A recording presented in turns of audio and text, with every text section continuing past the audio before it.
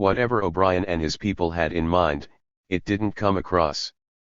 They looked and talked like a bunch of surly, burned-out Republicans still wondering why Hubert Humphrey didn't make it in '68 with his politics of joy. Jesus, what a shock it was. The Hube always seemed like a natural. But something went wrong. What was it? The Democrats don't seem to know, or if they do they don't want to talk about it. They had a big fundraising dinner for the candidates the other night at a ballroom in downtown Washington, but the people who went said it sucked. No candidates showed up except Humphrey, and he couldn't stay for dinner. Gene McCarthy was introduced, but he didn't feel like talking. Ted Kennedy stayed for dinner, but nobody mentioned his name, and when the party broke up before midnight, the chairman was still looking for somebody who could say something meaningful. But nobody seemed to be ready, or none of the regulars, at least, and when it comes to party affairs, the regulars are the ones who do the talking. People who went to the party at $500 a head said the crowd got strangely restive toward the end of the evening when it finally became apparent that nobody was going to say anything. It was very unsettling, they said, like going to a pep rally with no cheerleaders. One report said Ted Kennedy just sat there, looking very uncomfortable. And so it goes. One of my last political acts, in Colorado, was to check in at the Pitkin County Courthouse and change my registration from Democrat to Independent. Under Colorado law, I can vote in either primary, but I doubt if I'll find the time, and it's hard to say, right now, just what kind of mood I'll be in on November 7th. Meanwhile, I am hunkered down in Washington waiting for the next plane to anywhere and wondering what in the name of sweet Jesus ever brought me here in the first place. This is not what us journalists call a happy beat.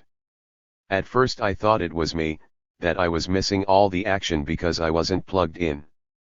But then I began reading the press wizards who are plugged in, and it didn't take long to figure out that most of them were just filling space because their contracts said they had to write a certain amount of words every week. At that point I tried talking to some of the people that even the wizards said were right on top of things. But they all seemed very depressed, not only about the '72 election, but about the whole long-range future of politics and democracy in America.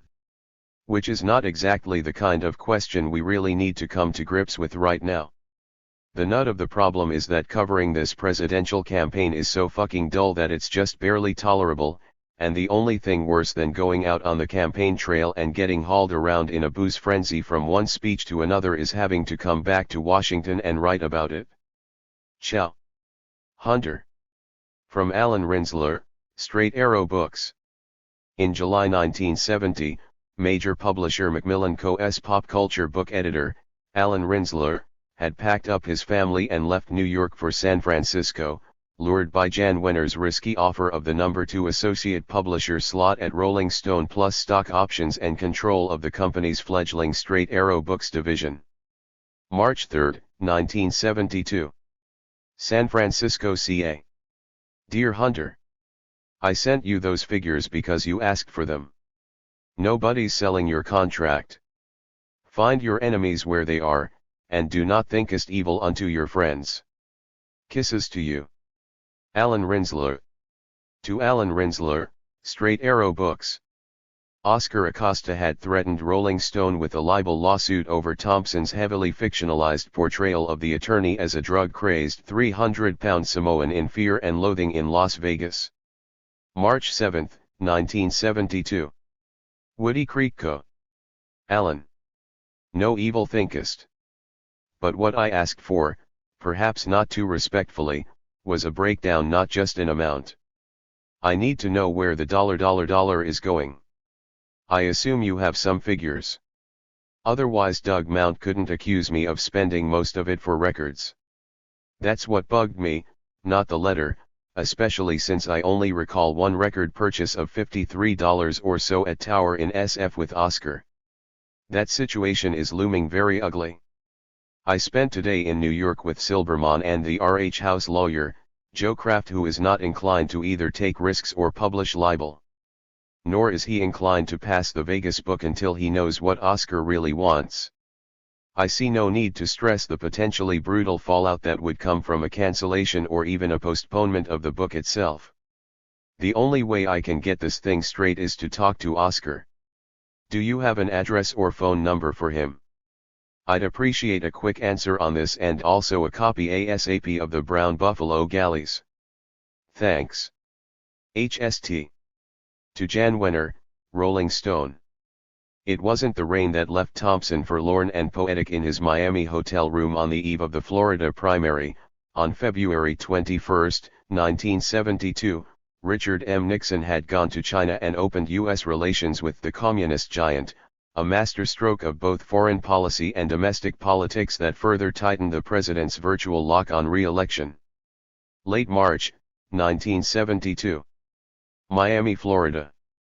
Campaign Trail. Dear Jan. Kazart. This fantastic rain outside, a sudden cloudburst, drenching everything. The sound of rain smacking down on my concrete patio about 10 feet away from the typewriter, rain beating down on the surface of the big aqua-lighted pool out there across the lawn, rain blowing into the porch and whipping the palm fronds around in the warm night air. Behind me, on the bed, my waterproof Sony says, it's 5:28 right now in Miami. Then Rod Stewart's 9-horse screech, Mother, don't you recognize your son?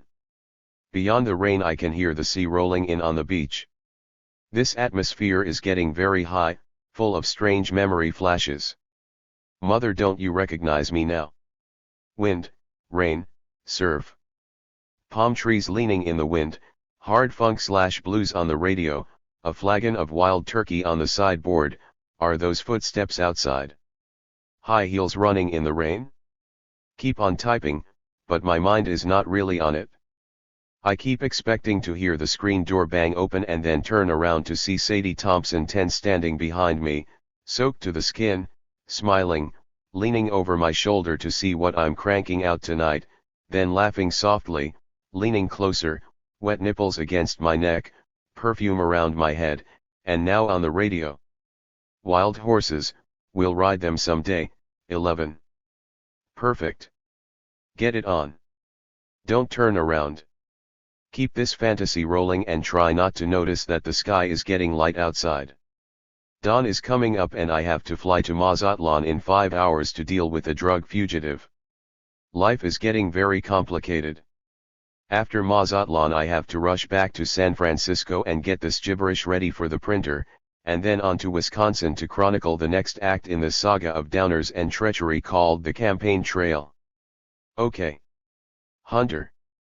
From Alan Rinsler, Straight Arrow Books. Straight Arrow Books published Oscar Acosta's autobiography of a brown buffalo in 1972. April 13, 1972. New York, New York. Dear Hunter. Here is Oscar's book. You are referred to throughout as Damon Duke. Have a look and see if there's anything offensive or grossly inaccurate that you'd like us to change. Time is of the essence, naturally, so call me if there's any problem whatsoever. Kisses. Alan Rinsler. To Oscar Acosta. Acosta's threats of a libel action continued to hold up publication of Fear and Loathing in Las Vegas. April 15, 1972. Washington, D.C. Oscar. You stupid fuck, send me a mailing address so I can explain what's happening because of what you've done. All talk of film sales stopped, for instance, the minute word got around that Vegas was tied up by some kind of mysterious legal problem. Nobody is especially curious about learning the details, all they know is that the property is not free, or whatever terms they use.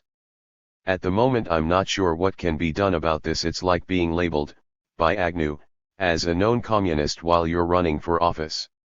There's no way to spike it because nobody wants to argue. At least not for the record, although there is a fairly unanimous private agreement that the name Oscar Acosta now ranks alongside the name of that shithead who blew the whistle on Willie Sutton. 12. You're a credit to your race, Oscar, just like they said at La Raza. Anyway, the RH version is coming out with the original photo on the back just like I had it laid out from the start. In other words, all you've managed to do is turn a possible bestseller into a spooked property that nobody wants to be a part of. And this is going to cost me about a year's income even on the book side, not counting whatever a film sale might have brought in. I assume you had some excellent, long-stewing reason for doing this cheap, acid-crippled paranoid fuck around. Remind me to make sure you're in the same cage with Clancy the next time I get into politics. On other fronts, I want to assure you that your long-awaited autobiography will no doubt crack the literary world wide open. You'll get all the help you deserve when the time comes. Good luck. HST. Memo from the National Affairs Desk. An underdog even among the Democratic presidential aspirants of 1972, liberal South Dakota Senator George McGovern eked out a surprising early victory in the April 4 Wisconsin primary, with George Wallace finishing second, ahead of Hubert Humphrey and Edmund Muskie. April, 1972. Milwaukee, Wisconsin. Campaign Trail. Dear Jan. I am feeling a little desperate about getting out of this hotel. 8 days in the Sheraton Schroeder is like 3 months in the Cook County Jail. The place is run by old Germans. The whole staff is German. Most of them speak enough English to make themselves understood in a garbled, menacing sort of way, and they are especially full of hate this week because the hotel has just been sold and the whole staff seems to think they'll be fired just as soon as the election crowd leaves. So they are doing everything possible to make sure that nobody unfortunate enough to be trapped here this week will ever forget the experience.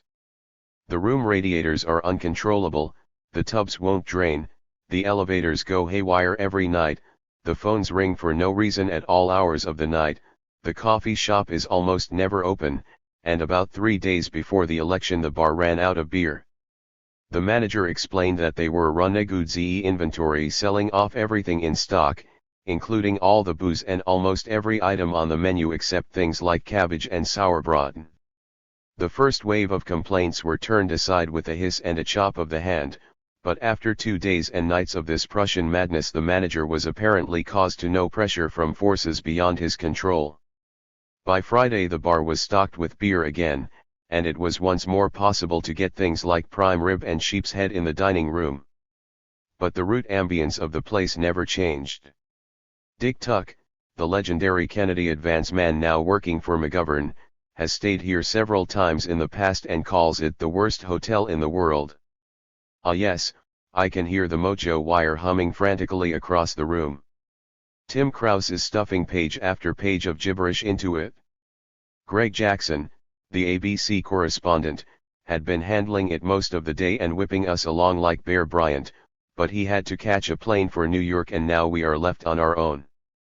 The pressure is building up. The copy no longer makes sense. Huge chunks are either missing or too scrambled to follow from one sentence to another. Krause just fed 2 consecutive pages into the machine upside down, provoking a burst of angry yelling from whoever is operating the receiver out there on the coast. And now the bastard is beeping, beeping, beeping, which means it is hungry for this final page, which means I no longer have time to crank out any real wisdom on the meaning of the Wisconsin primary. But that can wait, I think. We have a 3-week rest now before the next one of these goddamn nightmares, which gives me a bit of time to think about what happened here.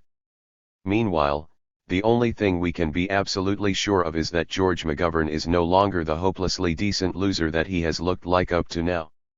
The real surprise of this campaign, according to Theodore White 13 on CBS TV last night, is that George McGovern has turned out to be one of the great field organizers of American politics. But Krause is dealing with that story, and the wire is beeping again. So this page will have to go, for good or ill, and the minute it finishes we will flee this hotel like rats from a burning ship. Hunter. Memo from the National Affairs Desk.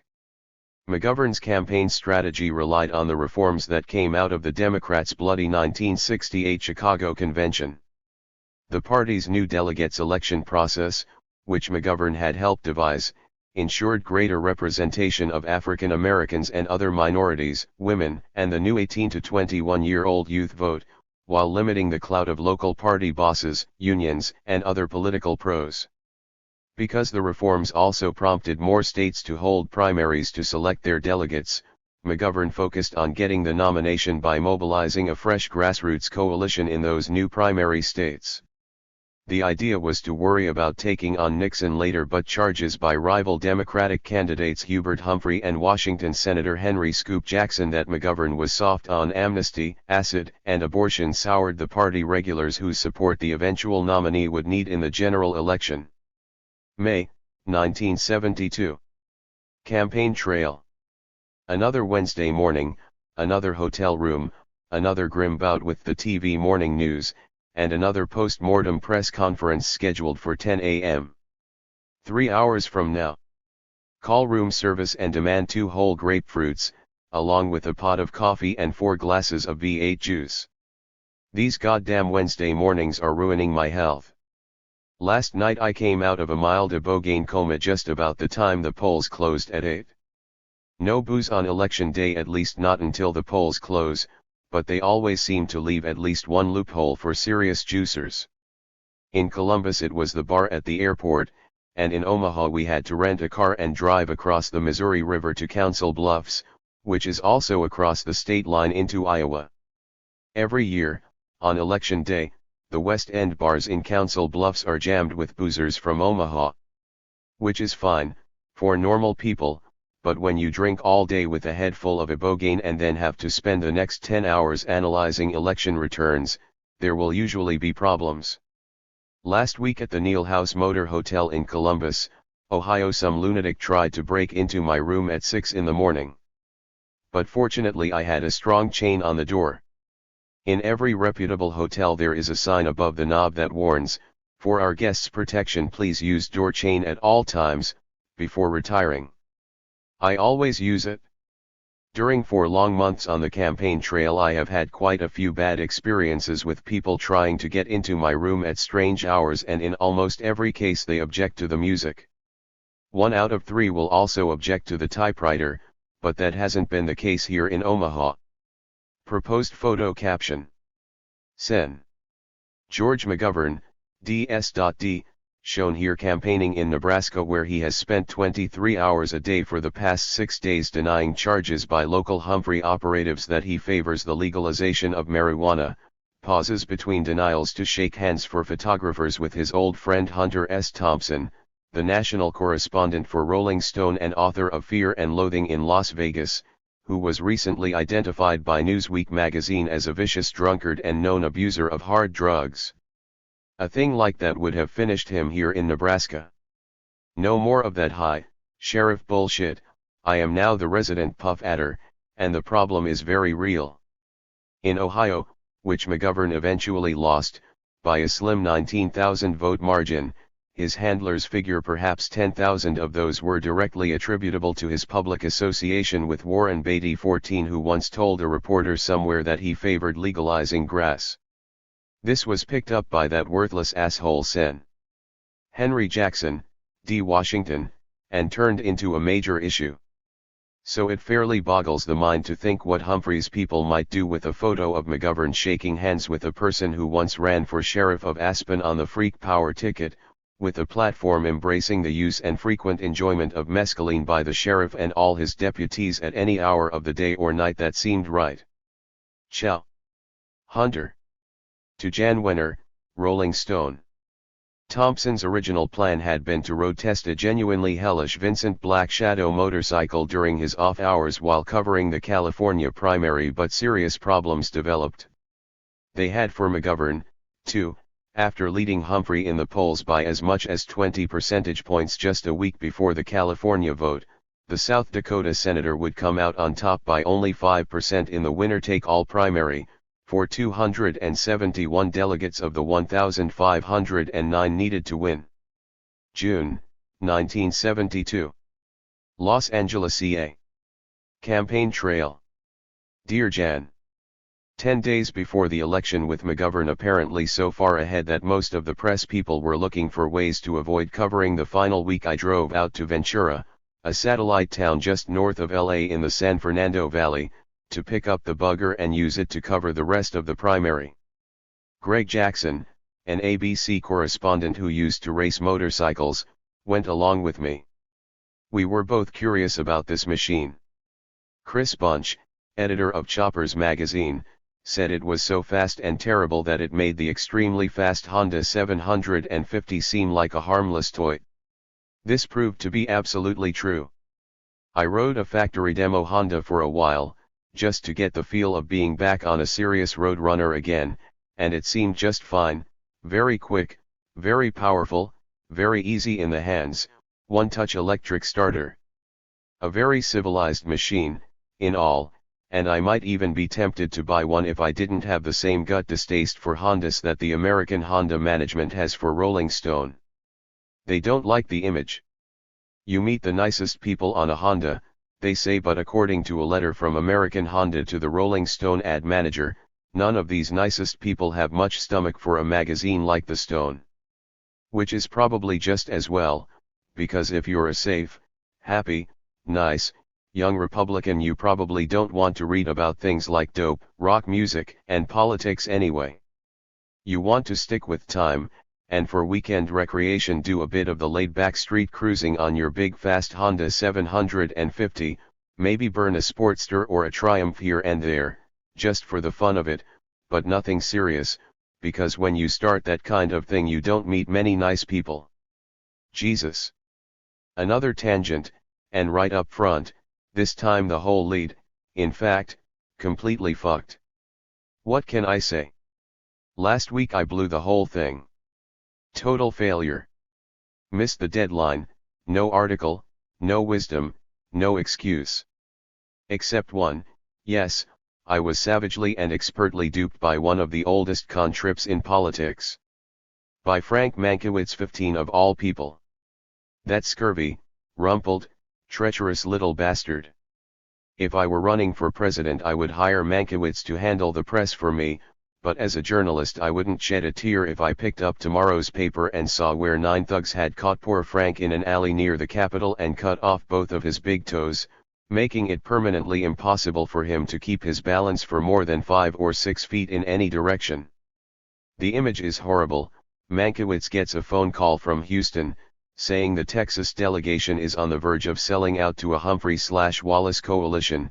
He slams down the phone and lunges out of his cubicle in McGovern for President headquarters, bouncing off the door jamb and then grabbing the Coke machine in order to stay upright, then lunging again into Rick Stern's 16 office to demand a detailed breakdown on the sex lives and bad debts of every member of the Texas delegation, then, trying to catch his breath, gasping for air from the terrible exertion, he finally lunges back down the hall to his own cubicle. It is very hard to walk straight with the big toes gone. The effect is sort of like taking the keel off a sailboat. It becomes impossibly top-heavy, wallowing crazily in the swells, needing outriggers to hold it upright, and the only way a man can walk straight with no big toes is to use a very complex tripod mechanism, 5 or 6 retractable aluminum rods strapped to each arm, moving around like a spider instead of a person. Ah, this seems to be getting heavy. Very harsh and demented language. I have tried to suppress these feelings for more than a week, but every time I sit down at a typewriter they foam to the surface. So it is probably better, if for no other reason than to get past this ugly hang-up and into the rest of the article, to just blow it all out and take the weight off my spleen, as it were, with a brief explanation. Morning again in downtown Los Angeles. Dawn comes up on the city like a shit mist. Will it burn off before noon? Will the sun eventually poke through? That is the question they'll be asking each other down there on the pool terrace below my window a few hours from now. I'm into my 18th day as a resident of the Wilshire Hyatt House Hotel, and I am getting to know the dreary routine of this place pretty well. Outside of that pigsty in Milwaukee, this may be the worst hotel in America. The Sheraton Schroeder remains in a class of its own. Passive incompetence is one thing, but aggressive Nazi hostility on the corporate level is something else again. The only thing these two hotels have in common is that the Sheraton, ITT, chain got rid of them, the Schroeder was sold to a local business magnate, and this grim hulk ended up as a part of the Hyatt House chain. As far as I know, there was no pool in the Schroeder. Maybe a big grease pit or a scum vat of some kind on the roof, But I never saw a pool. There were rumors of a military-style S&M gallery in the basement with maybe an ice water plunge for the survivors, but I never saw that one either. There was no way to deal with management personnel in the Schroeder unless your breath smelled heavily of sauerbraten, and in fact one of the happiest things about my life, these days, is that my memories of life in the Sheraton Schroeder are becoming mercifully dim. The only open sore that remains from that relationship is the trouble I'm still having with the IBM typewriter rental service in Milwaukee with regard to the $600 Selectric typewriter I left behind the desk when I checked out. It was gone when the IBM man came around to pick it up the next morning, and now they want me to pay for it. Right. Another contribution to the 1,000-Year Reich, we will march on a road of bones. Tom Paxton wrote a song about it. And now I get these harsh letters from Milwaukee, Herr Dr. Thompson, der typewriting machine you rented has disappeared. And you will of course pay. No. Never in hell. Because I have a receipt for that typewriter. But first things first. We were talking about motorcycles. Jackson and I were out there in Ventura fucking around with a 750 Honda and an experimental prototype of the new Vincent, a 1000 cubic centimeters brute that proved out to be so awesomely fast that I didn't even have time to get scared of it before I found myself coming up on a highway stoplight at 90 miles an hour and then skidding halfway through the intersection with both wheel brakes locked. A genuinely hellish bike. Second gear peaks around 65 cruising speed on the freeways and third wins out somewhere between 95 and 100. I never got to fourth, which takes you up to 120 or so, and after that you shift into fifth. Top speed is 140, more or less, depending on how the thing is tuned, but there is nowhere in Los Angeles County to run a bike like that. I managed to get it back from Ventura to McGovern's downtown headquarters hotel, staying mainly in second gear, but the vibration almost fused my wrist bones and boiling oil from the breather pipes turned my right foot completely black. Later, when I tried to start it up for another test run, the backlash from the Kickstarter almost broke my leg. For 2 days afterward I limped around with a golf ball-size blood bruise in my right arch. Later in the week I tried the bastard again, but it stalled on a ramp leading up to the Hollywood freeway and I almost broke my hand when I exploded in a stupid, screaming rage and punched the gas tank. After that, I locked it up and left it in the parking lot where it sat for many days with a McGovern for President tag on the handlebars.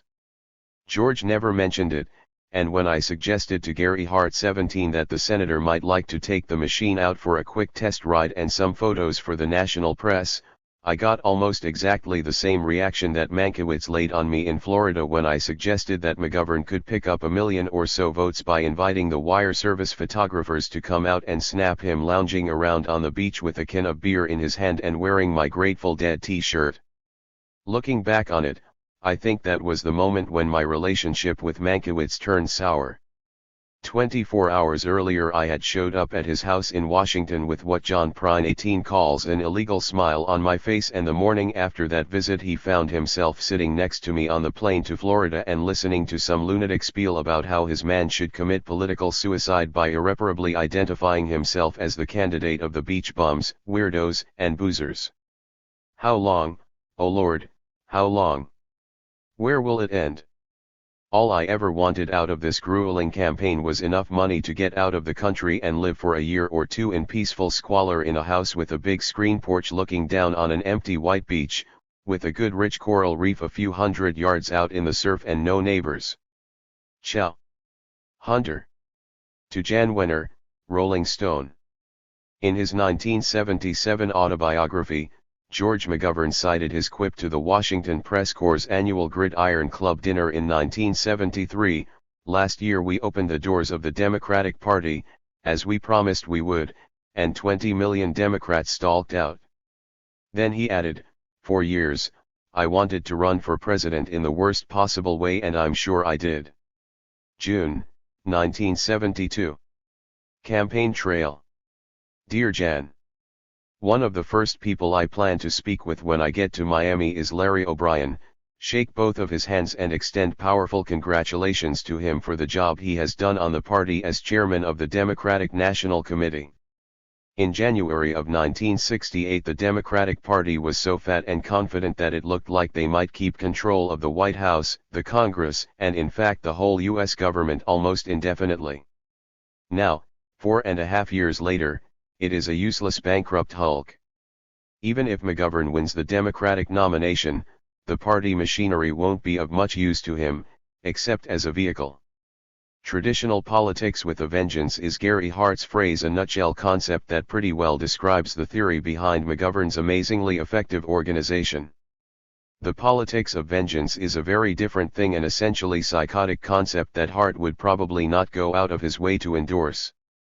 Vehicle, vehicle, vehicle, a very strange looking word, if you stare at it for 8 or 9 minutes.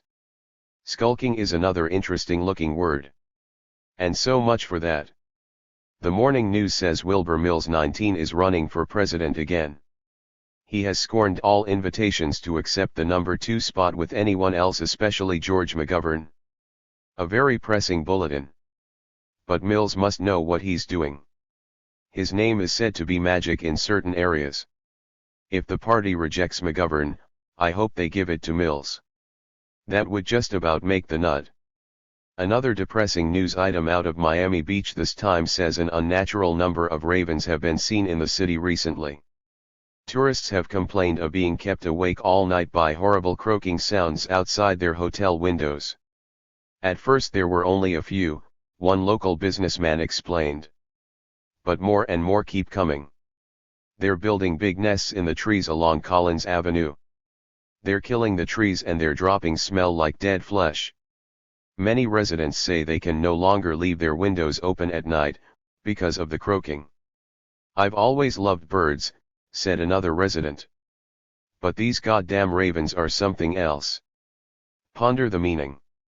Hunter. To Jan Wenner, Rolling Stone. Before covering the Republican National Convention in Miami, Thompson advised Wenner to be straightforward in dealing with first-class writers such as himself. August 2, 1972. Washington, D.C. Jan. Okay, I got the Fontainebleau reservation and also the GOP credentials letter, so I plan to be in Miami again on August 18 or 19, until the 25th, or maybe the whole weekend, so I can write the piece before leaving. I suspect it might be disastrous to try and lose a day or so traveling, then write it someplace else. So I'll take the mojo with me and plan on filing from Miami. Let me know about Findlay. I'd like to have him along. He won't be much help to me, but I think he'd be a plus for ours. Especially if there's any violence, which is just about impossible for one person to cover. If I took the inside and Findlay took the outside, we could probably handle anything that comes up. Regarding the questions of expenses, I'll take my chances with this Miami thing, on the assumption we can work out something on paper. INRA, who'll pay my tab for covering the rest of the campaign. Alan tells me I've already spent $18,602 of my own money, and I frankly don't see where I have much to gain by picking up my own tab the rest of the way, and I doubt if I'd have much trouble getting somebody else to pick it up, although bringing in a wild card at this point might lead to a certain amount of trouble vis-a-vis the book. I could do it without violating the contract, 7,500 words a month, etc., but probably not without creating some nasty legal problems with regard to the book. I'd rather avoid this, but if we're going to have trouble on it, I'd rather have it sooner than later. So if we're heading for a nut-cutting scene, let's schedule it right after Miami. You're already on a nasty collision course with your notion that you can hire first-class writers and then treat them like junkie cub reporters. I've talked to enough people to get a pretty widespread feeling that ours is on the brink of a serious confrontation with itself, and although I feel nicely insulated from any flack or fallout when the crunch comes, I also share what appears to be a general concern for ours' future good health, so it might be worthwhile to sit down sometime soon and have a sort of second annual WC Future Concepts Conference. Or maybe not. Whatever's right. Other items: I want the original Vegas manuscript for my permanent papers collection, and also that Stern/Beach tape 20 along with the unedited transcription. I saw that notice on the B/BD about how all staff tapes must be turned into the Ars library, but once again the fact that Ars pays none of my expenses on these stories makes me immune to all those Big Brother edicts. Like they say, you get what you pay for, and, looking back on our relationship for the past year, I figure I've carried my end of the bargain pretty well, and all I can say to those lame cocksuckers who think my stuff is wasted space and a bad drag on their dinner schedules, is that I don't have the time right now to discuss their problems in print, but I expect to find as much time as I need sometime around December. Well shit. I see I'm getting a bit on the nasty side, here, so I'll cut the thing off. Except for one more matter, I don't recall exactly when we agreed on that salary raise from $12,000 to $15,000, but I remember it was a week or so before the California primary, and when I added it up at the rate of $50 a week it came to exactly $1,000 as of November 7th. 5 months at roughly $200 per, which means you already owe me $400, with $600 to come. I'm not especially anxious to have it all right now, but I'd like a letter from you, confirming the agreement. There's also the matter of how that FLA/Boohoo segment turned up in Charlie's book without permission from or either credit or payment to the author, but I guess we can let that one slide for a while. Anyway, sorry to sound so testy, but the current atmosphere seems to call for it, and I think it's better to deal with these problems while they're still minor, and also while I can still afford to admit that I've fucked up a few times, myself. My head is fairly well balanced these days, and I'd just as soon keep it that way. Okay. Hunter. Memo from the National Affairs Desk. The July 10th to 13th Democratic National Convention in Miami had gone wrong in many ways, and things got worse for McGovern from there. His choice of Missouri Senator Thomas Eagleton as his running mate turned disastrous within 2 weeks, when imminent press reports forced the vice presidential candidate to announce that he had indeed spent time in mental hospitals on 3 occasions, twice receiving electroshock therapy. McGovern made matters worse by declaring that he stood behind Eagleton 1,000%, even while scrambling to dump him. He dropped Eagleton in favor of Kennedy by marriage Sergeant Shriver, the former head of JFK's Peace Corps and LBJ's Office of Economic Opportunity, who was so inoffensive that Republican President Richard Nixon had let him stay on as U.S. ambassador to France until 1970. August, 1972. Campaign trail. Indeed. It made fine sense, on paper, and I recall making that same argument, myself, a few months back, but I'd no sooner sent it on the Mojo wire than I realized it made no sense at all. There was something finally and chemically wrong with the idea of Ted Kennedy running for vice president. It would be like the Jets trading Joe Namath to the Dallas Cowboys as a sub for Roger Staubach. 21. Which might make excellent sense, from some angles, but Namath would never consent to it for the same reasons Kennedy wouldn't put his own presidential ambitions in limbo for 8 years, behind McGovern, or anyone else.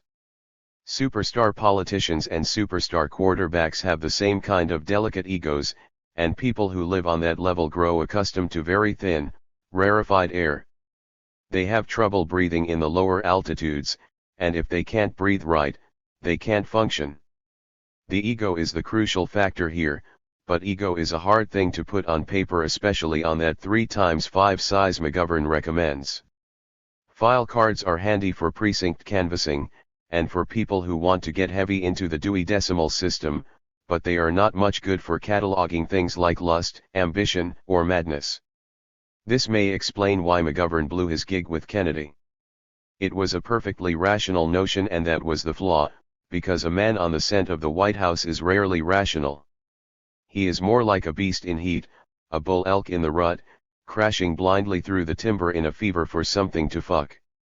Anything. A cow, a calf, a mare, any flesh and blood beast with a hole in it. The bull elk is a very crafty animal for about 50 weeks of the year.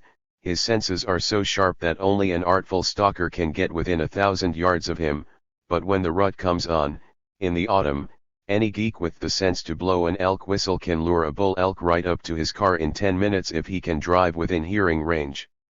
The dumb bastards lose all control of themselves when the rut comes on. Their eyes glaze over, their ears pack up with hot wax, and their loins get heavy with blood. Anything that sounds like a cow elk in heat will fuse the central nervous systems of every bull on the mountain. They will race through the timber like huge cannonballs, trampling small trees and scraping off bloody chunks of their own hair on the unyielding bark of the big ones. They behave like sharks in a feeding frenzy, attacking each other with all the demented violence of human drug dealers gone mad on their own wares. A career politician finally smelling the White House is not much different from a bull elk in the rut. He will stop at nothing, trashing anything that gets in his way, and anything he can't handle personally he will hire out or, failing that, make a deal. It is a difficult syndrome for most people to understand, because few of us ever come close to the kind of ultimate power and achievement that the White House represents to a career politician. The presidency is as far as he can go. There is no more. The currency of politics is power, and once you've been the most powerful man in the world for 4 years, everything else is downhill except 4 more years on the same trip. Ciao. Hunter. From John Chancellor, NBC News. NBC News correspondent John Chancellor had a minor quibble with something Thompson had written in his August 17, 1972, Rolling Stone piece on the Democratic Convention, Fear and Loathing in Miami, Old Bulls Meet the Butcher. August 11, 1972. New York, New York. Dear Hunter. Because we share a fear and loathing for things which aren't true, I point out that it ain't true that I was taken in by the McGoverns on the South Carolina Challenge in Miami Beach. While they were still switching votes, I said on the air that they might be trying to lose it deliberately. We had the floor people try to check this out and they ran into a couple of pool room liars employed by McGovern who said yes, it was a defeat, etc., but a little while later Doug Kiker 22 got Pat Lucy 23 to tell it all. Lucy called headquarters for permission, first, as Kiker waited. We were pleased that we got it right. Adam Clymer of the Baltimore Sun called the next day with congratulations. I think the reason most people thought we blew the story is that CBS blew it badly. I guess I should have gone through the night pointing out what happened, but we got involved in the California roll call and a lot of other stuff, and suddenly it was done. Other than that, I enjoyed your convention piece and let's have a double margarita when we next meet. J. Chancellor. To John Chancellor, NBC News. Thompson replied to Chancellor regarding the unorthodox behavior of certain members of the 72 Campaign Press Corps. September 11, 1972. Woody Creek Co. Dear John. You filthy skunk-sucking bastard. What kind of gall would prompt you to write me a letter like that sack of pus dated August 11? I checked your story about how NBC had the South Carolina trip all figured out with Mrs. Lucy. Pat wouldn't talk to me, for some reason, and she said both you and Kiker were so fucked up, that you both kept calling it the South Dakota Challenge, despite her attempts to correct you. She was baffled by your behavior, she said, until Mankiewicz told her about you. Then, about an hour later, Bill Daugherty, SP, 24 found Kiker on his knees in the darkness outside McGovern's command trailer, apparently trying to choke himself with his own hands, but, when Bill grabbed him, Kiker said he was trying to unscrew his head from what he called his neck pipe, so he could check the wiring in his own brain. But I guess you wouldn't remember that episode, eh? Fuck no, you wouldn't. I'm heading east in a few days, and I think it's about time we got this evil shit cleared away. Your deal is about to go down, John. You can run, but you can't hide. See you soon. Hunter S. Thompson. To Jan Wenner, Rolling Stone. After 2 weeks at home recuperating from the Republican National Convention in Miami in late August, Thompson began bracing himself to go out on the campaign trail with Richard Nixon, to watch him waltz in if only to get the drift of his thinking, to watch the moves, his eyes. September 11, 1972. Woody Creek Co. Jan. I was ready for all the standard brand Secret Service bullshit. The only thing that worried me was that maybe some of the SS boys might have seen the current Rolling Stone, which was available that week at newsstands all over Washington. It contained, along with my calm and well-reasoned analysis of the recent GOP convention in Miami, some of the most brutal and hateful caricatures of Richard Nixon ever committed to print, in this country or any other. That crazy bastard Stedman. Why is it that it's always your friends who cause you to be screwed to the wall? What do you say when you go across town to the White House to apply for press credentials to cover the Nixon campaign as the national affairs editor of Rolling Stone, and the first thing you see when you walk through the door of the press office is one of Stedman's unconscionably obscene Nixon/Agnew drawings tacked up on the bulletin board with a big red circle around Ralph's name? Well, yes. Ho ho, My name is, Thompson, from Rolling Stone, and I'm here to pick up my credentials to fly around the country with President Nixon on Air Force One for the next month or so. Cold stare from the man at the desk. No handshake offered. Well. Ho ho, I can't help but notice you've been admiring the work of my friend Ralph Stedman. Ho ho, he sure has an eye for it, Sure does. Good ol' Ralph. Sad smile and shrug of the shoulders. Crazy as a loon, of course. Terminal brain syphilis. Keep smiling, another shrug. Jesus, what can you do, These goddamn vicious limeys will do anything for money. He was paid well for these rotten drawings. My protests were totally ignored. It's a fucking shame, I say. What the hell is the world coming to when the goddamn British can get away with stuff like this? Ciao. Hunter. To Ralph Stedman. British artist Ralph Stedman had turned in a series of particularly apt and hideous drawings of the president to illustrate Thompson's September 28, 1972, Rolling Stone coverage of the Republican National Convention, Fear and Loathing in Miami, Nixon Bites the Bomb. September 11, 1972. Woody Creek Co. Ralph. You illiterate bastard. I had to send your letter to an interpreter to figure out what kind of ecology book you were talking about. Needless to say, I'd like to work with you on it, but anything involving a lengthy text is out of the question for at least 6 months. I have a 72 campaign book due on January 1st, and after that another book for Random House. But if you can get by with a series of captions, instead of a full-length text, I can probably manage to do it, providing you can arrange to have me flown over to London for at least 2 weeks, so we can lash our ideas together.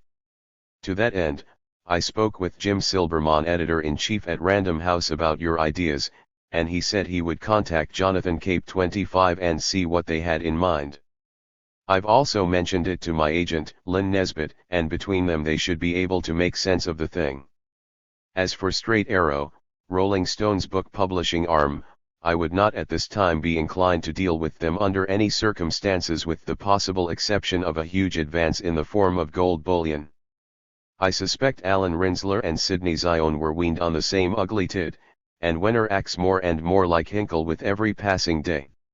Under the circumstances, I don't want to go into detail on this, but until we can talk personally, I advise you to be very wary of making any long-term contract agreements with either one of them. Okay for now. I assume you'll hear something shortly from Cape, INRA, Silberman and Random House. Meanwhile, that Nixon stuff was a first-class horror from start to finish, and the center spread was so bad that I'll no doubt be barred from coming anywhere near Nixon for the duration of the campaign. But what the hell? I only have to do 4 more columns, and then 6 weeks on the book, and then a nice rest. But I like the idea of your twisted ecology book, so why not send me some details? Or at least one. Okay for now. Hunter. To Paul Scanlon, Rolling Stone. Low-key former Wall Street Journal reporter Paul Scanlon was managing editor of Rolling Stone. September 11, 1972. Woody Creek Co. Paul. I just talked to Gary Hart again, and now he wants to rent my car until election day, instead of buying it. Last week he was ready to spring for $2,250, quick cash. Should America's top political reporter read anything into that switch? Would you? Anyway, Hart's disturbing turnaround removes my most pressing reason for flying to Washington today. Kraus will be there tomorrow, to pick up the car and put it into a garage until I can get there in a few days. My other pressing reason, the idea that I might beat the Stedman centerfold to the White House, has also gone by the boards. The deskman at the New York Times DC bureau had already either seen or heard about it on Saturday, which means G. Warren 26 can't be far behind. So I assume there's no hurry now. The bastards will be ready for me when I show up waving the goddamn thing in my eyes. I have a new plan, but it's too complicated to explain now, so I'll call ASAP. Meanwhile, I think what I'll do is write a short sort of pause and reflection piece for this issue, 2,500 to 3,500 words, and then go to Washington this weekend for a 5 or 6 day visit with the Nixon crowd, and a long piece for the issue after this one. The Kraus/press job should be just about enough politics this time, anyway, and if that won't make the nut, you can always ask Alan to tap the creator of gonzo journalism for a few thousand sparkling words. My only real regret, at this point, is that I never got around to conning Alan into publishing a book on Volvos by Tyler Knapp. 27 Considering his now legendary tapeworm appetite for swill, Knapp's tome would have been a natural for him, resulting in massive lawsuits that would have caused Straight Arrow to explode like a lump of magnesium in firewater. Ah, these missed opportunities, but perhaps I can make it up to him in a few months. Anyway, considering the circumstances, I think I'll take it easy this week. Figure on a printed page or so by the weekend, but nothing serious. As for art, I think we can get off with one photo. It appeared in that post-convention issue of Newsweek, a shot of Nixon doing the Humphrey handshake with one of his youth freaks. Call me if you have trouble locating it. Okay for now. Tell Findley the first thought his Miami piece was excellent. It's about time ours had some first-class real journalism, instead of all this crazy bullshit. And the next time you worthless Sybarites feel the need for a whipping boy, I suggest you look around for somebody besides David Felton. He's not only the best writer on the SF staff, but also the best editor. He did a hell of a job putting that monster of mine together. One of these days somebody out there is going to have to confront the question of why all the best talents who've ever worked for ours have either quit in a rage or been fired. Nothing personal here. I'm just talking off the top of my head at 7:26 a.m. Let me know when you'll be in Aspen. I'd like to talk about some of these things. Okay. Hunter. Memo from the sports desk.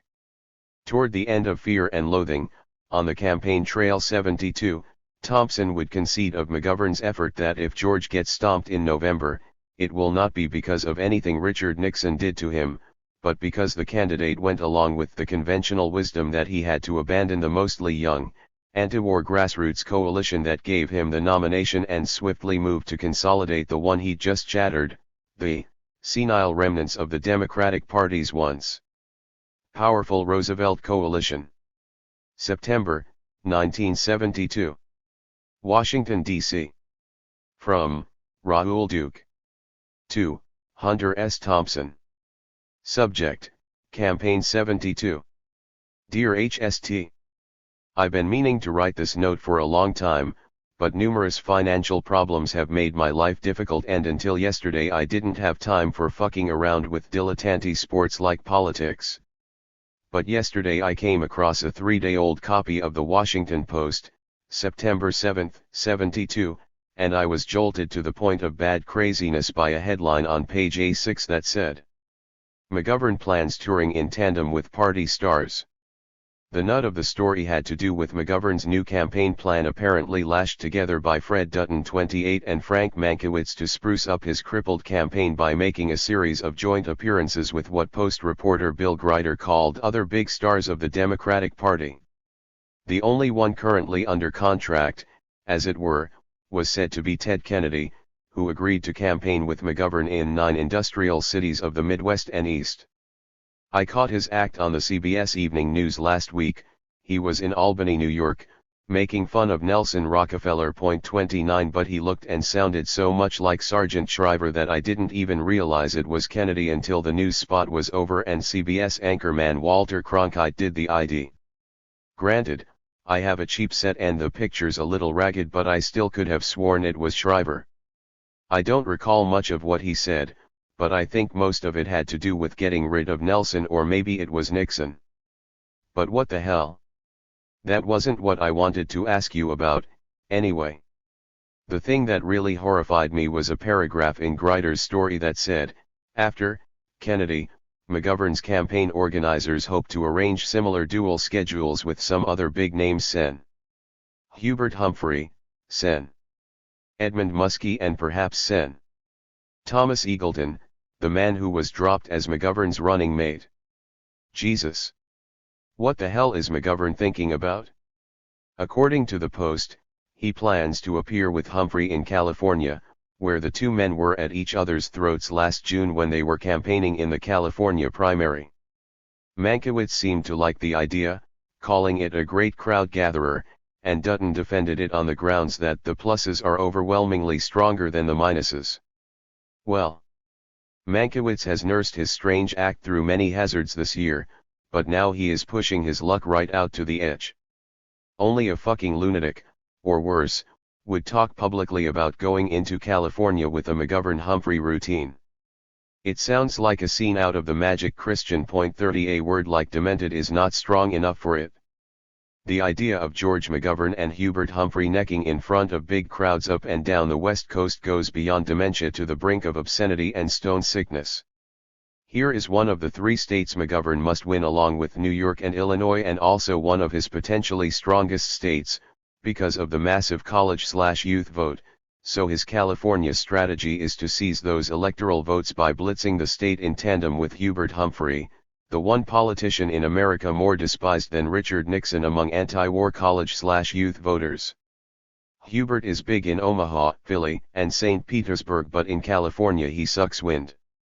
His role, in that primary, was to function as a sort of transvestite stand-in for George Meany and Richard Nixon. If George Wallace had been on the ballot in California, and if he'd been able to campaign there like he did in Wisconsin and Michigan and Pennsylvania, Humphrey would have finished a bent third, instead of second. Even in California his strength was deceptive. He polled just over 40%, but it was essentially an anti-McGovern vote, not pro-Humphrey. With the help of his friend Lorne Green 31, he managed to convince thousands of elderly Jews around Los Angeles that McGovern planned to send them to the showers the moment he got elected, and with the help of the old union bosses, he convinced more thousands of insecure aerospace workers that a McGovern victory would put them on permanent welfare. This was the Democratic fear vote, a disorganized negative mass, hunkered down in the suburbs and screeching fearfully at each other, "No. No. If it's anything new, we don't want it." These useless slugs would have voted just as readily for Judge Crater as they did for Hubert Humphrey, but the judge was not on the ballot, and Hubert was, so the California vote came down, in the end, to a sort of unspoken trial run for the same ABM, anybody but McGovern, movement that Humphrey himself led at the convention in Miami, a month later. So what will be the effect of a brief and awkward McGovern-Humphrey alliance, against Nixon, in California less than 6 months after that savage primary? Will Hubert's appearance somehow deliver the Jews and the riveters back to McGovern? Or will the shameless hypocrisy of the George and Hubert show cause McGovern's original hardcore supporters to wonder what in hell the primary was all about in the first place? Perhaps Dutton and Mankiewicz are right about Humphrey's latent pulling power in California, but I doubt it. Their theory derives from LBJ's 1964 idea that any contest between the right and the center automatically co-opts the left voters for the centrist. But that is no longer necessarily true. It worked nicely for Johnson in '64, but in '68 it failed. Not entirely, but enough to cost Humphrey the election. Most political wizards agree that George Wallace was the man who made the '68 election such a cliffhanger. His 15%, Check this figure, 32 came mainly from Nixon's nut, they say. And no doubt they're right. But the Cleaver/Gregory vote roughly 2%, 33 took just enough votes from Humphrey to put Nixon into the White House, whether that was wise, etc. Jump to McGov's staff reaction against press, then to real reasons. New Jersey girl Joe Kraft 34 Hump quote, "The problem with McGov is that he might sink the idea of the new politics without ever really representing it, like Lindsay, recall Morgan comment about my advice." 35. To Jan Wenner, Rolling Stone. Top McGovern campaign strategist and pollster Patrick Cadell had come up with new data he claimed showed the Democratic cause might not be as hopeless as it looked. He wrote up his analysis and gave it to Thompson to consider for publication in Rolling Stone. September 17, 1972. Woody Creek Co. Dear Jan. I have just finished Cadell's article and agree with Paul Scanlon that it's essentially a piece of unconvincing propaganda, but I think we should print the fucker anyway. Pat is a key figure in the McGovern machinery, so his thinking, right or wrong, is definitely worth having. Whether we agree with it or not is beside the point. The Stearns-Doherty tape had a lot of stuff in it that I didn't agree with, but I think it was an important document and definitely worth printing. Further, I think we should offer McGovern a full page, free, in every issue between now and the election. As far as I'm concerned, he has a pretty weak goddamn case, but I think we should give him a chance to make it, especially in ours, because everything he's done since Miami has been subject to criticism by various ours writers, including me, and I suppose it's possible we've all been wrong. So why don't we just give him a house ad in every issue from now until November 7th? Let him do whatever he wants with it, solicit funds, denounce drugs, praise Muskie, etc. Whatever he wants. Needless to say, we'll reserve all rights to comment, whenever necessary, on the content of the ads. Or at least I will. Anyway, let's print the article. If nothing else, it might serve as a good evidence/exhibit after the election. It also might work in the book, so somebody should probably check on getting the rights, etc. Okay for now. I have no plans to come to California anytime soon unless McGov follows through on his rumored plan to campaign out there with Humphrey. If that happens, I'll definitely make the trip. A horror like that would just about wrap the thing up for me, I think. With a little luck, maybe they'll bring Al Barkin 36 along, too. I look forward to that one. Hunter. To Jan Wenner, Rolling Stone. Dissatisfied with his treatment at Rolling Stone and particularly his relegation to the lesser media's raucous but remote zooplane throughout the 1972 presidential campaign after the election, Thompson resigned from the magazine, and took Raoul Duke with him. November 27, 1972. Woody Creek Co. Dear Jan. For a variety of reasons too tangled to explain at this time, this letter is my official resignation from the staff of Rolling Stone effective immediately, Monday, November 27, 1972. It is also the official resignation of Raoul Duke, whose name along with my own should be removed from the masthead at once, beginning with the first Rs press date in December 72. Don't read any malice or strange fit of drug anger into this. It merely formalizes the existing situation and confirms my status as a freelance writer, vis-a-vis Rs. My resignation, and Duke's, from the staff will have no effect on the final campaign article or the Campaign 72 book for Straight Arrow. Perhaps we can come to some contractual work agreement for 1973. If you have any ideas on this score, by all means send them along to me, John Clancy, Lynn Nesbitt, or all three. Okay for now. Hunter S. Thompson. To Morton Dean, CBS News. Morton Dean was a respected political correspondent for CBS News. Richard Nixon had been re-elected in a landslide with 60.7% of the popular vote, carrying 49 states and winning 521 electoral votes to George McGovern's 17. The youth vote the Democrats had counted on failed to turn out. Fewer than half of America's newly enfranchised 18 to 21-year-olds voted, and those who did split evenly between Nixon and McGovern. December 17, 1972. Woody Creek Co. Mort. The closest I've come to NYC in recent weeks was last Thursday when Mankiewicz and I spent 20 minutes circling Times Square in a tiny chartered plane with a pilot who kept saying, "Hell, as long as we're stuck in the pattern, let's have some fun, eh?" I was sitting up in the cockpit with him, so I dug it. We came so low on TSQ that I felt I could reach down and touch people. Very weird. Frank was back in the cabin and not especially happy with our standing on the wing and buzzing junkies, etc. But what the fuck?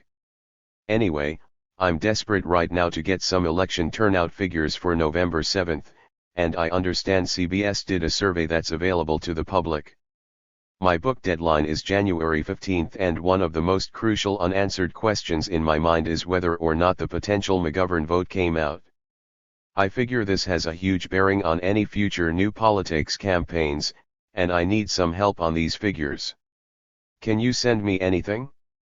I'll consider it a huge and repayable favor. Let me know ASAP. I've been dealing with Desmond Smith and Hughes Rudd in a piece of some kind on me, or at least something vaguely connected with me, for the past few weeks, but I don't know enough about what's happening to tell you anything. In any case, I'll call when I get to NYC in January. Thanks. Hunter. To Sandy Berger. Samuel R. Sandy Berger was a McGovern speechwriter who had stayed with the campaign since the South Dakotan's surprising showing in the Florida primary back in March 1972. Berger would go on to become a member of Jimmy Carter's administration and White House National Security Advisor under the next Democratic president, Bill Clinton. December 17, 1972. Woody Creek Co. Sandy.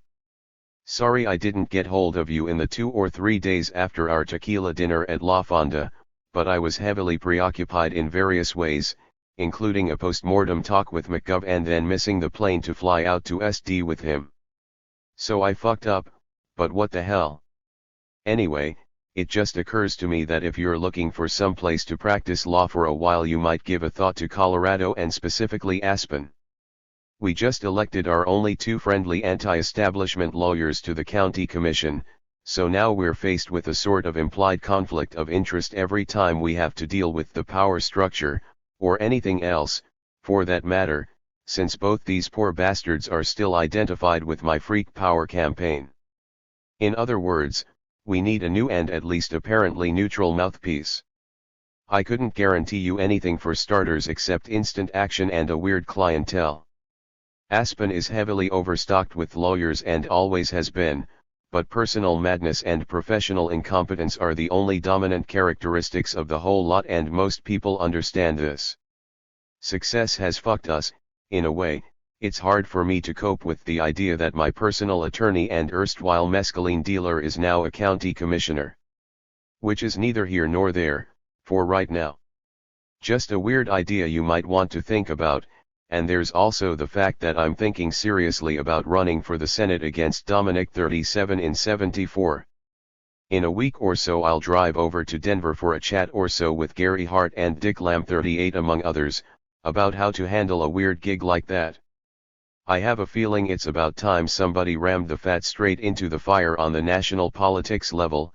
No more of this coalition/compromise bullshit. Just offer up the symbol of the hammer and say, okay folks, here it is, and if you're too fucking lazy or stupid to use it in your own interest, then bend over and grab your ankles and don't bitch about what happens after that. The only people I've talked to at any serious length about this Senate race gig are Rick Stearns and Carl Wagner 39, who both seem sort of abstractly interested, and that means to me I'm about 40% home. The other 60% would be you, Eli and Pokerney.40. And just for the record, that's my list of 5. But what the fuck? It's 5:17 a.m. right now and the radio says McGov is calling Nixon a liar in Vietnam, a fearful surprise, Who would have guessed it? I am coming more and more to grips with the notion that getting on the zoo plane permanently fucked up my life, and the only way to redeem myself is by seizing a seat in the U.S. Senate. So what all this boils down to, as always, is a sort of crabwise move in the direction of self-interest, which is only another definition of politics, as I see it. So if the idea of moving to Aspen and becoming the local freak lawyer interests you, let me know and I'll pursue it a bit further. If not, keep me posted as to your movements. Write C/a Rolling Stone in San Francisco or this Owl Farm address, and let me know if I can crank up any personal highs on whatever you get into. Which still strikes me as the only true definition of what it's all about. As for my own gig, I seem to be on the verge of signing another one-year contract as the national affairs editor of Rolling Stone, but this time with total control over whatever stories I choose to do, when, where, etc., which means I can go just about anywhere I want to, for any reason that seems right, and work out on any asshole I can fix in my sights. And that's not a bad gig, considering what's available. So, let me know what kind of drift you get into. If coming out here interests you at all, I'll do everything I can to make it work, but if not, well, I figure whatever you get into should be worth a look from time to time, so I figure we'll be crossing paths one way or another sometime soon. On balance, I figure the McGov thing was a botch. We can do a lot better. The weight is out there, just waiting to be picked up and focused. If you have any good ideas, let me know. I figure my basic education is just about complete now. And I'm ready for the main crank. Kilroy died a long time ago. When the graffiti freaks start getting it on 10 years from now, or even 5, I'd like to think they'll be writing Thompson was here. Right. Even if we lose in the end, I want to leave the bastards a scare they'll never forget. When they reach down to scratch their swollen stomachs, I want them to feel a long blue lump with an itch that won't go away. The idea of losing doesn't bother me particularly, but the next time we lose, and I wouldn't even be thinking about running for the Senate if I thought we couldn't win. I'd like it to be for the right reasons, and not in the kind of confused haze that still haunts the McGov campaign. If we really are a nation of pigs, let's make the bastards admit it. No excuses, no cop-outs, just back the bastards into a corner and make them say it. If nothing else, it would be a king hell bitch of a campaign, one of those special gigs where you could always look back and say, yeah, but there was one time when we really got it on. Shit, I seem to be lapsing into a stone politics pitch here, and that wasn't what I had in mind when I started. So I'll quit and go to bed, hopefully in time to get up and do some cross-country skiing before the sun goes. Meanwhile, let me know how you're thinking. Call my home phone, but don't give the number to anybody, and especially not to Ted Van Dyck 41, because I'm about to libel that worthless pimp bastard in the heaviest language I can conjure up and still stay out of court. Okay for now. Hello to Susan and good luck with the baby. If you feel like stopping out for a look at the place, feel welcome anytime after January 15th or so. Until then, I'll be locked into total speed work on the campaign book, number 21, as I recall, but as I look around at the competition I don't feel especially bothered. Kazart. Hunter. Memo from the sports desk, from Hunter S. Thompson. 2. John Clancy and Jan Wenner. In Re. 1973 HST/Duke writing contract with Ars. Too shrewd to accept his star writer's resignation, Wenner had instead offered Thompson the upper masthead title of National Affairs Editor of Rolling Stone. December 19, 1972.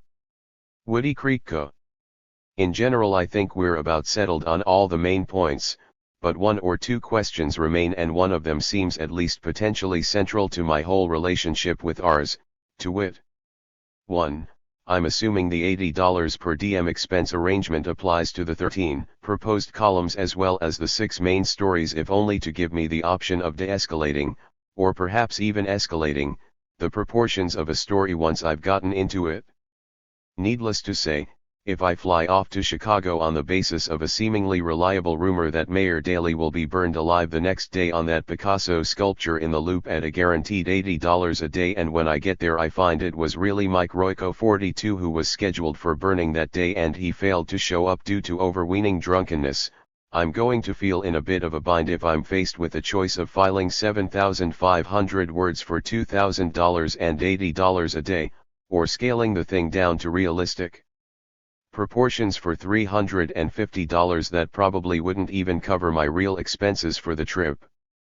My entirely reasonable reaction under those circumstances would be to hang around Chicago long enough to get 7,500 words, or, if we couldn't agree on that, to find another Chicago story and sell it to the highest bidder, other than ours, who would sure as hell pay more than $350, plus all expenses. But the very last thing I'd be inclined to do, under those circumstances, would be to slink back to Woody Creek at my own expense and zap off a fine, ho-ho big readership column for $350. And then get a bill on my own carte blanche card for $415 for the Chicago trip. An exaggerated circumstance, of course. Probably even paranoid. In any case, it's something I want to be sure of on paper before any final agreement. 2.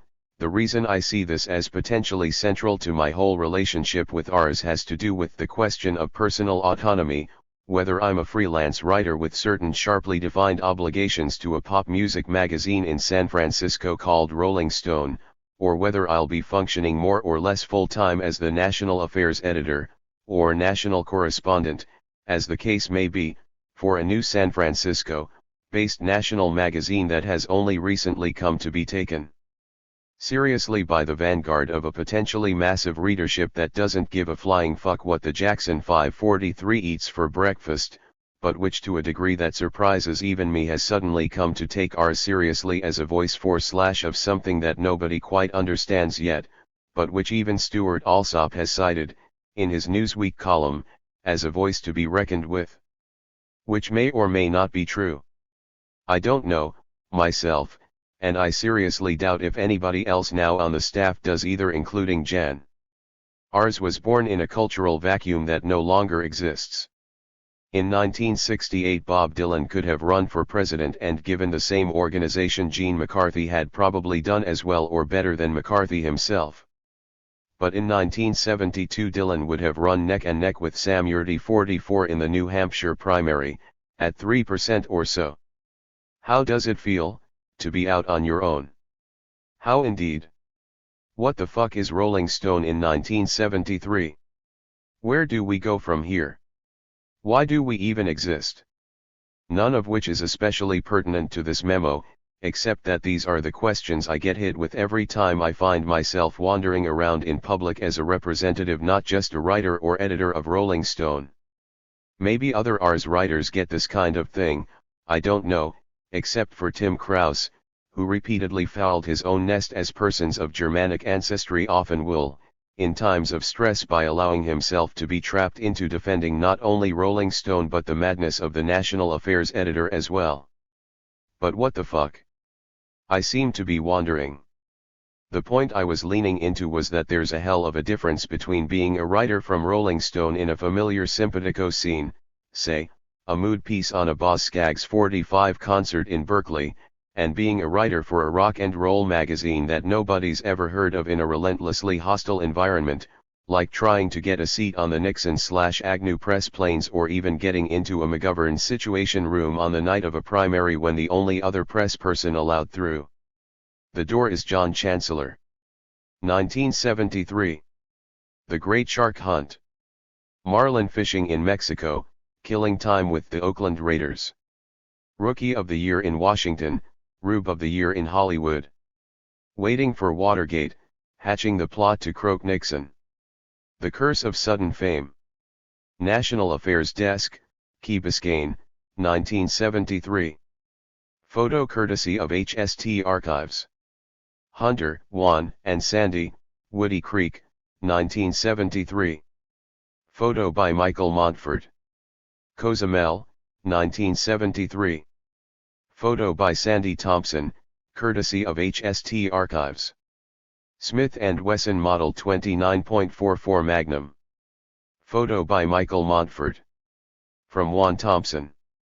Holed up at San Francisco's Seal Rock into Finish Fear and Loathing, on the campaign trail 72, Thompson got good news from home from his 8-year-old son, Juan. January 25, 1973. Woody Creek Co. Dear Dad. I did everything you told me. And now I am the most popular kid in the county. Thanks for the suggestions. Love your son. To K.A. Jenna, Partisan Review. K.A. Jenna of the conservative Partisan Review had written to tell Thompson that he had finally become respectable enough to be given a low-risk tryout with the magazine, which Thompson described as run by a rigid cluster of right-wing neo-fascist intellectuals in the pay of the CIA. January 26, 1973. Woody Creek Co. Dear K. This is a very difficult letter for me to write. But, after giving it a lot of thought, INRA, your letter of January 19, I've decided that it would not be a good thing for me or anyone else if my name somehow showed up in PR's table of contents. Nothing personal, I assure you of that, and I thank sweet Jesus that there is still room in this world for gentlemen of taste and insight like Jenna's fellow contributing editor Dick Gilman. I admire his talents no less than his tolerance, but I think he's biting off more than he can righteously chew when he says my rhetoric can be gotten around. K. I hate to say it, but not even Gilman can get around my rhetoric. It's too heavy, too rude, too weird, and with too many sharp edges, and besides all that, I like it. Which is a horrible thing to say, I guess, but it's true.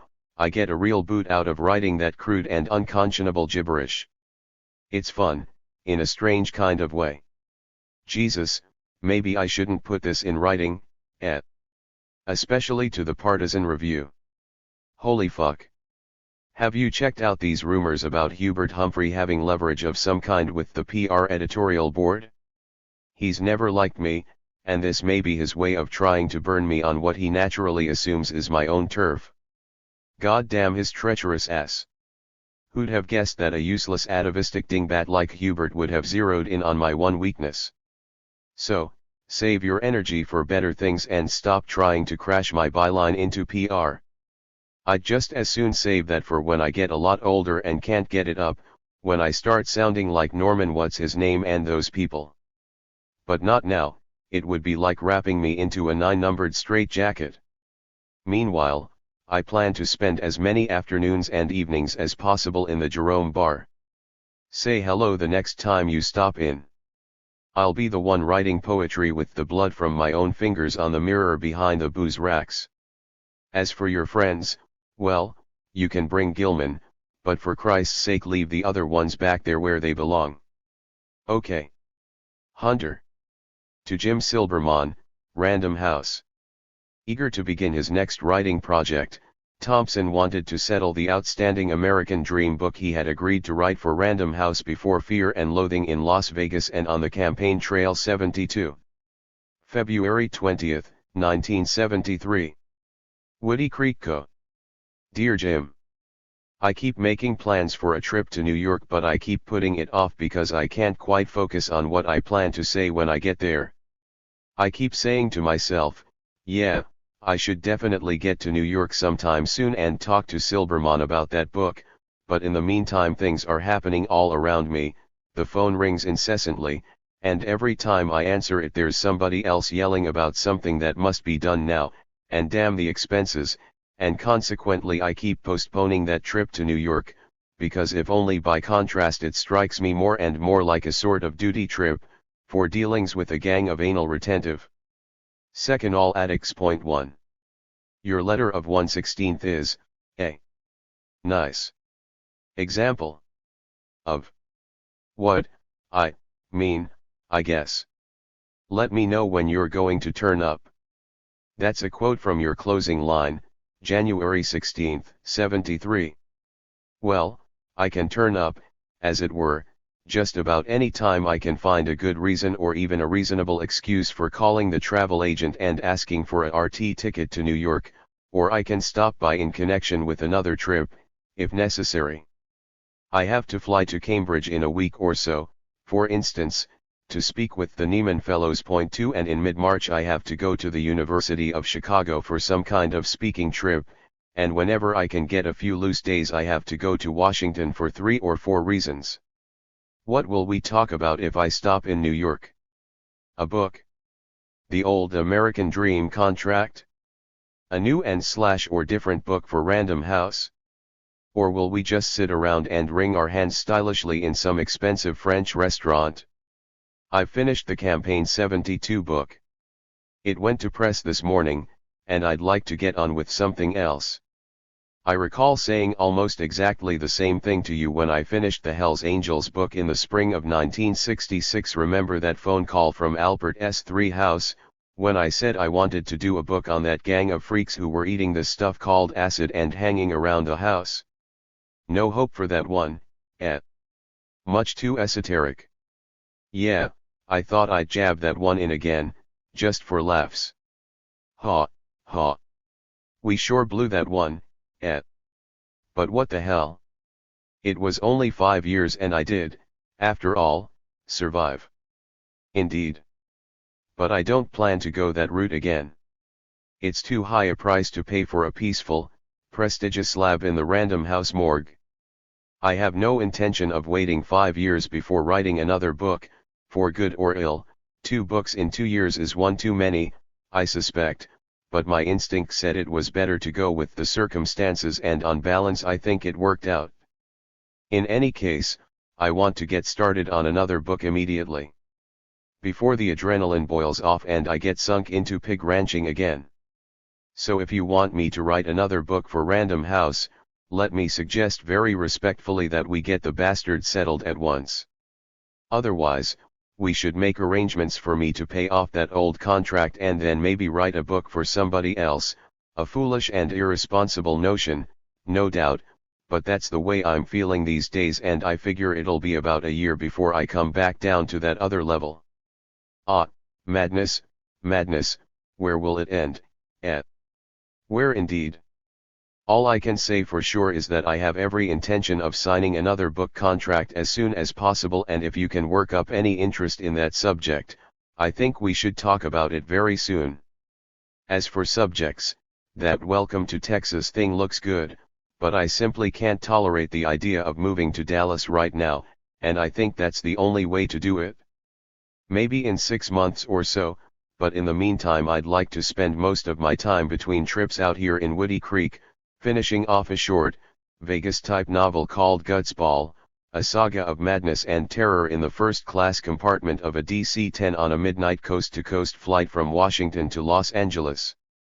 I have it all lined out, a kind of cranked-up sequel to the Vegas book, but maybe it won't work. The plot is set, but the characters are still two-dimensional, so I'll have to give it more thought.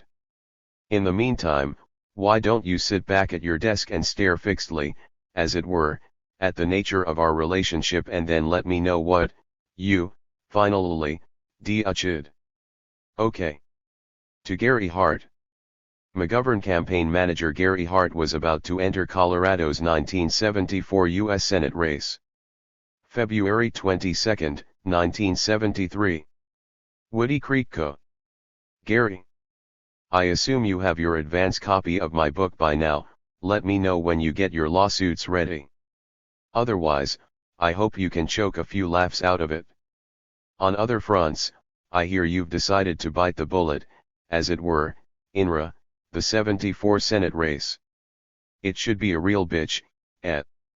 I already have some posters done up. I'm lashing things together on this end, and sometime soon maybe we can have a drink, or a sarsaparilla, eh? And have a look at the situation. I've had a lot of calls from Washington about it, indicating a sort of abnormal interest.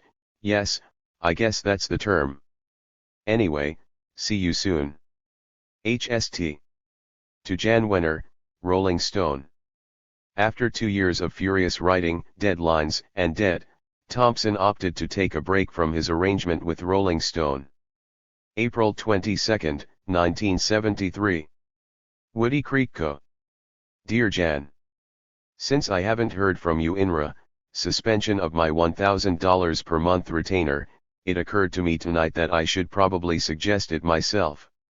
I was surprised to get the check for this month, in fact because of the 90-day failure to produce clause in the contract, and the only reason I deposited it was the fact that I'm currently working on the Kissinger/Acapulco story, for which should be in your hands by May 1st or so. At that point, presuming the story works, we can get back on something approaching a normal schedule, but my gut feeling at the moment is that we should probably keep the contract in a state of limbo until I have time to sit back here on the porch and reassess my commitments, which seem to be getting more and more out of hand. The central horror of my, and Sandy's, life at the moment is that I seem to have somehow set myself up for a travel/writing schedule in 1973 that looks very much like a replay of 1972, which would no doubt be as intolerable for the people in the Ars production department as it would be for me. I get no more pleasure out of putting people like Charlie and Dan and Paul 5 to the wall than I do out of those painful subhuman speed runs of my own at the Seal Rock Inn, and especially now that we're reduced to weird and unpredictable speed. That last trip was too ugly all around for any replay. As for money details, my understanding of the contract is that once my monthly $1,000 is suspended, I won't be into you for any more dollars until I deliver something printable which is better all around, I think, because my adrenaline reserves are too low at the moment to maintain the same kind of ball-busting schedule we somehow, more or less, sustained for the past 18 months. Looking back on it, I see that I produced 2 books in 2 years, which is sort of like a woman having 2 babies in the same amount of time and with the same kind of results in terms of physical, mental and emotional drainage. To push it any further at this point, I think, would be coming pretty close to trying to squeeze blood out of last year's corpse. As for expenses, phone, credit card and air travel, my own preference would be to keep both of those and not use them until I get back to legitimate Ars work, but if you'd feel more comfortable with cancellation on both fronts, well, I suppose that should be worked out with John Clancy in the context of the contract. As I've said, I'd prefer to just declare a state of limbo on the whole thing. At the moment I feel like I pushed myself and been pushed just about as far as I can stretch for the time being. One of the central tenets of my concept of chemical speed is that it is not energy in itself, but merely enables the brain and the body to tap latent natural energy resources, which amounts to willfully trading on a 2 or 3 to 1 basis, time now for time later. And I'll still make an argument for that notion, but only up to a point, and that's the point where I find myself right now. I think it's about time I get back in the habit of writing at least a second draft of my gibberish, instead of lashing all this last-minute lunacy into print for no reason except to fill space or justify some ill-conceived headline in Ars. I definitely appreciate the exposure you've given me, but after checking, at great and far-flung length, as always, with my sources, I'm hard-pressed to feel any great and overweening guilt about having taken cruel and or exploitative advantage of you. But what the fuck? It's morning here and I'm tired. 7 days of almost continuous sleep haven't cured me entirely of whatever's ailing me, but I figure the funk has to pass very soon. I've never been through one quite this long. My current plans include making it to DC for the More 6 party, but only if I can work it out in conjunction with a story of some kind. I've already worked out a plot with Frank Mankiewicz to use his address in order to get a new House/Senate press card for 73, but I suppose we should put that in limbo along with all the other stuff, for right now. I still have that Random House book contract to deal with, along with a few other loose ends, and my instinct is to take them one at a time at my own pace, for a change, instead of somebody else's. Okay for now. Why don't you brood on this for a day or so, then give me a call. In the meantime, I'll assume my $1,000 a month retainer is shut down and I'll refrain from using my Ars phone and air travel cards except under situations of genuine need, in which case I assume we can work those details out against payment for incoming work. One of the main focal points of my energy at this time, in fact, is a sort of multi-pronged effort to get some new credit cards of my own, but we apparently still have a ways to go before the statute of limitations runs out on that goddamn Scanlon's nightmare. In the meantime, we're about 18 hours away from a total split with El Rook's candidate for mayor of Aspen. Unfortunate, but it looks to be inevitable. Benton, Edwards, Solheim and I have spent the past 48 hours probing for viable alternatives, but we finally came down to the Dirk. Horrible, eh? Good news is scarce these days. In any case, don't be in any hurry to respond to this rambling screed. All I can tell you for sure is that whatever it says is exactly the way I feel right now, and it seems to me that a state of edit/contract limbo is the best solution on all fronts. But maybe not, and if that's the case I'm sure you'll come up with your own solution before the next full moon. Chances of seeing you in DC look about 50-50 right now. I have some definite reasons to go east, sometime soon, but I'm not sure a 3-day drunk in Washington has any real priority unless I can get something real out of it. In closing, however, please find ENC my check for $20, which should cover that $5 tab for the B12 shot and also the $13 plus for those 2 color contact sheets. My attorney has advised me not to discuss that $90 fraud INRA, damage to the hood of your car by some drunken thug in the dead of night, so I assume that's still up for grabs, and that's just fine with me. It's always best to have at least one nasty loose end snapping around. Kazart. Hunter. To Virginia Thompson. Thompson was ready for a break from his rigorous writing schedule. April 23, 1973. Woody Creek Co. Dear Mom. I thought you'd get a boot out of my new stationery. It arrived about 10 minutes after I mailed off my official resignation to ours. The prospect of spending another year under that fiendish deadline gun was more than I could face, especially after finishing my second book in 2 years, which is not my pace at all. The new, Campaign 72, book is already involved in one of those bureaucratic nightmares that seem to track me around and might, for the benefit of future generations, eventually explain why I could never pay my rent, despite all outward appearances of fame and fortune.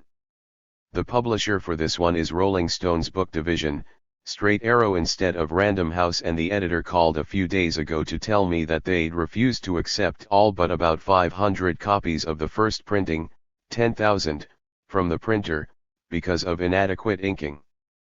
God only knows what that means, except that most of those 500 copies were sent out, automatically, to book reviewers all over the country, while the other 9,500 copies are still stacked in a warehouse in Reno.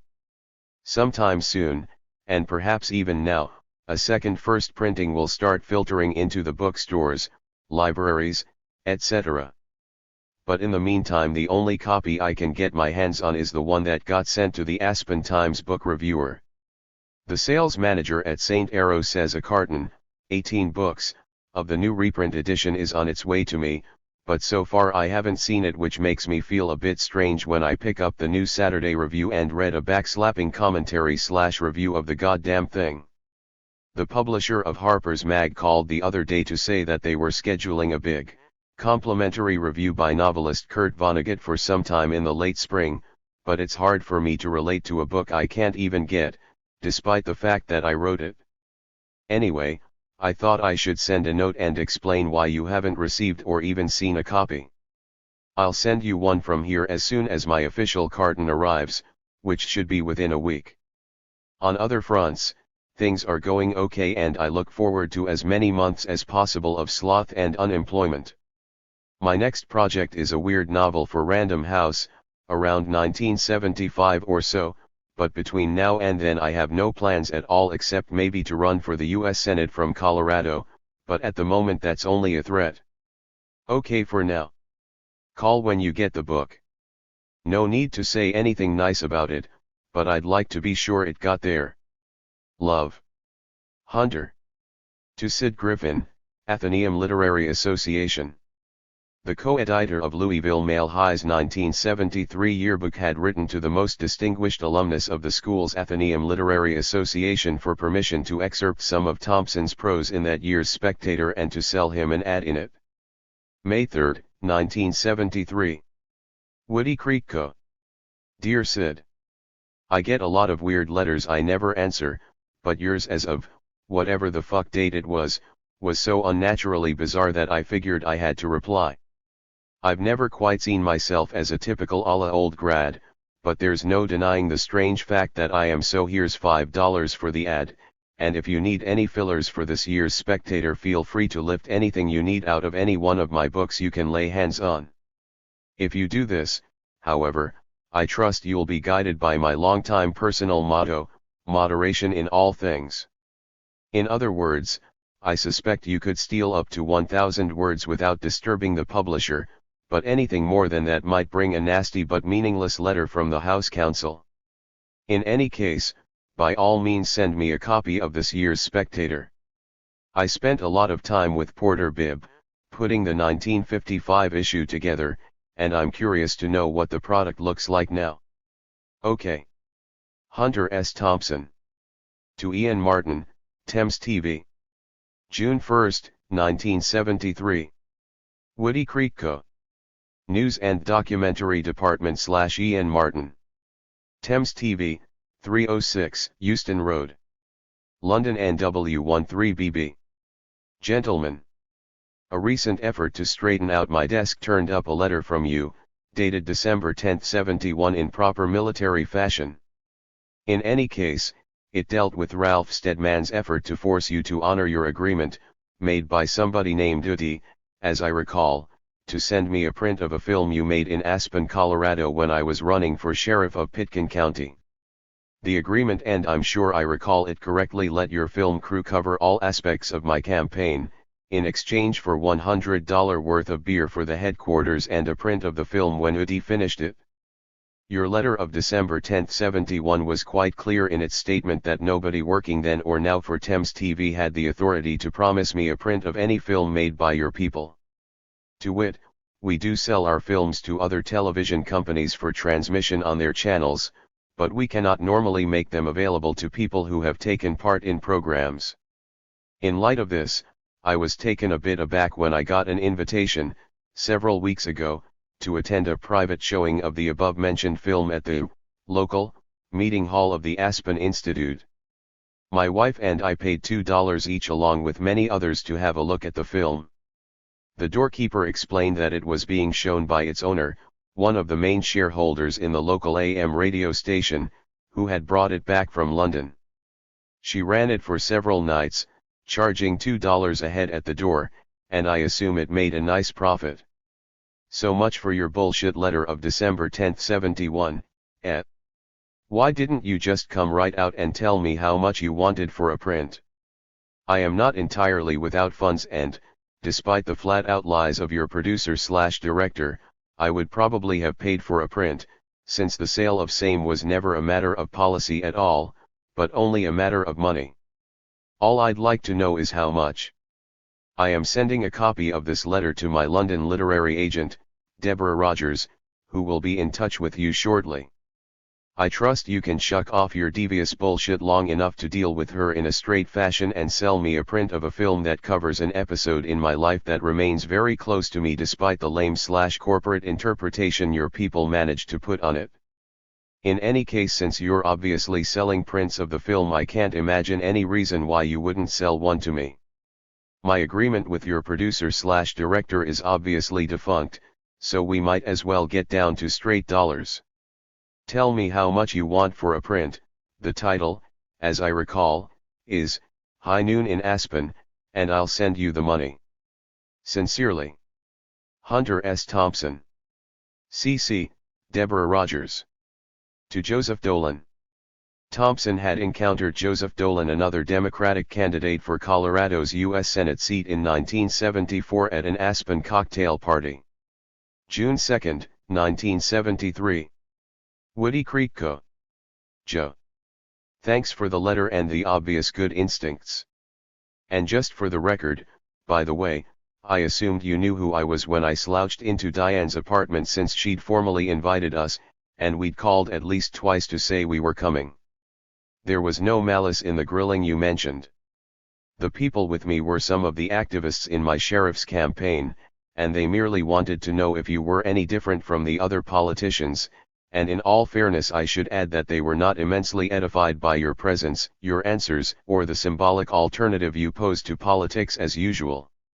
Also, in fairness, I know Gary Hart well enough to assume he wouldn't have fared much better under the same circumstances.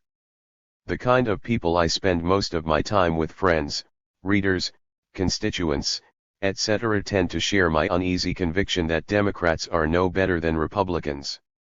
As for my own political plans, I'm entirely unsure at this point, but if I decide to do anything serious, I'd like to talk to both you and Gary about it, before I crank up. I have no political ambitions, per se, but I think we have a very flux situation in Colorado, and it may be one of the few states in the country where we can make a start on the drastic structural changes that we all know will sooner or later be necessary, if we have any honest hope for the survival of the democratic process. My quarrel with you and Gary is that neither one of you seems to understand that GOP candidate Peter Dominic is not the real enemy and not even a symbol of the real problem. You could scour the noontime streets in Denver and come up with one person out of every 10 who would be a better senator than Dominic, but so what? That's like calling for a national referendum on the question of whether Haig is a better Nixon flunky than Haldeman. 7. Which is drifting off the point, I think. Maybe you should risk a trip to your local bookstore and spend some of that massive fortune I understand you recently piled up for a copy of my book on the 72 campaign. It won't cure what ails you, but it might save us a lot of useless haggling. You might also take a long look at your advance staff. Anybody running for the U.S. Senate who can be hassled for almost 2 hours by a potential opponent and 4 of his henchmen without any idea who's hassling him would appear to be in serious trouble when the going gets heavy. Jesus, I went out of my way to be nice. What if I'd come there to really fuck around with you? Maybe we can talk about this when I get over to Denver in the next few weeks. If nothing else, we can have a drink or so and try to get things focused. Kazart. Hunter. To Frank Mankiewicz. Frank Mankiewicz had been a lawyer in LA and director of the Peace Corps under LBJ before he was hired as Robert F. Kennedy's campaign press secretary in 1968. 4 years later he joined George McGovern's staff in the same capacity, quickly rising to campaign manager and then political director of the 1972 Democratic effort, the man behind the man, as Thompson put it. June 4, 1973. Woody Creek Co. Frank. It's snowing heavily out here for the third straight day, and after watching the CBS Morning News I've about decided to make the big move to the Washington Hilton and start fucking around with the Watergate story. Lynn Nesbitt says you could use some competent help on your book getting the facts straight, etc., and there seems to be pretty general agreement in New York publishing circles that I'm the help you need. But first I have to finish off this goddamn Playboy Article 8 and nail down a new deal with either Random House or somebody else for the new book, a sort of neo-novel, more on the order of Vegas than the Campaign 72 thing. Meanwhile, however, I have to make at least a lame stab at writing something for Rolling Stone, and Watergate is about the only thing that interests me right now, so I'll probably see you in DC sometime around the middle of June. Until then, I'm counting on you to cause a gross public upheaval by displaying the poster I'm sending you under separate cover. I expect you to crash it right into the hearing room, using Josh Mankiewicz, Frank's son, to fight off the cops while you explain your position to the TV cameras. A scene like that might go a long way towards atoning for all your media crimes during the campaign. Yeah, speaking of Josh, tell him I tried to get his threat to kill me into a footnote for the second printing, but I was too late. It went down the tube along with the 422 other major corrections I've been trying to insert ever since the first galleys came back. Hopefully, I can get at least some of them into the third printing, which is set for July. Sela. On other fronts, my 74 Senate campaign is picking up a fearful head of steam. Both Gary and Joe Dolan are trying to head me off somehow, pleading letters, phone calls, emissaries, etc. But I get Muskie-style flashes off both of them and I suspect it's all over. Neither one of them seems to understand that what I'm doing is for the greater good, as always. For the moment it's all I can do to keep control of my supporters, who want to croak both Hart and Dolan at once and then do a Godzilla trip on Dominic, SP. Shit, I can't even spell his name, but then I could never spell sheriff either. In any case, I don't want to peak too early.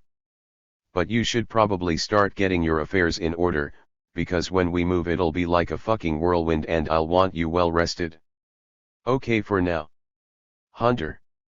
From William J. Kennedy. Kennedy enclosed galleys of a friend's new novel for Thompson to endorse. June 9, 1973. Hunter. The last time I talked to you, you were much younger. I don't know how this communication gap developed. Have you stopped writing letters or have I? The occasion for this is somebody else, Valerie Peterson, wife of Don Peterson, the author of Does a Tiger Wear a Necktie, a play. Valerie is going by the alias of Kohler Smith in her novel, which is coming out from Dial in the fall. I helped her get into Dial and am trying to get her some recognition with it. I think it's one of the funniest novels I've read in years. Almost as funny as Fear and Loathing in Las Vegas. If you feel up to it and also magnanimous, send a blurb on the book to Donna Schrader, the publicity girl at Dial. If not, not.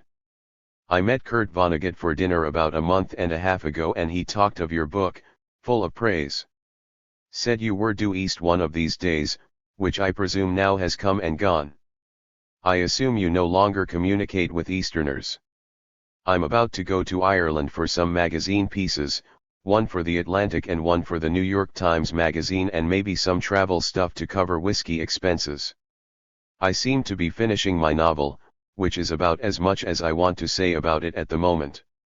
More later if I ever see you.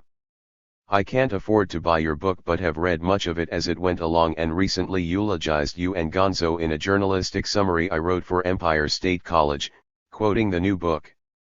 You've done well for an upstart. I can't say the same for all those stone writers who are also riding the Gonzo trail. I see Bill Cardoso's name in print out there. Give him my best when you see him. I had a good visit with Magar in New York about 6 months ago. First time we ever really talked to one another, it seemed. Maybe you heard from Peggy Clifford the news I wrote her about Lee and Laurie Berry's house burning down. They stayed with us about a month or more and are now in a friend's summer house, building a new place near the old site. They had some insurance. Talked to Rosalie Sarles this week. She's got a new record coming out, all songs about the 50s. She's living at Saratoga with Lena, or maybe by this time is sharing a place with Bruce Phillips. Dana has opened 2 clothing stores, Grand Rags Limited, in partnership with a friend and help from her tycoon brother. Doing nicely but no family profits yet. All right. And is the senatorial race real? Kennedy. To Jim Silberman, Random House. June 18, 1973. Woody Creek Co. Jim. Yeah, I'm definitely serious about buying the remaining copies of Vegas, but my seriousness is based on what I assume is a mutual understanding that the best you can do with them is a mass remainder rack dump at about 30 cents each, or more like 19 cents, let's use 22 cents each as a working standard. If this is the case, I'll have to make some fast logistical arrangements, INRA, storage, etc. before I can tell you anything definite. My notion would be to buy low and sell high in a pretty quick time span. Like egg futures. Anyway, before I can do anything I'll have to know what I'd have to pay you for the mass of unsold copies, $10 or $12,000, as I understand it. On the other hand, now that I think on it, there might be a high and definitely perverse kind of satisfaction in sticking you with them, and forcing you to sell the whole bunch at patently ridiculous prices, tacitly admitting a bad botch on the sales front. Sometime soon, by the way, I plan to force a readjustment in my long-time status, or role, from RH's house freak and subsidized loony to the role of an actual, profit-churning writer. It's been fun all around, no argument about that, but I get the feeling it's about time we tried to establish a serious relationship. Which is not to say that I plan to start taking myself seriously. All I'm talking about here is my work, as it were. Anyway, you should let me know how many Vegas books you have on hand, and how much you want for them. Then I'll make you an offer. And, yes. Inra, the guts ball tape, please return it to me ASAP. I promised Rinsler a valid shot at the book before signing any contracts with you, and that tape is about as close as I plan to come to anything resembling a real outline. I should have made a dupe before I sent it to you, but I didn't, so I'd like to have it back pretty quick, in order to make a few copies. Okay for now. I came back from LA on a DC-10 and saw the whole story unfolding right in front of me. I also saw massive possibilities for the videotape gig I tried to sell you on about 3 years ago, but this time I'll do it on my own and then sell it to you, when you finally figure it all out. YRS in sloth and complacency. HST. To John Holdorf, A.L. Johnson Library, Union College. Washington Post national affairs reporter William Grider would join the Rolling Stone staff as a political columnist in the summer of 1982. June 18, 1973. Woody Creek Co. John Holdorf. A.L. Johnson Library. Union College. Cranford, New Jersey, 07016. Dear John.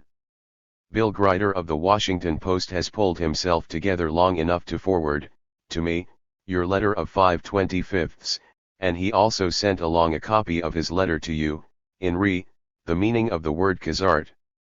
Surprising as it might seem to those of us in the trade, as it were, Bill's definition of the word is essentially correct. His dim Appalachian background has been both the curse and the catapult of his career at the Post. There is also a thin Princeton influence, which probably explains why he missed the root meaning of the word. Khazard goes beyond Grider's surface definition of mere shock and surprise, it also implies an almost doom-rooted acceptance of whatever grim situation has suddenly emerged. Bill's Ivy League/foggy bottom background probably explains the missing dimension in his understanding of the word, to wit, I took the meaning to be roughly holy shit. Which is nice, but not enough. Khazard goes far beyond mere shock, outrage, etc. If Bill had a better grip on semantics, he would have told you it meant, holy shit. I might have known. Fatalism, I'd say. It's a mountain word, but not commonly used, one of those finely honed words, or expressions, more common to Brazilian Portuguese, the Mato Grosso, in particular, than to everyday English. In contemporary terms, we might compare it to the first verbal outburst of a longtime cocaine runner who knew he was bound to be nailed, eventually, but when it finally happens he instinctively shouts khazard. I hope this will clear the thing up and, in addition to all that, your note that none of the standard dictionaries list this word will soon be remedied. I am forwarding your letter to Jim Silberman, editor-in-chief at Random House, and I'm sure we'll see khazard in the next edition of the RH Dictionary. Sincerely. HST. To William J. Kennedy. Thompson expressed his thanks for the gift of A Stranger's Galleys to read. June 20, 1973. Woody Creek Co. Bill. Thanks, you scurvy pig fucker. All I really wanted for my birthday was another goddamn uncorrected galleys of another stranger's book. I'm being driven fucking mad by them. I didn't even know the fucking things existed until last month. I've never seen one of my own books in that form, but all of a sudden my box is full of the goddamn things, from people I've never even heard of. About 2 weeks ago I finally read one of them, from Holt, Reinhardt, etc., and sent a thought-out one-page comment to the editor, who swiftly denounced me, by return mail, as a useless asshole because I failed to understand the entirety, or some such bullshit, of his product. Actually, I liked the book and tried to say so, in my way, but it didn't seem to work out. That's the third time I've tried it, and the third failure. The other two cost me 2 friends, George Kimball and Charles Curalt. Luckily, this last one only caused me to know hatred for a stranger. In the meantime I am, as you've noted, much younger. Not many people have noticed that, but I figured you would. As for my rumored trip to the East, it never happened and I doubt if it will anytime soon. I have come to agree with Arizona Senator Barry Goldwater that New York should be chopped off and sunk in the Newark Lagoon. The entire East Coast from Miami to Boston is a petrified scumbag. It is now 5:18 a.m. on a Wednesday morning and I'm trying to finish my annual reject/effort for Playboy. I quit Rolling Stone about 2 months ago, but well, fuck that, we should keep that stuff in the family, as it were. Anyway, I'll try to crank myself up for reading that goddamn thing you sent, but it better be good. On other fronts, I have very little to say. My next gig will be what looks like a massively unsaleable novel that will keep me busy regardless of whether or not anyone buys it for at least the next year, flying back and forth from Washington to LA on a DC-10. I was supposed to spend the summer covering Watergate for ours, but I couldn't live with the horror of all that time in DC and it's better on TV anyway. As for my Senate race, it's mainly a threat but not entirely. By next fall I might be unnaturally hungry for a new adrenaline rush. But I'm not really planning on it. I'll let you know if and when it gels. Saw Cardoso in LA last WK, he's doing some stuff for ours and I'm leaning on Wenner to make him the man in LA for good or ill. That ugly news about Lee's house was a bummer, he seems to have more than his share of bad luck. I live in fear of that fire thing happening out here.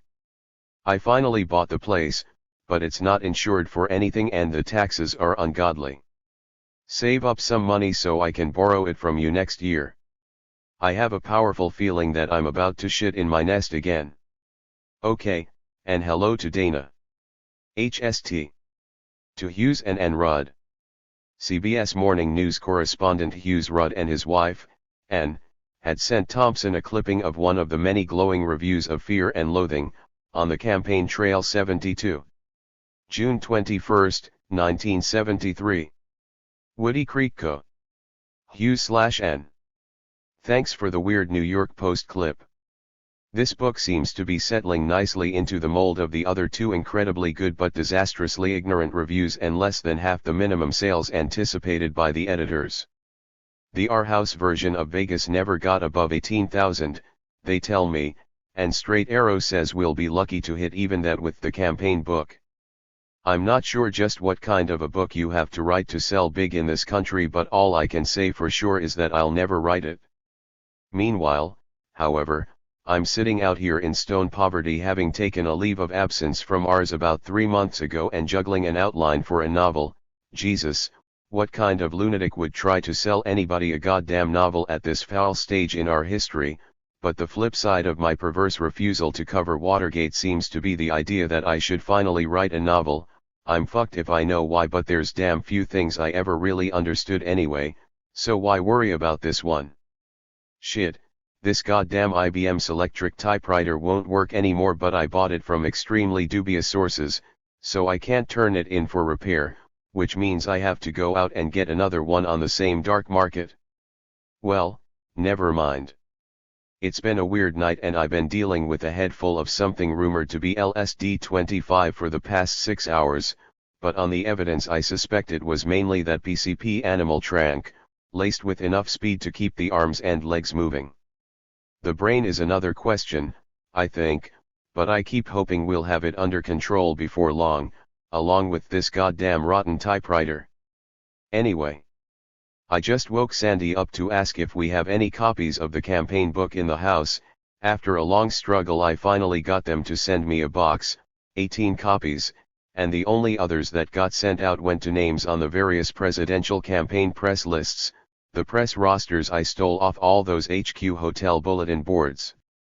Consequently, things like the Mountain Gazette and the Topeka Daily Screed got maybe 2 review copies each and you got none. I hope to remedy the situation very soon, but not until I can get at least another box of 18 for myself. And that'll take another 2 weeks, at least. Whoops. Sandy emerges from the darkness with a book in her hand, cursing me for a worthless dope addict as she hurls it my way, then spins on her naked heels and disappears back toward the bedroom. Yes, here it is. Guard it with your fucking life. Okay. I'll be in Washington sometime soon to fuck around with the Watergate team and other strange thugs. With luck I should get wrapped up here and make it east by July 4th or so. Okay for now. HST. To David Butler, Playboy. The Great Shark Hunt, Thompson's article about covering an international deep-sea fishing tournament off Cozumel, Mexico, in April 1973, appeared in the December 1974 issue of Playboy. June 22, 1973. Woody Creek Co. David.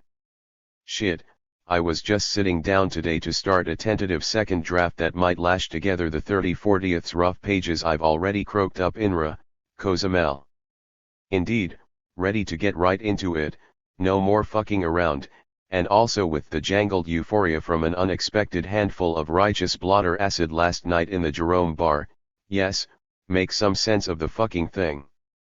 But just as I was finally shaking off the last of the acid horrors about 10 this morning, Sandy came back with the mail, which included, along with your $700 plus expense check, a copy of Wolf's new journalism book 9, which didn't tell me a hell of a lot except that I used to be a lot more coherent writer than I seem to be now. Or maybe just hungrier. Or more vengeful. Who can say for sure? Anyway, it's now 3:11 p.m. And I'm sitting on the porch under a blazing goddamn sun with the Allman Brothers on the portable Sony speakers just like they were, down there in Cozumel, for the vibes, the gut rhythms, etc. And I just got off the phone with Lynn Nesbitt, who called to say that Acosta rang her up yesterday afternoon to announce that he was suing me for gross fraud, massive damages and obstruction of justice or some such bullshit in the sale of the Vegas book for a film, which won't phase the film rights. Because I have a Xerox of Oscar's release of all claims, etc. tacked inside on the kitchen wall, but in the short run it will undoubtedly croak any hope of immediate delivery on the $7,500 option money. Filmmongers are not normally eager to acquire properties even vaguely rumored to be in litigation. One half-mad letter from Oscar's attorney very nearly caused Random House to suspend publication of the Vegas book. All of which might or might not explain why I'm writing you this letter, at this time, instead of sending the revised first half of the first draft, etc. that I thought I'd be finished with today, but I thought I should write and let you know that I haven't just disappeared on you. I've been working on the goddamn thing as steadily as my psychic circumstances allow, Ed, for the past few weeks, and although I still don't see the main skeleton in it, I've finally begun to see where it's heading, not necessarily going, just heading. To this end, in fact, I might zip into town pretty soon and Xerox a disconnected clump of enough pages to give you some idea what's happening. Jesus, I should have known better than to try to work out here in the open on this goddamn porch. About 6 people have come and gone for a variety of odd reasons since I got into this letter. In one case, the co-op gas truck came into the driveway and I thought, hot damn, here's 300 gallons of gas for my big red farmer's tank, but what I got out of the truck was an 18-year-old girl hitchhiker from Tacoma Park, MD. Reed, DC, who's still here, fencing a bit delicately with my wife, and chasing the peacock around in the field while I try to get this letter finished. But no gas for my empty tank. Then, just a moment ago, after spending half the afternoon on the phone with Lynn Nesbitt about the unexplored option for madness and violence in the upcoming book contract negotiations, and then talking to my new attorney in SF about attaching $506.01 of Acosta's book royalties, when all that was ended, the goddamn phone rang again, and after 22 minutes of brainless jabbering I found that I'd agreed to define the word corruption for Harper's, in 500 words or less within 48 HRS and for $100. Why not? I should be able to go right to the mat with that one, no trouble at all. Just dash the fucker off. And, yes. It's now 5:38 and I just had to tell Sandy to cancel my flying lesson at 6 o'clock. My only hope for physical survival now lies in fleeing this peaceful wooded hideout and rushing into town for a swim in the Jerome pool. 10 lazy laps in cool water is all that stands between me and hysterical disintegration at this point. Although between now and then I'll try to jerk out a few pages of the Cozumel first draft for your perusal, or really just because I'm beginning to feel guilty about not sending you anything heavy, incisive, etc. after so long a time. Don't view the shit as anything except loosely constructed notes, but even in that form you might get some idea what kind of a spineless saga I'm grappling with. I have the usual amount of ultimate faith in it, along with the usual sense, of futility, hatred, and despair, and the trick, as always, is in refusing to even read the accumulated pages until they're ready, or at least typed cleanly, for mailing. Right, and that's one of the main real values of the Mojo Wire. Once you feed a page into that bastard, it's gone forever, no frenzied editing or anal compulsive rewrites. Which is neither here nor there, right? I'll lash a few pages together and send them along under separate cover tonight. Probably we should talk about this thing pretty soon, just to keep me honest and not lose whatever thin dose of ersatz momentum we might have going here. Okay for now. Hunter. Thanks for the quick action INRA, expense check. To Kurt Vonnegut. Renowned author Kurt Vonnegut's partly autobiographical 1969 novel about the World War II bombing of Dresden Slaughterhouse 5, or The Children's Crusade, had been made into a big-budget movie directed by George Roy Hill in 1972. June 28, 1973. Woody Creek Co. Kurt. I've been meaning to send you a note about your review, in Harper's, of my Campaign 72 book ever since Russ Barnard 10 told me about it on the phone about 3 months ago. As you've doubtless seen, Straight Arrow has used your words mercilessly ever since, and I suppose I should apologize for that, because it seems a bit greedy and grasping. For good or ill, although in retrospect the ill factor seems negligible.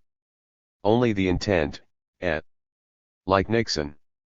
Anyway, I thought I should tell you that I have about 500 reviews of my books lying around the house, here, most of them astoundingly positive, for all the wrong reasons, but if I had to pick an epitaph, right now, out of all that gibberish, the one paragraph that cuts through it all and comes closest to what I'd like to think I was saying was your closing graph in the Harper's Review INRA, Hunter Thompson's disease. No point jabbering any further about it, except to emphasize the good, high feeling that came on me when I read it.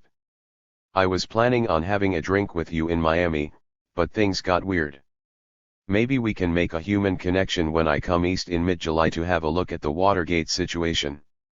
I'll be mainly in Washington, but my hustlers tell me I have to come up to New York for a few days, on the breaks. If you'll be in town around then, maybe you could call Kirsten White at Quick Fox, the distribution arm for Straight Arrow, and leave a phone number where I can reach you. She'll have a vague fix on my movements. Okay for now. In closing, let me assure you that my health, at least for the moment, is extremely good, on paper. I just went through a total physical examination, and the doc was baffled at the lack of ominous signs, symptoms, etc. The findings seem to insult everything he spent 12 years learning. Which gives me a boot, of sorts, but as a doctor I know better. He just hasn't found the right combination of tests, yet. The D. Gray syndrome is not in his books. Which gives me a bit more time, if nothing else. If you drift west, let me know in time to invite you to pass some time out here on the Owl Farm. Meanwhile, thanks again for the good eye and good instinct. Hunter S. Thompson. To U.S. Senator George McGovern. George McGovern had returned to his seat in the U.S. Senate after losing the 1972 presidential election. June 29, 1973. Woody Creek Co. Dear George. Thanks for the good words, about my Campaign 72 book, and the fine lift you gave Sandy when you called out here the other day. She was stuck in Washington throughout the campaign, and your call almost made up for it, not quite, of course, but the Watergate hearings on TV are rapidly covering the rest. My personal projection for the end of the summer is definitely up. As a matter of fact, I recently made a $1,000 bet in LA that Nixon will offer his resignation by Labor Day.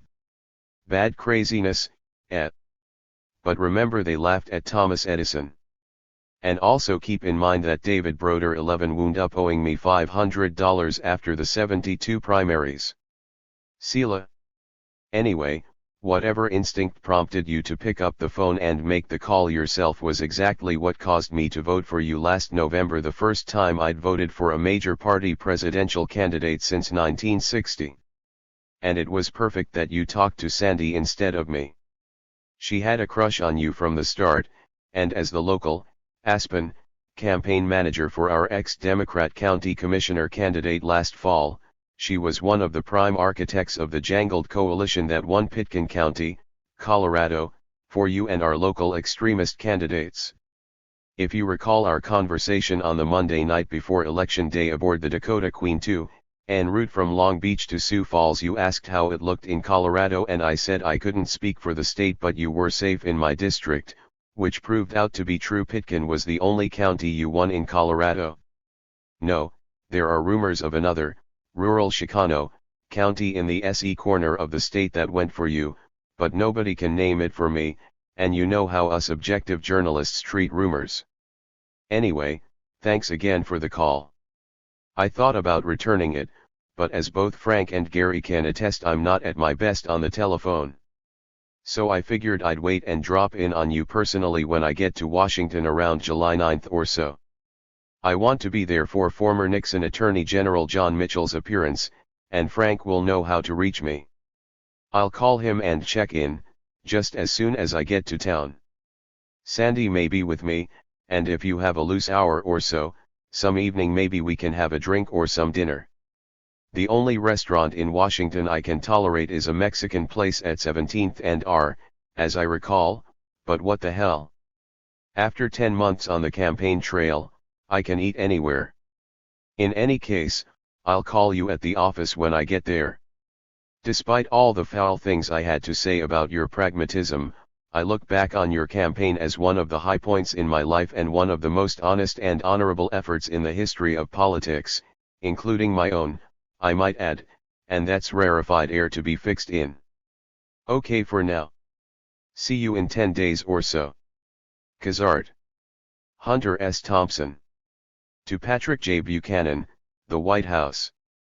Future syndicated columnist, TV pundit, and perennial conservative presidential candidate Patrick J. Buchanan remained at his post as a White House speechwriter and Nixon stalwart all the way through Watergate until his president's resignation in August 1974. Thompson arranged for Buchanan to receive a complimentary subscription to Rolling Stone at the White House. July 9, 1973. Woody Creek Co. Dear Pat, I'm sure you've heard rumors, by now, of my plans to retire from journalism and seek a career in politics. But I'm having a bit of trouble deciding whether to jump in on the electoral or appointive levels, and that's why I'm writing you. As you know, I've long been interested in the governorship of American Samoa. Larry O'Brien, in fact, once led me to believe I was all set for that part, but for reasons never adequately explained, he failed to follow through. I mention this to you because I plan to be in Washington very soon, probably by the time you get this letter, and it occurred to me that you might like to discuss the situation. Maybe some night over a half-gallon of wild turkey in that dungeon where Stearns lives. One of my prime reasons for coming to Washington is to hire Rick for my Senate campaign in Colorado, in case this Samoan gig looks lifeless. In any case, I'd like to have a drink with you and maybe some talk on whatever terms you want. My feelings about the boss haven't changed any since we talked that night in Boston 5 years ago, and I doubt if yours have, either, which reminds me that I never thanked you for your help in setting up that interview in '68, or for whatever aid you might have rendered in clearing the way for my brief and predictably unfriendly excursion with the Nixon campaign last fall. I appreciated the mixed feelings I knew you had in both cases. You'd be hell on wheels if you had good, political, sense to match your good instincts, but Rick says there's no hope for that, so why nag at it? We spent a lot of time talking last year, and if anybody on the McGovern staff had overheard the things he said about you, he'd have been banished to Butte, Montana. Which is neither here nor there, for right now, but it gives me a sense of real optimism about the ultimate health of the political system in this country to know that people like you and Rick can beat each other like gongs in public, then sit down at night as friends and human beings. Jesus. I seem to have wandered far off the point here. All I meant to do behind all the filigree was to warn you that I'll be back in Washington for most of late July and probably August, and to say I'd enjoy a human talk with you, if things work out. If not, well, I won't take it personally. It strikes me that your schedule might be a bit tight at the moment. I can offer my condolences, but not much else, at least not in public. Can you imagine what it would do to my image if I were seen chuckling in a pub with you? Anyway, say hello to fellow Nixon speechwriter Ray Price for me when you see him. He deserved a better fate than this bummer. But so did we all, I think, and that's the real tragedy. Sincerely, Hunter S. Thompson. To David Butler, Playboy. Thompson assured Butler that he would focus on the Cozumel article now that he was back from Washington. August 16, 1973. Woody Creek Co. David. Here's another chunk, probably the last big one. What I have to do now is lace the shit together and try to cut it down to size. In any case, we now have at least the raw material, with the tapes and this end section, for the middle and the end that were missing. I'm feeling increasingly guilty about the long delay on this thing, but there's been no way to avoid my ever-deepening involvement in the Watergate story. It's just too damn big and critical to keep anything but a total fix on. I've spent 5 of the past 6 weeks in Washington, and despite my best intentions I haven't done much of anything on this Cozumel story. Now, after stumbling off the plane and sleeping for 48 hours, I think I can get this thing under control in a week or so. Jesus, I have to. Because I have a 10,000-word Watergate wrap-up due by the end of August. The main problem here was my original/disastrous decision to try to do anything in tandem with Watergate. It's been like trying to write both the Vegas and the Campaign 72 books at the same time, not only 2 different things, but 2 different sets of mind. It's damn near impossible to go out to dinner with Dick Tuck, Adam Walensky 12 and Wisconsin Congressman Leigh Aspin for a long argument about impeaching Nixon, and then come back half drunk to work on a story about drug madness in Cozumel. But I'm trying, David, trying. And in my spare time, as it were, I'm dealing with a federal drug blitz on Aspen that has already subpoenaed 10 or 12 of my friends for a grand jury gig in Denver, and which is likely to reel me in at any moment, on general principles, or maybe just on the basis of the Vegas book. Now I know what Pat Buchanan meant last week when he told me sitting at a table beside the Watergate pool that working in the White House was like living from moment to moment in the bunker. But fuck all that. None of it excuses my failure to get this goddamn thing done. I'm amenable to any crisis solutions you deem necessary, but I think I'll wait until we're definitely into a crisis before I suggest any. Christ, here I am trying to write this letter and watch the CBS Morning News at the same time, the same kind of split/vision focus that's been driving me nuts all along. Anyway, take a look at this stuff, then see how it fits with the rest and tell me what you think. As for Mailer, I think Sandy told you I couldn't find him in Washington and I don't have a home phone number for him. Beyond that, I haven't been able to crank up a hell of a lot of enthusiasm for the idea of a mano-a-mano gig with Norman, and Lynn Nesbitt's reaction to the idea was that Mailer should write a piece about me. That was her idea, not mine. But what the fuck? One thing at a time, Barring the very real possibility of an arc swarm on my house at any moment, I'll spend the next few days on this Cozumel article and get it finished. My idea, as of now, is to treat it more as an editing job rather than do any more bulk writing and just get the bugger into printable form as soon as possible. I'll be here for the next month, I hope, so give a call whenever you feel up or down to it. Okay. Hunter. Memo from the Sports Desk, August 16, 1973. From, Raoul Duke. To, Jan Wenner. Subject, article on Sam Brown's birthday party, Rs number 142, August 30th. This is a difficult memo for me to write, because I am trying to speak for both myself and Dr. Thompson, who called tonight from Washington in a fit of snarling rage, INRA, the Sam Brown article. I share his feelings on this subject, so the rest of this comment will have to speak for both of us. Hopefully there is no connection between Joe Esterhaus's appointment as news editor and the appearance in the middle of the August 30th news section of a watered-down version of a bitch a little slap that not even the Denver Society page editors would print. The original version of that article, as Esterhaus must have known, since he got the carbon copy, appeared in a local, Denver, gossip sheet run by wealthy Humphrey-style Democrats who've considered Sam Brown a serious menace ever since he moved to Denver and brought his style of political organizing with him. It was Sam and his friends who put together last November the ballot box veto of Gov. John Love's big money/big tourism proposal to hold the 1976 Winter Olympics in Colorado. That was a bitter and unexpected defeat for both the Nixon/Love Republicans and the Humphrey-style Democrats, who stood to make the same kind of money off the 76 Winter Olympics as some of them still hope to make off the strip mining development of Colorado's, publicly owned, Western Slope oil shale acreage by major oil companies. The names of these people are a matter of public record not only on the deeds involving oil shale ownership, but also as the publishers of the same local paper that bent over backwards, as it were, to sandbag Sam Brown. They published the original themselves, a classic of lame bitchiness, and then they sent the carbon to ours. And we printed the goddamn thing, disregarding the fact that the ours version was offered under a different name than the author of the original, and including a stupid libel on Dick Tuck. He will probably be best remembered, according to both the ours and Denver gossip sheet versions, for having cut short a McCarthy whistle-stop speech by disguising himself as a railroad worker and signaling for the train to depart.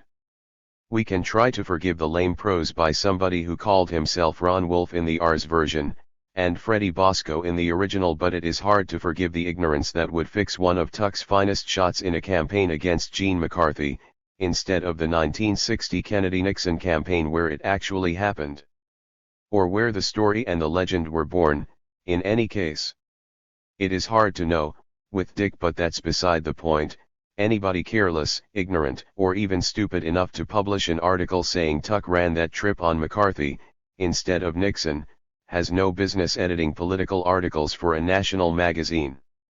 It is one thing for a hired hack in Denver to write that kind of swill for 66 readers at the Cherry Hills Country Club bar, and quite another when he can send the carbon to ours and have it published all over the country, on the same page with Stedman and Ralph Gleason. Point 13. There is still a very clear line, and I'm sure Dr. Thompson will agree with me on this, between brutal subjectivity and bitchy ignorance. The Supreme Court's historic decision on libel, New York Times vs. Sullivan, date 1964, gives us a lot of room to work with, but not the kind of room where a writer using a pseudonym, SP, and an editor far gone in either carelessness or ignorance, or both, can frivolously rewrite political history by giving some yo-yo from the Denver cocktail circuit 2 columns in ours to run a 6 Susie Knickerbocker 14 trip on one of the straightest and most effective organizers in American politics. It's easy enough to understand why a clutch of rich Democratic dilettantes in Denver would want to zap Sam Brown, but I'm fucked if I understand why Rolling Stone would get into that kind of game. And the real purpose of this memo is to make it absolutely clear that neither the sports desk nor the national affairs desk had anything to do with that cheap, inaccurate, libelous piece of shit about Sam Brown's birthday party. Sincerely, Raoul Duke. To Anthony Burgess. English writer Anthony Burgess had authored several respected satirical novels, including his 1962 bestseller about a corrupt and violent future society, A Clockwork Orange, which director Stanley Kubrick made into an initially X-rated movie in 1971. August 17, 1973. Woody Creek Co. Dear Mr. Burgess, Herr Wenner has forwarded your useless letter from Rome to the National Affairs Desk for my examination and or reply. Unfortunately, we have no international gibberish desk, or it would have ended up there. What kind of lame, half-mad bullshit are you trying to sneak over on us?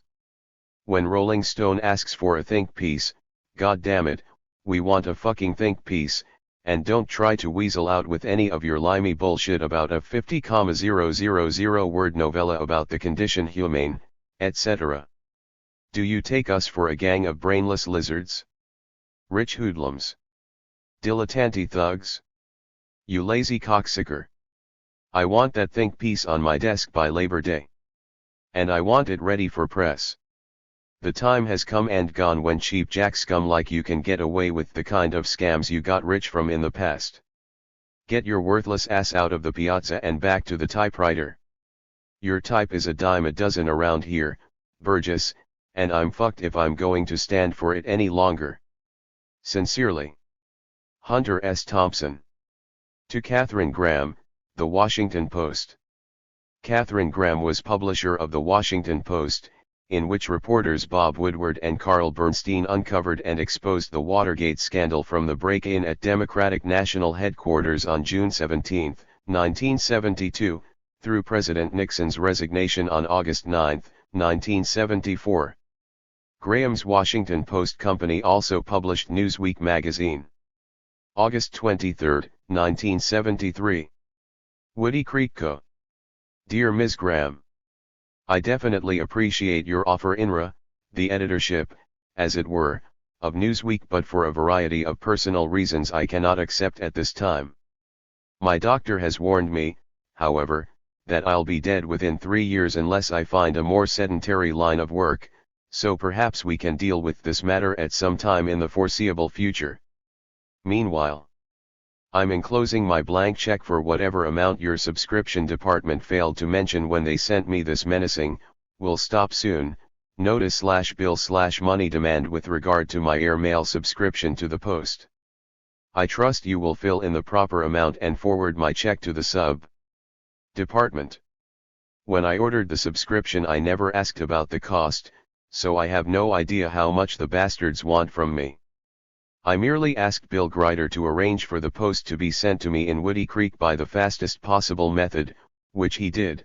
I get Sunday's Post on Monday, for instance, but in order to pay the bill I'll need at least a hint of how much this high-speed subscription is worth. To this end, I'm enclosing my check, in hopes that you can fill in the proper amount and get the bugger cashed. Okay for now. In closing, however, I'd like to congratulate you on the king hell job the Post has done on the Watergate story. If you keep up this kind of coverage, you'll put me permanently out of work, which I'd consider a real favor at this point, so keep hammering the bastards. Anyway, next time you get to Aspen, give me a ring if you feel like having a drink without Aspen Institute President Joe Slater in attendance. Or at Tom Benton's gallery, or my floating office in the Jerome Hotel bar. Kazart. Hunter S. Thompson. To Hughes Rudd, CBS News. The CBS Morning News had just debuted the pairing of veteran network correspondent Hughes Rudd with former Washington Post-style section reporter Sally Quinn, who had never done TV news before. Rudd became solo anchor early in 1974. September 11, 1973. Woody Creek Co. Hughes. 6 a.m. now, watching you, Sally and some geek named Jeffrey St. John. Heavy duty. And it occurs to me now that we've passed the point in terms of fairness where I can refrain from discussing my lifelong blackout on CBS News. I am, as always, open to opposing points of view. This is one thing I want to make very clear. There are, no doubt, many true and excellent reasons for my failure to make the nut with CBS, just as there are true and excellent reasons for my long-standing problem with time. In any case, I want you to know that there'll be nothing personal if and when I might or might not indulge myself with a lash or two at CBS. There are, in fact, other reasons ranging from CBS's lame refusal to indulge in instant analysis to CBS's lame/camera coverage of pro football games. Cheap shit on all fronts, But fuck all that. I just wanted to get this memo sent and noted, and especially now that I'm watching Laird beat your people to jelly on the screen, but what the fuck? We've made all those points before, right, so why worry? Good luck in your new job. Kazart. HST. To Jan Wenner, Rolling Stone. Thompson wrote to Wenner with the usual criticisms of his business practices as well as suggestions for future writing projects. September 14, 1973. Woody Creek Co. Jan. INRA, year. $$ memos of Sept 7, 10, etc. I think we should suspend all dealings until you and Clancy can get the problem settled.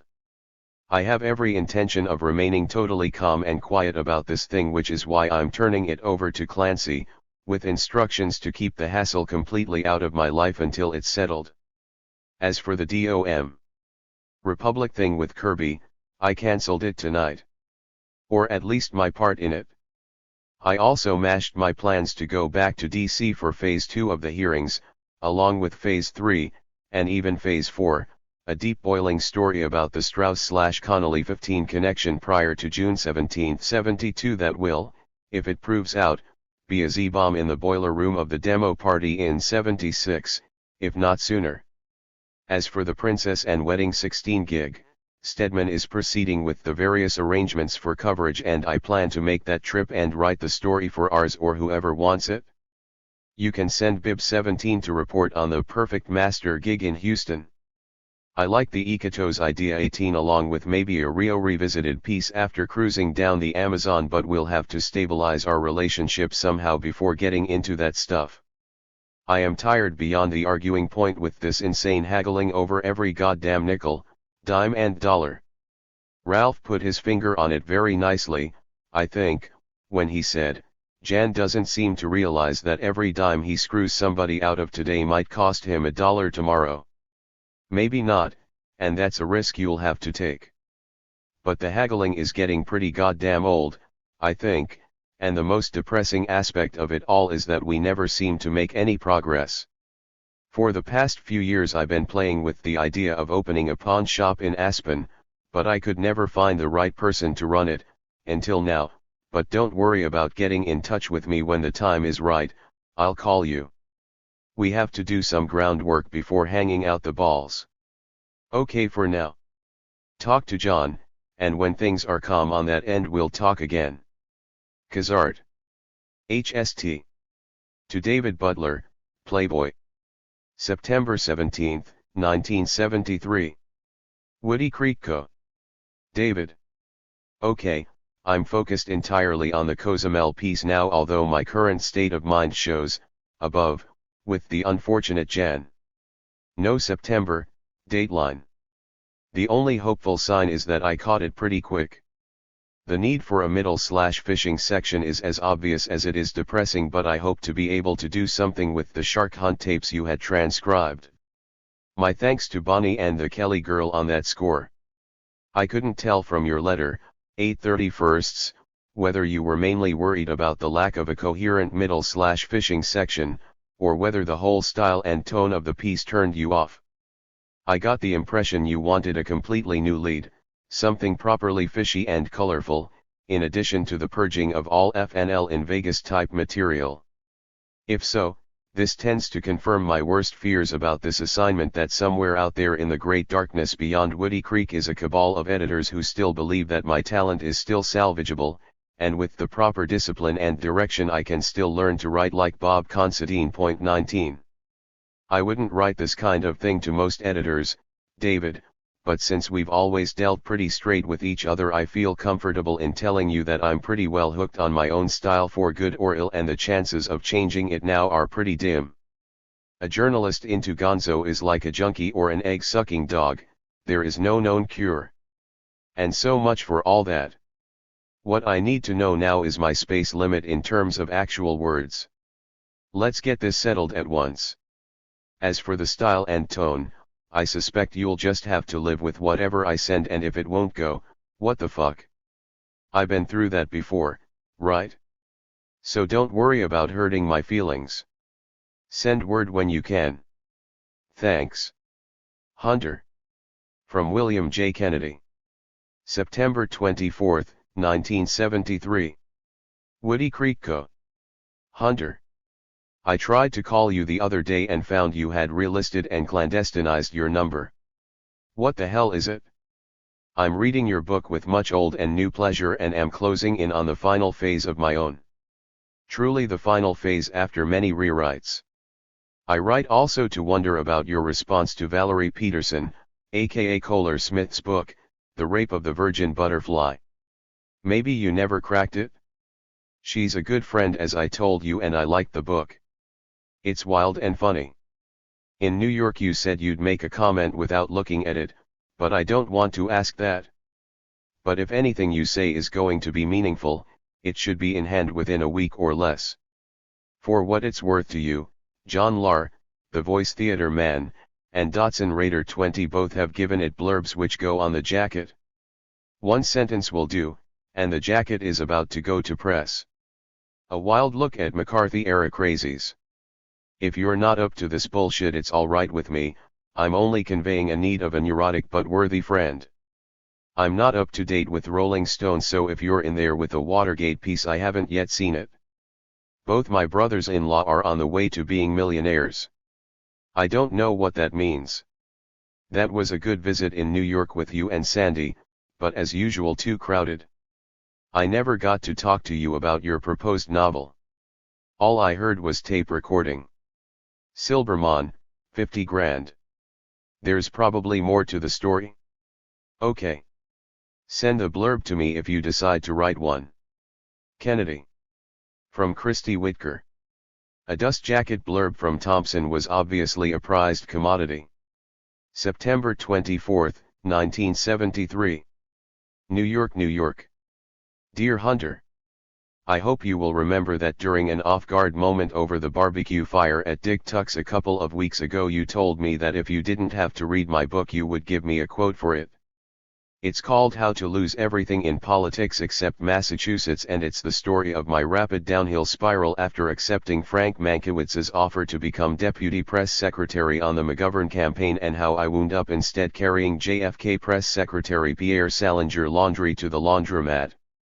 I have gotten 3 very good responses so far. Humor columnist Art Buchwald said it was very, very funny, true, insightful, etc. So I promise you the book is not a total dog.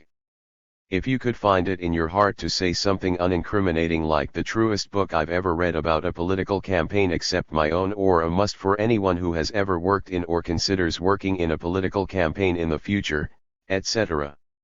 I would love you forever. One columnist said hilarious. The funniest book I've read in a very long time, so I've got that angle covered. Really, I know this is a draggy request, but with some 25,000 books coming out this winter I need all the help I can get, especially a quote from the master political writer of them all. My publisher is desperate to get something as soon as possible, so I am facilitating your effort by enclosing an airmail self-addressed envelope.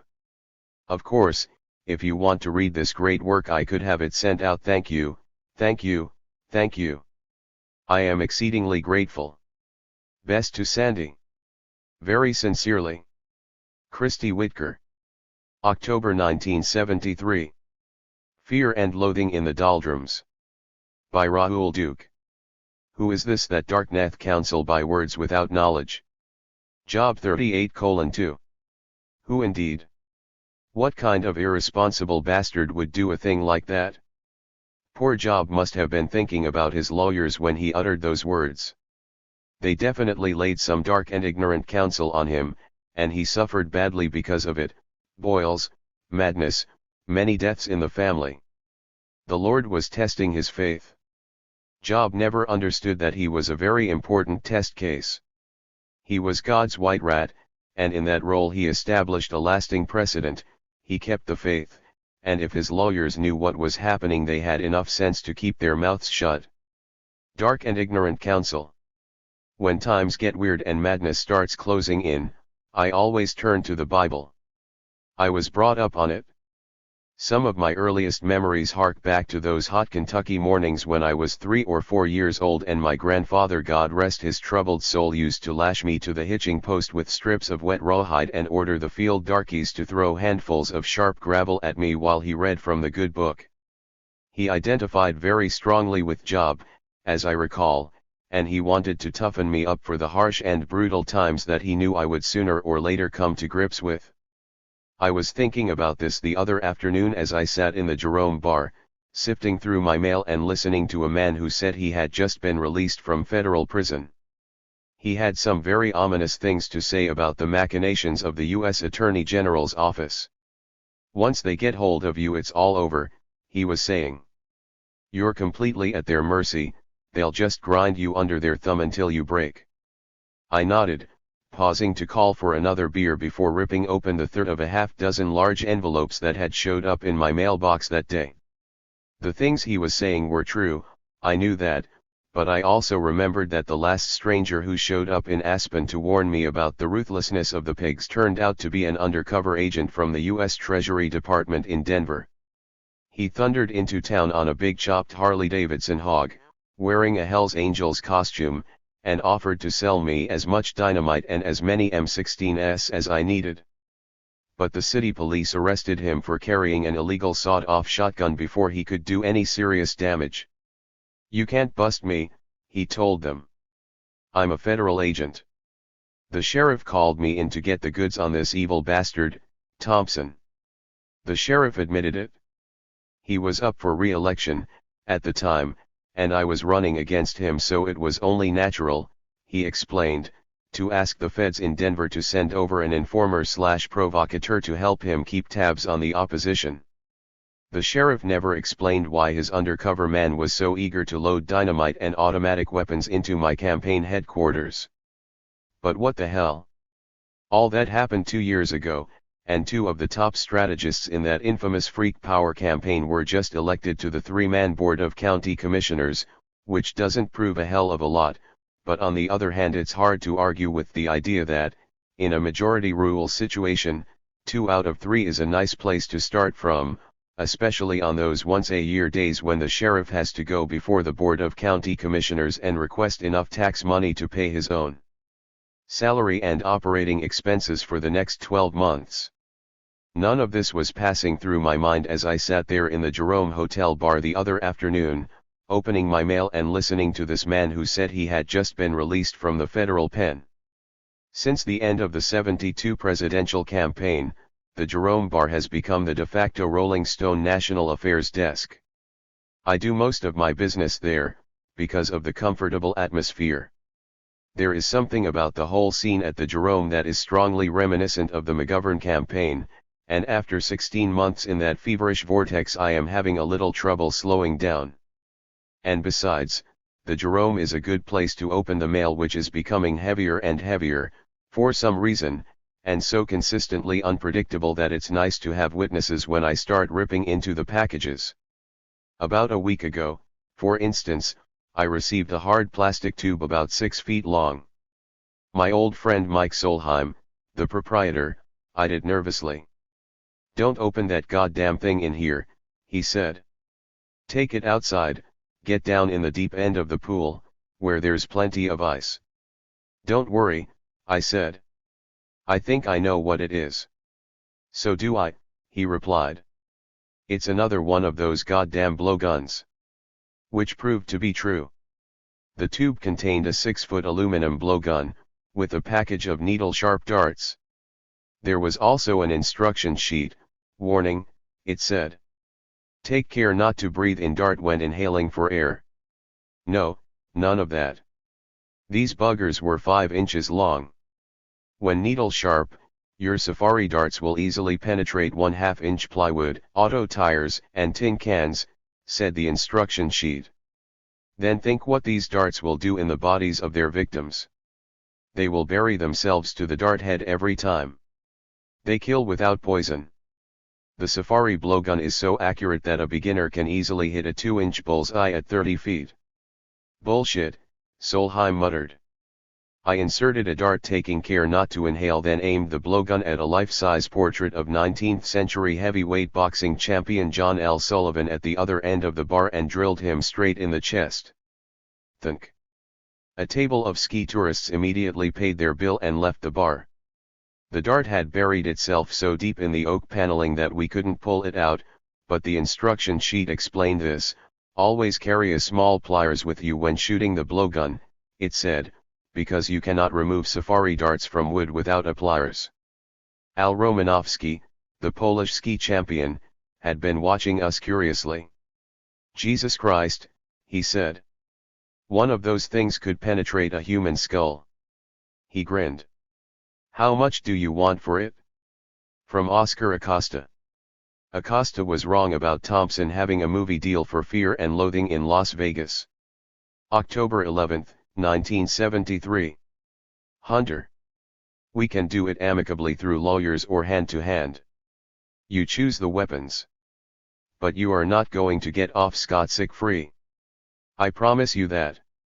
I've been silent on the subject for almost 2 years because of the blackmail threats from both you and Jan that ultimately my book could be stopped. Well, old pal, the book is out now and I'm coming after you. You cocksuckers have been ripping me off for a long time. You are really getting bum advice, my boy. I can stop the fucking movie and sue both Cohen and Zimmerman for simply passing around the script. I never gave you or anyone else the right to libel me in a movie, stupid. And your contract with IFA or Zimmerman must have a movie clause in there saying that you warrant the story to be free from libel as well as from any other claim. Don't you realize I can get Clancy in serious trouble with the bar for stealing that release from me? It must be that you guys have planned to settle with me right from the start because you haven't got a chance in court, about as much as you do of becoming a US Senator. Believe me, man, I am dead serious. Call me or my agent Robert Henry muy pronto and make an offer. It would be better for all if we settled it and forgot it. Besides, you can afford it now. Your old ex-friend. Oscar. To Christy Whitker. Thompson did not disappoint, he sent several colorful blurbs for the jacket of Whitker's campaign book. October 17, 1973. Woody Creek Co. Christy. I just got back from testifying at a rape trial in Fresno and found this goddamn letter INRA, comment on your book, and I remember promising to send something if I didn't have to read the text, or whatever. Jesus, what can I say? And is it too late? Probably not, because publishers always lie about deadlines, so, well, let me think for a moment, not long, and I'll come up with something, maybe. Yes, how's this? This book will blow the balls off all the atavistic geeks like Frank Mankiewicz and Ted Van Dyck who've been running big-time politics in this country, in the Democratic crypt, at any rate, for so long that any right-thinking society would have had them locked up in the Women's House of Detention at least 10 years ago, when it still existed. Or, if Christy Whitker is right, Frank Mankiewicz should be castrated. Or, this book is the best argument I've ever read for getting women out of politics and into sex and drugs where they belong. Or, a disgraceful indictment of the sexist swine who ran American politics. Nothing short of selective castration on a massive scale will right the wrongs MZ. Whitker outlines here. Kazart, I think that should do it. You can use my name with any one or any combination of the quotes I've chiseled out here. I want to remain on record, however, as a firm advocate of the theory that no quote, or blurb, ever sold more than 13 copies of any book in hardcover, and no more than 6 in paperback. Okay for now. Good luck with the fucker. It's bound to be at least the second best book written on the 72 campaign. Hunter. To U.S. Senator George McGovern. Thompson, who had grown close to both candidate George McGovern and his wife, Eleanor, during the 72 campaign, was in the early stages of planning a high-level, invitation-only conference on politics under the sponsorship of Rolling Stone. October 17, 1973. Woody Creek Co. George/Eleanor. Here are 2 copies for your shelf.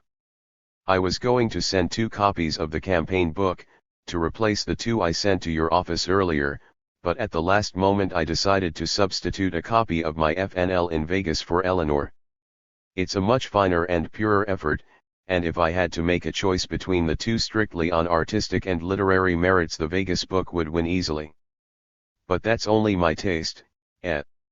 And I leave any judgments on that to you out of politeness, if nothing else, because I have total faith in it when the deal goes down. Okay for now. As for the Senate race in Colorado, I'm holding back and maybe backing off.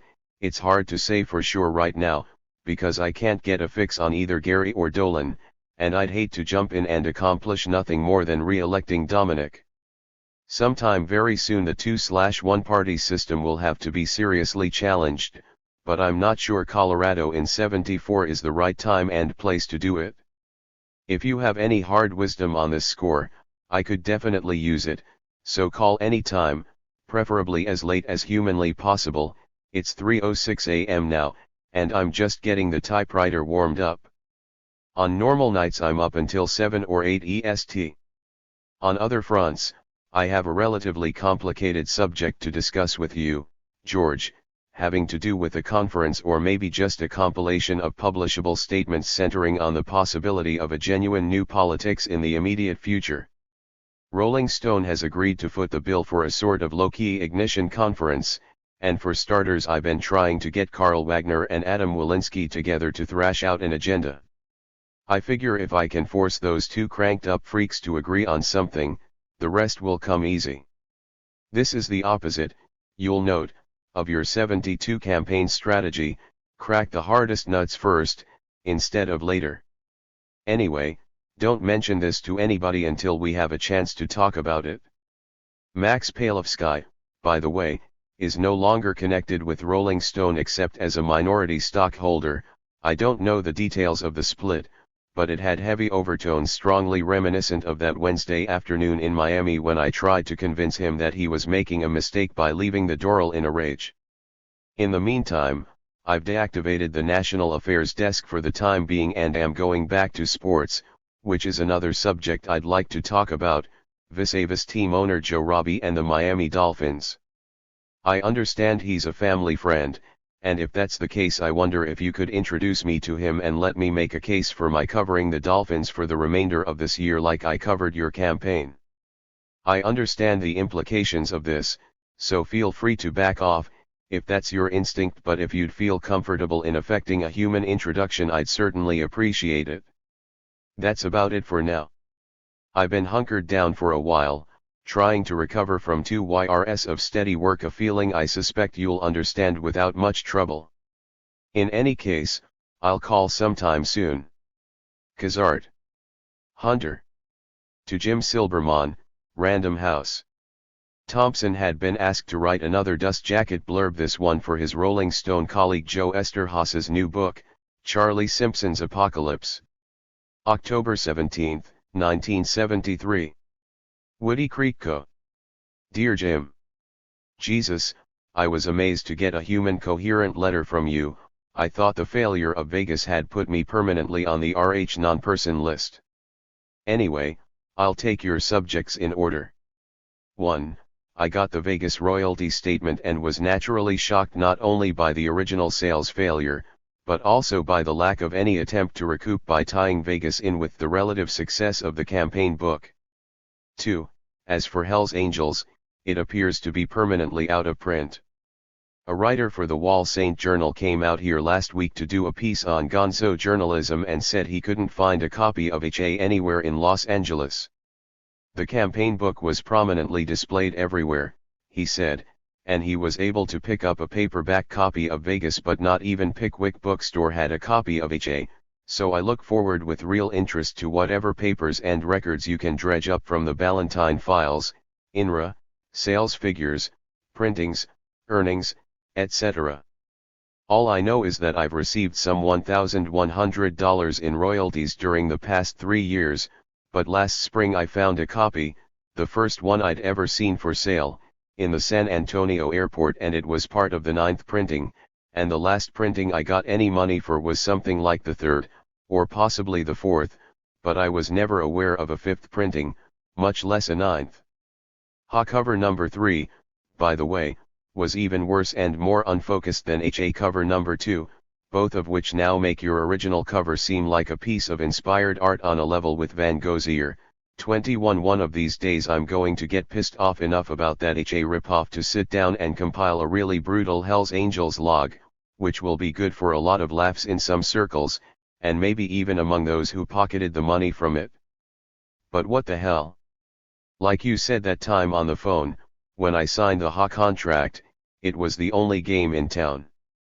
Which was true, at the time, just like Ehrlichman 22 used to have leverage, but I think this goddamn Rebozo 23 syndrome has been pushed just about to the brink. If necessary, I'll hire an independent auditing firm to deal with the HA royalties. Even if I gave the bastards 50% of whatever monies they recover, I figure I'd still come out way ahead. Indeed. But I see we've fouled the agenda here. That bitch was supposed to come last, and it was definitely not aimed at you. At least not personally. 3. Mankiewicz's claim that he bought a copy of Vegas for 19 cents, at some unspecified store in Washington, which I must admit I never verified or even pursued, for that matter, because at the time I was frankly appalled to hear a thing like that, and since it was said in a group of some sort, at McGovern's house, as I recall, I wasn't especially eager to make a scene about it. But he definitely said it, and in a way that gave me no reason to think he was lying, although maybe he was. Frank has a weird sense of humor.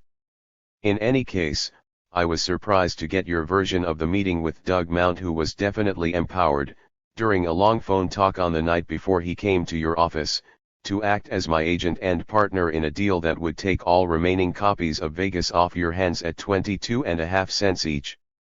But when I talked to him a day or so later, he said you'd been something less than receptive to the idea, implying that I was bitwicky for even sending him to see you in the first place. At this point, while he was half accusing me of sandbagging him, I got the distinct impression that you had sandbagged me by offering to sell me the books at the price I suggested, then disowning the deal when Mount appeared in New York to consummate it. Whatever actually happened, I'm still interested in buying the books, so, in order to avoid any further confusion, you should let me know in writing just exactly what you have in mind. Once I know that, I'll crank up something serious on my end. The original proposal, as I recall, was for a mass purchase, by me or somebody acting in my behalf and probably with my money, of all remaining copies of FNL in Las Vegas for 22.5 cents each. I was under the impression that you'd agreed to this, which is why I sent Mount to see you, but the two of you apparently had a communications breakdown, so it will probably take a while to get our figures together again. I assume, however, that my offer will be substantially the same, give or take a penny or so, and I'd like your response in writing ASAP. Thanks. 4. This one is tricky, and it was actually the real reason for my writing this letter in the first place. I haven't done a letter this long in 2 years, but anyway, we now get back to whatever you want me to say about Joe Esterhaus' book, presumably for use somewhere on the jacket or at least in the advertising. You've never told me what you really want, but I assume it's something like that one Tom Wolfe had on the inside flap of the Vegas book, the one that made Vegas such a fantastic seller, right? You remember that one, scorching and outrageous, as I recall. It was a good quote, excerpted from a letter from Tom to me, as an outgrowth of some conversation we'd had earlier in San Francisco about the nature of new journalism, and I remember feeling guilty and apologizing to Tom for so obviously putting his words to my own commercial use, or at least what seemed like a commercial use at the time. The fact that we were grossly disabused of that notion very shortly in no way reflects on the spirit of Tom's original letter. Which brings me now to the subject of Joe's book, and my apparent inability to write a proper sales pitch for it, a problem that has caused me more personal anguish and cost me more friends in the past 2 years than anything else I can think of. For a while I was getting maybe 3 or 4 books a year to read, evaluate and put in a selling capsule of 20 words or less, but in the past 6 months I've been getting on the average of 1 book a week, and sometimes I get 3 or 4 a week. Just tonight I sent off a handful of unusable quotes. No publisher has ever used anything I've sent, despite the fact that I usually labor and groan over the fuckers. For a book on the McGovern campaign by a girl named Christy Whitker, I also, tonight, sent a letter to some editor who wanted me to endorse a book by Kenneth Anger 24 that he hadn't bothered to send me, He said he'd send me a batch of copies for my own use in exchange for a selling blurb, and also, tonight, I sent a guilty letter to a friend of mine who'd sent me the galleys of his girlfriend's first book, along with a note saying her whole future depended on my publishable comments on her work, but I dashed off a letter calling him a rotten bastard for putting me in that kind of a position and saying I refused to read her book under any circumstances, or any other book he might send in the future. I'm telling you all this just to warn you about my current state of mind, which has been badly bent, of late, by a goddamn torrent of people who not only want to come out here and move into my house, but also into my head and my crotch. On a recent Saturday we had 12 applicants for my Senate campaign appear in the driveway between the hours of 9 and 6. Fortunately, Stedman was here to speak with them because I have a firm rule now about never answering either the phone or the door, which has put an ever-increasing burden on Sandy's nerves. Every time the phone rings we just stare at each other for a while, then her eyes get narrow and her shoulders curl down and she jerks the bastard off the hook and says Dr. Thompson will not be available, for any foreseeable reason, at any time in the near or distant future. Our only hope now is that Juan can soon take over. He seems to enjoy talking at length with these strangers, even the kinkiest, and he's developing a real talent for it. But, again, this has only a peripheral bearing on the Esther Haas book problem, which, due to your last letter, has now become a major psychic burden for me. I have no real idea what you want or need from me, or how you plan to use it, but the only thing I'm absolutely certain of, right now, is that my failure to produce this thing is going to haunt me for years to come and probably scar me for life. And I will fail. There's no doubt at all about that. Just as I failed in every other attempt to write blurbs for other friends' books. Not one has ever been used, Jim. Not one fucking word, by anybody, and I've invariably put more work into the goddamn things than I normally put into 5 or 6 pages of a complex political article. A particularly galling example occurred about 3 months ago when a set of bound galleys arrived, with a note from some editor I'd never heard of, and for some strange reason I took the thing to bed with me one night and read it straight through.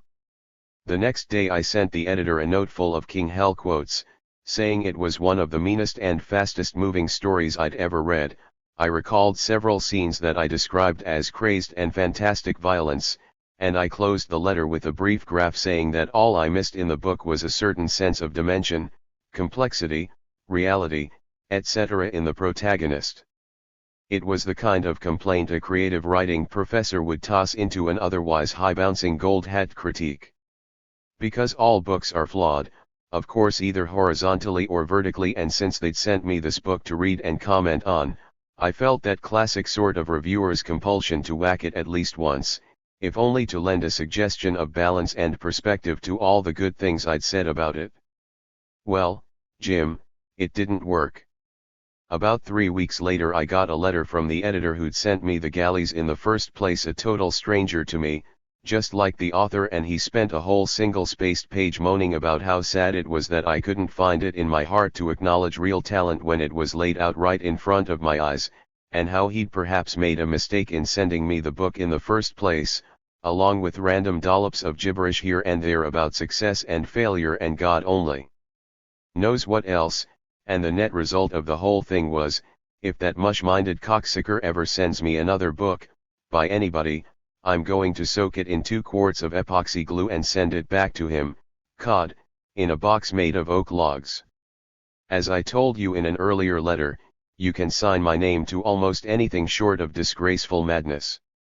A recent review of both Fear and Loathing books, for instance, said the Vegas epic was possibly the best book since the Bible. I would not be willing to go quite that far with Joe's book, but I would say, for instance, that it's one of the best and most brutally truthful pieces of American journalism since Maggie, A Girl of the Streets 25, or that Esther Haas explodes the myth of the new journalism by showing what old journalism could have been, all along, in the hands of a fine writer.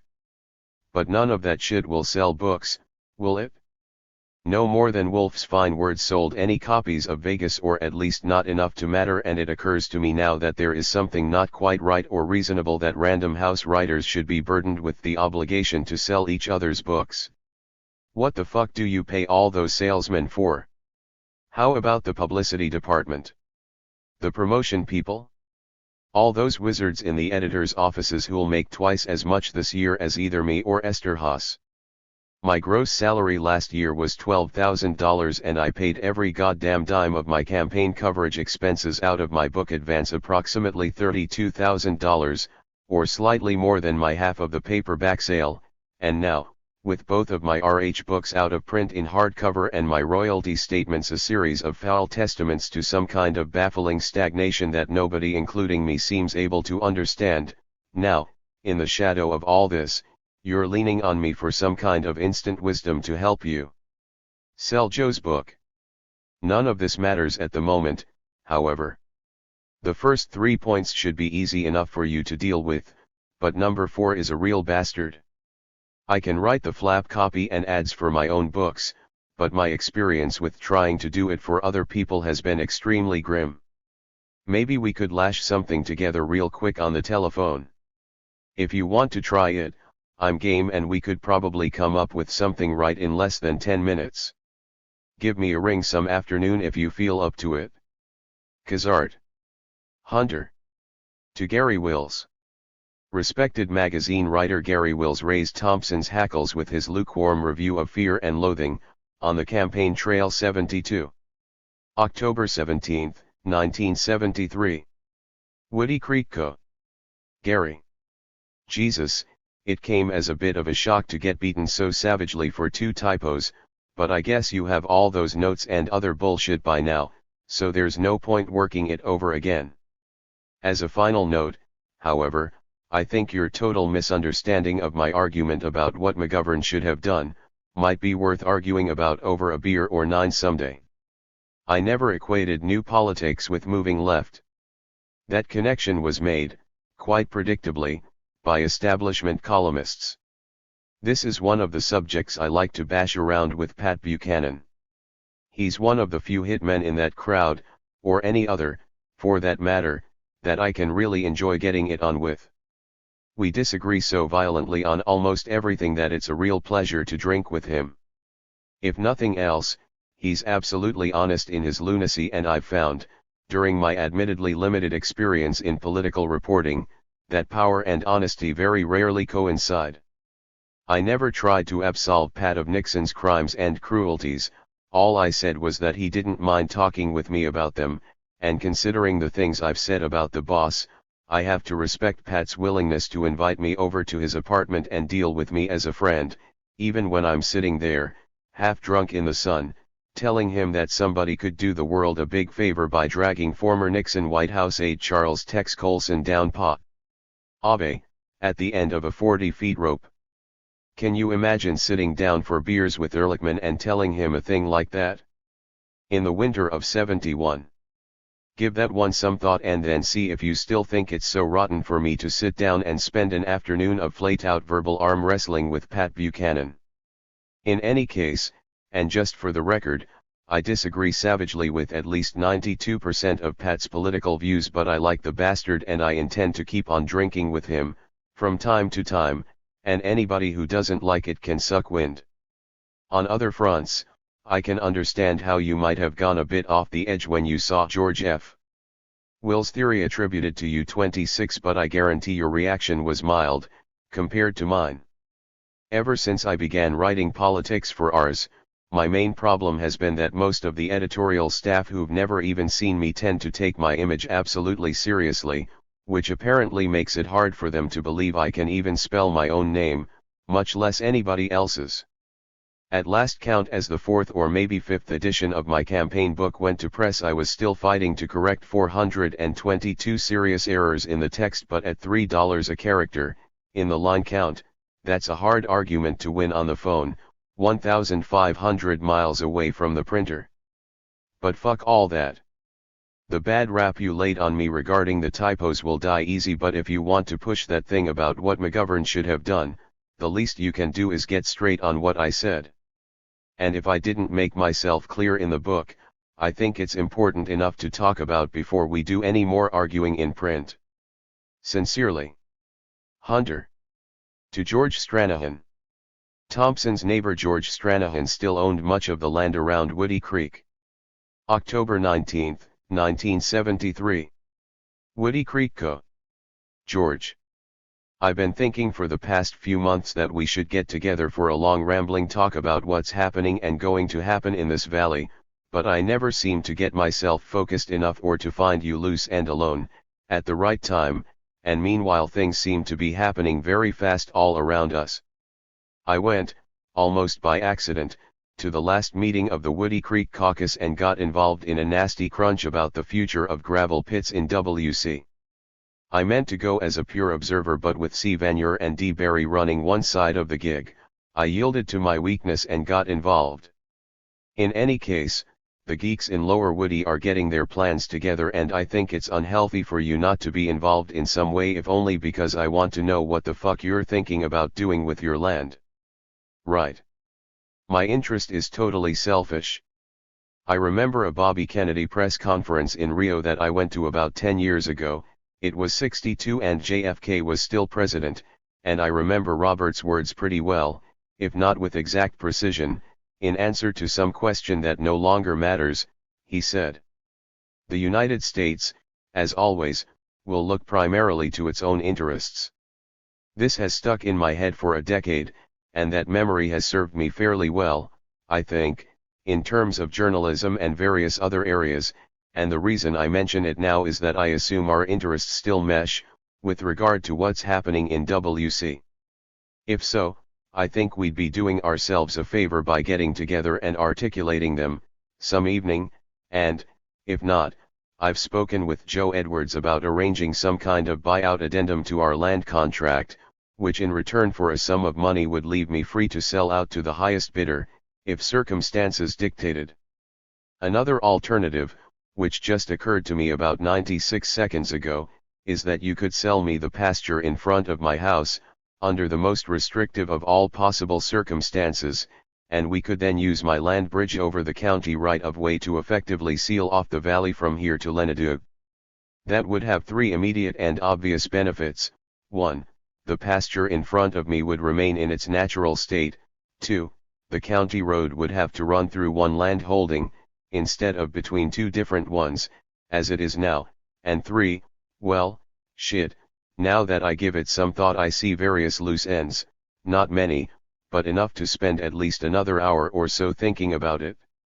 The nut, however, has to do with the long-term future of Woody Creek, and I get the feeling that those people down on the river are sort of teetering on the brink, right now, between selling out and hanging tough, and one of the main factors in their confusion seems to be whatever plans, or lack of them, you and Stanley might have for Upper Woody.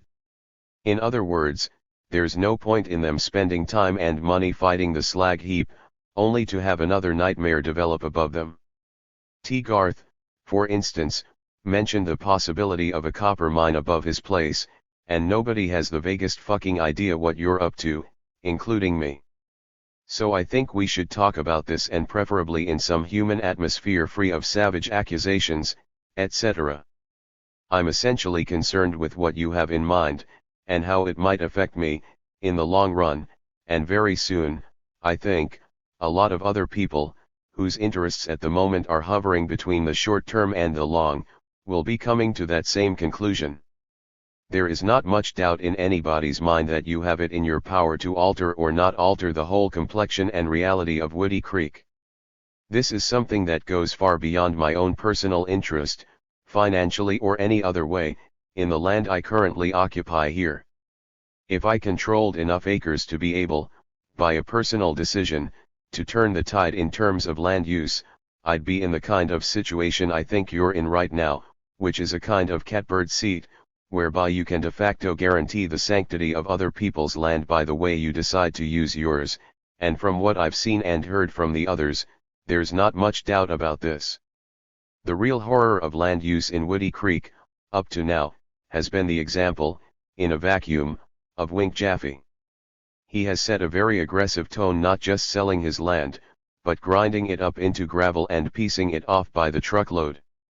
On the generally accepted spectrum, Jaffe's blind greed has made your own dealings seem philanthropic and far-sighted, but there's no point kidding ourselves about that, is there?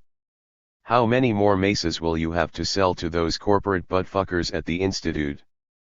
But do you really want to sell the whole valley to absentee owners and New York-based landlords? Addled-brained shitheads like Slater and Nielsen, 27. Shit, I have other things to write for money, to pay off the mortgage, so I'll chop this off here and hope I've made at least a bit of a point. Call ASAP and let's get together for a talk. Okay. Hunter. To Virginia Thompson. After 2 years of nearly non-stop work, Thompson found that his bank account had not grown at the same rate as his reputation. October 20, 1973. Woody Creek Co. Dear V.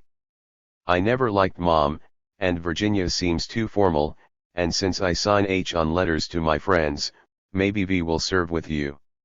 I feel more comfortable with it, at least in writing. A quick answer to your letter of today is that there is no news from me, Sandy and Juan. Nothing except the dullest and most mundane activity has afflicted this place since the long-suffering end of the Campaign 72 book and my half-involved summer in Washington at the Watergate scene. I seem to be in the grip of a deep/dark letdown after spending 2 years at top speed on the Fear and Loathing books. At the moment I feel physically and mentally and emotionally drained. I can't even get excited about what I think is the imminent demise of Nixon. I tried to go hunting the other day, but standing around the campfire about midnight before the hunt I realized I would never pull a trigger the next day, so I drove a Jeep down the mountain and crashed it into a boulder so violently that it destroyed the front end, and I spent the next 2 nights sleeping out in the weeds of a river bottom on the western slope of the Rockies, looking up through the limbs at the jet trails 33,000 feet up in the sky on the run between New York and LA, and knowing that on any other night I could be up there in one of those planes, but feeling very nice down there in my sleeping bag like a totally anonymous person or maybe even an animal. All alone. Not a human being within 10 miles in any direction. I'd forgotten how it feels to be absolutely alone for more than brief moments here and there. Anyway, I find myself getting famous, but no richer than I was before people started recognizing and harassing me almost everywhere I go. The Vegas book, for instance, was a drastic failure on the money front, only 10,000 sales out of a 30,000 first printing. That's bad for the editor, very bad, which explains why my next book will be published by Straight Arrow instead of Random House. The Campaign 72 book is doing better than expected. It looks to be more along the lines, financially, of the Hells Angels book, which has so far netted a bit over $25,000 spread out over 5 years. But things seem to be working out. The one benefit of fame seems to be a big expense account, but that only works when I'm traveling, and the net is always zero. I'm beginning to feel like Joe Louis 28 when he was wallowing in all those dollars for so many years, but none of them stuck to his fingers, and when the deal went down he couldn't even pay for his taxes. But no, it's not that bad. I have all manner of geeks from TV shows and lecture agencies calling me at Rolling Stone, and I suppose I could make a wad of money if I returned the calls, but I tried the lecture circuit for a week last spring and it came close to destroying me. I made a drunken fool of myself at places like Yale, Harvard and the University of Chicago, and when we added up the bills I was somehow about $600 in the red, due to unexplained expenses on the road. The only TV thing I've agreed to do this time around is a 1-hour argument of sorts with Dick Tuck on NBC next week in Los Angeles. It's a new show called Tomorrow, which comes on around 1 in the morning, following tonight. 29 We're scheduled to tape our gig on October 24th, for the Thursday, October 25th program. If I can keep a straight head for the taping, the result might be worth watching. Check the listings on Oct 25 tomorrow, NBC, in the early morning hours. As for that running for the Senate trip, that's just another case of trapping myself in my own rhetoric, and the idea that I should ambush Dominic in the GOP primary was Pat Caddell's wishful thinking, he'd already signed on to do the polls for Gary Hart in the Democratic primary, for the Senate, so he tried to pass me, his other client, off as a dingbat Republican. Politicians are pigs, but the people who make their living off of politicians are beyond description. And so much for all that. What was that madness about getting me into a lawsuit in Memphis about some estate I never even heard of? I assume it was some spin-off from Uncle Garney, but, Jesus, what a nasty shock to suddenly find myself named as a plaintiff in some goddamn lawsuit in Shelby County, Tennessee, or some such place. I have enough real lawsuits on my head, without having to grapple with people I never even heard of. At the moment, Oscar Acosta, the Chicano attorney whose behavior was the genesis of my attorney in the Vegas book, has an apparently valid claim against me for $25,000, which would worry me considerably if there was any way he could get it, but even in a money vacuum he's managed to kill any chance of a film sale by his constant threats of a libel suit. So in essence nothing has really changed much except that I'm now making mortgage payments, instead of rent, and that's a big difference psychologically, if nothing else. Juan is fine, Sandy's teaching reading at the community school, and I'm doing nothing at all. Nothing. And that's the way I like it for now, anyway. Love. Hunter. To Jerome Grossman. In February 1972, Thompson had gone to Worcester to cover the Rad/Lib caucus organized to unify Massachusetts liberals before the state's April 25 Democratic presidential primary. George McGovern beat Eugene McCarthy nearly 3-1 in the informal ballot. To make things worse, Thompson wrote in Fear and Loathing, on the campaign trail 72, one of the main organizers of the Rad/Lib caucus was Jerry Grossman, a wealthy envelope manufacturer, and a key McCarthy fundraiser in the 68 campaign, who after the event went far out of his way, to make sure McCarthy was done for by immediately endorsing McGovern. October 20, 1973. Woody Creek Co. Dear Jerome, I am going through your long letter of Sept 11 for the third time tonight, and I'm damned if I know how to answer you. Some of your points are so hard and true that they snap me up short with a sense of humility, the backed-off journalist versus the totally committed activist, and some are such pure, petty gibberish that I wonder if getting into politics on a national level is worth the horror of putting up with this kind of bullshit, or even existing in the same arena with it. But what the hell? Let me read the goddamn thing again, and maybe after that I'll be able to deal with it on that level, undetermined, as yet, where it was conceived or at least written. In the meantime, however, and despite any ugly outbursts that might come your way in the future, I should probably say here, while there's still time, that every milligram of energy that you've put into politics since I first heard your name up at the Wayfarer in '68 is a milligram I envy and have to admire. And whatever description of you in my book that seems to have offended you was, after all, just a quote from one of your local politics wizards. If I zapped you personally, I don't recall it, and if I was ever that careless I should probably apologize.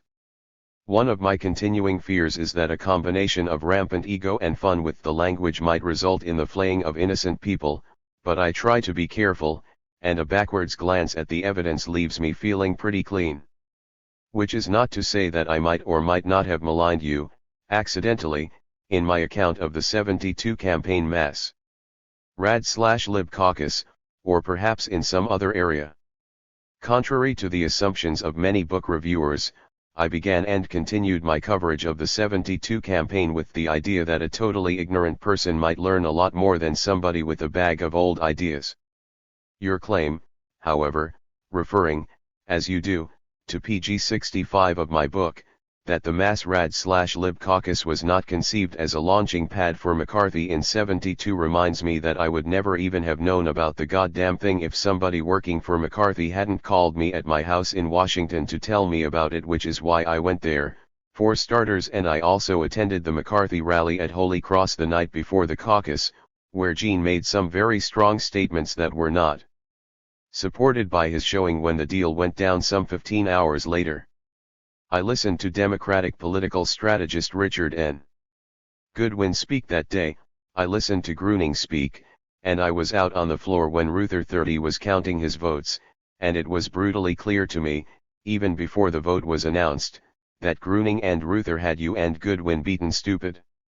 I was a bit shaken by the outcome, as I said in the book, but after a time I managed to overcome my shock and also that memory of McGovern arm in arm with Hubert at the stockyards in '68, and by the time of the California primary I was able to feel a sense of at least journalistic unity with the troops in the McGovern campaign.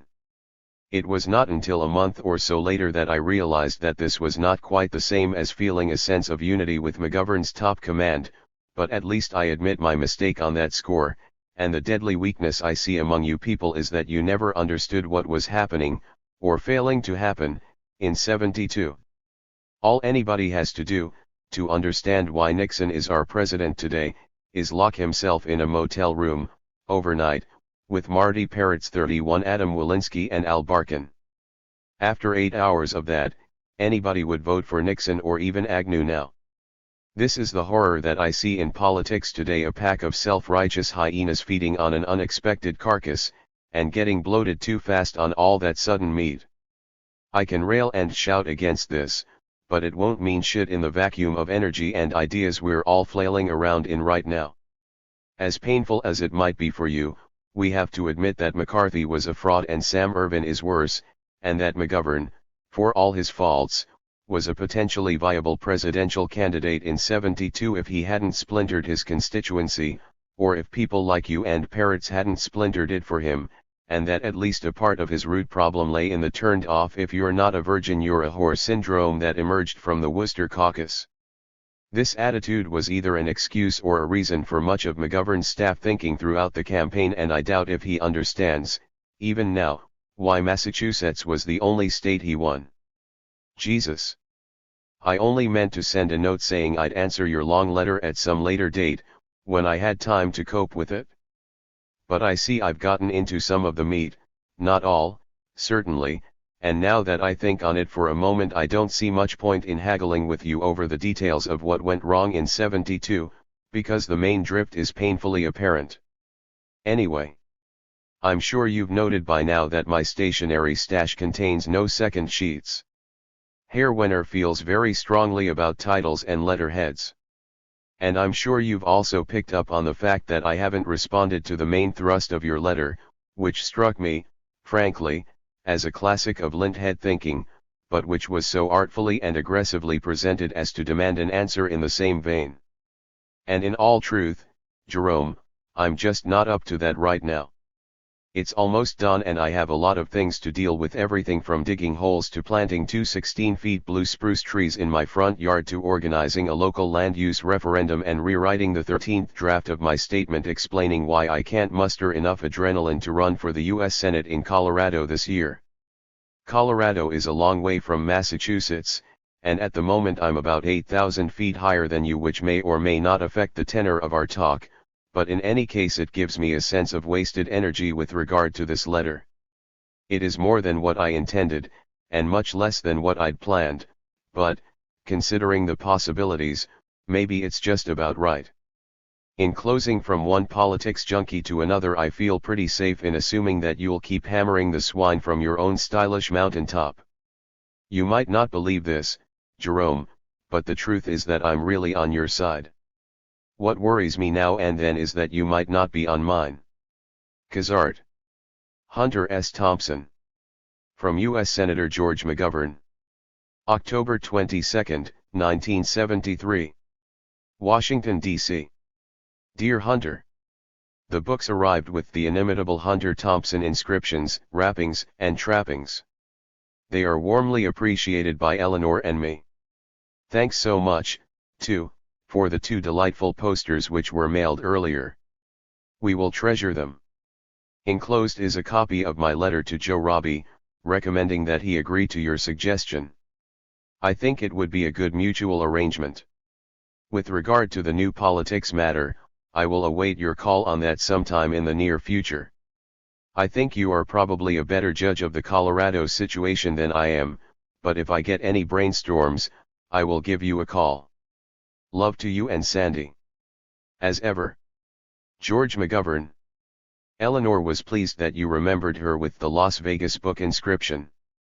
I will read it too. From Katharine Graham, The Washington Post. Graham sent her personal thanks for Thompson's subscription and payment.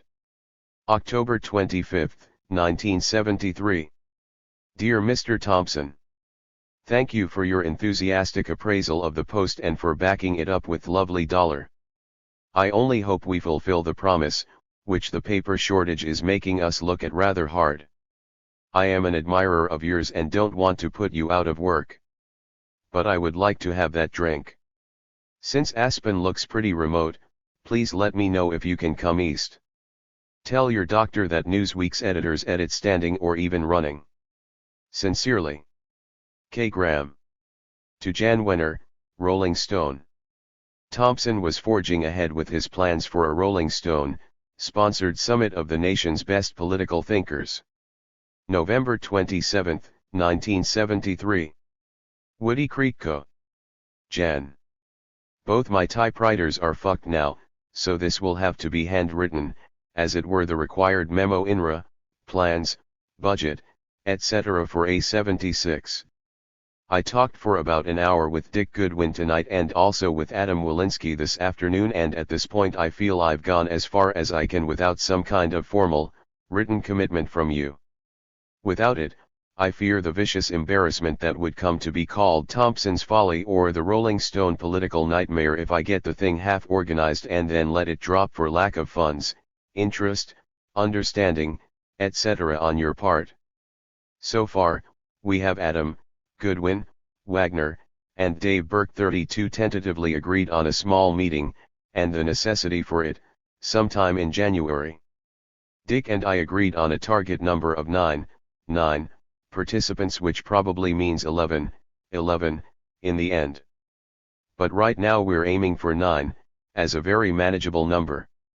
This memo, in addition to the copies you already have of Wagner's outline and my letter of 11/10 to Adam, should give you enough information for a DECS/com decision commitment, ASAP. I absolutely need this before I can go any further on my own.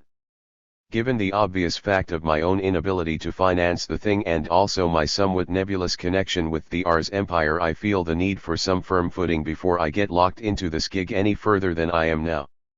So, here's the way I think we should do it. 1. Organize the whole thing, on paper, in the form of a book contract with S/A straight arrow along the same lines as my C-72 book. The contract would essentially be between me and S/A, or, rather, between S/A and HST plus 10, 11, or 12 John Does, names to be filled in later, for royalty purposes. By this means, all expenses for putting the conference, and the book, together would be covered by an advance, with all profits beyond the advance, 15%, going in equal amounts to the authors. 2.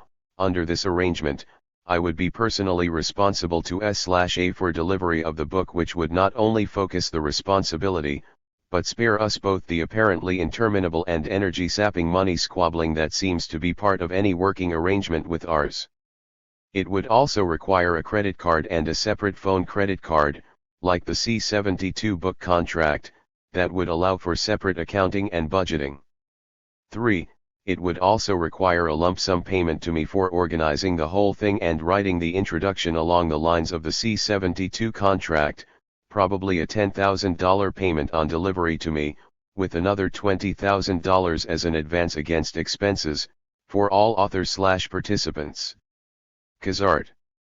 It's 5:57 a.m. now and the Aspen FM station is howling White Rabbit, a good omen, feed your head. And starve a habit, that's what I've always said. Anyway, the A76 project would also require the services of a more or less full-time ex-secchi to keep the lines untangled. You may have somebody in mind, if not, and with considerable luck, I might be able to arrange for somebody out of my own vast experience. I figure the whole project from DECS/com to publication will take about a year, but if it works out right, we'll have a landmark book for 76 and a steady seller until 1999. The main problem lies in the selection of the people Goodwin is going to call in a few hours with his list.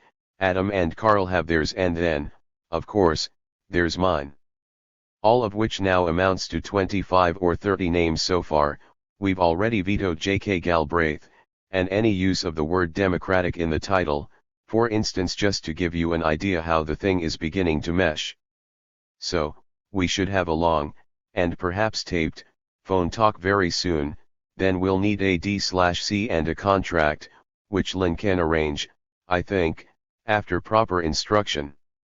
Personally, I like the C-72 contract as a working model. It allows for maximum freedom, minimum hassle, total reimbursement of all expenses, and potentially unlimited returns. Any pre-pub excerpts in ours should be treated as a separate matter, I think, once again, like my C-72 arrangement. Overall, I see no real problems unless we create them ourselves. Goodwin and I can handle the personnel problems, and a good ex-secchi can do the tangible organizing, travel, location, communications, etc. Dick's function, as I see it, will be to keep me from stacking the thing with wild-eyed radical freaks, and mine will be to keep Goodwin from turning it into a Kennedy for president and organizing seminar. As for you, well, when your nerves get so bad that you have to be doused with a fire-smothering agent, for your own good. I hate to say this, but institutionalization is not always a bad thing. In any case, I'll probably see you over there in a few days. I'm planning to make the Houston trip with the Oakland Raiders this weekend, so give this thing some thought ASAP so we can get it settled quick. Thanks. H. From Oscar Acosta. Acosta was also a bit of a politics junkie. November 29, 1973. Los Angeles, CA. Hunter. For the past 6 months I've tried to find a job as a writer, lawyer, clerk, laborer, etc. I am blackballed everywhere in Frisco and LA. I've lived on food stamps and petty theft. As you know, counterculture legends don't pay off in cash. Ass and dope are always plentiful, but no one seems to care about my room and board. Despite all messages and nightmares to the contrary, I still am looking to you as my only serious white connection for the big contract. The way it looks from here, I'd even settle for a small one. Send immediate seed money to discuss the possibilities of forming a political alliance between your freaks and my cucarachas. If I had the bread, I could without doubt be elected to the offices, 1. of City Council, Assembly, Judge, and probably Congress. A new Chicano district has just been ordered by the California Supreme Court. If you're still serious about running for Senate, you are going to need Corky. 33 I am back with the boys in East LA. The commies who drove me out 2 years ago are now stone Nazis, PL. I ran into Caesar 34 at the press club and he gave me his blessings in front of the politicos who would be my only opponents. I am very aware that all this sounds like a repeat of my early letters of '68, but the truth is that things have gotten more deadly serious, much more than in those days when it all sounded like pipe dreams. E.g., 1. Chicano, i.e., power is now officially accepted. 2. The deputy mayor, Aragon, former CIA in Brazil, told me to give him a call if I needed anything. 3. The press all came at my command. All I said was I'd written an exposé of the CLF, etc. And they came but were too embarrassed to ask if it was fiction or journalism, etc. 4. And East LA, part of unincorporated county, will soon be incorporated, which would automatically give me at least city attorney, if not chief of police. My only drawback is the status of my taxes, 9 years no file, but it will actually raise all those good American issues once again, no taxation without rep, etc. Why don't you set up a meeting with me? After all, I can probably even make trouble for LA Mayor Tom Bradley, his boy. In a close race, I am the best spoiler candidate in town. At the very least, send my share. You did say 20%, of the film rights to F/L. Clancy said you got $7,500, deduct my loans from you to me and wish me well, as I do you. The bill for the car, assuming you had to pay for it, should be sent to Associate Editor David Harris at r/s since he used it for that week. I didn't get to fuck Joan, or you can consider that my fee for holding your hand all the way into the fucking airplane. Money-wise, I am desperate. Send help to above address, quick, thanks. Oscar. To Oscar Acosta. By late 1973, relations between Thompson and Acosta had deteriorated to the point of this scathing missive. December 4, 1973. Woody Creek Co. Dear Oscar. Your mail has been getting through for good and mainly ill, as it were, so I thought I should send you this note INRA, your request of November 29 for seed money. Or any other kind, for that matter. What in the fuck would cause you to ask me for money after all the insane bullshit you've put me through for the past 2 years? Why don't you try to collect your 20% of that $7,500 Clancy said I got for the film rights to Vegas? A gig like that should keep you busy for a while. Right, put your legal skills to work, work in your own vicious shadow for a change, and see how it feels. The ugly truth, Oscar, is that there never was and as far as I know never will be a fucking penny for the film rights to Vegas, not for me, or you, or Savage Henry, Sick, or the hitchhiker or your LA lawyer or anybody else. The book has been rendered totally unsaleable for film, for reasons I suspect you understand far better than I do, and the only satisfaction I get out of telling you this comes with knowing that you need that 20% a lot more than I need the 80%. I can still make a living by writing, old sport, but all you seem able to do is burn your ex-friends. Yeah, I paid that goddamn $258 rental car bill, and Wenner laughs at the idea that Harris used it for working on a Rs story. Anyway, good luck with your grudge. No doubt it'll make you as many good friends in the future as it has in the past. As for me, my attorney advises me that I can at least deduct something around $10,000 for losses you caused me in '73. In the meantime, why don't you write a nice movie? Or a book? You shouldn't have any trouble selling the fucker, considering all the people you've fucked over and burned. Good luck. Whitey. To Max Palevsky. No longer associated with Rolling Stone, Max Palevsky had written to Thompson that he was calling in a $10,000 personal loan he had made to the writer. December 4, 1973. Woody Creek Co. Ah, Max, sometimes I wonder about you. Your last letter was, as always, a joyous thing to receive. It confirmed my lifelong belief that there is no such thing as paranoia. Only ignorance, naivete, sloth, and the ever-present danger of allowing one's affairs to fall into the hands of toothless 10%ers. Which means, and I suppose this was inevitable from the start, that I'll have to come down there and deal personally with this goddamn thing. All my hired surrogates come back with different stories which might surprise me if I didn't know you, so I figure the only way to understand what shorted out is to talk on a human basis.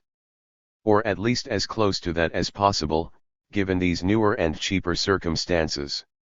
In any case, I'll call in a day or so from SF. That should give you adequate time to consult with the charred remnants of your conscience. Kazart.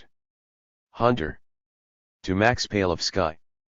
Fear and Loathing in Las Vegas was finally made into a movie directed by Terry Gilliam, starring Johnny Depp, and screened at the International Cannes Film Festival in 1998. December 25, 1973. Woody Creek Co. Max. I'm sure you're aware that anything I write or say to you right now with regard to that $10,000 and the Vegas film rights is subject to certain constraints and essentially aggressive advice from other quarters, all of which I pay for good or ill, and which, for that reason, if no other, I'm inclined to take seriously. And the nut of this advice, for right now, is that somebody other than me has fucked up vis-a-vis the Vegas film gig. I have not, to my knowledge or even in the realm of accusation, done anything weird, wrong, or disruptive in that area, which leads me to feel, on balance, that I should not logically bear the brunt of other people's mistakes. I have never backed off from paying my own dues, but at the same time I feel a genuine reluctance to write a check for other people's fuck ups.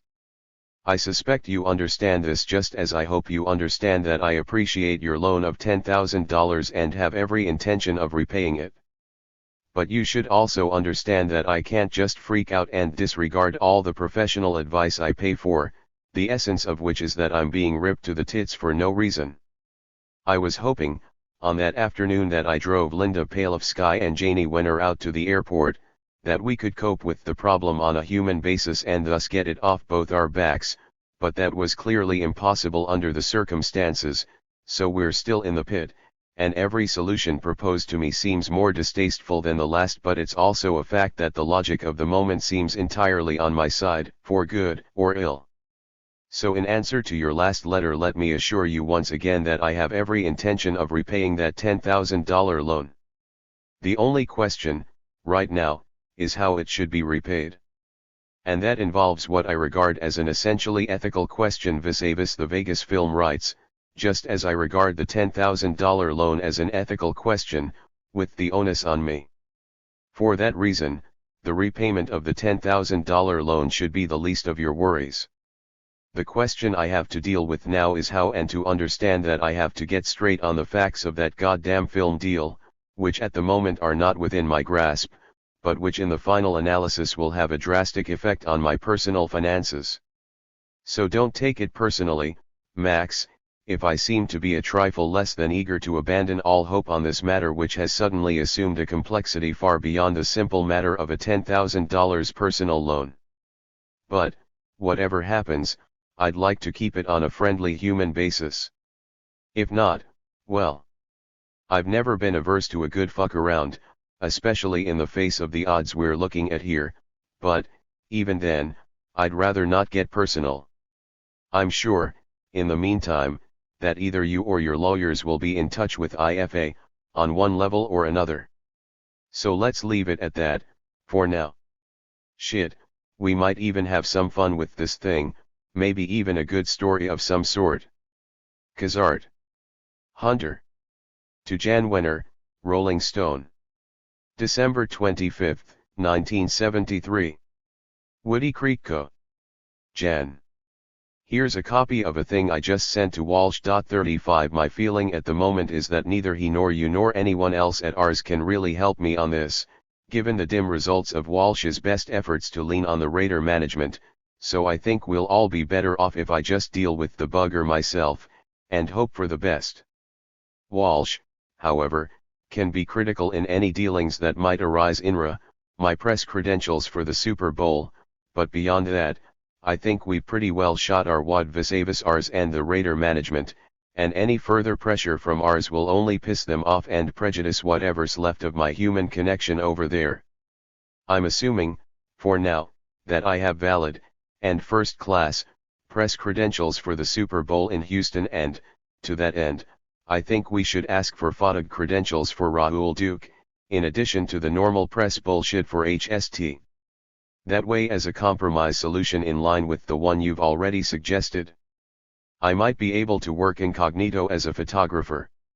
Which might work out at least as well as it did on that Cozumel/Playboy assignment. Okay for now.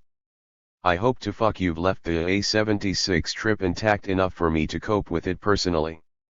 Otherwise, I doubt if there's any point in wasting either of our time and effort on a 74 writing contract. As far as I'm concerned, my recent visits to SF INRA, the Pro Football Story and other gimcracks constitute the fair and reasonable trial period we informally agreed on during my quasi-violent Halloween visit, and I doubt if anyone who lived through the last one would urge any further extension of the trial period.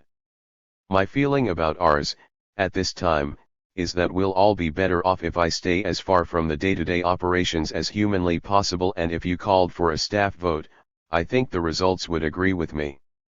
I want to be on record, however, to the effect that I remain genuinely and personally concerned INRA, the direction ours appears to be drifting toward at this time, and if there's anything I can do to have a real effect on this drift, I'm still interested enough to lend a bit of crank to it. Otherwise, I think we'll all be better off if I work directly with Saint Arrow on a contract basis like last year and leave you and years free to do whatever you want with the book. Every once in a while, perhaps, we might find something mutually excerptable from my book work, and on these occasions I assume we can work together on an article not subject to either editing or expense hassles. In the meantime, PLS keep me advised on the status of A76. It's the only project we're mutually involved in at this point that seems to have any real future. Kazart. Hunter. To Greg Jackson, ABC News. Thompson's love of pro football went unrequited, due to the reputation that had grown up around him. Jackson had become a close friend of Thompson's on the campaign trail. Christmas morning 1973. Woody Creek Co. Jackson. It's 1:22 a.m. here and I just got your thing in JG done 36 and Las Vegas, which started out fine and sharp and personal, then fell back on itself in the end, maybe due to bad editing, so I guess I'll have to wait for the book. I met him and his wife about a month ago, incidentally, at a dinner party at Pale of Skies. They seemed like inordinately quiet people. Or maybe it was just because of my own standard brand behavior, drunk, speedy and raving. Anyway, thanks for the clip. On other fronts, how do you like Tim Krause's trip? I feel like the illegitimate father on a trip that would have to include you as the midwife, and in the wake of all that campaign fever and bullshit, I feel a strange sense of angst and disjointed emptiness about journalism. The past year has been a total waste of time and everything else, to my mind, and tonight is my last chance to finish a piece for the January 1st New York Times op-ed PG on the meaning of 73, or whatever. Which is a hard thing to write because, despite the wild breakthrough of Watergate, etc., 73 has been as dull and rotten a year as I can remember. I have a $50,000 book/novel contract to fulfill by July of 74 and I suppose I'll have to do it, but all that really interests me now is the 76 campaign. In the meantime, seize any chance you get to stop by the Owl Farm and do nothing for a week or so. That's all I can offer at the moment. My only gig for the past 3 months has been a long and psychically complicated pro football story which unexpectedly terminated last week when the Oakland Raider management suddenly informed me that I was barred because of my personal involvement in the drug scene from any contact with the team in public or private. There was no explanation, to me or the editors of RS, and right now I'm waiting for official word that I'm barred from even attending the Super Bowl in Houston. It's the Ziegler trip all over again, but this time I'm dealing with pros. When the NFL comes down on you, it's like the NKVD 37, they make the White House hacks look like amateurs. Anyway, if you get to the Super Bowl in Houston, I'll be there and probably under the same ugly circumstances that characterized my arrival on the 72 primary scene in Florida. Which might be fun, or at least a reasonable facsimile. So why don't you try for a sort of auxiliary coverage gig at the Super Bowl using a peg like the socio-political aspects of pro football, or whatever you can make of it. Okay, for now. I have to get back to struggling with this goddamn thing for the Times. 38 If you can't get out here in the next few months, I'll see you in either Houston or New York. Kazart. Hunter. 1974. Back to Washington, back to work. Back to the halls of the evil Watergate Hotel. Collapse of the Nixon Empire, revenge of the brutal freaks. Constant travel, constant plotting, summit conference in Elko and fateful first meeting with Jimmy Carter. Senator Thompson from Colorado. Studebaker Society, 1974, clockwise from 6 o'clock, Little Richard, Dick Goodwin, Adam Walensky, Dave Burke, Carl Wagner, Pat Cadell, Rick Stearns, Sandy Berger, Jan Wenner. Missing from photo, Doris Kearns and Hunter Thompson. Photo by Hunter S. Thompson. Jan Wenner and Doris Kearns, Elko Conference, 1974. Photo by Hunter S. Thompson. Pat Cadell and Sandy Berger, Elko, 1974. Photo by Hunter S. Thompson. Zaire, 1974, with George Plimpton. Photo by Ralph Steadman. Leaving Elko, 1974. Left to right, Pat Cadell, Dick Goodwin, Jan Wenner. Photo by Hunter S. Thompson. With Ralph Steadman in Zaire, 1974. Photo by Ralph Steadman. To Patrick J. Buchanan, The White House. After newsstand sales proved the popularity of Thompson's 1972 campaign trail articles, the National Affairs Desk was encouraged to expand Rolling Stone's political coverage. January 3, 1974. Woody Creek Co. Dear Pat. Why is it that every time I pick up a magazine or newspaper I see your name? More often than mine, even. And on top of that, my dubious and beer-stained relationship with you has lent, as it were, a certain onus to my reputation. In any case, it occurred to me tonight in my semi-retired capacity as Nat. Affairs ed of ours that you might get a boot out of writing a real hammerhead screed for us, something to jerk the dope-addled ours audience off its ass and generate some of that old-fashioned fear and loathing that we all came to know and love in the old days. More specifically, I'm thinking about your prognosis vis-a-vis the health and future of conservatism in American politics given the current, uneasy circumstances. As you know, I've always felt a certain twisted sympathy for your personal stance, if only because of what strikes me as its basic integrity, along with a stylistic brutality that I can appreciate for reasons I see no need to discuss at this point in time. As for the chance of your doing a screed for ours, I'm thinking about something between 2,000 and 4,000 words, which would be either 1 or 2 pages in the magazine, with heads and white space, at about twice the money you get from the New York Times op-ed gang. Or maybe more. I don't want to be put in the position of negotiating for your wisdom on a sleazy commercial basis.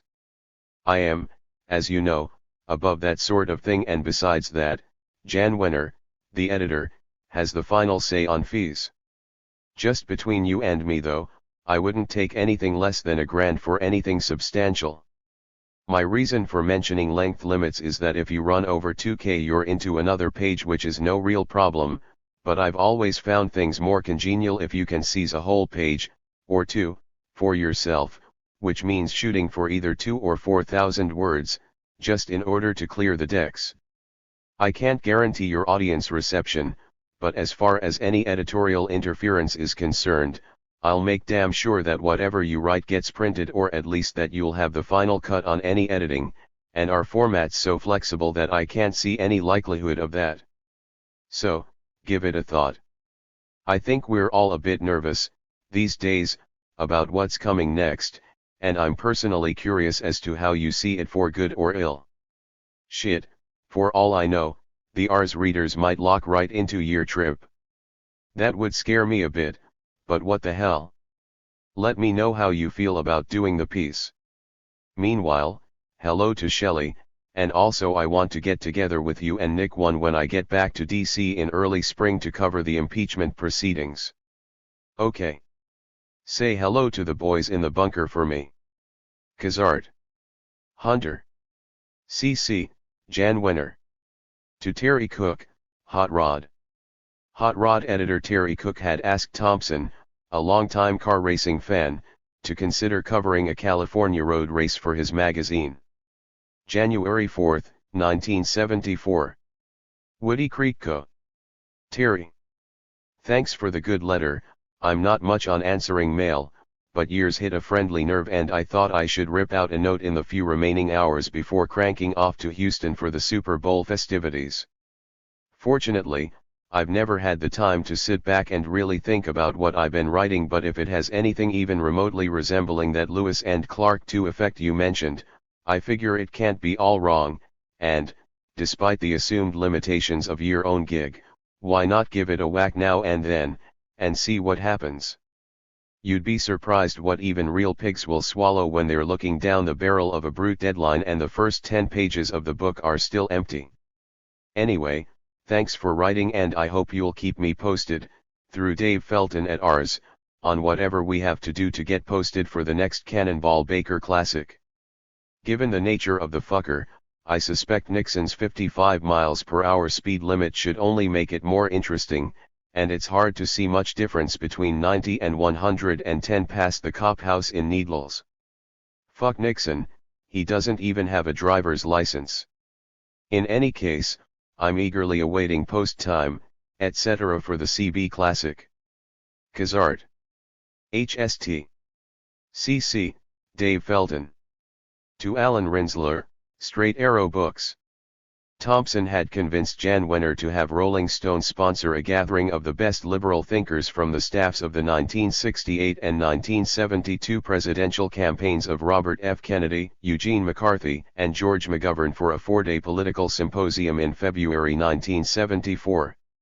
The idea was that these Democratic gurus would hash out an issues agenda for America's future, which Straight Arrow would publish in book form and distribute to the nation's decision-makers.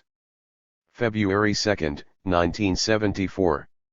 Woody Creek Co. Dear Alan.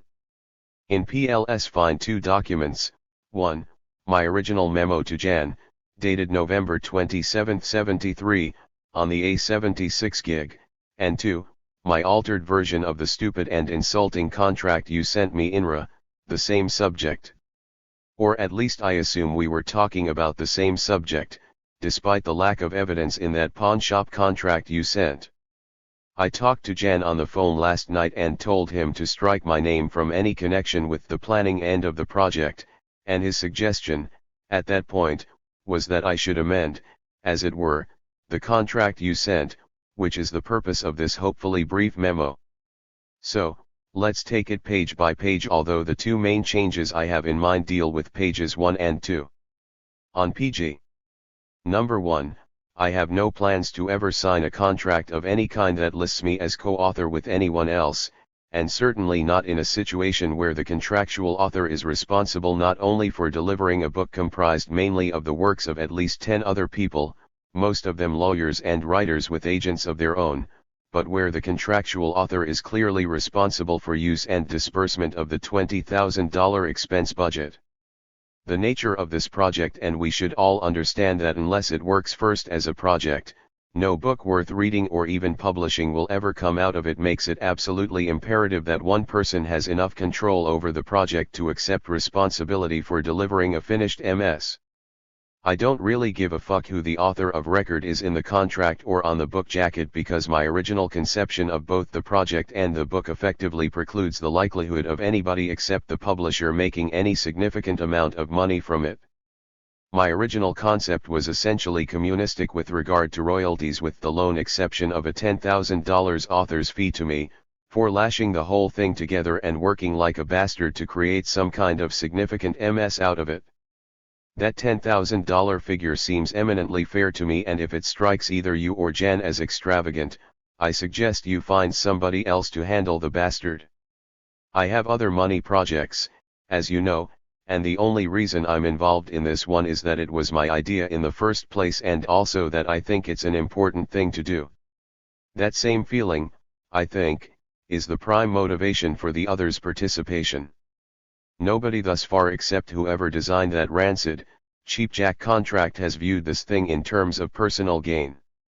Well, I seem to be too angry to continue this fucker in any rational or detailed sense, and besides that I have a chartered Cessna 210 waiting for me at the Aspen airport for a flight to Salt Lake City to pick up Jan, then to Elko to check out the conference site, make all reservations and arrangements, then back to Aspen for a 2-day haggle with Jan before leaping over to Denver on Wednesday for the Bob Dylan concert. So let's get to PG2 at once. The only serious problem there has to do with the $20,000 expense provision. Under no circumstances will the contributors be paid out of the expense fund, as long as I have anything to do with this project. If you and Jan are prepared to run a flagrant rip-off on people like Dave Burke and Adam Walensky, I can't even wish you good luck.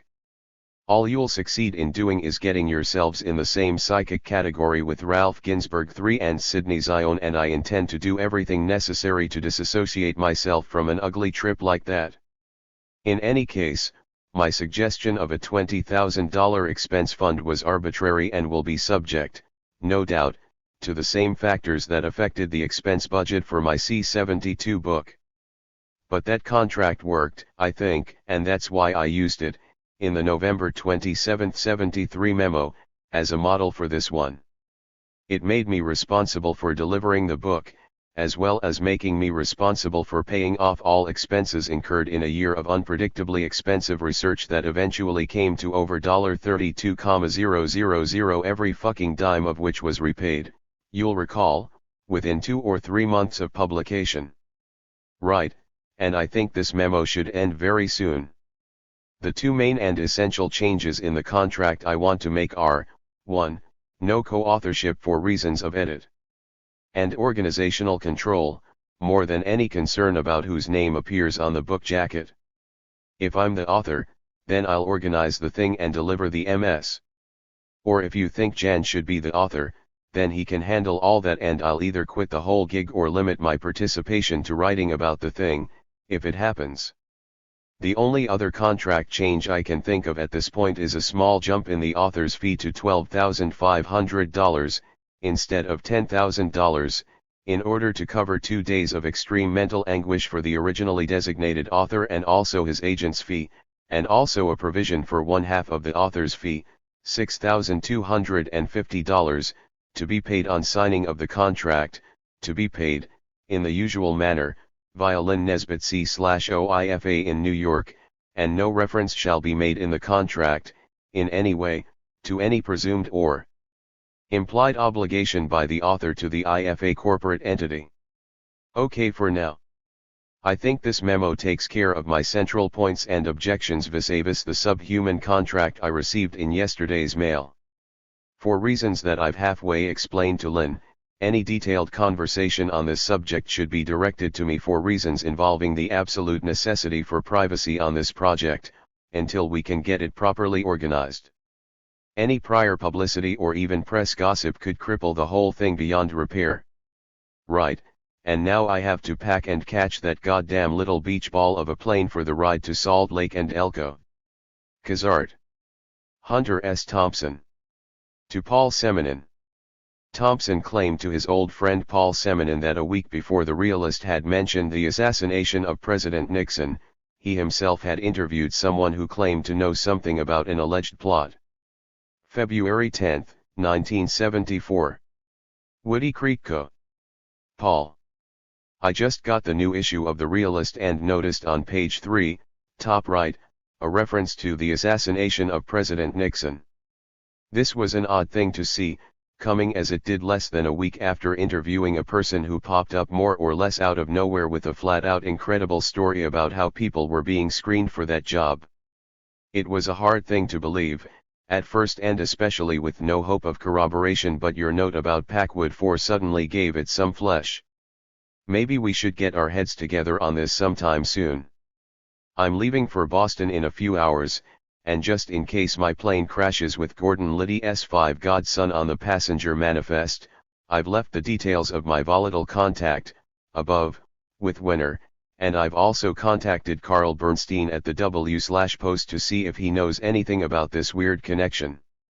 In any case, regardless of how this thing gets dealt with in the big-time press, I think I'm onto something worth pursuing, by you, me, the Post, or anyone else who can run it down for real.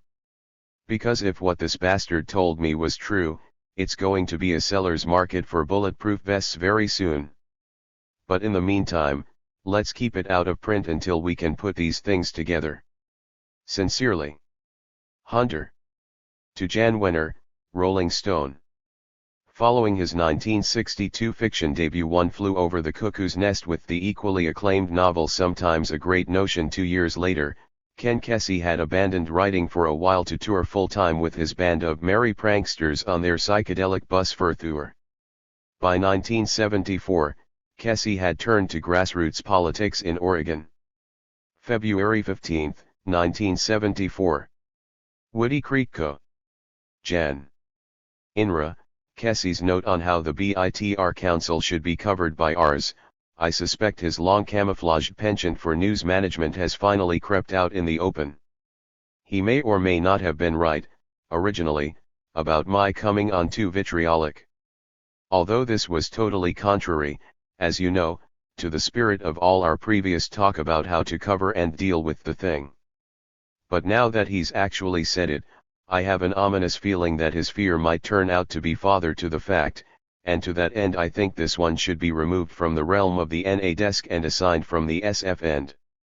I could make some suggestions, but since I'm sending a copy of this letter to Ken, I figure anybody I'd mention would be automatically prejudiced when he/she showed up in Oregon. In any case, this BITR Council is the only state-level gig I've heard about that seems to be heading in the same direction as the one we've been talking about nationally, and because of that, I'd definitely like to know what comes of it.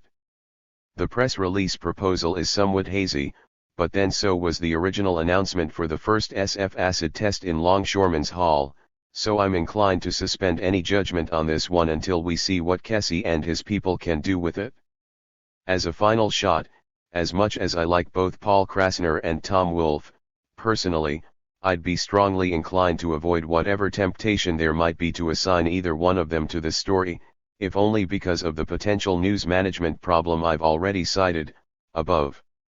If Kesey wants to understand realpolitik and be his own press secretary at the same time, God's mercy on his ass, and, although I say this with a sense of genuine reluctance, I think we have to view him with the same hard eye we've used all along on Nixon/Ziegler.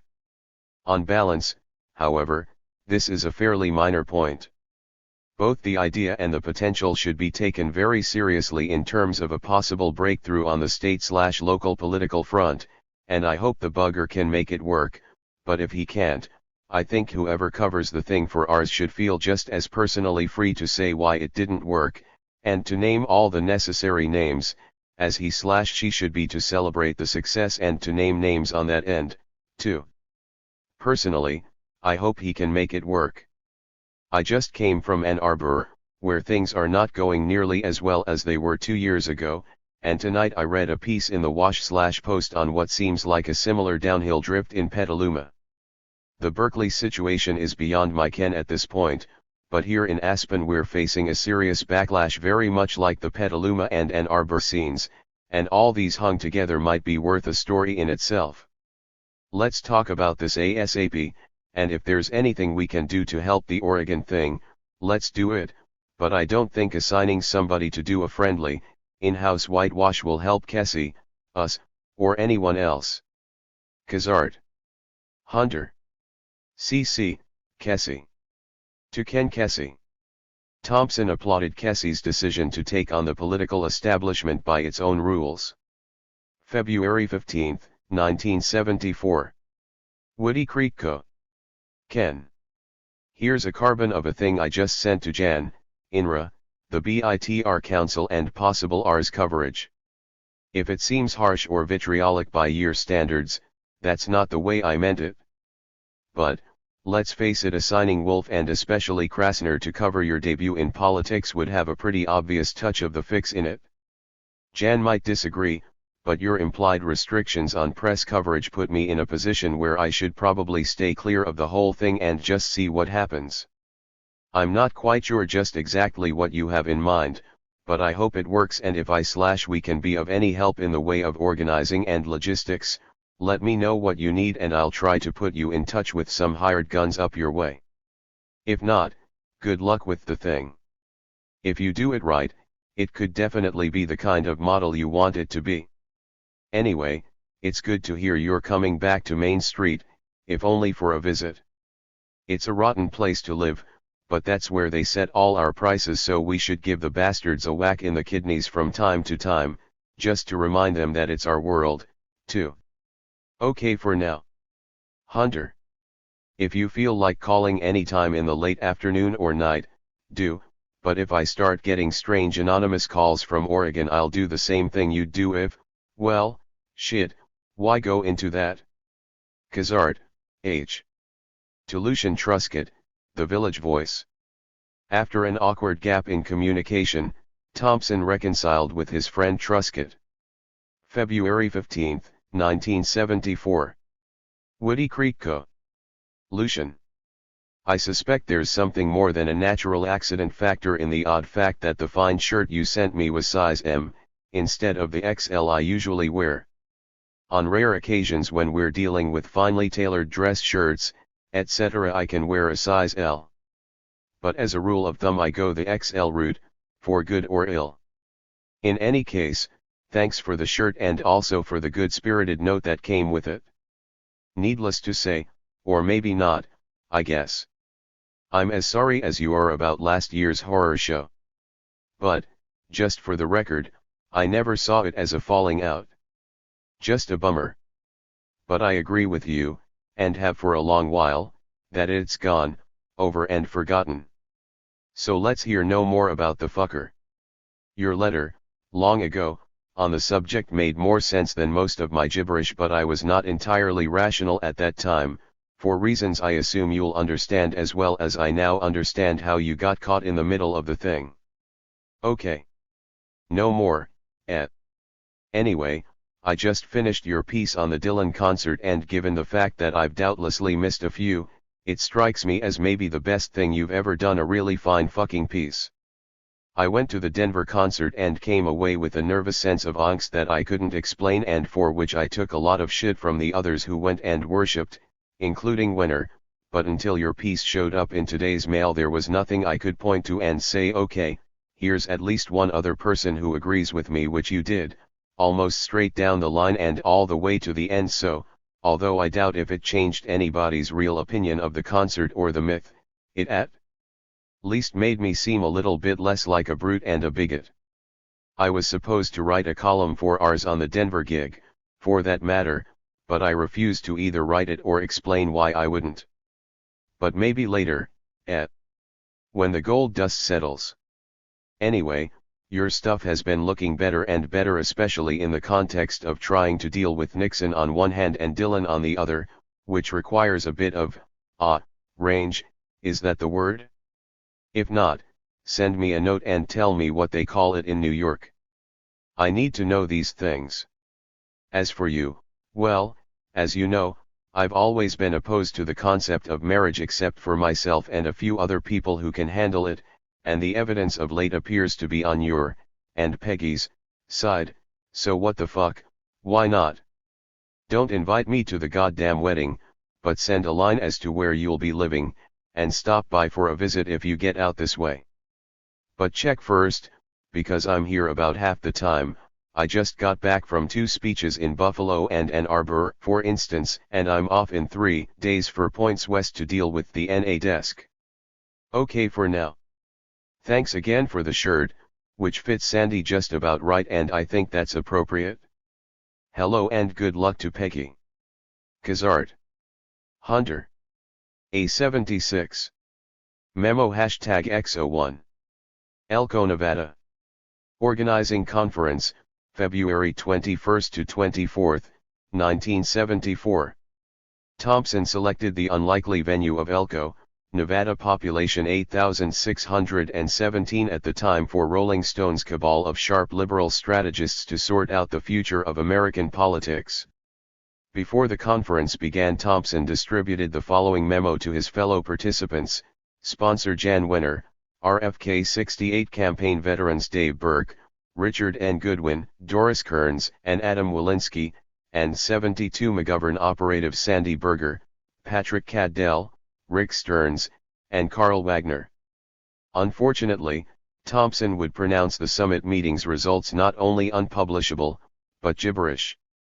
This is a first draft, last-minute attempt to lash together a vague preamble, of sorts, with regard to the obvious question, what the fuck are we doing here in Elko, Nevada, in a corner of the Stockman's Hotel about 200 feet from the Burlington and Northern RR tracks on a frozen weekend in late February, sharing the hotel with a state/sectional bridge tournament at a time when the rest of the country seems to be teetering on the brink of an ugly, mean-spirited kind of long-term chaos that threatens on an almost day-to-day basis to mushroom beyond anything we can say, think, or plan out here in this atavistic sanctuary, with nothing to recommend it except the world's largest dead polar bear and the biggest commercially available hamburger west of the Ruhr.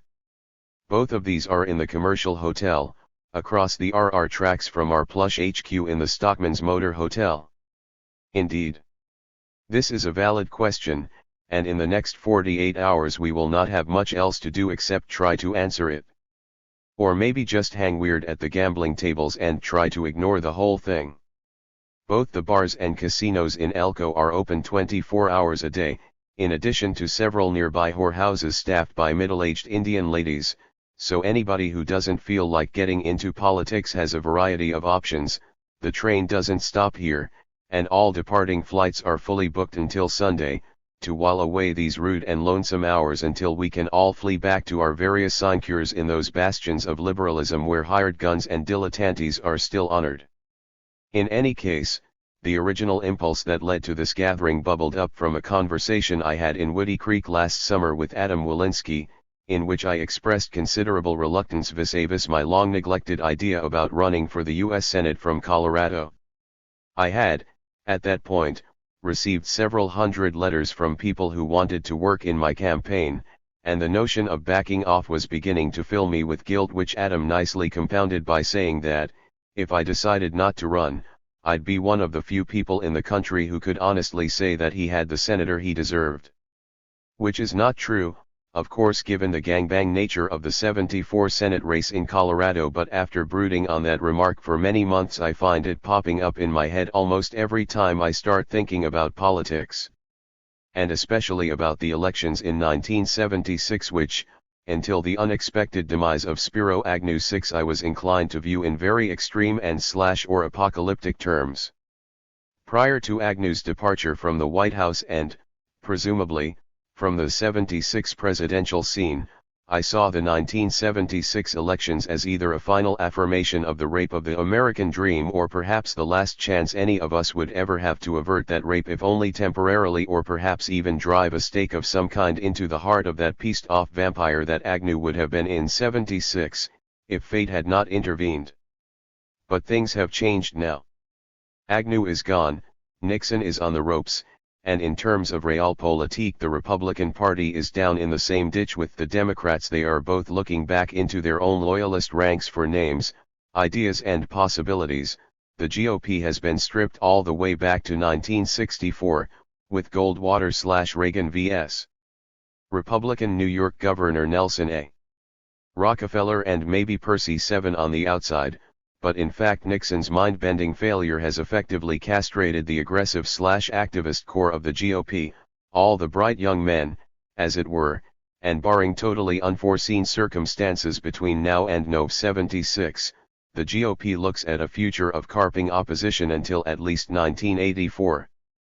This may be good news for professional Democrats, but it is not likely to be viewed as a great victory by those of us who share what seems to be a very active and potentially massive sentiment among the erstwhile youth generation, between ages 25 and 40 now, to the effect that all career politicians should be put on the rack in the name of either poetic or real justice, and probably for the greater good.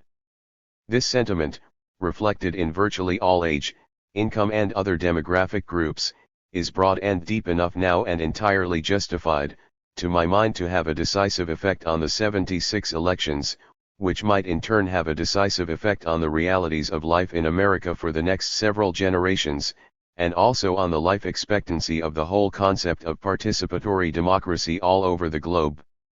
As a minor and maybe even debatable forerunner of this, we can look back at what happened in South America, in the time span of 5 or 6 years, when it suddenly became obvious in the mid-1960s the new Democratic administration had scuttled the Alliance for Progress 8 in favor of the war in Vietnam. In half a decade, we saw a whole continent revert to various forms of fascism, an almost instinctive reversion that was more inevitable than programmed, and which will take at least 5 decades to cure. Ah, that word again, cure. Manifest destiny. The question raised by the ostensibly complex but essentially simple reality of what happened in South America in the late 60s and also in Africa and most of Asia, for the same basic reasons, is only now beginning to seriously haunt the so-called civilized or at least industrialized nations in Europe and the Northern Americas. President Ferdinand Marcos of the Philippines put it very bluntly about a year ago in a quote I can't find now, but I think it went something like this: "Your idea of democracy was right for your development, but it's not what we need for ours." I've been meaning to go to the Philippines to see what kind of working alternative Marcos had in mind, but I haven't had the time. Maybe later. If we decide even tentatively here in Elko that Marcos was right, I want to spend some time over there very soon because, Regardless of what happens in the Philippines, the question Marcos raised has a nasty edge on it. Was Thomas Jefferson a dingbat? 10 days before he died, on July 4, 1826, Jefferson wrote his own valedictory, which included the following nut. All eyes are opened or opening to the rights of man. The general spread of the light of science has already laid open to every view the palpable truth, that the mass of mankind has not been born with saddles on their backs, nor a favored few booted and spurred, ready to ride them legitimately, by the grace of God. 9.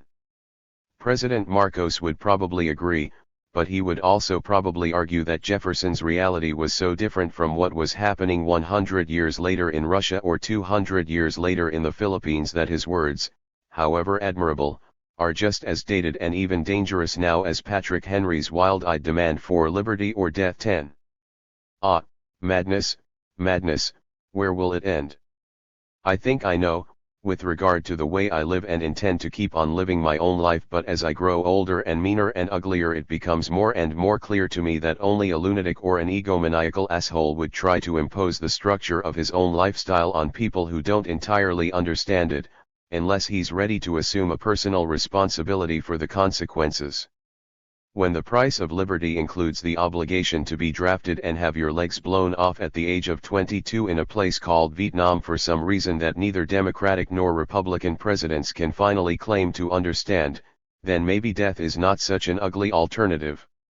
Thomas Jefferson kept slaves, but there is nothing in history to indicate that he routinely sacrificed any of their lives and limbs for the sake of his fiscal security. Jesus, here we go again. Is there anyone in this star-crossed group with access to a doctor of psychic focus drugs? If so, please meet me in the northwest corner of the Commercial Hotel Casino at dawn on Saturday. Meanwhile, I want to wind this thing out and down as quickly as possible, and, since I asked most of the other people here to bring some kind of focused document for the rest of us to cope with, I think this will have to be mine, if only because it's Wednesday morning now and I've already sunk 6 pages into what seems like a single idea, and it also strikes me as an idea, or question, that rarely if ever gets mentioned at political conferences.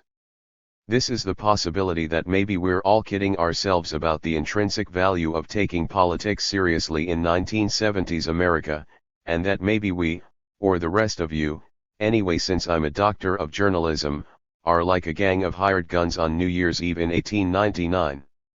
Things changed a bit after that, and the importance of being able to slap leather real fast at high noon on Main Street seemed to fade very precipitously after 1900. A few amateurs hung on in places like San Diego and Seattle until the war came, but by 1920 the pros took over for real. Which is getting off the point, for now.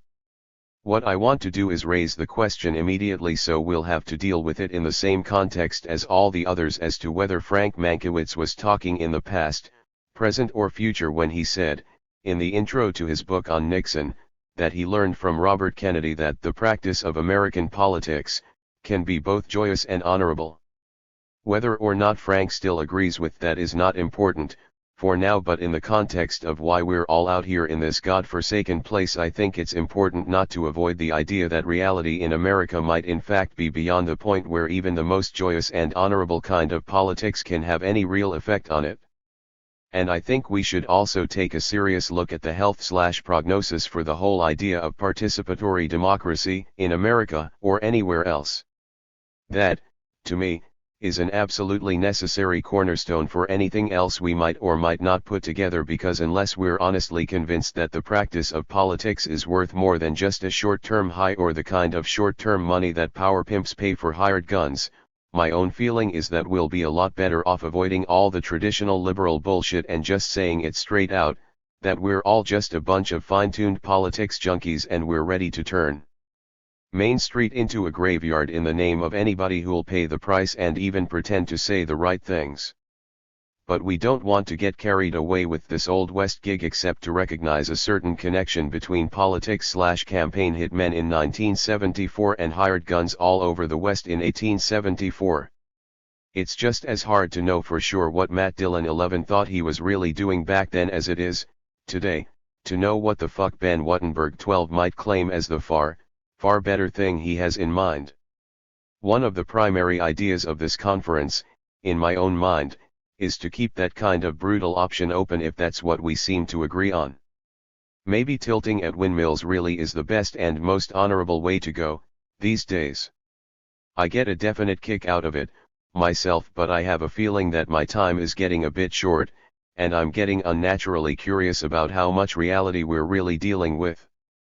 This is what the rest of you are going to have to come up with. My only role in the strip, as I see it right now, is to eventually write the introduction to some kind of book form statement that the rest of you, and probably a few others, will eventually crank out. We are dealing with a genuinely ominous power vacuum right now, in terms of political reality. Both major parties seem to be curling back into an ill-disguised fetal crouch, and the stuporous horror of a Scoop Jackson, Gerald Ford race in '76 is as easily conceivable as the barely avoided reality of another Nixon-Humphrey contest was in 1972. There is no way to get away from names and personalities in any serious talk about the '76 election, but if that's all we can talk about, I think we should write this whole project off, as of Sunday, as a strange bummer of sorts that never got untracked. We'd be better off at the crap tables, or watching the Keno balls, than haggling over who should be given command of a sinking ship. On the other hand, I don't think we're here to write some kind of an all-purpose platform for a, presumably, Democratic candidate in '76. There are plenty of people around who are already into that. What we might do, I think, is at least define some of the critical and unavoidable questions that any presidential candidate will have to deal with, in order to be taken seriously in '76. We have a long list of these goddamn things to deal with, in the very short space of 2 days, and the best we can do for right now is, 1. Decide if the patient is worth saving. 2. What's basically wrong with the patient, and 3. If the saving is worth the effort, how to define and begin dealing with the basics. At the same time, we want to keep in mind that a really fearful, or fearsome, chunk of the voting population is in a very vengeful and potentially dangerous mood with regard to national or even local politics. If George Metesky, the infamous mad bomber who terrorized New York in the 1950s, decided to run for the Senate in New York against Javits 13 this year, I suspect he would do pretty well. And, for the same reason, I'm absolutely certain I could fatally cripple any Democratic candidate for the U.S. Senate in Colorado by merely entering the race as a serious independent, but that would only guarantee Dominic's re-election, I think, and besides that I have a great fear of having to move back to Washington. Which is neither here nor there. My only real concern is to put something together that will force a genuine alteration of consciousness in the realm of national politics, and also in the heads of national politicians. Given the weird temper of all the people I've talked to in the past year, this is the only course that could possibly alter the drift of at least a third of the electorate away from politics entirely, and without that third, the White House in '76 is going to become the same kind of minefield that Gracie Mansion 14 became about 10 years ago, and for many of the same reasons. Okay, for now. I have to get this bastard Xeroxed and then catch the Bush plane for Elko in 2 hours. The agenda will have to wait not only in terms of time, but also for people who will hopefully have a much better sense of priorities than I do. If not, you bastards are going to wish you never heard the word Elko. Sincerely. Hunter S. Thompson. From Patrick J. Buchanan, The White House. Thompson had proposed that Buchanan write an article on the future of American conservatism for Rolling Stone. March 2, 1974. Washington, D.C. Personal. Dear Hunter. Sorry I haven't been able to get back to you sooner, but all leaves and furloughs have been cancelled for the last 60 days, on orders of the General Staff. At the appropriate time, I may well deliver myself of the recommended Hammerhead screed, but I must say I was disillusioned to learn that Rolling Stone had exercised the bad judgment to throw away 3 good pages on Richard Goodwin. As the old man said in the final days of that wonderful year, 1968, it is getting down to the nut cutting. Tell your liberal friends we expect to be treated with all the deference and respect as outlined in the Geneva Conventions on the Handling of Prisoners of War. Best. Patrick J. Buchanan, Special Consultant to the President. Memo from the Sports Desk. On May 9, 1974, the U.S. House Judiciary Committee, chaired by New Jersey Democrat Peter J. Rodino, would open impeachment hearings against President Richard M. Nixon. April 17, 1974. Woody Creek Co. 2, H. Thompson. From, R. Duke. INRE, Immediate Priorities / Nixon Impeachment. The returns from Michigan's 8th Congressional District are in now, and tonight is as good a time as any to schedule our work for the rest of the year. We had a bad stroke of luck last night when Nixon's Numwood Palace Guard let the press get a fateful step on them in the interpretation of Demo, Bob Traxler's 3% victory over Rep. James Sparling in that special election in Michigan's 8th District. By 8 a.m. EDT it was all over and Nixon had lost his last chance to deflate the notion that his administration and his continuing presence in the White House is a disastrous millstone around the neck of the GOP in the upcoming elections, 1976 as well as 74. So we might as well figure, now, on spending most of the rest of this year in and out of Washington. As a result of last night's GOP loss in Michigan being interpreted as a death blow to Nixon, and his value to the party, it seems almost certain that the Rodino Committee will hand up, or out, or whatever, a bill of impeachment for the House to deal with in late May or June. The impeachment vote in the House will presumably be public and televised, but you should find out immediately from Louise Crowe, Senate Periodical Press, if you'll need special credentials for any impeachment proceedings. Hopefully, Mankiewicz can handle this and keep us ahead of any credentials crunch. If not, he should be fed to the sharks. The tentative schedule right now looks like impeachment in June or early July, then a 6 to 8 week lull while Nixon prepares his defense, and then a Senate trial in early August or September. With any luck at all, we'll get most of July and August off, while Nixon prepares for the crunch. Without luck, the cheap bastard will slip the noose and resign on some kind of sloppy pretext between now and July. If this happens, it will blow one of the best stories of the last 200 years because the impeachment of Richard Nixon, if it happens, will amount to a de facto trial of the whole American dream. Because the importance of Nixon now is not merely to get rid of him, that's a strictly political consideration. The real question now is, why is the American political system being forced to impeach a president elected less than 2 years ago by the largest margin in the history of presidential elections? So, with the need for sleep coming up very fast now, we want to look at two main considerations. 1. The necessity of actually bringing Nixon to trial, in order to understand our reality in the same way the Nuremberg trials forced Germany to confront itself, and 2. The absolutely vital necessity of filling that vacuum that the Nixon impeachment will leave, the lanced boil and the hole that will be there in 1976. To Alan Rinsler, Straight Arrow Books. Thompson was tossing around the possibility of writing a book on his coverage of the Nixon impeachment proceedings. May 18, 1974. Woody Creek Co. Dear Alan, I'm not at all sure what kind of a future we're dealing with here, but I suspect we ought to come to grips with it sometime soon. At the moment I'm trying to balance the potential impact of Gutsball against the apparent necessity of covering Nixon's impeachment and the concomitant possibility of getting a book out of that. And, just to keep things straight, I've spoken with Silberman about the latter, although at the moment we're not beyond the hot damn stage, and I haven't even talked to Lynn about it.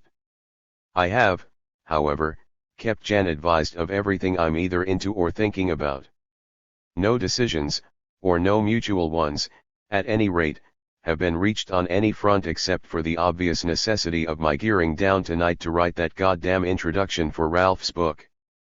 Which I'm trying to do at the moment. And so much for the moment. Call when you feel like it. Kazart. Hunter. To Richard N. Goodwin. Dick Goodwin was probably the heaviest hitter at Rolling Stone's Elko conference in February 1974. Beneath his rough bluster, Goodwin had an impeccable background in liberal politics. He had graduated first in his class at Harvard Law School in 1958, clerked for U.S. Supreme Court Justice Felix Frankfurter, written speeches for Presidents John Kennedy and Lyndon Johnson, and established himself as a player in mid-1960s Washington, one of many such Democrats without portfolio in the Nixon years. May 18, 1974. Woody Creek Co. Dear Dick. This is to confirm as per Jan's implicit request my absolute and wholly instinctive, if not entirely thought out, decision that you're the best person to deal, from now on, with whatever evolves from the Elko or nay A76 situation. It seems to me that the thing is now on a level that is far more in tune with your lifestyle, abilities, and connections, than mine, all of which should be no more prohibitive to continuing neo-active participation in the project than to the inescapable responsibility of composing my own minority report, if I ever feel up to it. In the meantime, I took delivery tonight on the evil tool we spoke of on the phone several nights ago. It's a deactivated, M3.45 ACP grease gun, and the barrel that came with the gun is welded stone shut, which, according to my attorney, means I can ship it across state lines at my whim. It's too bad we don't have an open MC barrel and about 300 rounds of .45 ACP ammo, in order to have some fun with the bugger, But that's how the world runs, I guess. In any case, I'll see you up north for good or ill around the middle of June. Okay. HST. To Jan Wenner, Rolling Stone. Thompson's article Fear and Loathing in Washington, The Boys in the Bag ran in the July 4, 1974, issue of Rolling Stone. June 7, 1974. Woody Creek Co. Dear Jan. Here is the bill for The Boys in the Bag, $4,000 for 4 Rs pages at, Jesus, $1,000 each, disregarding any and all copy cuts, for whatever reason, on your end. Given all the realities, tangible, personal, and otherwise, that I considered in arriving at this figure, it seems both fitting and reasonable at this time. And if Walsh feels that Rs can't afford to have me cover the Nixon impeachment saga at these rates, I'd appreciate a memo to that effect from John, along with yours. And we will naturally want all pertinent correspondence in writing, as you've noted many times in the past. As for the future, given our awkwardly obvious failure to arrive at any mutually advantageous, long-term relationship vis-a-vis my writing, rates and relationship, etc., I think $1,000 a page should be just about right from now on.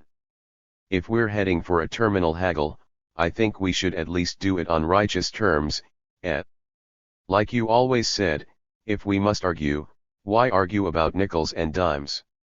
Why indeed? So here's the fucking bill, $4,000. With a Sidewinder's salute to Tom Rush. 15. In any case, if I seem to be grinding down a bit hard in this area, I want to assure you that this is precisely what I mean to be doing, for good or ill, and not without giving adequate thought to the whole situation. Kazart. Hunter S. Thompson.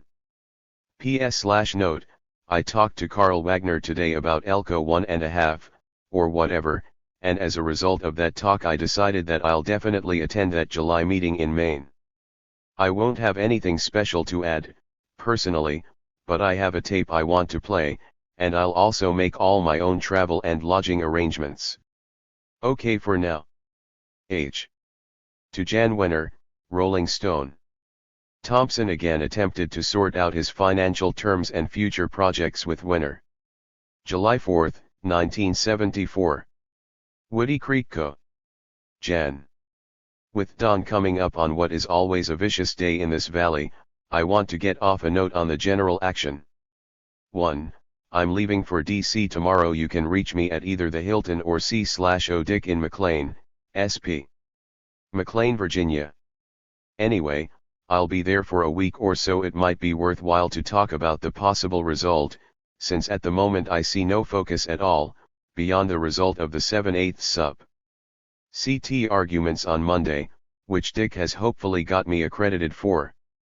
INRA, Armstrong 16. I'll get him together with Dick this week, and we'll see what happens.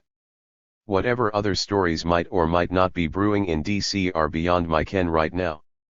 Lacking any idea of who's doing what, I think I'll run my own course and check with Dick for anything new, weird, or different. According to our earlier talks, for instance, the Ehrlichman trial is being covered by Sulk.17. I got a Xerox of a Kissinger piece from SF, but, like almost all the Xeroxes I get from out there, it was virtually unreadable. Beyond that, there was no byline, so I can't say much about it.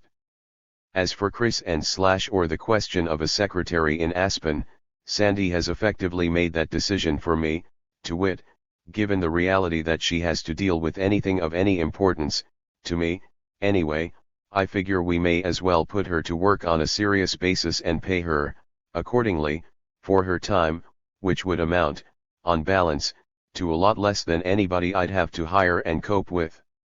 As for money, I think $10 an hour is about right, which would rarely run, I assume, to even $200 a month. That strikes me as the best of all possible worlds, given all our ominous possibilities.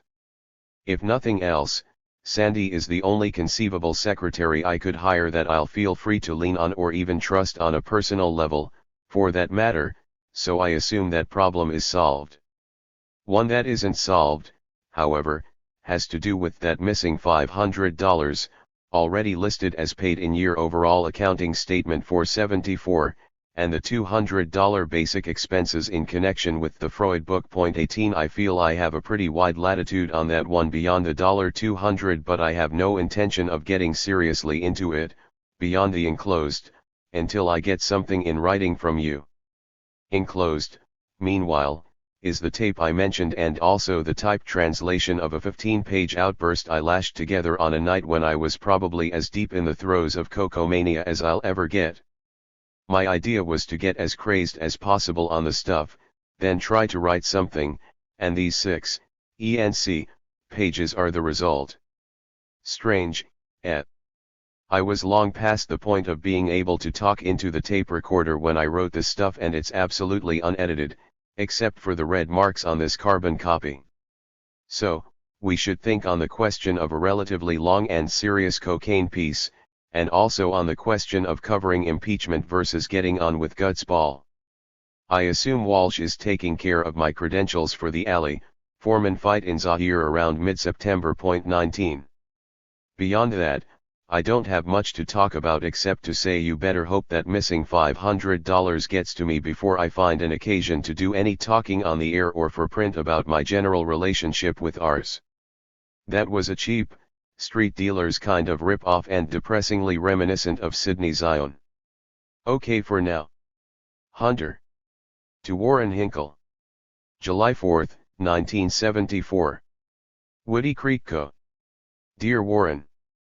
I just finished reading and clipping your 7/1 piece on 4 Nixon justices, the box score for the Nixon court, as it were, and I thought I'd send a sort of general thanks note or whatever for the help you've unwittingly given me over the past 2 or 3 years, by means of this same kind of backed-off, main focus story on the court, a campaign, the press, or anything else. As I've said repeatedly, as an essentially polemic and or adversary type writer, I figure I have the best leg men in American journalism working for me, whether they want to or not, and your 7/1 piece on the court is a perfect example of the kind of story I couldn't possibly do, myself, but which I also can't do without. Anyway, I figure I've been stealing from people like you and David Broder for so long that I should at least acknowledge the debt in writing. On the more tangible side, I'll probably be hanging around the impeachment scene this summer, so if you notice me hunkered down in a corner somewhere in the Capitol, give me a prod and I'll buy you a drink. Okay for now. Hunter S. Thompson. To William Farr, Los Angeles Times. Fellow journalist William Farr went to jail for refusing to surrender his reporter's notes in a highly publicized court case. Thompson sent him a few words of encouragement. July 4, 1974. Woody Creek Co. Dear Mr. Farr. I'm enclosing an obviously token $100 personal check to help buy your lawyers some lunch while they haggle over various strategies to get you out of jail. I wish there was something heavier I could do to help, but I'm not that rich and I'm not even sure I can pass this on to Rolling Stone as a legitimate business expense, although to my mind it's one of the most legitimate kind of expenses anybody in journalism could put in for. Anyway, I assume the Times is paying your tab for whatever that's worth, considering what you've been through personally, and I figure this check won't mean much except to let you know that a lot of people understand that you're doing time for all of us. The next time I see Fred Dutton, who I assume is still a UC University of California regent, I'm going to tell him he's the gutless asshole I always thought he was, unless he can establish a William Farr chair in journalism at UCLA or maybe Berkeley. Meanwhile, it's nice to know that there are at least a few people in this business with stone brass balls, and if there's anything else I can do to make your gig a bit easier, let me know what it is and I'll do what I can. You can always reach me via the Rolling Stone office at 625 3rd Street in San Francisco. Okay for now, and thanks. Sincerely, Hunter S. Thompson. From Carrie Pfster, to Rolling Stone. Thompson's gonzo style apparently displeased a 91-year-old accidental reader of Rolling Stone, whose letter was forwarded to him by the magazine's subscription manager, David Obey. September 18, 1974. Carbondale, IL. President Richard Irvine. Of Rolling Stone. 625 3rd Street. San Francisco, California, 94107. I did not subscribe for your Rolling Stone magazine, so you can quit sending it to me, as it is embarrassing to me to have it deposited in my mailbox. It is a dirty, low-down, barnyard language sheet that is very offensive to me, so quit sending it. It first came while I was on vacation, and today the Oct issue came. So you see that I get no more of that trash. Your writer Hunter S. Thompson, who himself is so ignorant that he doesn't know that people with adequate vocabularies and something worthwhile to say do not need to resort to such obvious means of gaining attention, and that profanity is a crutch for conversational cripples. I am a 91-year-old woman, so vulgarity isn't smart with me. Mrs. Carrie Pfster. To Carrie Pfster. September 27, 1974. Woody Creek Co. Dear Carrie. David Obey at the main Rolling Stone office in San Francisco has forwarded your letter of Sept 18 to me, the one where you cancelled your subscription to ours because of my vulgarity. And I also want to tell you right now that I never answer mail from readers, but I couldn't resist talking back to a 91-year-old lady full of zip, and despite the prevailing ignorance of your letter, that zip came through in every line. If I ever get to be 91, I hope I'll be as mean as you are. In any case, I'm enclosing the most recent Rs, with my compliments, and despite your nasty language about me, I'm sure you'll read it. You've lived long enough to know that words are just tools, for a writer, and when I write about Richard Nixon I'll use all the tools I can get my hands on, to make people like you think about why Richard Nixon was elected by a landslide in 1972. My primary idea, whenever I sit down to write, is to get the attention of people like you, and make you think, and your letter of cancellation to Obey tells me I was successful in your case. If you read the enclosed piece, the scum also rises, with any kind of wit. You'll see that what you react to as vulgarity is only a prod to make you listen, and if you disagree, well, I've done what I can. You can run, Carrie, but you can't hide, not even after 91 years, and if you voted for that cheap, thieving little bastard, then you deserve what you got. If not, I guess you're on my side, but I doubt if we'll ever meet. Anyway, I admire your balls in canceling your subscription to Rolling Stone. But I get a lot of letters from people with balls, and not many from people with brains. Why don't you read the enclosed article and write me one from your head next time? Sincerely, Hunter S. Thompson. From U.S. Senator Walter F. Mondale. October 16, 1974. Washington, D.C. Dear Hunter. Many thanks for your nice note of October 8th and for your support of my assessment of Ford's economic proposals. I'll be glad to put you and Dick Goodwin on my mailing list and look forward to hearing from you again if one of my statements strikes you one way or another. In the meantime, my press secretary Ernie Lotito and I will look forward to having that drink during one of your visits to Washington. Keep in touch. Sincerely, Walter F. Mondale. From Annie Acosta. Oscar Acosta, the controversial Chicano lawyer Thompson had befriended and corresponded with for years, had mysteriously disappeared in the spring of 1974. What happened to him remains unknown. October 22, 1974. Dear Hunter. I am Oscar Zeta Acosta's sister Annie. Oscar has not been heard from since April 74. Yes, it is unusual, as wild as he is, I know and love the big baby, and should have heard anything, which I have not. He said he was on his way here. Two ugly rumors: he was shot and on a yacht doing a bit of smuggling. Well, Hunter, I am desperate and seriously fear for his life. He has been sought after by too many ugly gabachos, and I dare them to think it may have ended, if you know what I mean. Oscar always thought the world of you. Hopefully it works both ways. Could you possibly think of something that could be done? I have written and phoned just about everyone here in California that he may possibly have had contact with. Nothing. I have read and reread all of his past years of correspondence, hopefully covering all possible contacts. Please RSVP as soon as possible. Thanks. Annie.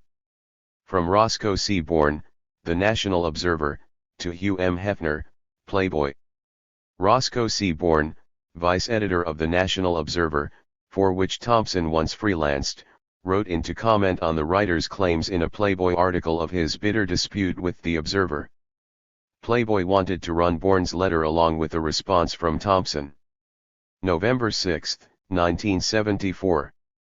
Dear Mr. Hefner. We all love our legends, and far be it from the National Observer to try to rob Hunter S. Thompson of his, The Playboy interview, November 1974. As a fascinating figure flitting about on the periphery of journalism, Hunter has a certain value as long as he is not taken too seriously.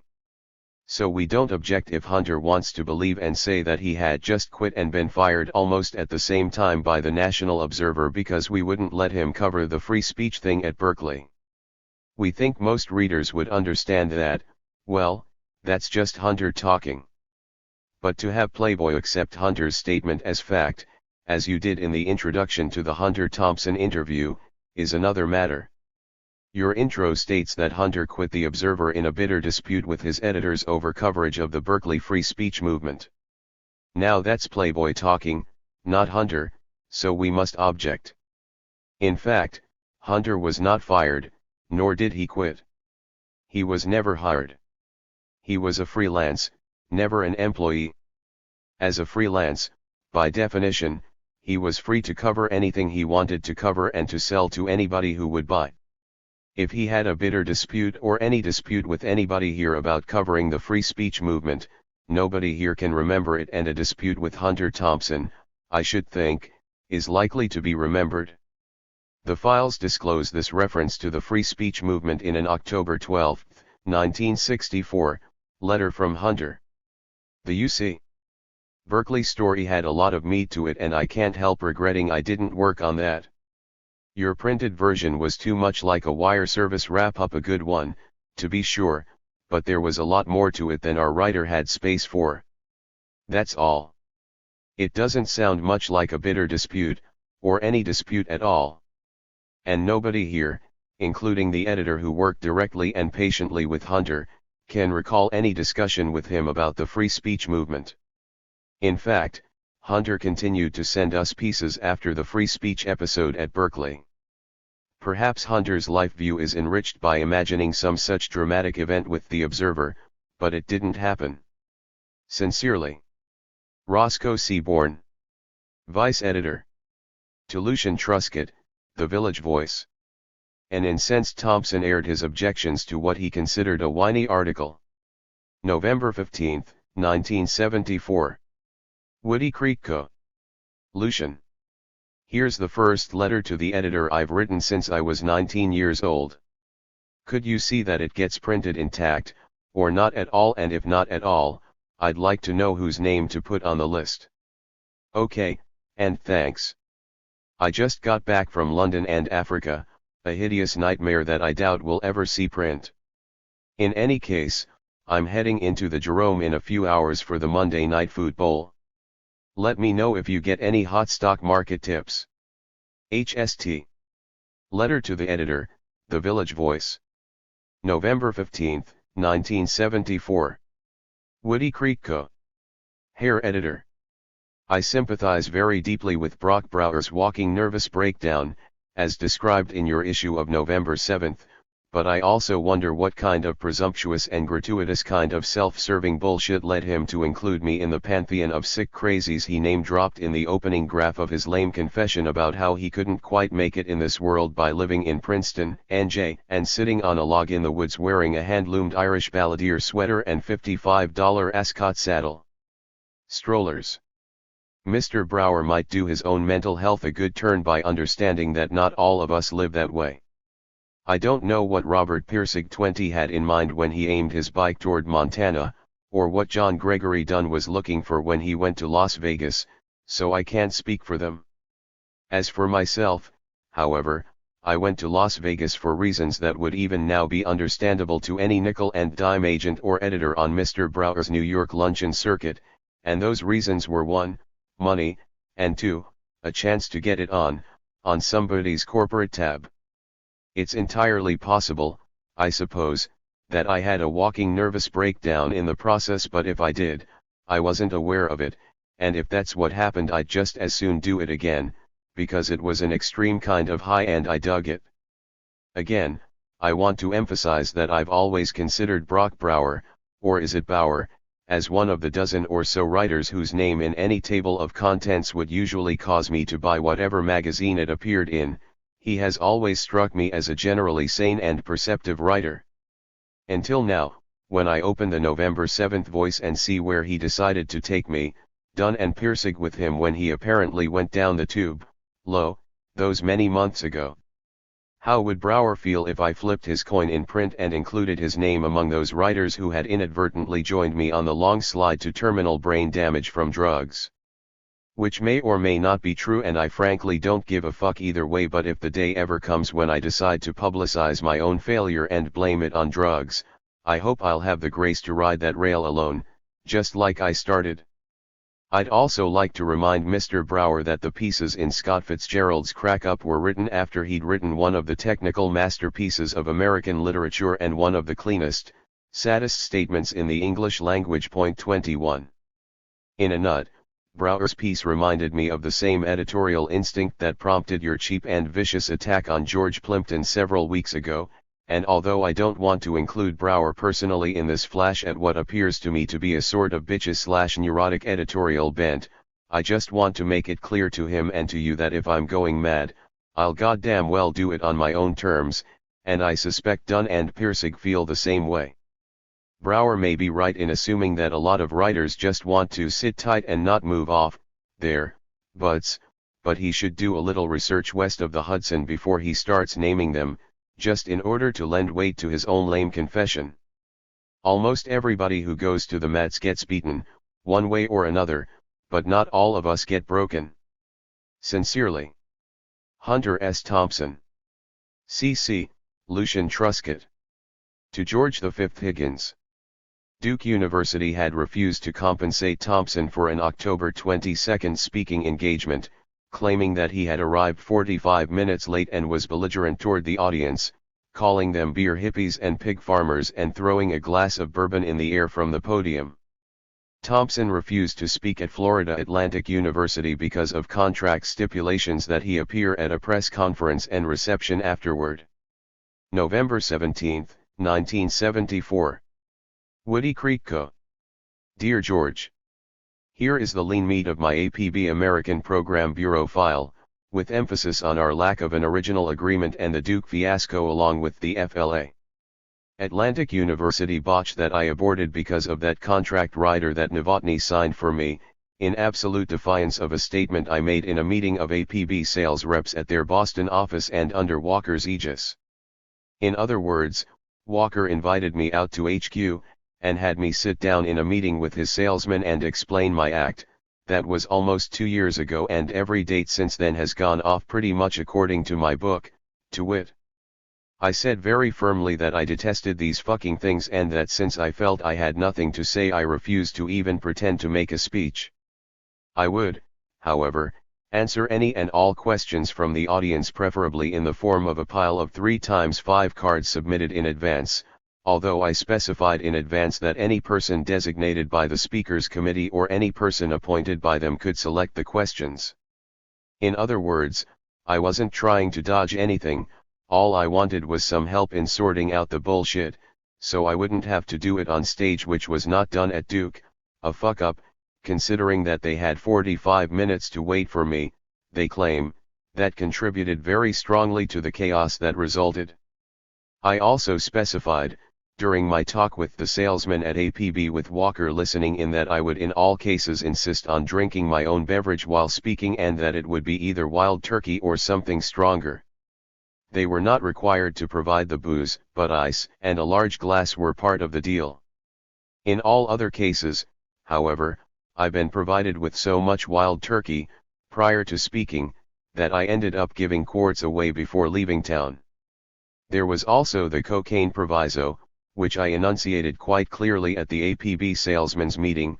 I would, I said, agree to knock $100 off the speaker's fee, mine, if the hosts provided me with a gram of coke for my own use while in town. This was said with my tongue about halfway in cheek, but the first 2 schools they laid it on took it seriously, and things went very nicely, all around. What I'm getting at here, since APB so politely accepted Duke's refusal to pay me, and since they signed a contract rider for the FLA/Atlantic U trip the night before that would have guaranteed non-payment, is a certain feeling on my part that APB owes me the full amount for both the Duke and the FLA/A.U appearances, plus about $100,000 for gross damage to my reputation, and possibly to my earning power as a campus speaker in the future, in light of Jan Wenner's mumbling today about a blacklist INRA, problem speakers. In fact, due to this hassle with APB over the Duke non-payment, I was forced to cancel 2 appearances this week, on November 19th at the State Universal of New York at Albany for $1,250 plus expenses, and at St. Lawrence Universal on November 20th for $1,250 plus expenses. These 2 losses amount to at least $3,000, in addition to another $3,000 INRA, Duke and FLA. Atlantic, so that's $6,000, plus incalculable damage to my reputation and my future earning power as a speaker. I figure $506,000 as a proper amount to claim from APB. How about you? $6,000 actual and $500,000 punitive. Let me know. Okay. Hunter S. Thompson. To Max Palevsky. Thompson offered Palevsky a settlement to resolve the matter of the $10,000 loan. December 5, 1974. Woody Creek Co. Max. My instinct tells me you're hunkered down out there in a state of fear and confusion vis-a-vis your lawsuit against me, and God knows, Max, I hate that vivid image. Whereas, in fact, I'm the one who's laid out with malaria, strep throat, and God knows what else. Anyway, I have a carbon of the letter Sandy sent to you while I was getting re-educated in Africa, and I think that pretty well covers it. We can end this whole wretched farce by my sending you a check for $2,500, is that right? I forget the terms and details, but I think that's what it was. Neither IFA International famous agency nor Clancy is aware of these letters between us except in the most general sense, and I'd just as soon keep it that way. I'll tell them that weasels deal on one level, and humans on another. And that there's no real need for them to understand it anyway. Meanwhile, you vicious Polish bastard, Clancy is dunning me for $3,500 in fees connected with this nightmare. I'm sure you'll get a nice laugh out of that, but what the fuck? The simple fact of the loan puts me in a position where I can't get righteously angry at you, so we'll let this one pass. My only consolation is that the mesa above my house that you could have bought for $50,000, more or less, when you saw it, is about to be zoned for 2-acre ranchettes, which makes the current price around $500,000. Jesus, what consolation is that, for me? All it means is I'll have to sell my 100 acres and move to Bel Air. Ah, Max, there is no victory. Neither fame nor fortune is worth a shit these days. The only thing worth clinging to is a sense of humanity. Anyway, I'll call soon, but in the meantime I assume we're essentially even. I'll send a goddamn check. Okay. H. To Roscoe Seaborn, The National Observer. December 6, 1974. Woody Creek Co. Ah, Roscoe. How nice to hear from you again, after all these years. Just a bit more than a decade, isn't it? 10 years? 11. 12. You were a senior editor then, and now you're a vice editor. Jesus, I can almost smell that gold watch they're saving for you, up there at the Dow Jones Morgan Wall St.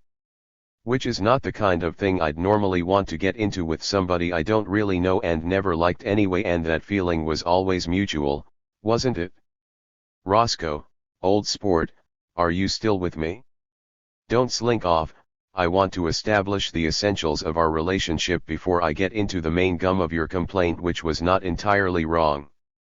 It was like receiving a scolding letter from Hubert Humphrey, or from Richard Nixon's favorite law professor at Duke University, establishing a level, as it were, and now that we've done that, I want to say that I got a fine boot out of the spectacle of a Dow Jones lifer giving the back of his mossy hand to freelance writers, and a vice editor of the Nat.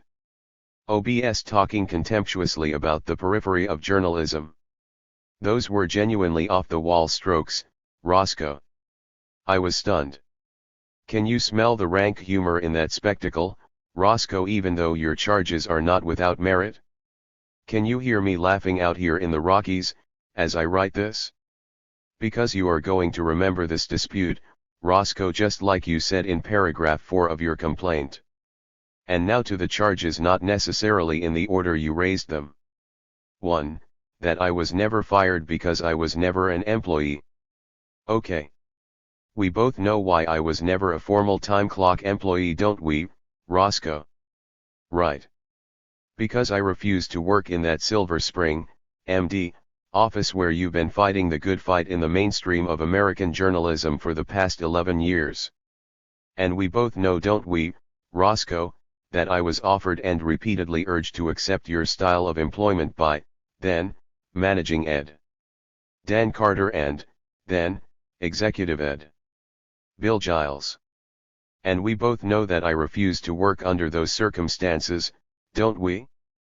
And that I came to lunch with you and all the other heavy editors at the National Press Club and said I'd just as soon continue as I had for the previous year or so in South America as the Observer's highest paid non-staffer, but now working out of Colorado and California, as a de facto roving correspondent, essentially the same kind of relationship I've maintained with ours for the past few years, and I kind of like it, Roscoe, shameful as it might be in the eyes of people like you to be denied the privilege of punching a time clock. And as I recall, Roscoe, you were still trying to be a writer. Then why don't you go back, once again, to your files and count up which one of us had more front page pieces in the Observer during the period of my active freelancing, as opposed to my inactive period, which brings us to your point about the bitter dispute that finally ended my relationship with the Observer.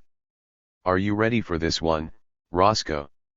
If not, you'd better call on Cliff Ridley, the editor who worked directly and patiently with me during this difficult and angst-ridden period, which ended, after 2 good years and 1 bad one, in a dispute that might not have seemed bitter by your corporate standards, but Ridley's absolute refusal to speak to me under any circumstances for the past 10 years would seem to justify the word bitter, in my own context.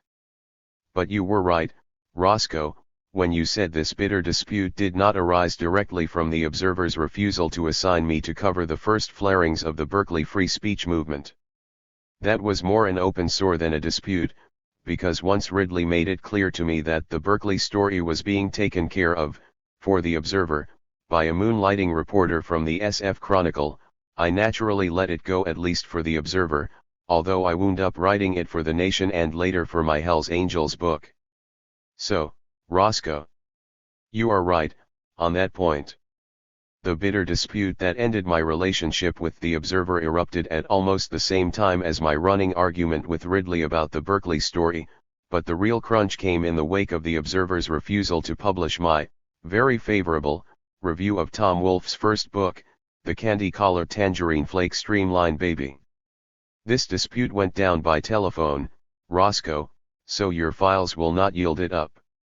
I spoke with Ridley from a phone booth in the midst of a Hells Angels freakout in Base Lake, California, in the summer of 1965 and was told that my review would not be published because somebody with leverage at the Observer had worked with Wolfe at the Wash Post and didn't like him, which had already resulted in Wolfe's being turned down when he applied for a job at the Observer and now accounted for this rejection of my favorable review of the book.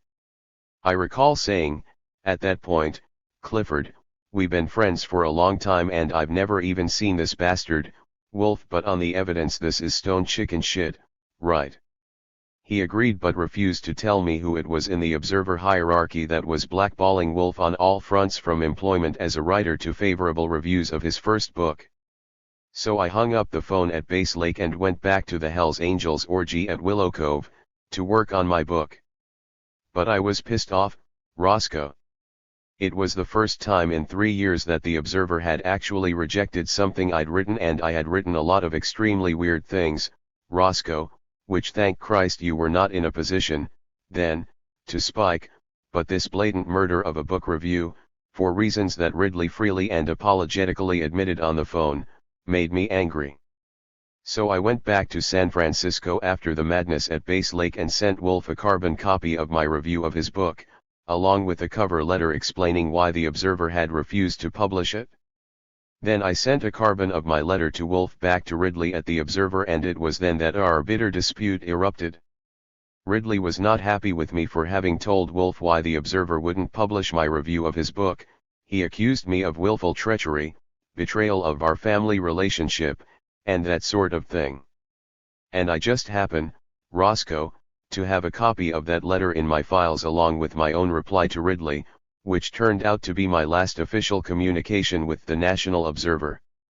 And all that happened 10 years ago, right? Christ, I was content to let sleeping snakes sleep. Roscoe, what kind of lame madness caused you to poke them awake? You have stepped in shit, my man Hair Vice Editor, and before you start foaming at that pale slit you call a mouth, I'd suggest a chat with your vice cohort Cliff Ridley, in order to get yourself properly grounded before you pick up the axe handle again for another one of those ill-advised freelancer stompings, on the periphery of journalism. And that's about it from this end, Roscoe. What else can I say?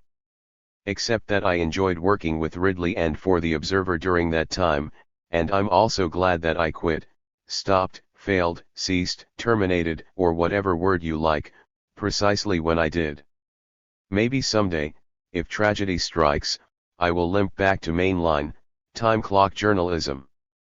But until that ugly moment, I guess I'll just have to flit around out here on the periphery of journalism with all those other neo-serious freelancers, geeks like Wolfe, Mailer, Vonnegut, Halberstam, etc., who can't measure up to the standards of big league newspapers like the National Observer.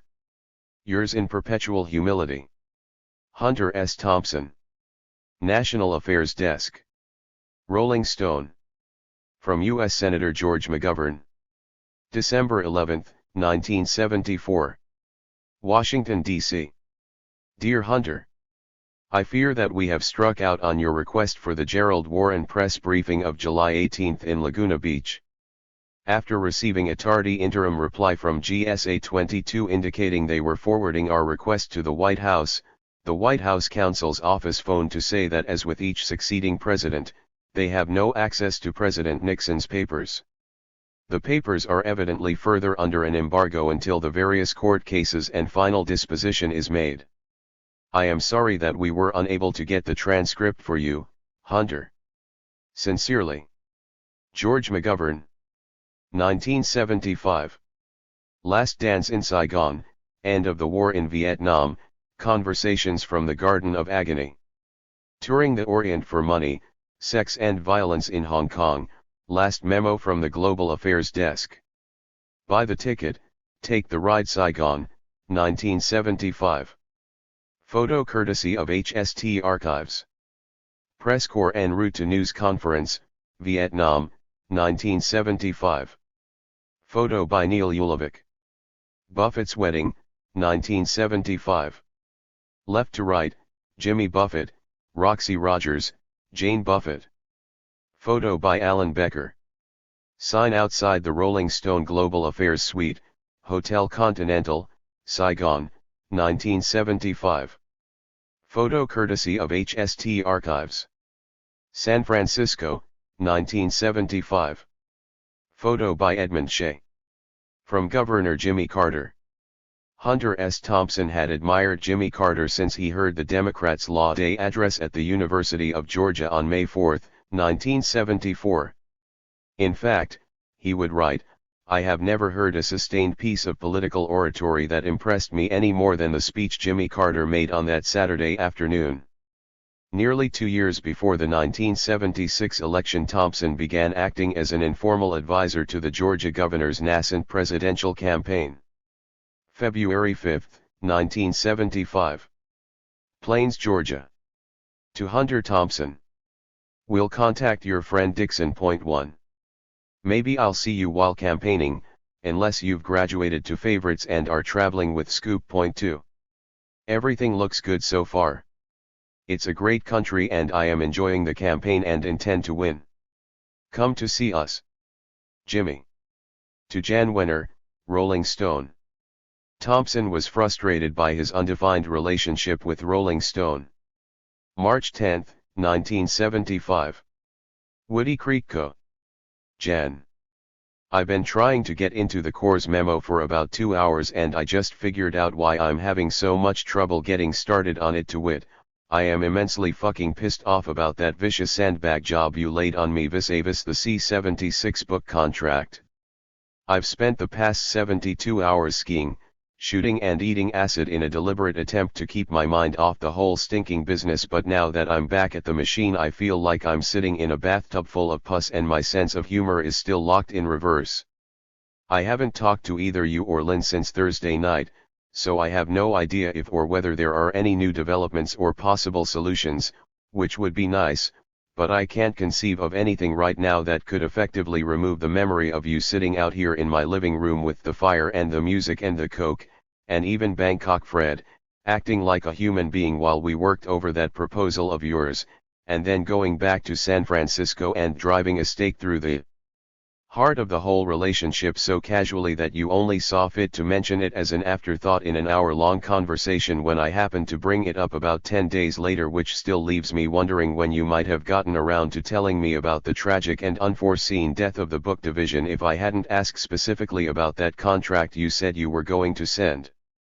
And there is the ugly nut of it, not that money problems or other, more ominous factors forced the demise of the book company, but that you came out here and laid a near-perfect con job on me while wallowing in an atmosphere of friendliness and hospitality that might be hard to revive on your next visit. The next time you feel like accusing XR's editors of taking advantage, think back on your recent vacation out here. Anyway, by the time you get this I assume we'll be into another round of haggling, which depresses the shit out of me, but I can't see any way around it unless we just take a goddamn public hammer to the whole relationship and let the bone chips fall where they may. I am frankly not in favor of this course, but I've given it enough thought to feel pretty certain I'll survive the worst that can happen if you want to seriously get it on. Meanwhile, I am sitting here on a massive pile of work projects, pending visits to Carter, Harris 3 Chicago, etc., plus Coors, Zaire, the Brown Davis tapes, the HST anthology tapes, Gutsball. Jesus, there's no end to it, and I still have no focus or framework for any of it, except that hazy one-page contract that has never, as we both know from long experience, been anything more than a reference point for that spirit of the contract that I've tried to explain to you as long and persistently as you've refused to even recognize it. God's mercy on your ass when your time comes to explain yourself to the Lords of Karma, SP, but in the meantime we should make some kind of legally and financially binding agreement as to my professional relationship with the Empire, however arthritic it may or may not be at this point. At the moment, we have the existing contract, which John Clancy assures me is valid INRA, fees and expenses, but which we both know is useless in a fog of either personal or professional animosity. No doubt there are numerous ambitious typists who'd be happy to cover politics on the cheap for ours, and if that's what you think you need, why not just write me a letter and say so? There's no need to skulk around like Sidney Zion, just send a memo down to Baker 4 and have me declared a non-person, and then send Coburn 5 a note about what a flaky greedhead I am. Until then, however, I have to proceed on the assumption that I'll be covering the 76 campaign, more or less, for ours and also for a book of some kind, for somebody.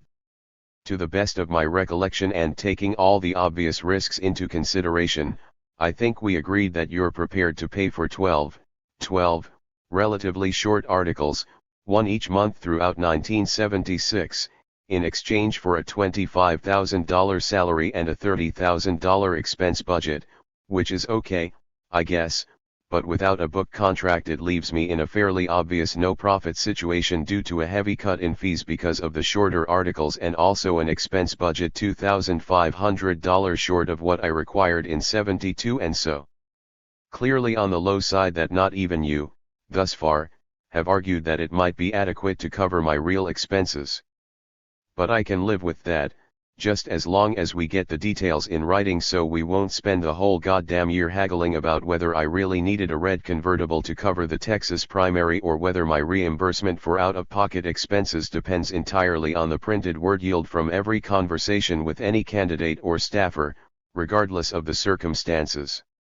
This puts me in a position, for instance, of having to pay my own way if I want to spend 3 days raving drunk with Fred Harris in Nova Scotia, a situation I obviously couldn't use in print, and therefore wouldn't get paid for.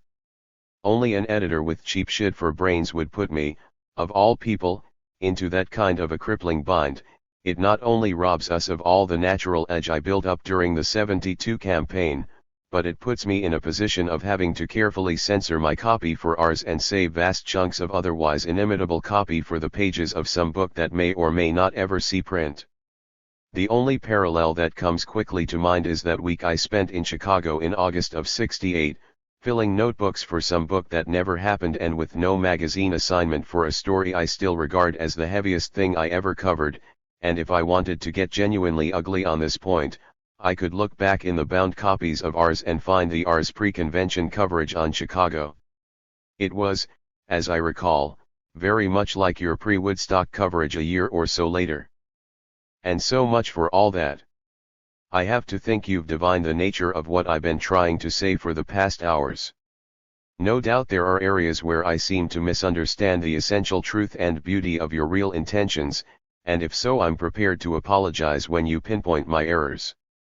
But before you get started on that chore, let me remind you once again that for the purposes of this letter I've systematically discounted all verbal agreements or once natural assumptions that may or may not have previously seemed to exist between us. I have listened to too many tapes of our other summit meetings, remember the Half Moon Conference, and scanned too many hand-scrawled notes from your recent visit to have any faith, for now, in anything but legally binding documents. And we are stark fucking naked of those, with regard to C-76. What, for instance, is the status of the Paris provision at this point? Or where does a thing like my Billy the Geek odds-making feature fit into ours as C-76 coverage? If it turns out that Scoop Jackson is heavily into ketamine 6-6 during the primaries, will I be allotted, and paid for, enough space in ours to deal with that? Or will it have to be saved for the book? Or sold quick to somebody else? I don't mind keeping those elegant tangents off the Ars Mojo wire, but I sure as hell don't intend to disregard them just because you want tighter and cheaper copy. If you want Time and Newsweek style squibs on the 76 campaign, I understand former Newsweek political reporter Dick Stout is out of work and I could almost certainly get you his phone number. Jesus, it's 6:44 on Monday morning now and I still haven't touched all this Coors garbage stacked up to the left of the typewriter. But I haven't written a real letter to anybody in a while, and I think it's sort of nice to have this one for the record, if nothing else. I don't have the slightest fucking idea what you'll make of it, and until I hear from you I'm going to keep on acting like a writer who plans on covering the 76 campaign for ours, but not on credit cards, old sport. I've been down that dirty road before.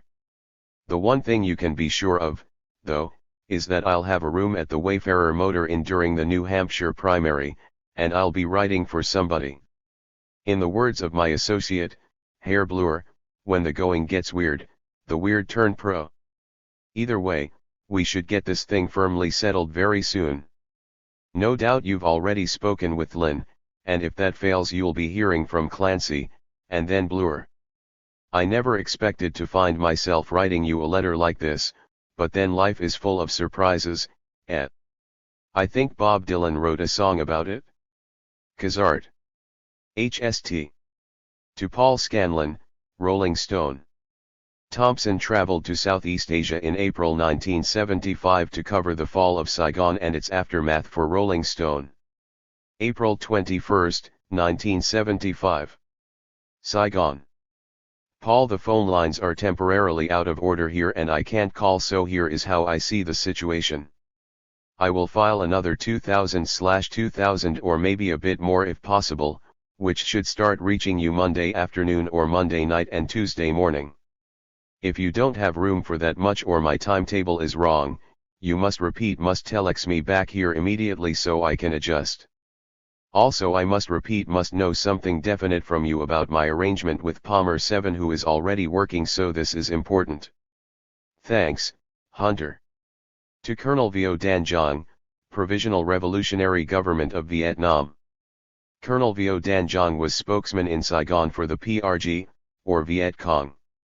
April 22, 1975. Continental Palace Hotel. Suite 37. Saigon. COL. Vo Dan Giang, PRG. C/O Tun San An Hut Air Base. Saigon. Dear Colonel Giang, I am the National Affairs Editor of Rolling Stone, a San Francisco-based magazine with offices in New York, Washington and London that is one of the most influential journalistic voices in America right now, particularly among the young and admittedly left-oriented survivors of the anti-war peace movement in the 1960s. I'm not an especially good typist, but I am one of the best writers currently using the English language as both a musical instrument and a political weapon, and if there is any way you can possibly arrange it in the near future, I'd be very honored to have a private meeting with you and talk for an hour or so about your own personal thoughts right now. We would need the help of one of your interpreters, because my French is a joke, my Spanish is embarrassing and my command of Vietnamese is non-existent. I came to Saigon 2 weeks ago, just after the panic at Da Nang, because I wanted to see the end of this stinking war with my own eyes after fighting it in the streets of Berkeley and Washington for the past 10 years. And the reason I'm writing you this note is that I was very much impressed by the way you handled your Saturday press conference the first time I attended, on the Saturday before last. That was the one in which you made 3 or 4 specific references to the dark fate awaiting American military advisors posing as journalists, and each time you mentioned that phrase, you seemed to be looking directly at me. Which is understandable, on one level, because I've been told by my friend Jean-Claude Lab that I definitely look like that type. But we both know that looks are very often deceiving, and almost anybody among the American press in Saigon today will tell you that despite my grim appearance I am the most obvious and most well-known politically radical journalist in your country today. In any case, shortly after leaving your press conference I called my associate, Tom Hayden, at his home in Los Angeles and asked him what he knew about you. Tom, as you know, is married to the American actress Jane Fonda, and they have both been among the strongest voices in the peace movement for the past 10 years. Tom Hayden is also an editor of Rolling Stone, as you can see by the enclosed masthead, and when I asked him about you on the phone, he said I should make every effort to meet you because he considered you one of the most intelligent and humane leaders of the PRG. He also said you have a sense of humor and that I'd probably like you personally.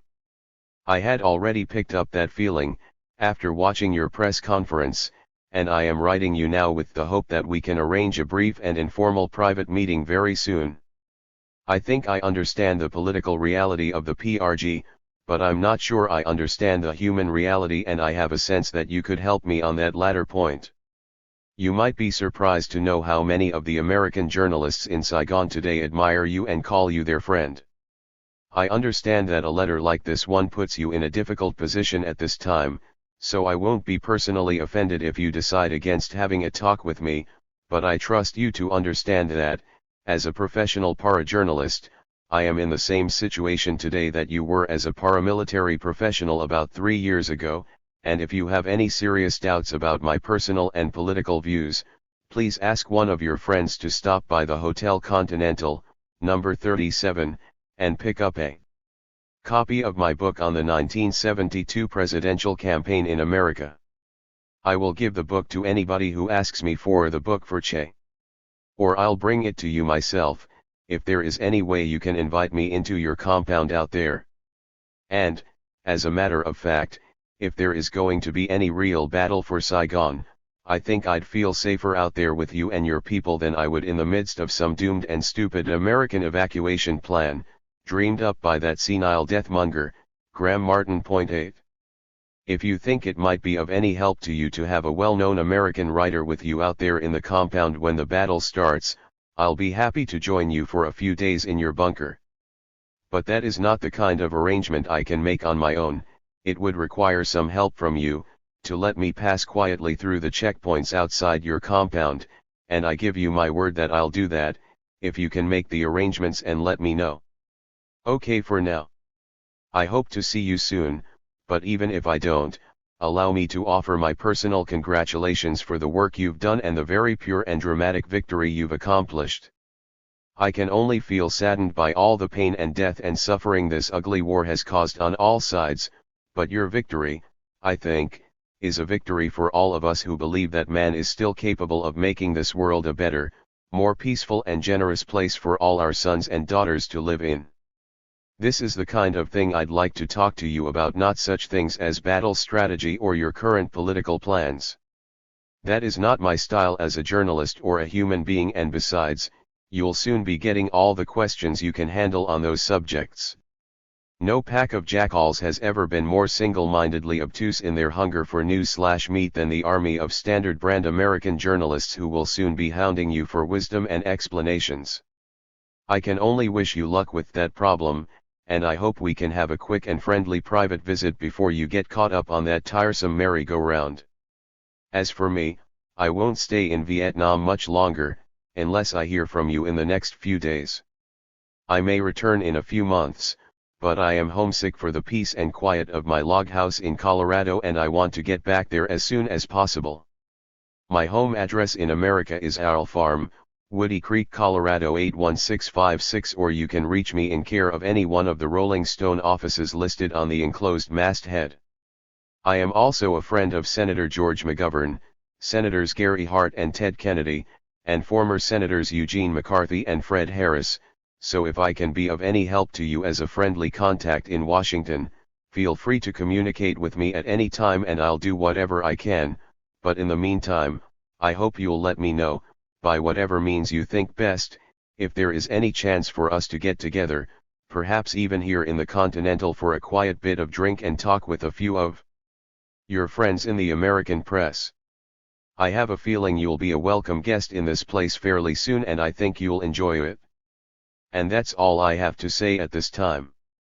It is 5 minutes before 6 in the morning and I need to get some sleep, so I'll end this letter now and take it around to my friend who plans to deliver it to you. Very sincerely, Hunter S. Thompson. To Jan Wenner, Rolling Stone. Uncomfortable, unproductive, and eager to leave Vietnam, Thompson was outraged by the lack of communication from his employer, especially after Rolling Stone cancelled his insurance policy and reneged on paying his expenses in Indochina. This missive marks an ongoing dispute between Thompson and Wenner that remains a source of contention. April, 1975. On the road, somewhere. In Indochina. Jan, your most recent emission of lunatic, greed-crazed instructions to me was good for a lot of laughs here in Saigon, especially among people who are being paid war risk salaries, operating with unlimited war risk expense budgets, and whose employers are paying their special $75 a day war risk life insurance, while my own life insurance policy was automatically cancelled on the day I got here, and your obviously deliberate failure to reply in any repeat any way to my numerous requests by phone, cable, and carrier for some clarification vis-a-vis what the fuck I might or might not be paid for whatever I'm doing out here makes a stupid, dime sucker's joke of your idea that I'm going to lounge around out here in the middle of a war at my own expense and with no idea as to what I might write, on spec, about your mythical chopper evacuation and my notes on my summer vacation in Tent City at Subic Bay. You ought to read my copy from last week before you start jabbering about what I should do next. Or did you ever receive my copy from last week?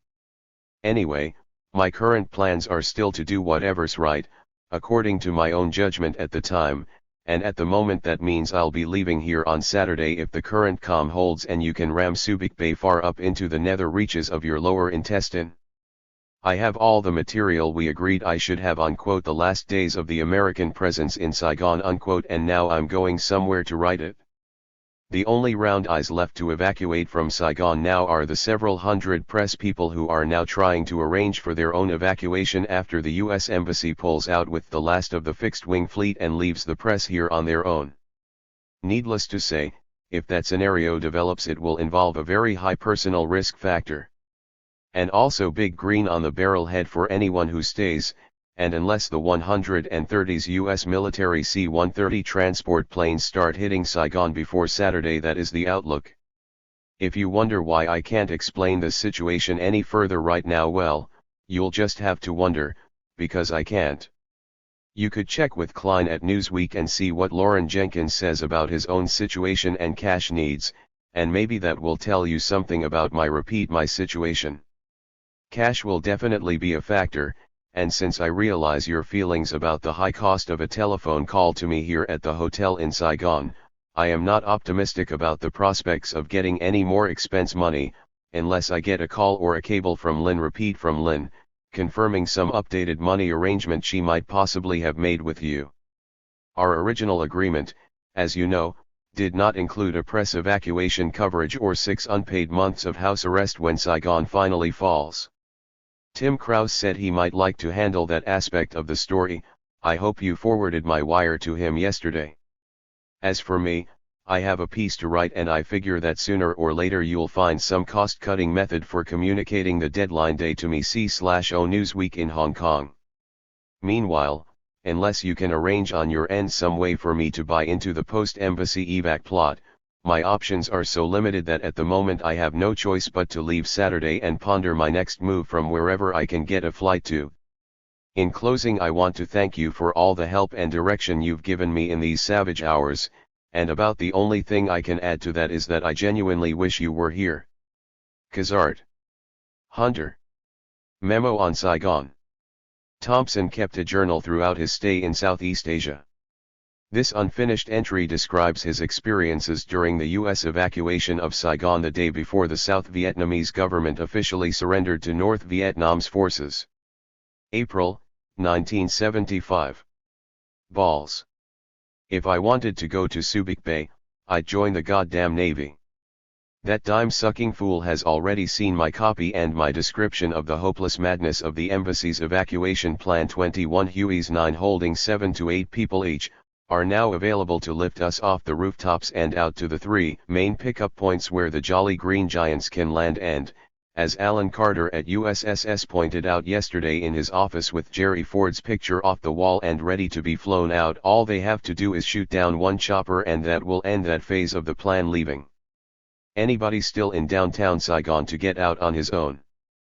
So I am off to Laos on Saturday while I still have enough cash to function, and then back to Hong Kong and Bali where Sandy will supposedly meet me. Even lame strangers and non-journalists who can help out with red tape, etc. are getting $50 a day in green out here, plus expenses, and as far as I know I'm not getting anything at all.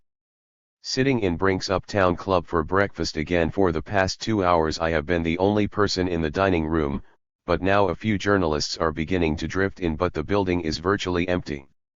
Outside the air-conditioned restaurant, the outdoor theater where they used to show American movies at night is deserted and stripped of equipment. There is no more toilet paper in the bathrooms, either ladies or gents, but the wooden rollers are still locked in place with solid brass locks, and nobody knows or cares where the keys are.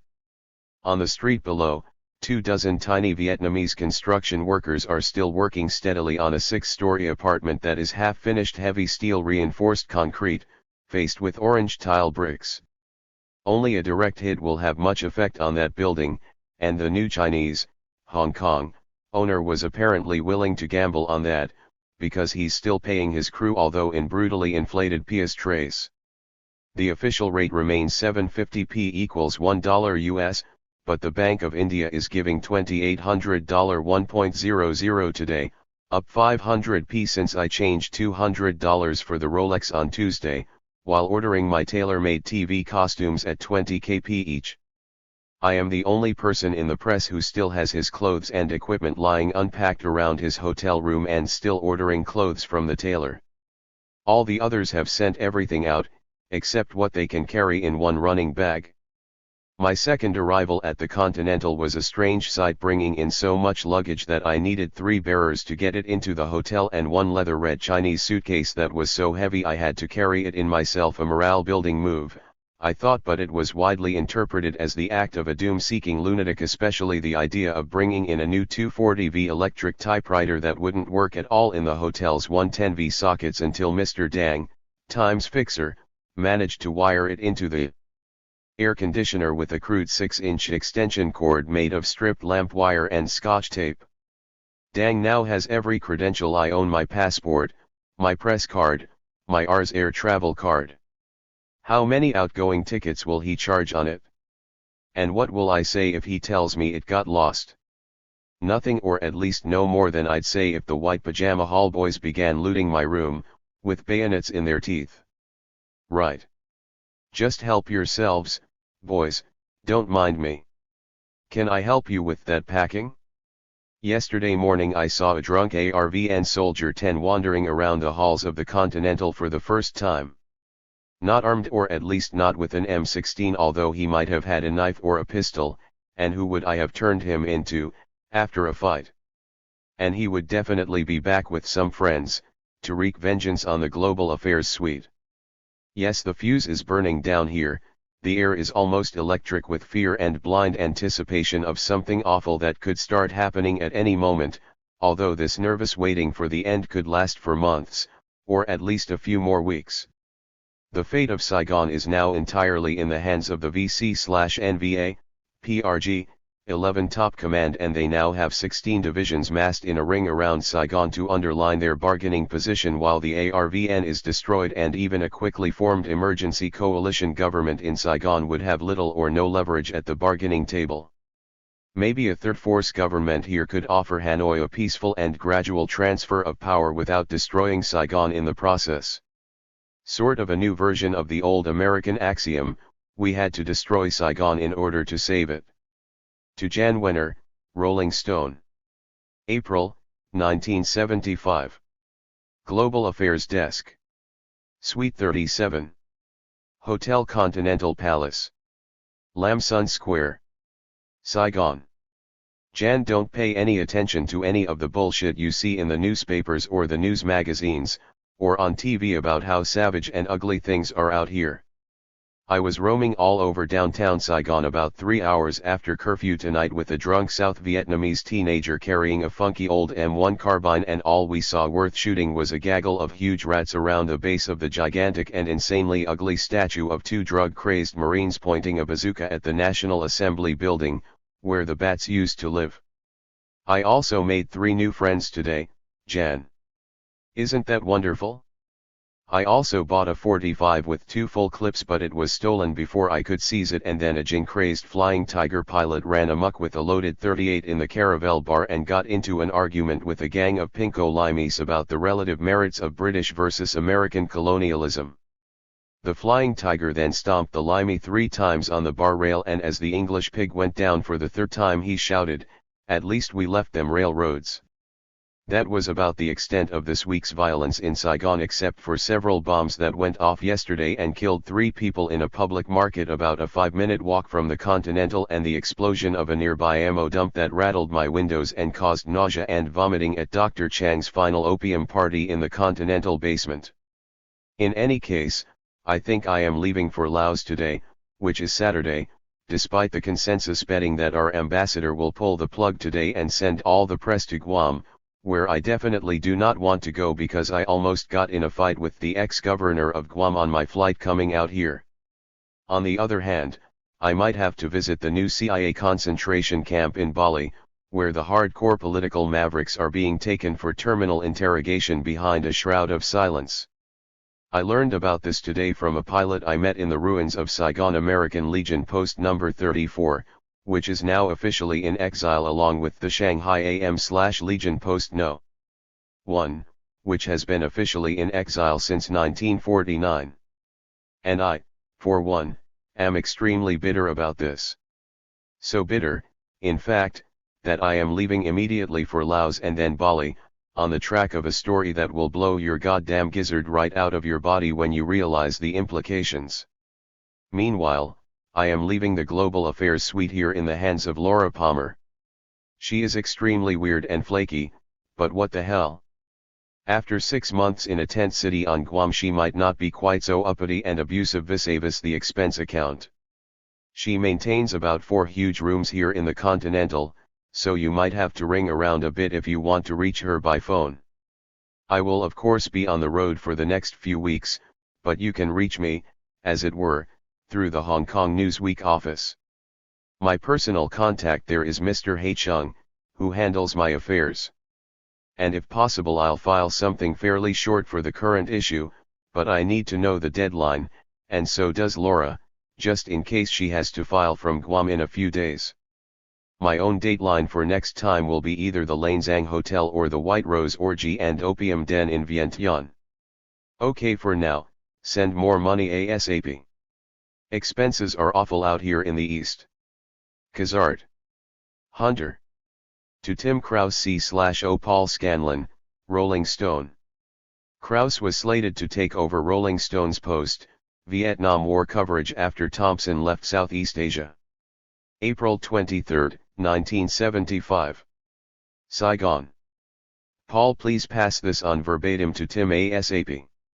Message, Tim, the time has come to start packing for the long trip to Saigon. If you can get here by Saturday, April 26/26, you can take over the Global Affairs desk here in Suite 37. We'll have a formal changing of the guard ceremony down in the garden on Friday night after curfew just before I leave for Laos, Hong Kong, Bali, and Colorado. As usual, I've had to play the icebreaker role and establish our credentials, style, contacts, etc. out here, and I had a powerful sense of déjà vu all the while I was doing it, but the situation is stabilized now and I see no point in staying on to watch that part of the action that you said you were interested in, mainly because it is going to take too much time and I have other business that needs tending immediately. The Fear and Loathing orgasm came yesterday, in the 12/12 wild hours before Theo 12 resigned, and now the boil seems to be lanced. I'd like to stay here for the victory parade down to Dew Street, but I'm afraid that might be too long a wait, and by too long I mean even 1 more week, mainly because I can't get any reply out of the Home Office, as it were, with regard to the nature of my assignment or how much I can expect to be paid for whatever I'm doing.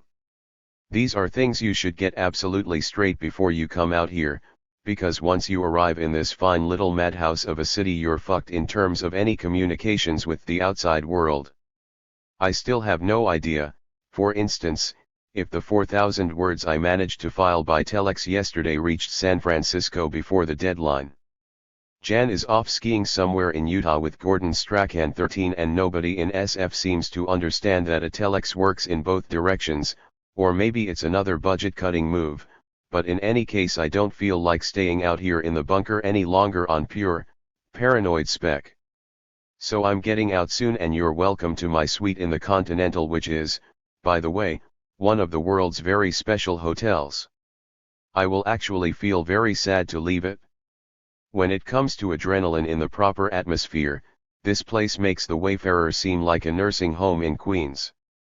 And that's it for now, except that you must call Sandy and read this whole message to her because I haven't been able to get through by phone for 3 days and I know she's worried. So please do that and also tell her to see if she can change her plane ticket for a round trip to Bali, where I can meet her for a week or so of beach time on my way back to the US. She can leave word INRA, Bali with Lauren Jenkins' wife or the Newsweek office in Hong Kong. OK and Kazart. Hunter. To Jan Wenner, Rolling Stone. As the situation in Saigon rapidly deteriorated, Thompson suggested to Wenner from Hong Kong that Rolling Stone print evacuation accounts as soon as possible. May 1, 1975. Repulse Bay Hotel number 205. Hong Kong. HST/Endgame. Fear and Loathing in Hong Kong. At least we left them railroads. Or Bye Bye Miss American Pie. And Welcome to Ho Chi Minh City. By Hunter S. Thompson. Zipjan, I trust we can use at least one of the above heads, although I can't say which one will fit until I see how the piece turns out. As we discussed on the phone, it will be more in the form of a memo on what to expect in the final and savage analysis to come later, just a series of points, ideas and memories that it will take me some time to develop but which I think we should get into print ASAP, if only as a gaggle of vignettes. I also think we should get something personal from Laura Palmer on the close-up details of how she managed during the evacuation. I gave her $200 for 4 days' work and another 150,000 piastres for expenses just before I left Saigon, with the understanding that she would pick up my photos and cover for me until I returned, so I assume she plans to write her own version of the final route and that you'll get at least a short piece from her to run along with this one. Meanwhile, I have tentatively arranged for a piece from one of those who stayed behind and also some photos, but I can't confirm this yet because all wires out of Ho Chi Minh City were interdicted around noon today and we can't be sure if any messages are getting in, but I'll let you know on this ASAP. As for art, I would send Annie 14 down to Camp Pendleton 15 to look for gangs of hookers and ex-generals with belts made of gold link bars. Marshall KYS 16 wife is presumably still in the Bay Area and she might be worth a shot or two on her own. As for wire and agency stuff, look for some of the helicopter evacuation stuff or wild mobs attacking the embassy or possibly a shot of the UPI staffers whose car got swarmed en route to the embassy because that was the one thing we all feared and they apparently got it full bore. Okay, for now, I'm just going to let it run and see what comes out, beginning with a verse from your favorite song, to wit, Zip. So bye bye Miss American Pie, drove my Chevy to the levee, but the levee was dry. Them good old boys were drinkin' whiskey and rye. Singin' this'll be the day that I die. This'll be the day that I die, 17. I had never paid much attention to that song until I heard it on the Muzak one Saturday afternoon in the rooftop restaurant of the New Palace Hotel, looking down on the orange tile rooftops of the overcrowded volcano that used to be known as Saigon and discussing military strategy over gin and lime with London Sunday Times correspondent, Murray Sale.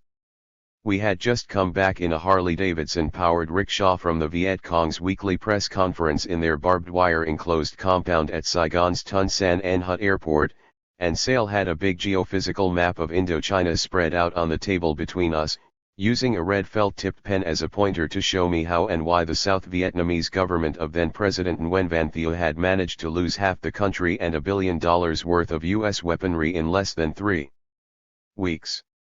I was trying to concentrate on his explanation, which made perfect sense, on the map, but the strange mix of realities on that afternoon of what would soon prove to be the next to last Saturday of the Vietnam War made concentration difficult. For one thing, I had never been west of San Francisco until I'd arrived in Saigon about 10 days earlier, just after the South Vietnamese Army, ARVN, had been routed on worldwide TV in the battles for Hue and Da Nang. This was a widely advertised massive Hanoi offensive that had suddenly narrowed the whole war down to a nervous ring around Saigon, less than 50 miles in diameter, and during the past few days, as 1 million or more refugees filtered steadily into Saigon from the panic zones up north around Hue and Da Nang, it had become painfully and ominously clear to us all that Hanoi had never really launched any massive offensive at all, but that the flower of the finely US-trained and heavily US-equipped South Vietnamese army had simply panicked and run amok. The films of whole ARVN divisions fleeing desperately through the streets of Da Nang had apparently shocked the NVA generals in Hanoi almost as badly as they jolted that bonehead wart healer that Nixon put in the White House in exchange for the pardon that kept him out of prison. Ford still denies this, but what the hell? It hardly matters anymore, because not even a criminal geek like Nixon would have been stupid enough to hold a nationally televised press conference in the wake of a disaster like Da Nang and compound the horror of what millions of US viewers had been seeing on TV all week by refusing to deny, on camera, that the 58,000 Americans who died in Vietnam had died in vain. Even arch-establishment commentators like James Reston and Eric Sevareid were horrified by Ford's inept and almost cruelly stupid performance at that press conference. In addition to the wives, parents, sons, daughters, and other relatives and friends of the 58,000 American dead, he was also talking to more than 150,000 veterans who were wounded, maimed, and crippled in Vietnam, and the net effect of what he said might just as well have been to quote Ernest Hemingway's description of men who had died in another war, many years ago, who were shot down and killed like dogs, for no good reason at all. My memories of that day are very acute, because it was the first time since I'd arrived in Saigon about 10 days earlier that I suddenly understood how close we were to the end, and how ugly it was likely to be, and as that eerie chorus about "Bye-bye, Miss American Pie" kept howling around my ears while we ate our crab salad, I looked out across the Saigon River to where NVA howitzers were hitting sporadically in the distant rice paddies and sending up clouds of muddy smoke.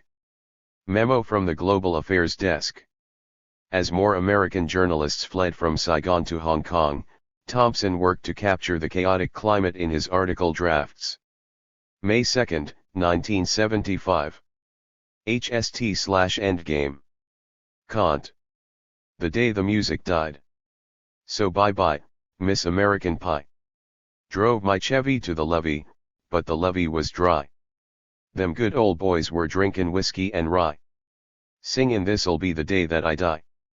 This'll be the day that I die."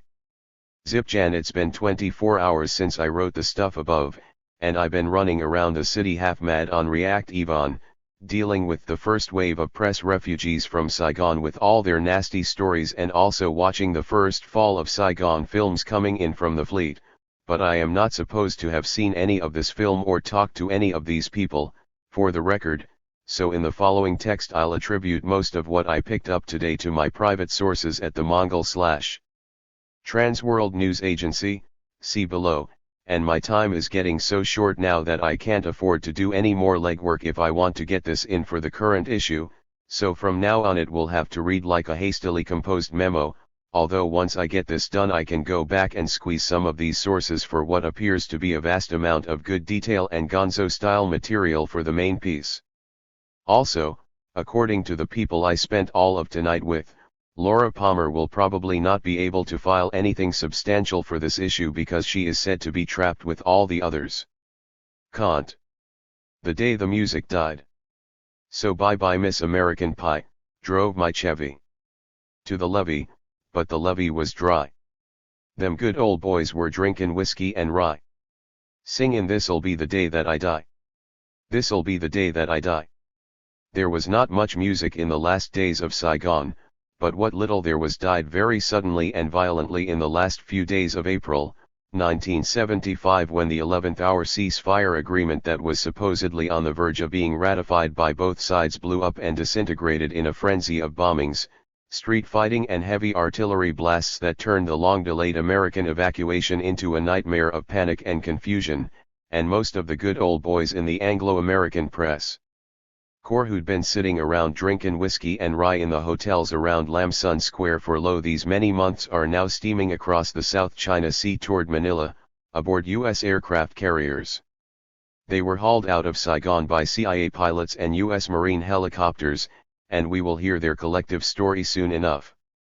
It will not be especially pleasant, but not nearly so weird and ugly as the stories that we will probably not hear for quite a while, of those who were left behind in the panic to flee what is now called Ho Chi Minh City. Saigon is no more.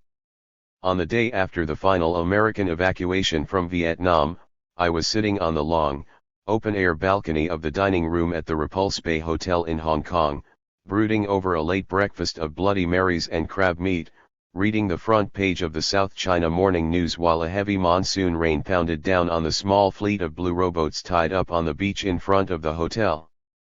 The beach had been crowded yesterday, but now it was empty and rain-swept as the hotel balcony, which had also been crowded yesterday at this lazy hour of the morning, but there is nothing gentle about a monsoon rain in Hong Kong, and just before noon a rising wind began lashing an occasional sheet of warm water across the red linen tablecloths on the balcony, and a busload of Dutch tourists who had just arrived for lunch were herded inside to the dining room.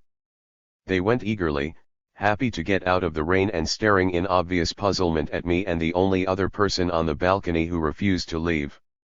He was a young-looking American with damp blonde hair and blue eyes, wearing Levi's, cowboy boots and an olive drab Air America 19 pilot's jacket. We were both sitting at tables right next to the railing when the wind began lashing gusts of rain across the balcony, and when the waiters started herding the Dutch tourists inside they left both of us alone. He was drinking a San Miguel beer and writing very intently on a red, white and blue striped airmail letter tablet. The only sign he gave of acknowledging the rain was to move his chair about a foot closer to one of the tall concrete pillars and into a position precisely downwind from the weather, where he signaled one of the Chinese waiters for another bottle of San Miguel and kept on writing in his tablet. By this time my newspaper was getting too wet to read, and I saw him glance up briefly when I moved my 2 Bloody Marys and my silver pot of coffee to a table about 6 feet away from the railing, to a table that was not so exposed to the storm, and from that half-dry vantage point I could watch him still filling his damp red, white and blue pages while I read the South China Morning News's account of how U.S. Marines had used their M16 rifle butts to smash the fingers of desperate South Vietnamese trying to climb over the barbed wire-topped wall into the American Embassy compound in Saigon yesterday, trying to get aboard the Air America helicopters evacuating the last of the journalists, businessmen, U.S. Embassy staffers and other American refugees out to waiting aircraft carriers, just off the Vietnam coast. Neither one of us had been a part of that final, nightmarish scene because it was impossible, as we both knew, for anybody who'd escaped from Saigon on Monday to be on the balcony of the Repulse Bay Hotel in Hong Kong as early as Tuesday. The U.S. Marines refugee flotilla was still somewhere out in the South China Sea, probably headed for the U.S. Navy base at Subic Bay in the Philippines. Memo from the Global Affairs Desk. May 4, 1975. Laos. I have finally arrived in Vientiane, after a long and torturous 5-day journey from Saigon, via Hong Kong and Bangkok. When I walked into the Lanzang Hotel last night, sometime around 2:30 in the morning in a drenching monsoon rain, the man at the desk first refused to let me register because he said I had no reservation, which may or may not have been true, depending on which view of the understandably scrambled Indo-Chinese mind one subscribes to in these menacing times. But in fact I had sent a cable from Hong Kong, requesting a large room with a king-size bed, quick access to the pool and a view of the Mekong River, which flows in front of the hotel. After a fairly savage argument, the night clerk agreed to a compromise. He would give me the best suite in the hotel for as long as I wanted, provided I gave him 20 green American dollars at once for the company of his daughter for the rest of the night. He described her as a young and beautiful student, not a bar girl, who spoke excellent English and would certainly have no objection to being awakened at 3 in the morning and hauled over to the hotel by taxi in a hellish rainstorm, just in order to make me happy. "Look," I said. "You are dealing with a very tired person. The only thing I need to make me happy is a long sleep in a big bed with nobody bothering me. I have nothing against meeting your daughter, I'm sure she's a wonderful person, but why don't I just give you $20 and never mind about waking her up tonight? If she's free around noon tomorrow, maybe we can have lunch at the White Rose." The man winced. "Nobody's daughter goes near the White Rose. It is one of the scurviest and most infamous bangios in all of Indochina, even worse than Lucy's in Saigon." And the moment I said that name and saw the man's face, I knew I'd said both the right and the wrong thing at the same time. He was grievously insulted, but at least we understood each other. So he had one of his assistant pimps carry my bags up to number 224, a rambling suite of rooms half hidden under the top flight of wide white tiled stair/ramps that rise out of the middle of the Lanzang lobby. When I first went into number 224, it took me about 2 minutes to find the bed.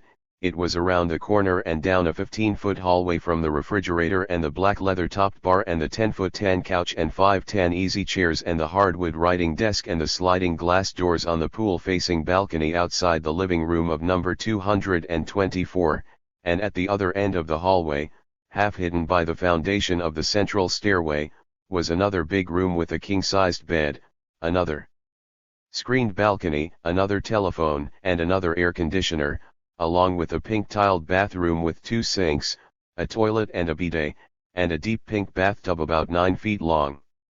"We normally charge $50 a day for this one," he said. "But in your case, I'll sell it for $40. "You must be sick," I said. "I had a better suite than this at the Continental in Saigon for $20 with 2 beds and a ceiling fan." He stared thoughtfully at the ceiling and sucked on his gums for a moment, then looked me in the eye and said, "Okay, I'll sell it to you for $25. I shrugged. "Why not?" I walked over to the refrigerator to get some ice, but there was none. Both he and his henchmen were baffled, until I had a look at the wiring and saw it was not plugged in. None of the lamps were plugged in either, along with both air conditioners and the hot water heater in the bathroom. Suite number 224 had obviously not been used in quite a while. I asked the night clerk if he would get me a bucket of ice. Somewhere in the bowels of my luggage I had a film can full of extremely powerful Cambodian red, along with a quart of Jack Daniels I'd just bought in Hong Kong, and the prospect of a few iced drinks along with a pipe load of paralytic hallucinogens seemed just about right for that moment, followed by 15 or 16 hours of stupor sleep. But my new buddy, the bashful pimp, had not yet tied the knot in his half of the bargain.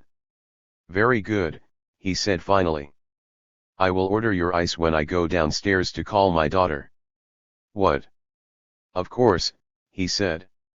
"You will like her. She is very beautiful." Then he smiled and held out his hand. $20, please." I hesitated for a moment, listening to the rain pounding the palm trees outside my window, then I reluctantly pulled out my wallet and gave him a $20 bill. I had seen enough of Vientiane on the drive into town from the airport to know I'd be in very grave trouble if I got thrown out of the Lanzang at 3:30 in the morning in the middle of a blinding monsoon, hauling an electric typewriter and a soft leather suitcase, with no currency except US and Hong Kong dollars, and not speaking a word of Laotian or even enough French to beat on somebody's door and ask for directions to another hotel. No, I couldn't stand that, but I wasn't sure I could stand the kind of nasty scene I suspected this humorless, fat little hustler was planning to lay on me, either. As he opened the door to leave I said, "That money is for ice, okay? Just bring me a bucket of ice and keep the money yourself. I'll talk to your daughter tomorrow." He paused for a moment, looking back at me, but his eyes were blank and I could tell his brain was busy with other matters. Then he pulled the door shut behind him and left me alone in the room. I slumped back on the couch and opened a bottle of hot bourbon, propping it up on my chest and my chin so I could drink with only a slight movement of my lower lip while I listened to the rain and tried not to think about anything at all. From Jan Wenner, Rolling Stone. Thompson finally received a response from Wenner. May 6, 1975. Cable and wireless. Got your letter Monday. All is understood and generally agreeable. Laura filed extremely good last night in Saigon, and the ride to Guam piece which we're jamming into this issue, she'll be well compensated for all her work. Rest assured it's up to you to take as much time as you want in the Southern Pacific. I am just concerned that during that time that you continue writing so that the story keeps going on in your mind, you're thinking about it, making progress and have it actively underway. We all want this to be a great one. I do have in mind finishing up the anthology when you get here, but there's no huge rush. I will be out of town anyway until May 16th and naturally would like to see you through San Fran when I'm there. I did remember our discussion on the politics section and would not have so placed the piece except that it was the very last day and it was the best of the few solutions we had. The Neeb photo was sent back to you in Hong Kong C/O Newsweek. If you could get back into Saigon, it certainly would be worthwhile waiting around or vacationing in a place where you wouldn't be too far away. But if not, Sila, the one thing that might be worth doing on the way back to San Fran is to stop in Guam for a day or two and see that refugee camp and pick up all the stories that the GIs will start to tell about the first days of Saigon, which the other press will have missed since they will all have moved on. I anticipate no hassle about your expenses just as long as you submit thorough accounting. Actual expenditures you will be reimbursed on the accounting you provide. Have a good time. Seriously consider that Guam stuff. It might be just perfect in terms of Little Saigon. Look forward to seeing you in San Fran. Call me in New York if you have any questions. Jan. To Doug Sapper. Doug Sapper was a former Special Forces operative in Southeast Asia. June 1, 1975. Woody Creek Co. Doug. This is just a quick note to say thanks again for the help, as it were, in Bangkok. At 50 cents a hit, that shit is the cheapest miracle on the market, except maybe for that 25 cents a pound weed those dope addict bastards were smoking up in Laos. Anyway, I remember you saying you were thinking about heading for Africa, so I thought I'd send a note and not lose track of you.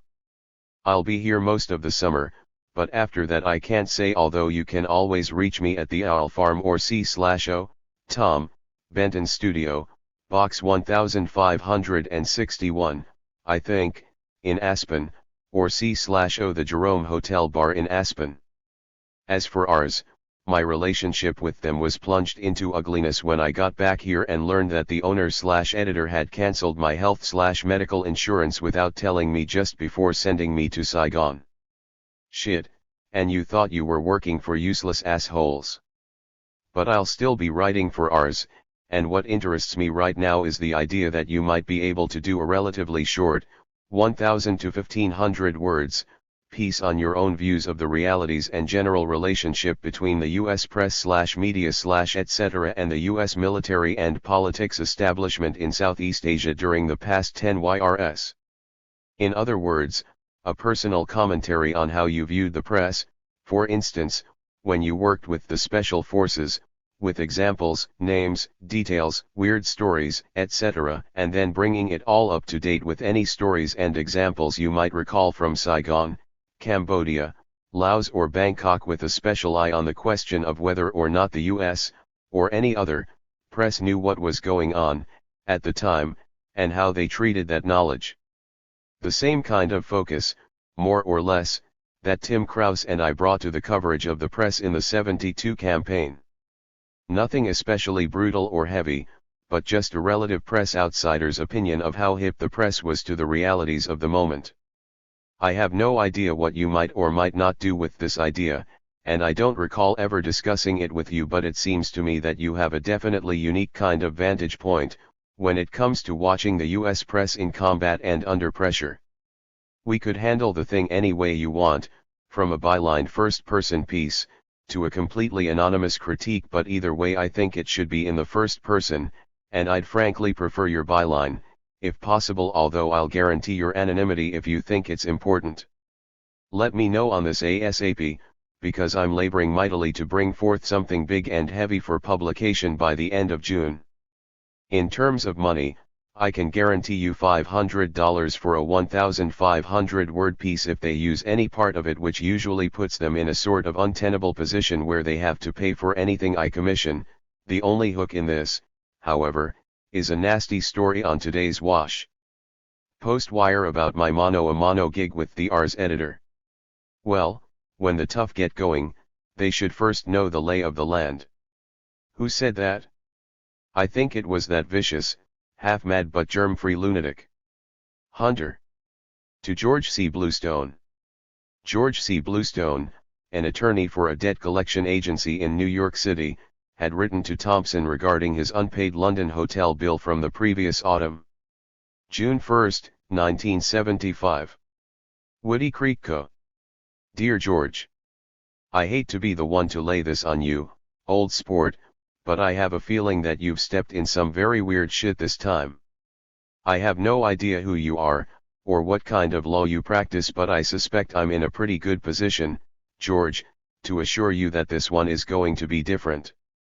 And when I say this one, George, I refer to your letter of April 28, in which you threatened me with legal proceedings unless I quickly send you a personal check for a $1,075 bill at Brown's Hotel in London, which, as you specifically noted, was arranged through Rolling Stone of London, England.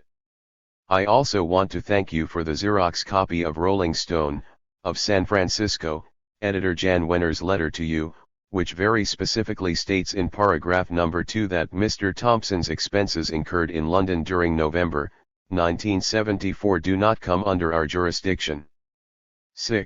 I was particularly happy to get this copy of Mr. Wenner's letter, since I was unable myself to elicit any explanation at all from him, vis-a-vis Rolling Stone, of London's failure to honor whatever agreement they may or may not have made with Brown's Hotel with regard to the occupancy of any, or perhaps all, of their rooms by one, or perhaps many, Rolling Stone writer, s.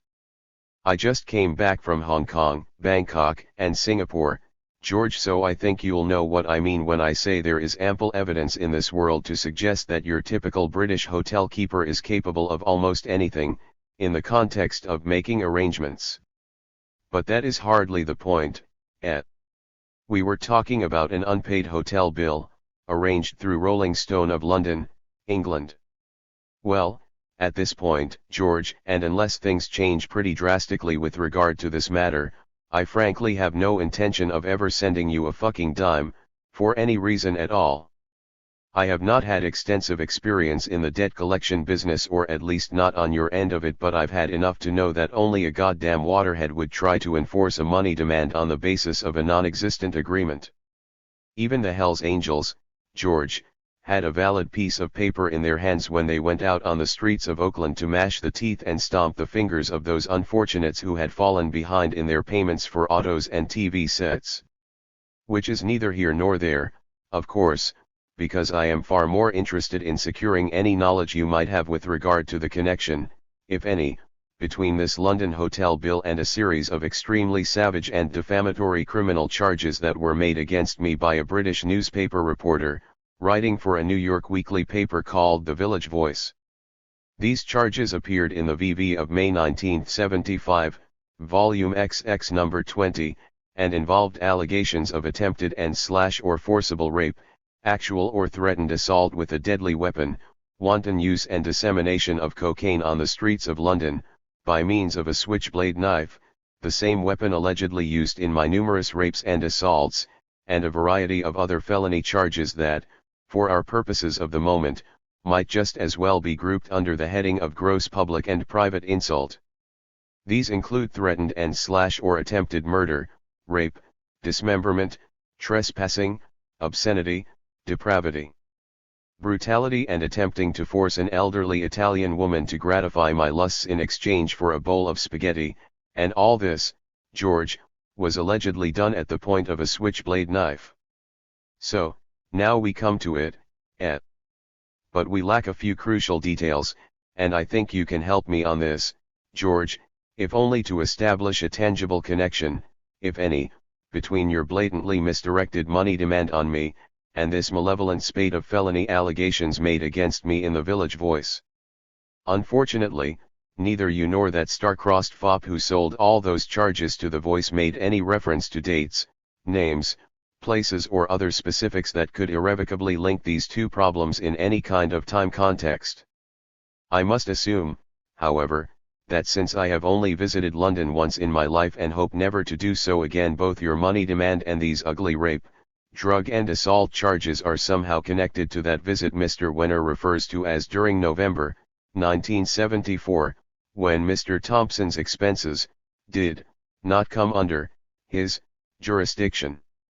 Indeed, and before I get into this next shot, George, let me assure you that there is absolutely nothing personal with regard to my feelings about you or your law practice, and I also think you should know, if only for your own peace of mind, that this same Mr. Wenner who suggested that you try to put the squeeze on me and gave you my address so you could track me down, or up, to my lair out here in the mountains of Colorado, is the same treacherous asshole who, in his role as both editor and majority stockholder in Rolling Stone of San Francisco and London, George, not only sent me on assignment to London last November and now refuses to pay a hotel bill that I had no part in arranging and certainly no intention of paying, but Mr. Wenner is also the same owner/editor of Rolling Stone who recently sent me to cover the last days of Saigon while at the same time removing me from the Rolling Stone payroll and officially cancelling my health and medical insurance without ever mentioning it to me, not even while I was working in Saigon under conditions that most of the world press called a terminal siege and what every insurance company in the world called an extremely dangerous war zone. My own, personal, life insurance policy became invalid the moment my Air Vietnam jet touched down at Ton San An Hut Airport in Saigon, but I naturally assumed I was still covered under Rolling Stone's group policy, no. G16780, with the Lincoln National Life Ins. Co. of Fort Wayne, Indiana. But I was wrong, George. By his decision to remove me from the Rolling Stone payroll without either written or verbal notice, or even mentioning his decision to anybody except the company controller, who quietly effected it, Mr. Wenner was also removing me and my family from any benefits under hospital expense policy #G16780. And I might still be ignorant of my loss, George, if I hadn't decided to call Mr. Wenner on the occasion of my recent return from a 6-week tour of every goddamn war zone in what the British used to call Indochina. And I hope with all my heart, George, because I feel no hatred for you, that you are not the U.S. collection agent for any British-owned hotels in the Orient, the Repulse Bay in Hong Kong, for instance, or the Hotel Erawan in Bangkok. Because those are only two of many Asian creditors who will soon find themselves bogged down in nickel and dime court battles with your friend, Mr. Wenner. Are you beginning to get the picture, George? I sure as hell hope so, because I'm getting goddamn tired of writing these letters to people like you, who seem to think I travel around the world at my own expense and write long articles for Rolling Stone, just for the fun of it. Yes, and now that we've hit on this vein, I wonder if you might know anything about the recent rash of rumors, published in the Village Voice, New Times, and other U.S. outlets, that I somehow wasted anywhere from $10,000 to $28,000 of Rolling Stone, of San Francisco's money in connection with a heavyweight boxing scam that occurred last fall in Zaire. I seriously doubt that you had any part in that kind of vicious and defamatory libel, George, but since you're teetering right on the brink of it with this lame bullshit about my bill at Brown's Hotel in London, let me use these last few lines to discharge what I regard as the last of my ethical obligations in this cheap, familiar, and always degrading kind of quarrel by reminding you that not everybody in this world feels the same kind of bilious contempt and repugnance that throbs in my body. Like 9 gallons of rancid blood when I stare once again at your letter and know that politicians are not alone in their belief that there is no such thing as bad publicity. Some people actually like it, George, especially if it sells their newspapers. But we live in bad times, old sport, and I don't own any newspapers. I don't own much of anything, in fact, and with any warning at all, maybe 5 or 6 hours I can slip across the border and pick up my passport from the fast-growing nation of Jode, where every citizen is judgment-proof, and every creditor is fresh meat. Ah, George, What have we done to be plagued by these hellish fantasies? These menacing sinkholes in our lives?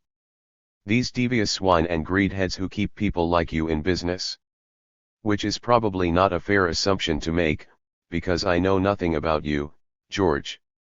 Mr. Wenner neglected to introduce us when he sicked, sicked, how is that goddamn word spelled, you on me, and for all I know you're a fine ambitious and idealistic young man, fresh out of law school and just trying to make a decent living by leaning on anybody stupid enough to think they have to protect their personal credit by paying off every geek and shyster who writes them a money demand letter.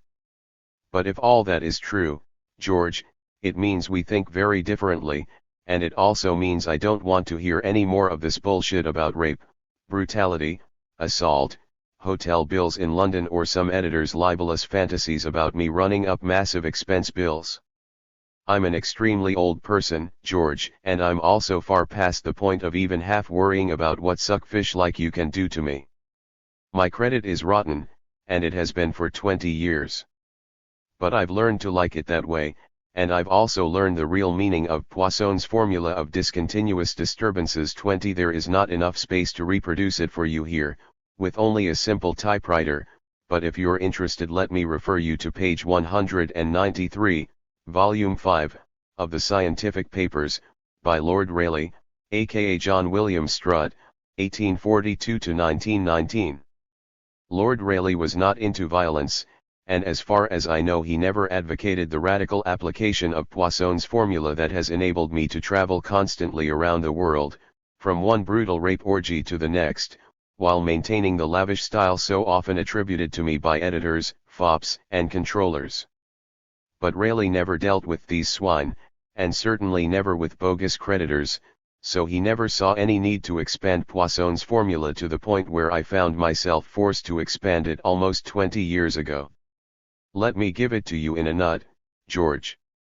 My life, for the past 2 decades, is a scarred but healthy monument to the concept of terminal extremes as regards the application of Poisson's formula, which means that discontinuous disturbances need not be tolerated, and that nowhere in the language of physics is there any provision for an equal/opposite reaction when a discontinuous disturbance is whipped, crushed, or terminated, by any means at all.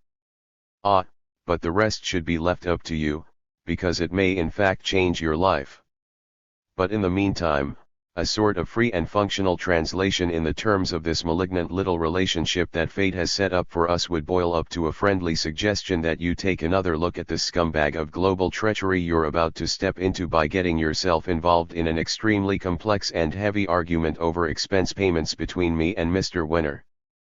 But the choice is clearly yours, George, and I don't give a flying fuck which way you decide to go just as long as you don't bother me. You can write all the letters you want, hell, I know how it is with your type of client, but if you want to mail anything else to me, please address it to my attorney, John Clancy, at Suite 2130, Crocker Plaza in San Francisco, 94104. I don't particularly want to get to know you any better than I already do. You should feel free to write me, of course, but don't expect me to answer. And if you want to pursue this matter to the point where I can get a nice handle on your head, you'll wish to hell you'd never heard of me, London, Rolling Stone, Switchblades, expense accounts or anything else connected with this degrading bag of pus. Unless you can tell me something about that connection I mentioned, above, and in that case I think you and Mr. Clancy can make a deal. I'll call him tonight and give him all the details. Or you can keep after me, George, if you're into that kind of action. Hunter S. Thompson. To Jan Wenner, Rolling Stone. With his status at Rolling Stone still in question, Thompson demanded a written explanation from Wenner. June 18, 1975. Woody Creek Co. Jan. I certainly appreciate your sending me that copy of Ralph J.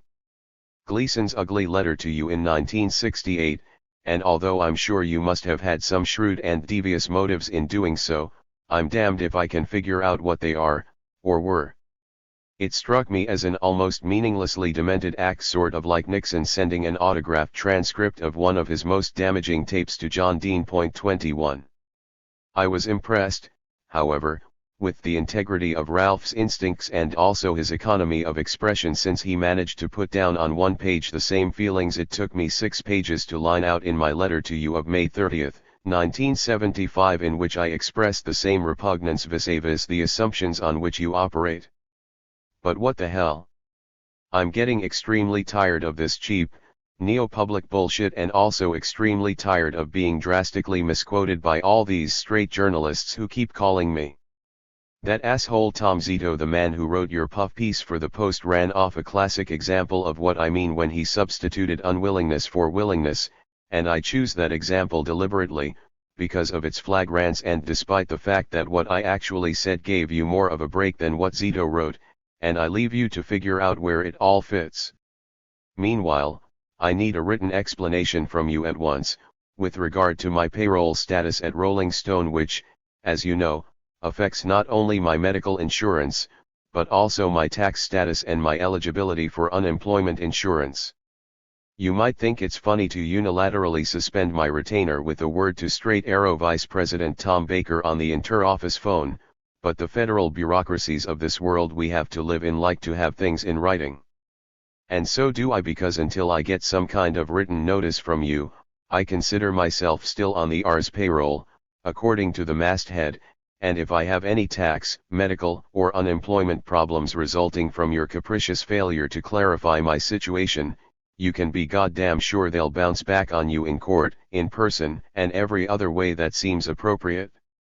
In the meantime, I'm sitting here with about 100 pages and 200 pounds of Indochina stuff awaiting some word from you, through Lynn, with regard to its ultimate destination. OK. Hunter S. Thompson. To U.S. Representative John Burton. On May 12, 1975, the U.S. merchant ship Mayaguez was seized by Cambodian forces in international waters in the Gulf of Siam. Over the next 65 hours, U.S. Marines attacked Koh Tang Island while American planes bombed the transgressors' air base until the Cambodians surrendered the ship and its 39 crewmen on May 14. Although 41 American servicemen were killed during the rescue operation, the public deemed it such a success that President Gerald R. Ford's approval rating jumped 11 percentage points. June 22, 1975. Woody Creek Co. John. Thanks for the material you sent INRA, the Mayaguez incident. But before I do any writing about it, I want to check this one very powerful impression with you, an impression I picked up from the gross input I have from you, your staff and the combined news agencies of both the Eastern and Western worlds, to wit, that nobody in the U.S. Congress, the U.S. press, or any other professional grouping in this country outside whatever office Ford and Kissinger 22 do their business in has any hard facts or real information at all with regard to what actually happened in, over, or around those islands off Cambodia on whatever date those events occurred. No dates were fixed in either HRES 536 or in the official press release INRA, the joint statement, Resolution of Inquiry on Mayaguez, dated June 11, 1975. I was impressed by the breadth, scope and thrust, etc. of the 14 questions you and your 28 cohorts posed to the President on June 11, and my initial impression from news reports as well as the resolution itself was that you people had at least a bluffing semblance of an information base with regard to the questions you asked, but I have since been given to understand that neither you, your staff, nor your 28 cohorts have any more hard information on the Mayaguez incident than I do, and, Jesus Christ. John, I was somewhere between Bangkok and Bali when it happened, reading papers like the Bangkok World and the South China Morning News, which carried nothing but a hash of UPI bulletins and a few shots of local copy, and if you and 28 other congressmen don't know any more than I do about this goddamn wretched thing, there is something seriously wrong with the machinery, because I was on vacation at the time and not even trying to pull it all together. If I'm wrong on this, please correct me at once, because I get a very distinct feeling reinforced by the clips Eli Siegel sent me from Congressional Quarterly 4/26 that the US Congress is a totally useless and fearfully expensive backwater that might just as well be abolished as soon as possible. I don't know about you, John, but if I'd gone to law school I'd probably remember that gibberish that almost everybody picks up in their first course on trial law, which says, never ask a question you can't answer yourself. Or something like that, but any way you say it the point is still there, especially when it comes to asking 14 major questions of the president. Mother of babbling God. I just got beaten like a fucking gong by the tax man, and I know that at least some of that money goes to pay my congressman's salary, and although we both know you are not my congressman, I think we both understand why I called you, instead of the puffball who allegedly represents me, when I wanted some hard information vis-a-vis Mayaguez. I know you probably agree with most of what I'm saying, or at least implying here, and I'm honestly not trying to hassle you on this thing, but, Jesus, the larger implications are root ugly. Here we have a disastrously stupid, in the eyes of almost everybody I talked to until I got back to the US, and potentially terminal military operation set in motion by Nixon's appointed president and Nixon's appointed Secretary of State, endorsed in spades by a mean and immensely wealthy thug appointed by Ford.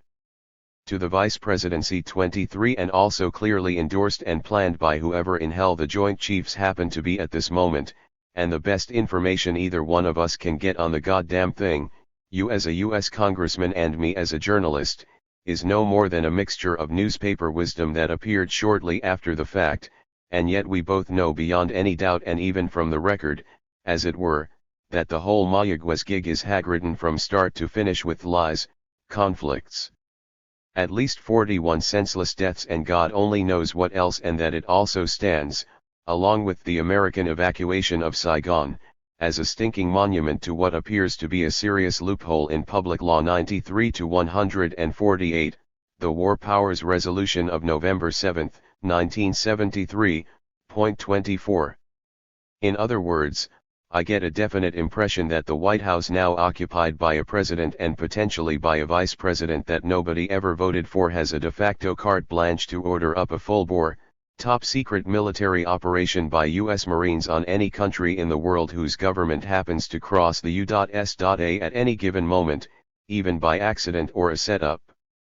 This might be a good thing for us to talk about when I get to Washington, because I have a feeling we're going to hear a bit more on the subject, for good or ill, during the next year. Meanwhile, if you're up to it, I could probably make good use of any written reply you might want to make to this screed full of wild and ominous accusations, all of which I'm beginning to take quite seriously.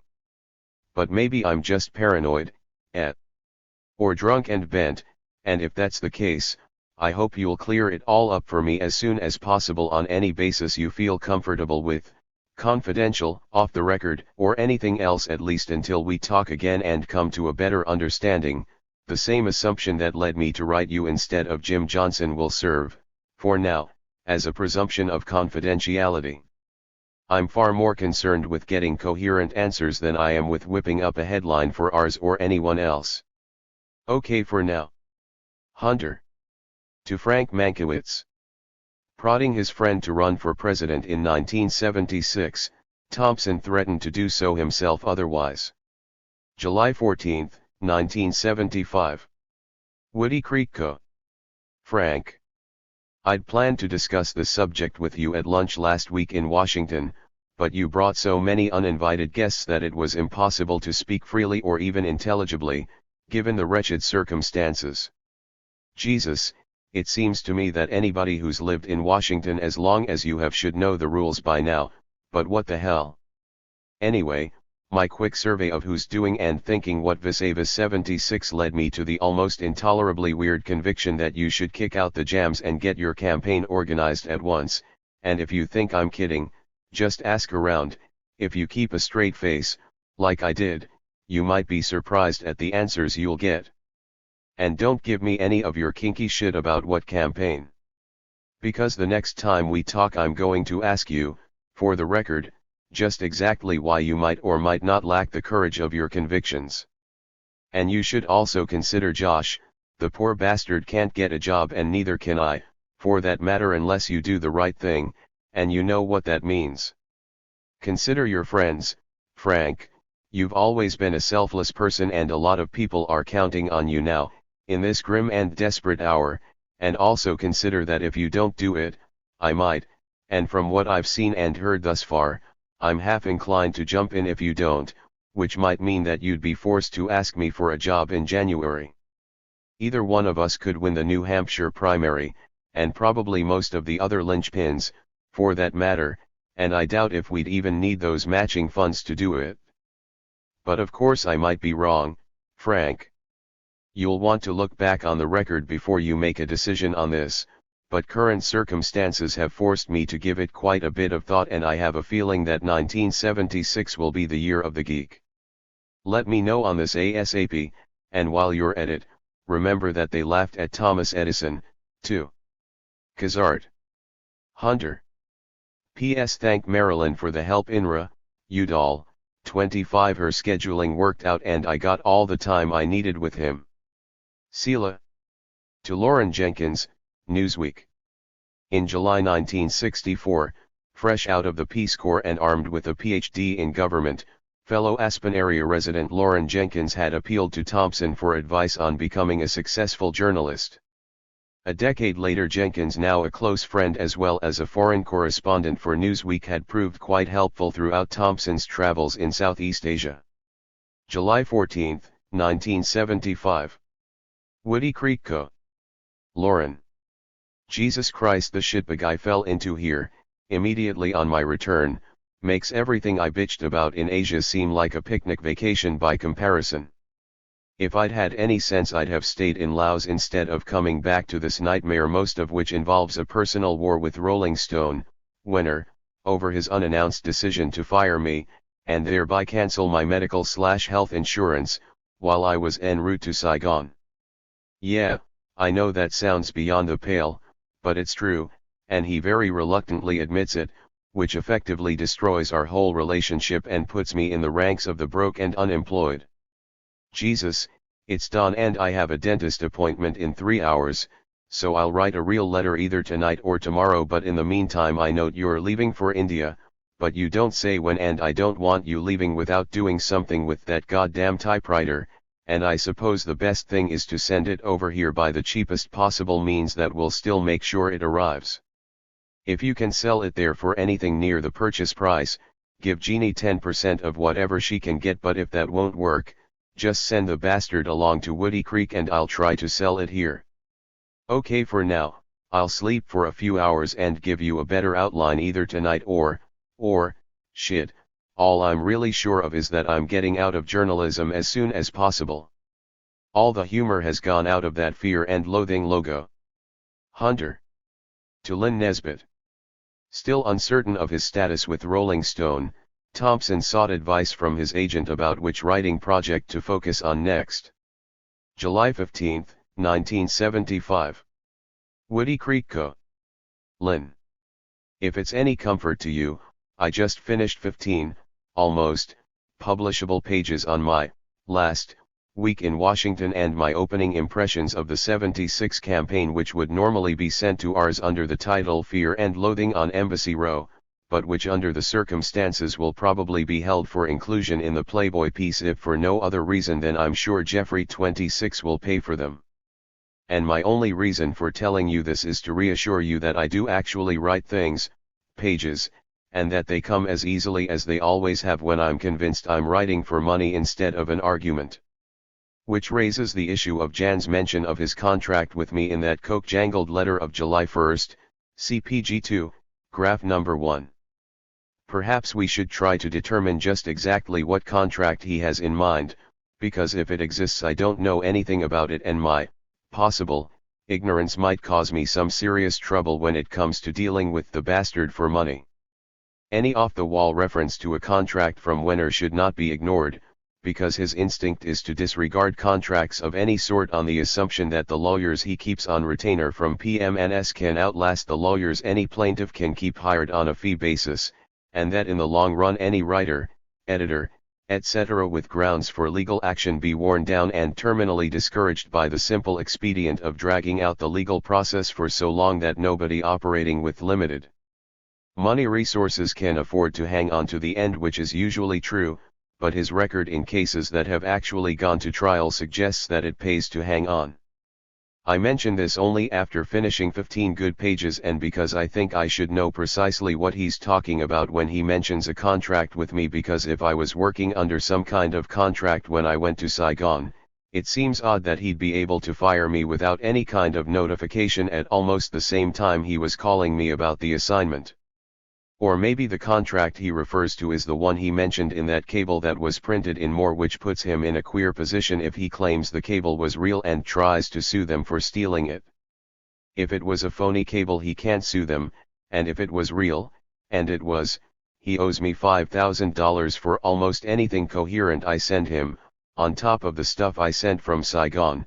So keep this in mind and try to determine what he meant by his reference to his contract with me, because if he can take me off the payroll and cancel my medical insurance and cancel all my Rs credit cards and still keep my name on the masthead without breaching whatever contract he thinks he has with me, I'm in serious fucking trouble. And Clancy just bought a magnum load of grief.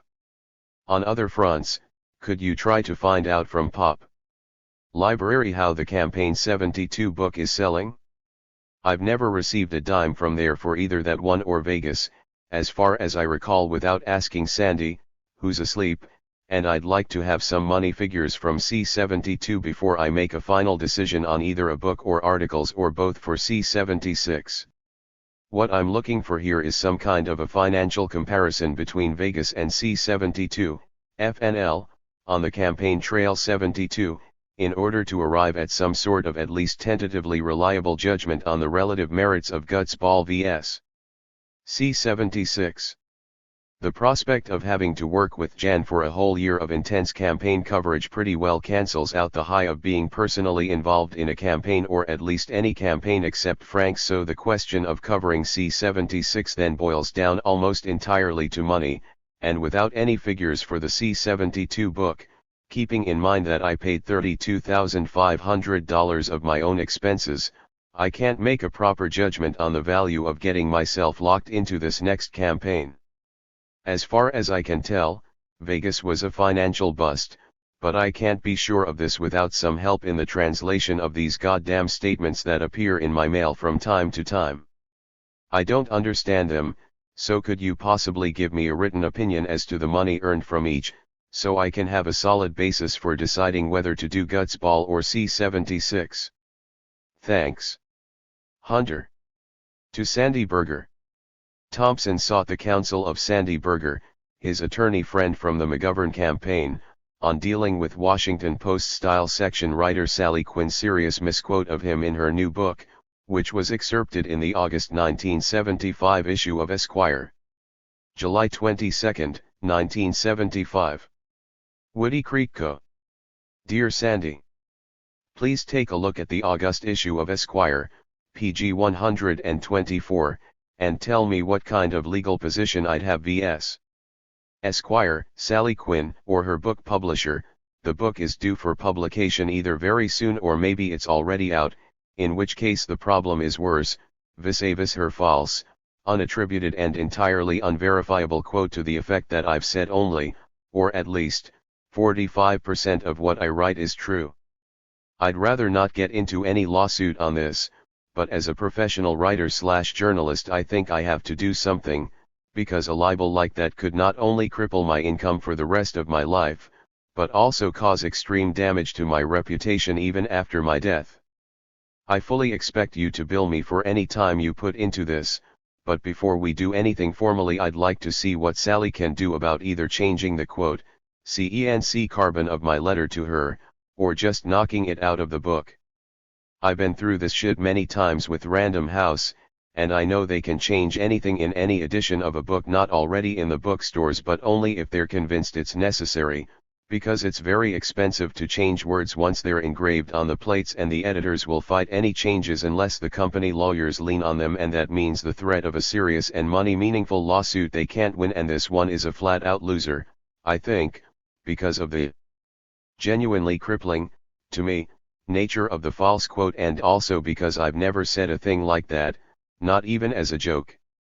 I've mentioned various percentages, CENC, at times when I've been asked about my Vegas book, but always in very vague terms and always to confuse the issue of fiction and / or non-fiction in a book so potentially incriminating that I'd never claim it was 100% true.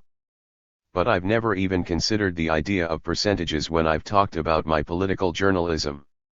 I've explained things like my muskie / a Bogain fantasy by simply pointing out that anybody who reads carefully will see that it's worded as a fantasy, or a rumor, but this bullshit about 45% truth is likely to haunt me for a hell of a long time, and especially when it comes out right now, when I'm in the midst of negotiations for a book on the 76 campaign that winner, before Straight Arrow folded, had already agreed to pay $150,000 for, and I wouldn't blame any book publisher or editor who didn't know me personally, as Wenner did, for not understanding my prevailing sense of humor and getting very nervous about signing a book contract for a $150,000 advance to a writer quoted in Esquire and in God knows how many thousands of books on the market right now as saying at least 45% of what he wrote was true. Shit, nobody would pay a writer for 55% lies, not even in the style section of the Post. In any case, I'm getting goddamn tired of being libeled, misquoted and generally discredited by these fucking hacks in the Post, the New Times, the Village Voice and now Esquire, who call themselves straight reporters like that asshole from the Wall Street Journal who couldn't even get his figures right when he was told, firsthand, by a sane and reliable participant in our vote at AVs on the demo nominee, or maybe Rick got it wrong, but that's beside the point and this one doesn't matter. Anyway. The real point is that I can't sit back and ignore this kind of nitpicking bullshit about my credibility as a journalist much longer, without making a public example of somebody and getting into some public show and tell about truth percentages.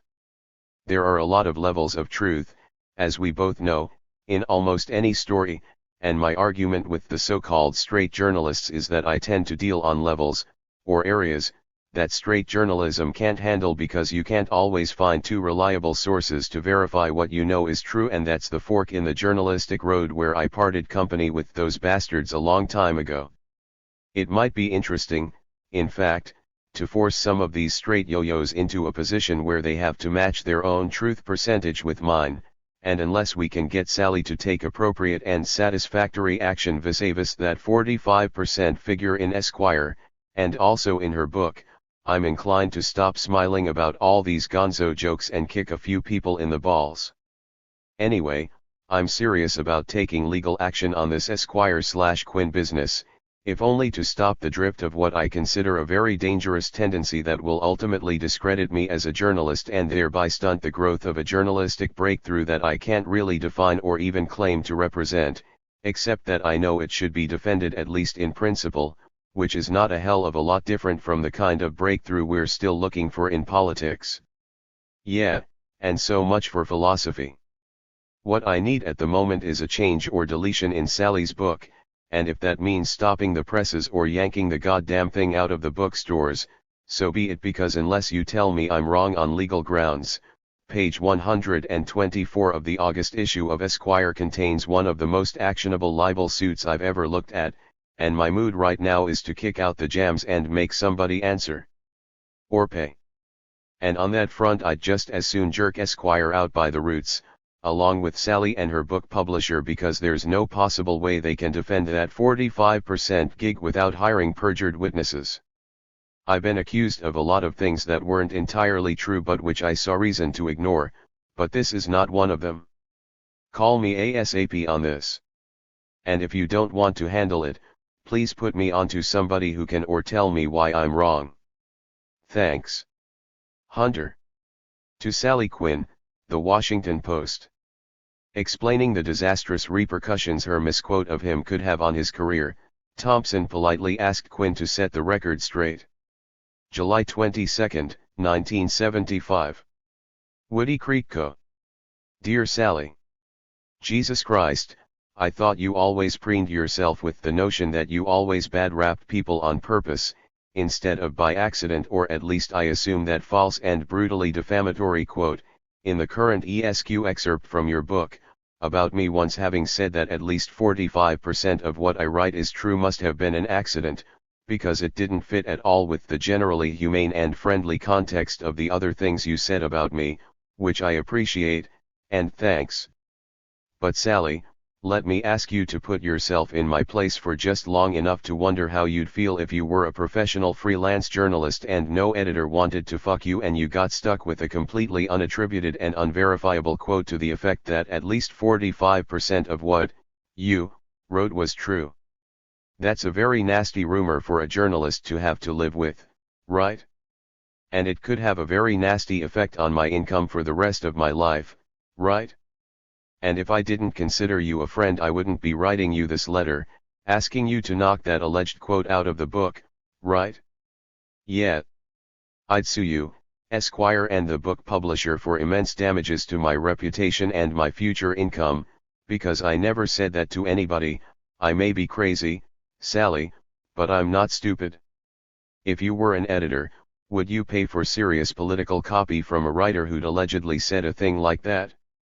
Your quote, I suspect, is a bastardized, fourth or fifth-hand version of an answer I usually give to people who ask me how much of my book Fear and Loathing in Las Vegas is true, and for reasons that should be perfectly obvious I usually reply with a figure ranging anywhere from 60% to 80%, and I've answered that question so often that I'm sure various versions of my answer are floating around so extensively that you probably caught one of them from somebody who heard it from somebody else who told it to a straight journalist who then passed it on as 100% fact, like straight journalists always do. Anyway, enough of this shit. I don't know what stage of publication your book is in, but I hope there's still time for you to get hold of the page proofs and either correct that sentence so that it deals specifically with the Vegas book, or knock it out entirely, because otherwise the whole American book market, including many editors, is going to be flooded with an extremely damaging and entirely false quote regarding the alleged inaccuracy of my work, which we both know is just as false as that thing about Edith telling me I needed a bath when I was standing in your makeup room at CBS demanding to take a shower so I could get myself at least halfway in shape for the interview after the news show. Jesus, and you're complaining about the ugly press you got. In the past few months I've been accused of mass rape in London, running up a $28,000 expense tab in Africa, working for the CIA in Saigon, and now I pick up a relatively friendly piece in Esquire and see myself labeled as some kind of smelly freak who has to be forced to take a bath at CBS and who insists that at least 45% of what he writes is true. Like you said, Sally, this celebrity gig can be a goddamn nightmare, and sooner or later you get a little tired of just sitting back and gritting your teeth and saying publish and be damned, like the Duke of Wellington 27, who apparently didn't give a fuck what was written about his personal life, but I suspect he'd have raised a very intense and painful kind of hell with anybody who falsely quoted him as saying that he won at least 45% of his battles. And that's enough for now. For Christ's sake, do us both a favor and make that one simple correction. I'll even trade you that need a bath libel for the 45%. The last thing I need right now is a goddamn lawsuit to ruin my summer, but I really can't just sit back and let a false and potentially disastrous quote like that one go by. It's just too goddamn heavy to ignore, and hopefully so easy to cure that neither one of us will have to ever mention it again. In any case, let me know how things stand ASAP. Call me here, or you can reach me through Lynn Nesbitt or Sandy Berger at his law office in Washington. Sincerely, Hunter. To Gordon Lish, Esquire. Thompson was undecided about how he would cover the 1976 campaign. August 12, 1975. Woody Creek Co. Dear Gordon, there are about 49 good reasons why I haven't gotten back to you vis-a-vis whatever you were calling about, which I assume had something to do with the Campaign 76 book, because of Clancy's letter, but it would drive you fucking mad if I started telling you about a long summer of brutal struggling over things like water rights, septic tanks, crossover circuits, bad debts from London and Saigon, or anything else like that, So let's just say I've been waiting for my focus to restore itself, more or less, in order that I might speak decently with people not accustomed to my day-by-day gig, which is chaos.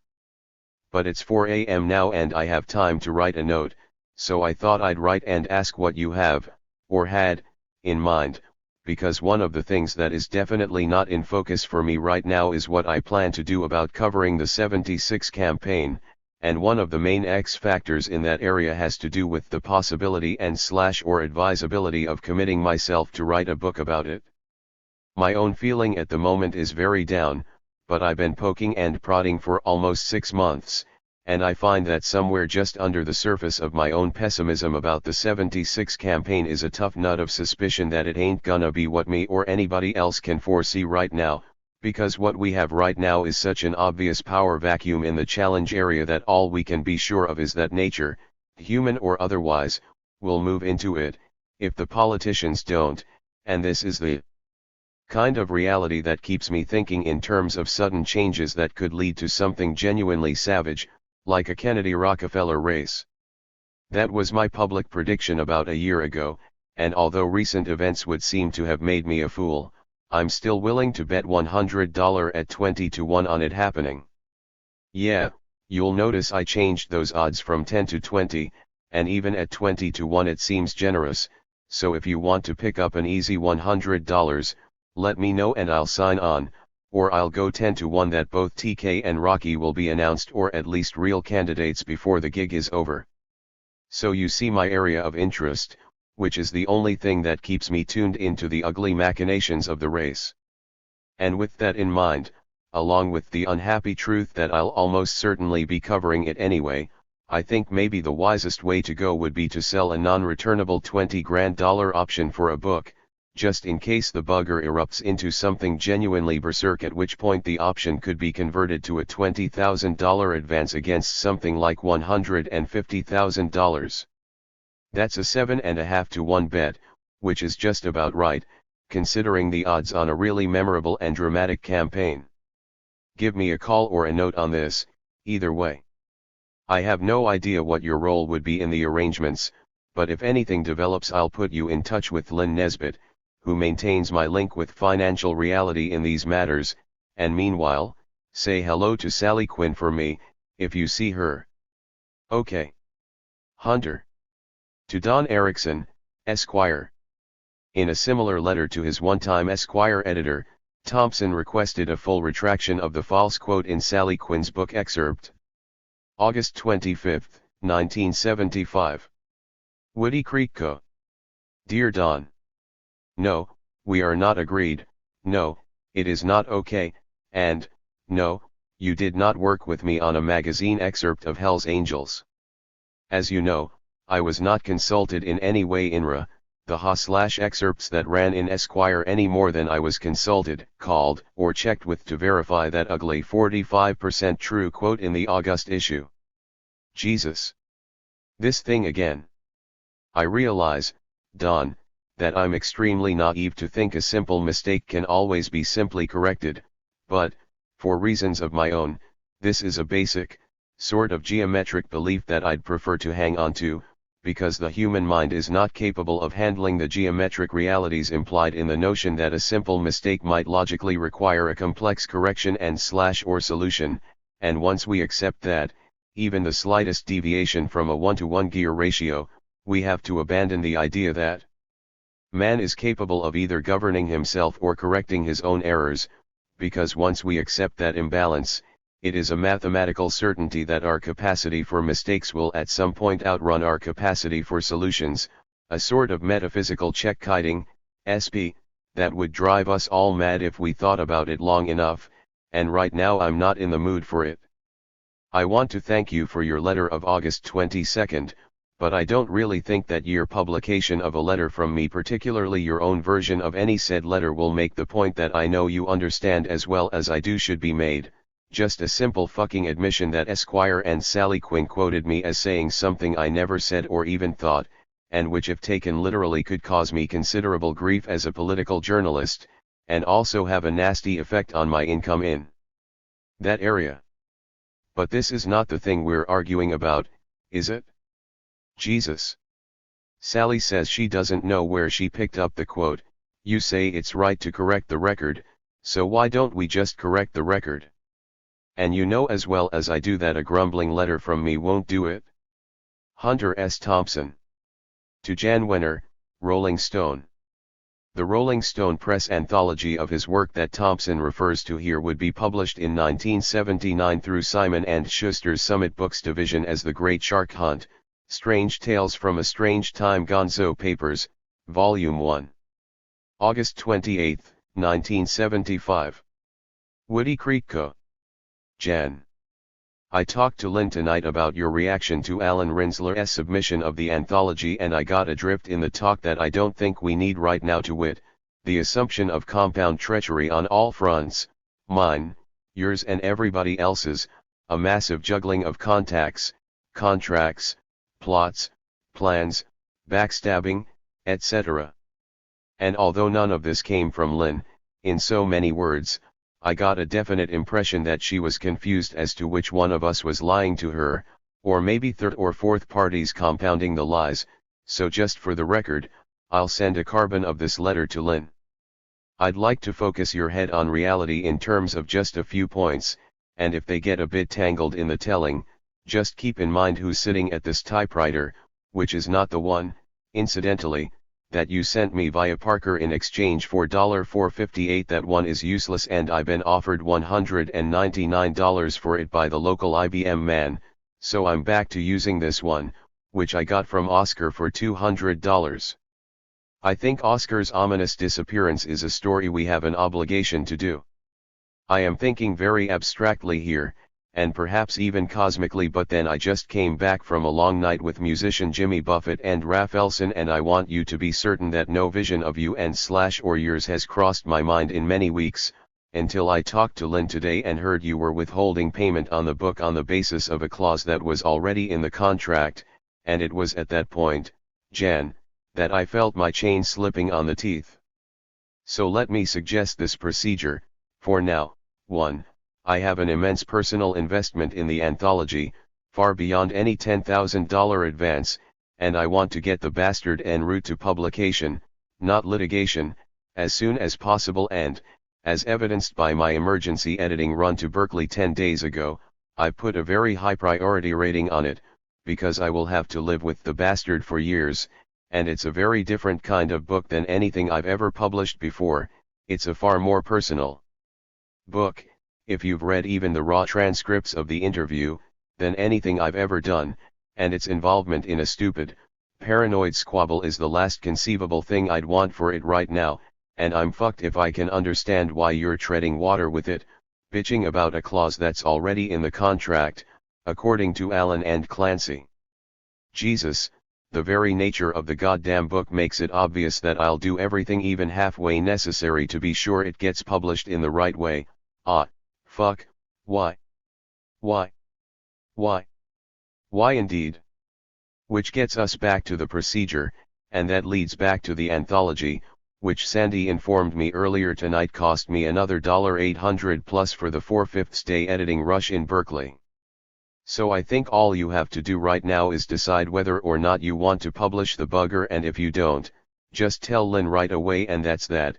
But if you want to publish it under whatever kind of imprint you have in mind, the first order of business will be to send me that $10,000 check, because once I get paid the advance, I'll at least know the bastard is on its way to the printer, somewhere, somehow, and I think you know me well enough to know I'm going to brood and bitch over every comma and column breaker all the way to the press, which is not a thing either one of us should be overly concerned, at this point, with pointing out to any potential copy editor, because some poor, unsuspecting woman, unknown to either of us right now, is going to have her hair turned cotton white on this one. And now that I think on it, the only person I know who could naturally handle a nightmare like this is a girl who used to work for Random House who did all the editing on Hell's Angels. Her name is Margaret Harrell, and Silberman could probably find her if necessary. As a matter of fact, she's the only editor I can think of right now that I could work with on a book like this in total confidence. She married a Flemish poet a few years back and went off to Morocco, but her forwarding address is Margaret Harrell C/O Harrell Family, Greenville, North Carolina. I once recommended her to Alan, but that one went by the boards like all the others. In any case, yes.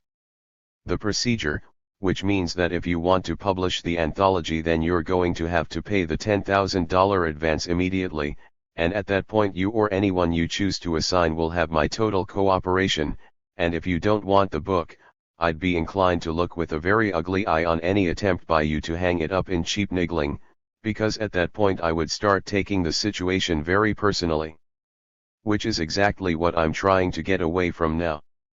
The only reason you don't have huge, and I mean fucking huge, chunks of Siege of Laos on your desk today is that I don't want to risk sending anything less than a total ball buster, for fear you'll use my otherwise normal, scrambled submissions as an excuse for refusing to pay off the expenses, mainly the phone and the MEXP cards, which are causing me endless grief, for reasons I know, from experience, will seem small and silly a year from now, but at this moment in time they are causing me pain. Constant goddamn pain, and everybody in town who'll still speak to me is feeling the rotten effects of it. And that about takes care of the procedure, I think, at least in terms of the anthology, and if you want to fuck around with that, I have more than enough pages of Saigon/Laos to send, in order to demand at least the $5,000 you agreed to pay for it, but if we're going to have to fight over that one, too, then I think we may as well take the axe to the whole goddamn relationship right now, for good or ill, although not without a settlement on the Saigon-Laos piece.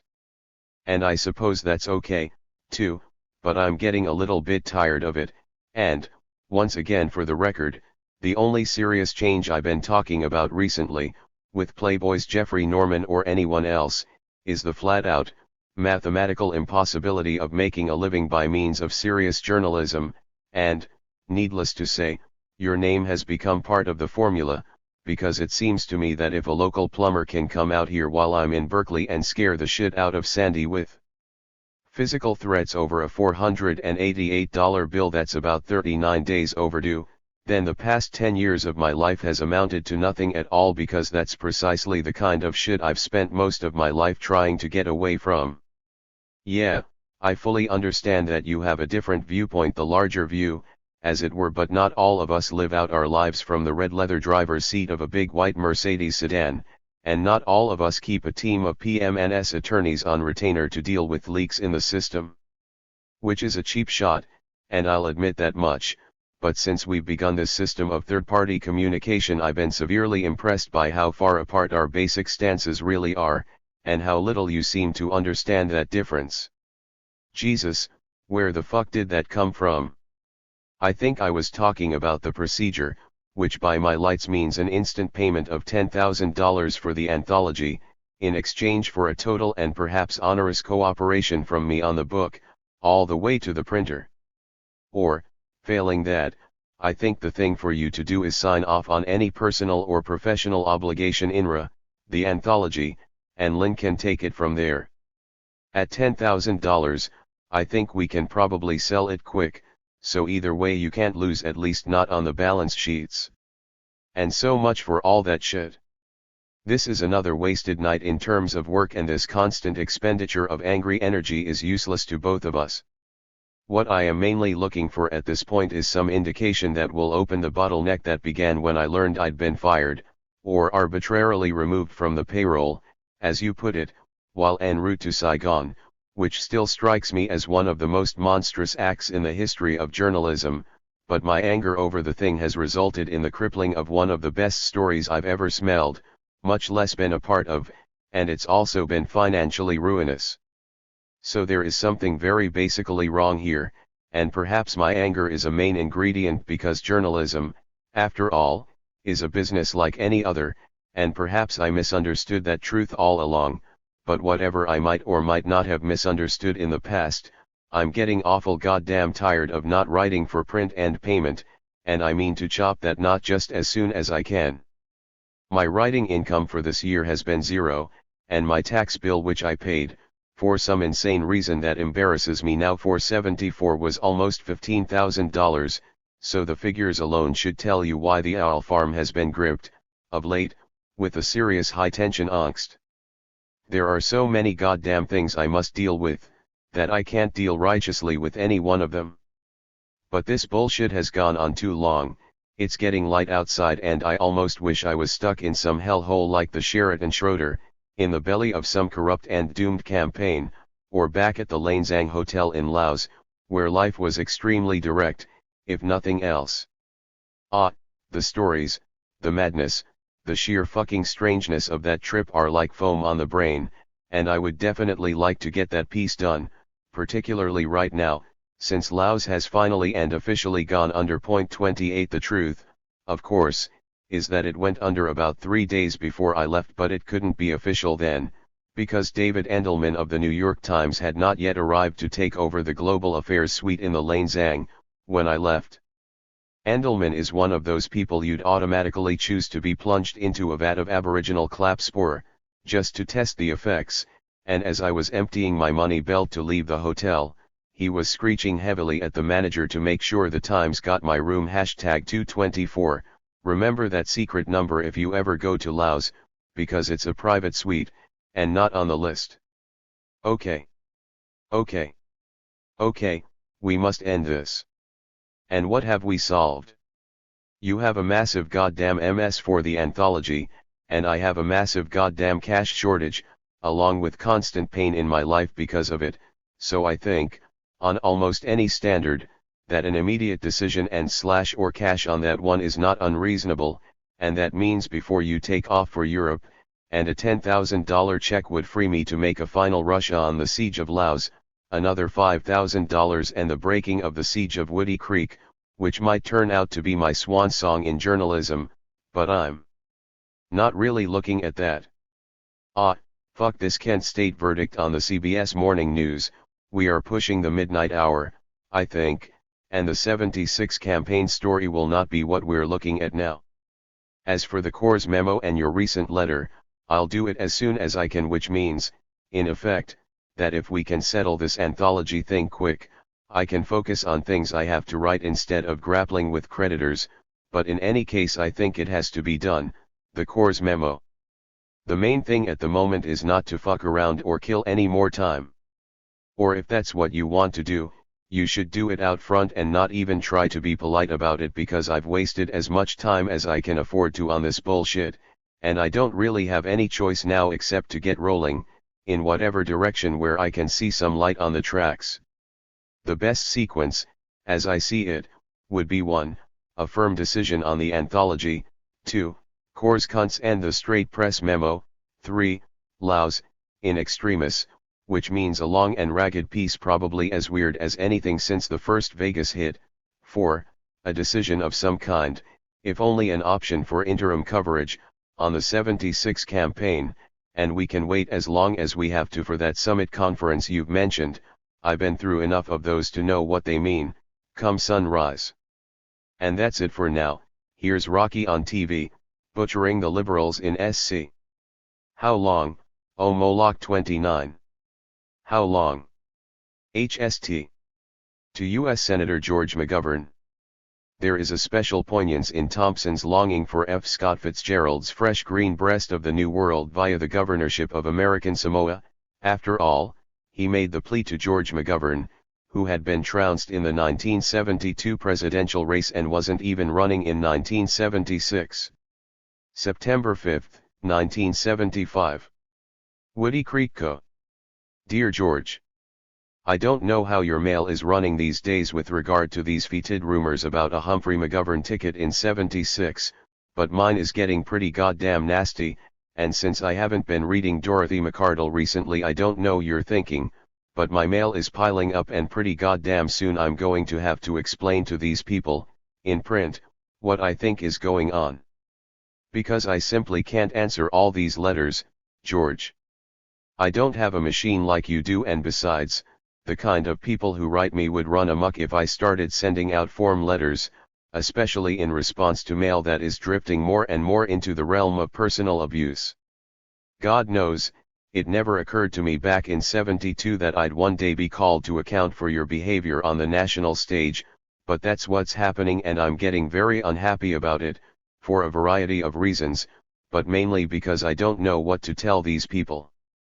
We talked, as you recall, about your feeling and / or personal connection with Hubert in 76, and unless memory fails me I think you dismissed it as a bad joke, but if you've changed your mind on that subject, I don't feel it's out of line for me to ask you as a friend just exactly why I'm being plagued by these hideous rumors of a Humphrey McGovern alliance in 76, and how I might explain it. Because at some point, George, I will have to come to grips with this rumor, if only to clear my own name, and if you can give me help on this score, I'd greatly appreciate it. We can do it either on or off the record, by mail, or in person. I'll be in Washington for most of the first week of October, staying in the sleazy but venerable National Affairs Suite at the Washington Hilton, or you can find me via John Holm or Sandy Berger. Maybe we could have dinner sometime in that week, perhaps with Sandy or Carl Wagner, if he happens to be in town, and get ourselves grounded at least well enough to survive this ugly rumor. Maybe it's this goddamn isolation I live in. And it has been a wretched year, but, my friend, you don't know what wretched slime is until you put yourself in my shoes and try to look forward to a campaign year that could end with Ford and Rocky vs. Hubert and George. I just heard that Bill Grider is taking 76 off, going to Europe to write a novel, and that knowledge gives me the fear, because Bill has good instincts. Indeed, and now is as good a time as any to mention this. It's an ugly hustle, but why not? 1976 might well be the year of the ugly hustle, and you know how I like to stay ahead or even sometimes beyond things, so let me just ask you flat out, and even for the record, if necessary, if you can do anything to remove that psychotic basketball coach from the governor's mansion in American Samoa, and put me in it. I've been lusting after that job for many years, George, and nobody in his right mind will argue that I'm not eminently qualified. Under any other circumstances, I'd be far more subtle. Certainly you understand this. But we are dealing, in this case, with an appointment that, from time immemorial, has been visited on some of the most lame, savage, and demented yo-yos this side of the long-arm jacket, and the underlying reason for all their appointments has always been to get them out of the country, for reasons that have never been bandied about in public. Which is not to suggest any downbeat parallels or comparisons. Because when I think of Samoa, George, I think of the last Jeffersonian frontier, a slow-paced agrarian democracy where no man need fear the bent tangents of his neighbor, or the twisted frenzies of local winos, cannibals, and politicians. Yes, a fresh green breast of the New World, that same enchanted island that once pandered in whispers to the last and greatest of all human dreams. Ah, think of it, George, the green light, the orgiastic future that year by year recedes before us, with Grider in Europe and me in Samoa. There'd be nobody left on the bus with the balls to properly express the kind of monumental repugnance that I fear awaits us on the campaign trail next year. I trust you'll give it some thought between now and the first week in October, when I get to Washington, but in any case please let me know. Thanks. Hunter. To Jan Wenner, Rolling Stone. In a particularly high-spirited letter, Thompson asked Wenner to take care of Rolling Stone's bills. Wenner had sent Thompson a check. September 7, 1975. Woody Creek Co. Jan. I hardly know what to say, and frankly it's very difficult for me to even type this thing because I've been crying most of the night and I can barely see, and when I talked to Lynn a few minutes ago she was crying too, and goddammit Jan, I won't have you abusing that poor woman. And why the fuck is Tom Wicker calling me 3 and 4 times a day to bitch about that money you owe him? Why in the name of God can't you just pay these people what you owe them? Hell, you know I'm not concerned for myself. Baker's been sending me the checks right on schedule, but what kind of perverse instinct makes you pick on decent people like Lynn and Tom? You dirty racist bastard, one of these days they'll pop you, and don't come running to me for help. Yeah, and I just picked up a rumor that you actually sent Lynn a check. But I told her not to cash it, because it's not made out to me, and I also want that evil pig fucker from American Express to have a chance to work out on you for a while, With regard to that $1,620 you owe them for the cataract operation on that transvestite you hired under false pretenses, and why the fuck am I getting bills from Hong Kong? You know I always pay cash in Hong Kong. I got a bill for 700 HK dollars the other day for those ice picks you asked me to send to Murray Guard. Ah, Jesus, I can't keep it up. Nothing intolerable has happened to me for three consecutive days, and I can't handle it. The peacocks have hatched, the crop has come in, my incredibly expensive maze of underground water spouts is working for the first time in a year, and the 2 grizzly rake murders in Snowmass remain unsolved. The siege of Laos creeps along, but unless you stop payment on the book check I suspect we are through a very nasty bottleneck, and I figure I can now afford the risk of sending a few chunks, rather than sit here and brood on the whole goddamn thing. It also helps that the New York Times has finally declared Laos a fallen country, which finally gives me a stable time frame for the thing, although I will, of course, have to return to Laos for a few weeks to update my notes. Jesus, it's taken me all afternoon to write this goddamn page. The phone rings constantly. Many offers. Sally Quinn wants me to write a musical comedy with her for $500,000, but I'm afraid of her so I can't do it. Ed Williams has offered me the presidency of the Redskins when he quits next year, but I'm afraid of George Allen so I can't do that either. 30 The one offer I've accepted, however, is the position of drug consultant to Dr. Nork, who is now at the Aspen Clinic. And that's just about all the news from here, Jan. No, wait a minute, I just noticed your extremely queer letter of 8/12, which seems to indicate that we can actually do the course memo before Laos, so I think I'll get to that while I'm still in the proper mood. In any case, I'm feeling too weird to continue with this. My intake has finally leveled off at 6 to 8 quaaludes and about 30 whites a day, which seems about right for doing business, and speaking of business, I'm enclosing a letter I sent to McGovern earlier today. I think we are going to have to treat this campaign nightmare with extreme caution. Now, several days later, I think I'll just send the above gibberish along, for the record, and, yes, speaking of records, I just got the check from Lynn and also a copy of the MS for the anthology, which I'm now looking at for the first time, and also in light of Lynn's comment, when I asked what you plan to do with it, that you were sending it to Silberman. Jesus, the copy of MS that I have is in no condition to send to anybody, mainly because of that goddamn interview that still exists only in the form of raw transcripts, and I have to wonder how we're going to cope with the fucker, now that you have no editorial machinery and no people to deal with a monster like this, which still needs a hell of a lot of work if we stick with the original plan of weaving the interview around the pieces, so I think we should talk about this thing ASAP, satisfying. The conditions of the contract is one thing, but publishing an embarrassing book is something else again, for both of us, I would think. We should also ponder the 76 campaign, for good or ill.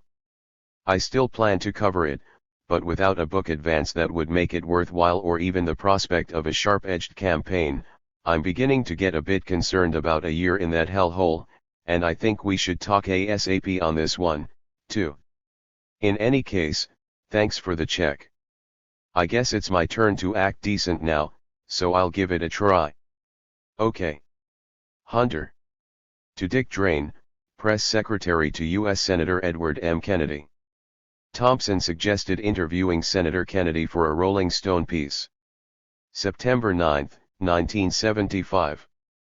Woody Creek Co. Dick. I don't know how me and EK got on the same mailing list, for all these nuts, but the one I got most recently, from a Robert J. McDonald in Ketchum, Idaho, strikes me as worth noting. The style and tone of the 2 letters he sent me by certified mail to the R's office in D.C. along with copies of one to Teddy and another to Weinberger 31 had a quality of aggressiveness and perverse competence about them that caused me to put them in a different pile from the rest of my mail. There was nothing explicitly quotable from either one, but the tone was distinctly menacing, and I don't get many like that, although I do, in fact, get threatened with a fairly consistent regularity, and I also get a lot of letters from prison, etc. like the last one I sent you. But this last thing from McDonald in Idaho had a very sharp edge to it, and if EK has been getting the same kind of stuff from him, I just thought we should compare notes. It also occurs to me that a good story might lurk in the twisted depths of EK's Daily Mail, a sort of weird compendium of all that gibberish you get, perhaps in connection with the R's interview, or maybe on its own. And in case you don't know, Ketchum, Idaho is the town right next to Sun Valley, where EK has been known to spend some winter time in the past and where I know some people, but I'd prefer to tread very lightly when it comes to using my friends as potential intelligence sources for anything connected with the government, so unless it seems absolutely necessary I'd rather not get involved in evaluating the potential threat of crank letters by questioning friends about somebody they may or may not know, but if you see a good reason, let me know and I'll do what I can. Okay, for now. I'll be in DC for the first week in October. I'll try to stop by for a drink or 6. See you then. Hunter. To Sandy Berger. Once again Thompson sought Berger's counsel on a potentially actionable case of libel, this time cartoonist Gary Trudeau's edition of the drug-addled shyster Duke, a character clearly based on Thompson's public persona, to his popular Universal Press Syndicate comic strip, Doonesbury. Trudeau won the 1975 Pulitzer Prize for editorial cartooning. September 10, 1975. Woody Creek Co. Sandy. Jesus, am I doomed to spend the rest of my life in a maze of demented litigation? First Sally Quinn and now this, CENC, from that dope-addled Nazi cartoonist, where the fuck will it end? Thanks for the copy of the letter to Esquire, and I hope the rest of that action goes smoothly, because frankly, I'd like to get back to work, and if I don't, you can forget about sending me any bills. Anyway, this shit in the comics may or may not raise an interesting legal possibility with regard to the definition of a public figure. I think I mentioned a recent decision in Chicago during one of our recent phone talks, where a man who had been a public figure, looking at New York Times versus Sullivan, was deemed to have lost that status, thereby winning his libel action when he quit politics and retired. I have a copy of the opinion, or decision, here somewhere, so if you haven't heard about it, let me know and I'll send it along when I find it. There might also be a very real possibility of malice in this comic strip stuff, although I'm damned if I could point you to any tangible reasons, since I've never seen the cartoonist and don't know him at all. Or, if we want to give paranoia full rein, we could assume this is Wenner's way of getting back at me for some of the things I've said about him, by using Trudeau's strip as some kind of Rolling Stone mouthpiece.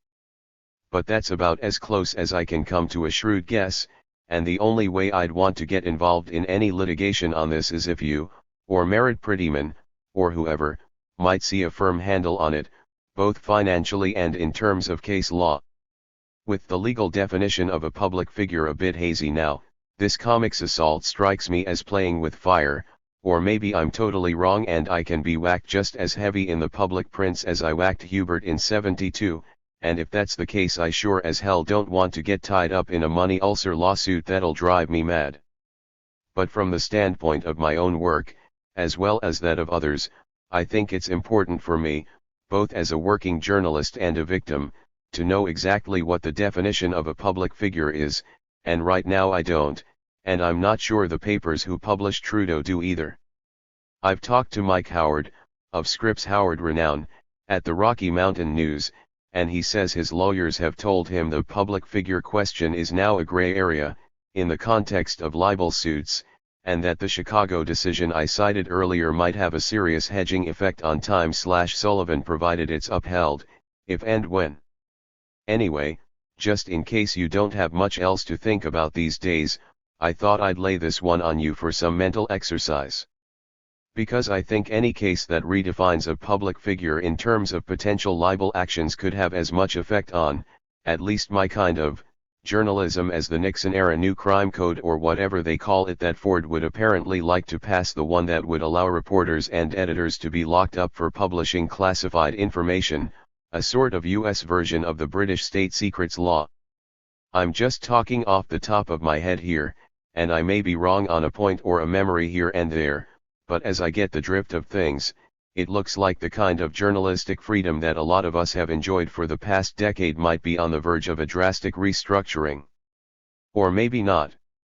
But if the question of doubt exists, then so does the question of risk, and I've argued with enough pub/lawyers to know they always win if they can raise a real question of risk.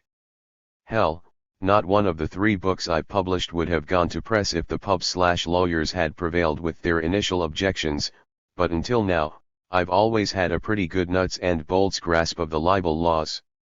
That's what's worrying me now. I'm no longer sure just where the line is, and I get the feeling that nobody else is either. Which gives us all something to think about.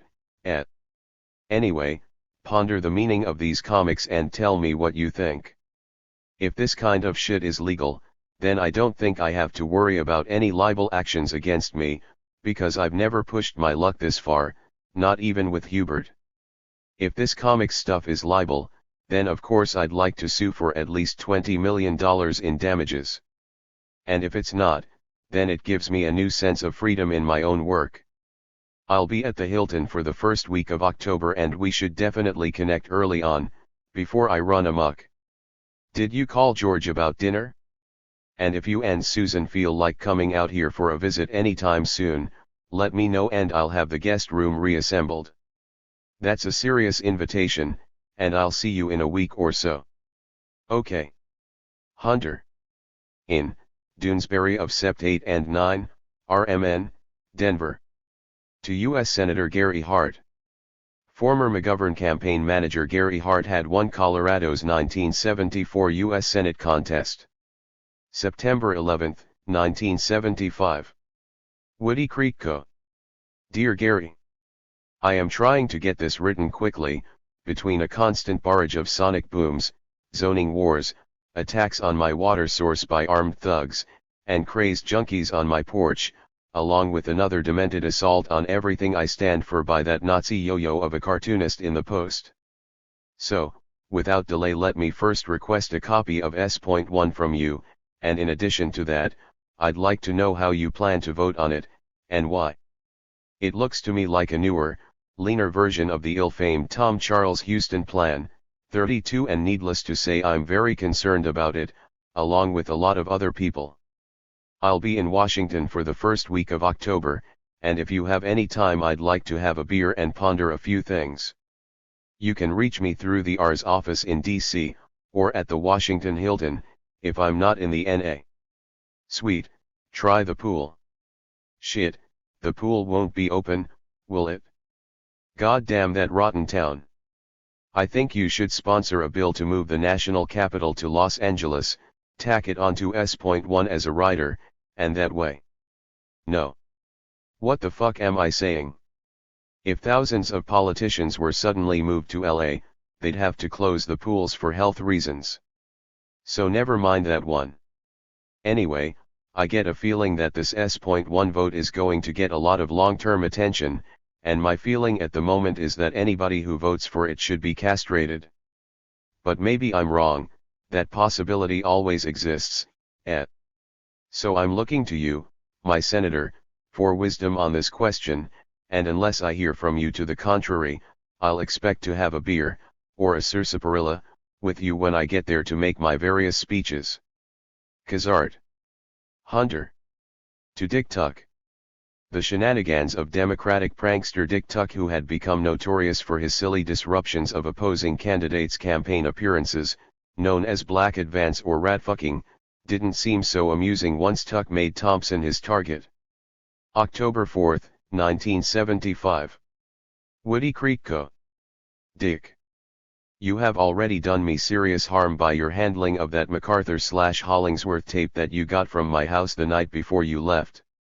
God only knows what made you take it to New York and play it for a Newsweek writer, Steele, but I've spent about $200 so far in accepting collect calls from Hong Kong and taking some very unpleasant abuse from people I used to call friends.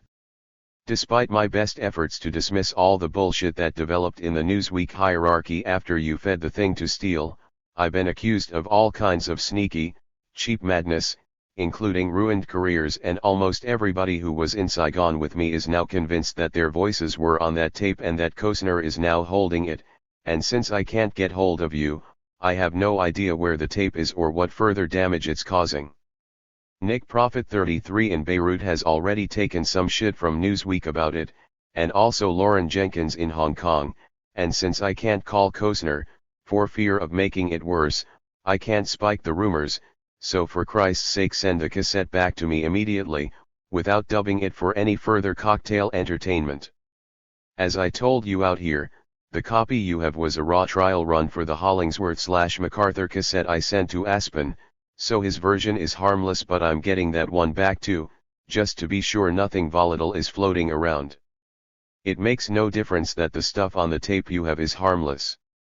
What matters is that I'm being pilloried all over the fucking world for taping confidential conversations in Saigon and then sending them to Newsweek and butchering people's careers, and if this is your idea of humor, it sure as hell isn't mine, and needless to say I'd never have given you that thing if I'd had the faintest fucking notion that you were going to use it to make a worldwide asshole of me, and for all I know you're playing the bastard all over Europe right now, and there's no possible way I can ever kill all the stinking rumors it's caused, because I'll never even hear some of them, but anywhere I go, from now on, people are going to run from me when I bring out a tape recorder, and every time that happens, Dick, I'm going to think of you.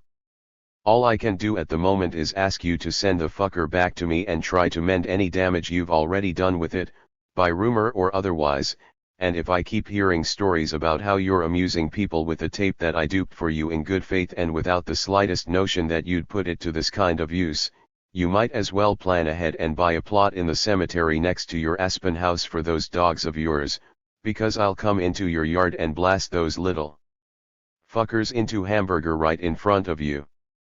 2 of them bit me last summer, and I see no reason to tolerate that shit any longer, so the next time they menace me I'll kill them. Okay for now. Hunter. To Jeffrey Norman, Playboy. Playboy subeditor Jeffrey Norman had commissioned Thompson to write a nuts and bolts article on the increasingly interesting 1976 presidential campaign. October 4, 1975. Woody Creek Co. Jeffrey. If we are coming up on any kind of crunch on this campaign 76 piece, I should be made aware of it in a very direct way. The only thing I've heard since I saw you out here was some kind of paranoid gibberish from Tuck about uncertain plans and flux situations and 2 issues at once, but none of it made any sense, and I've been expecting to get some word from you, for good or ill.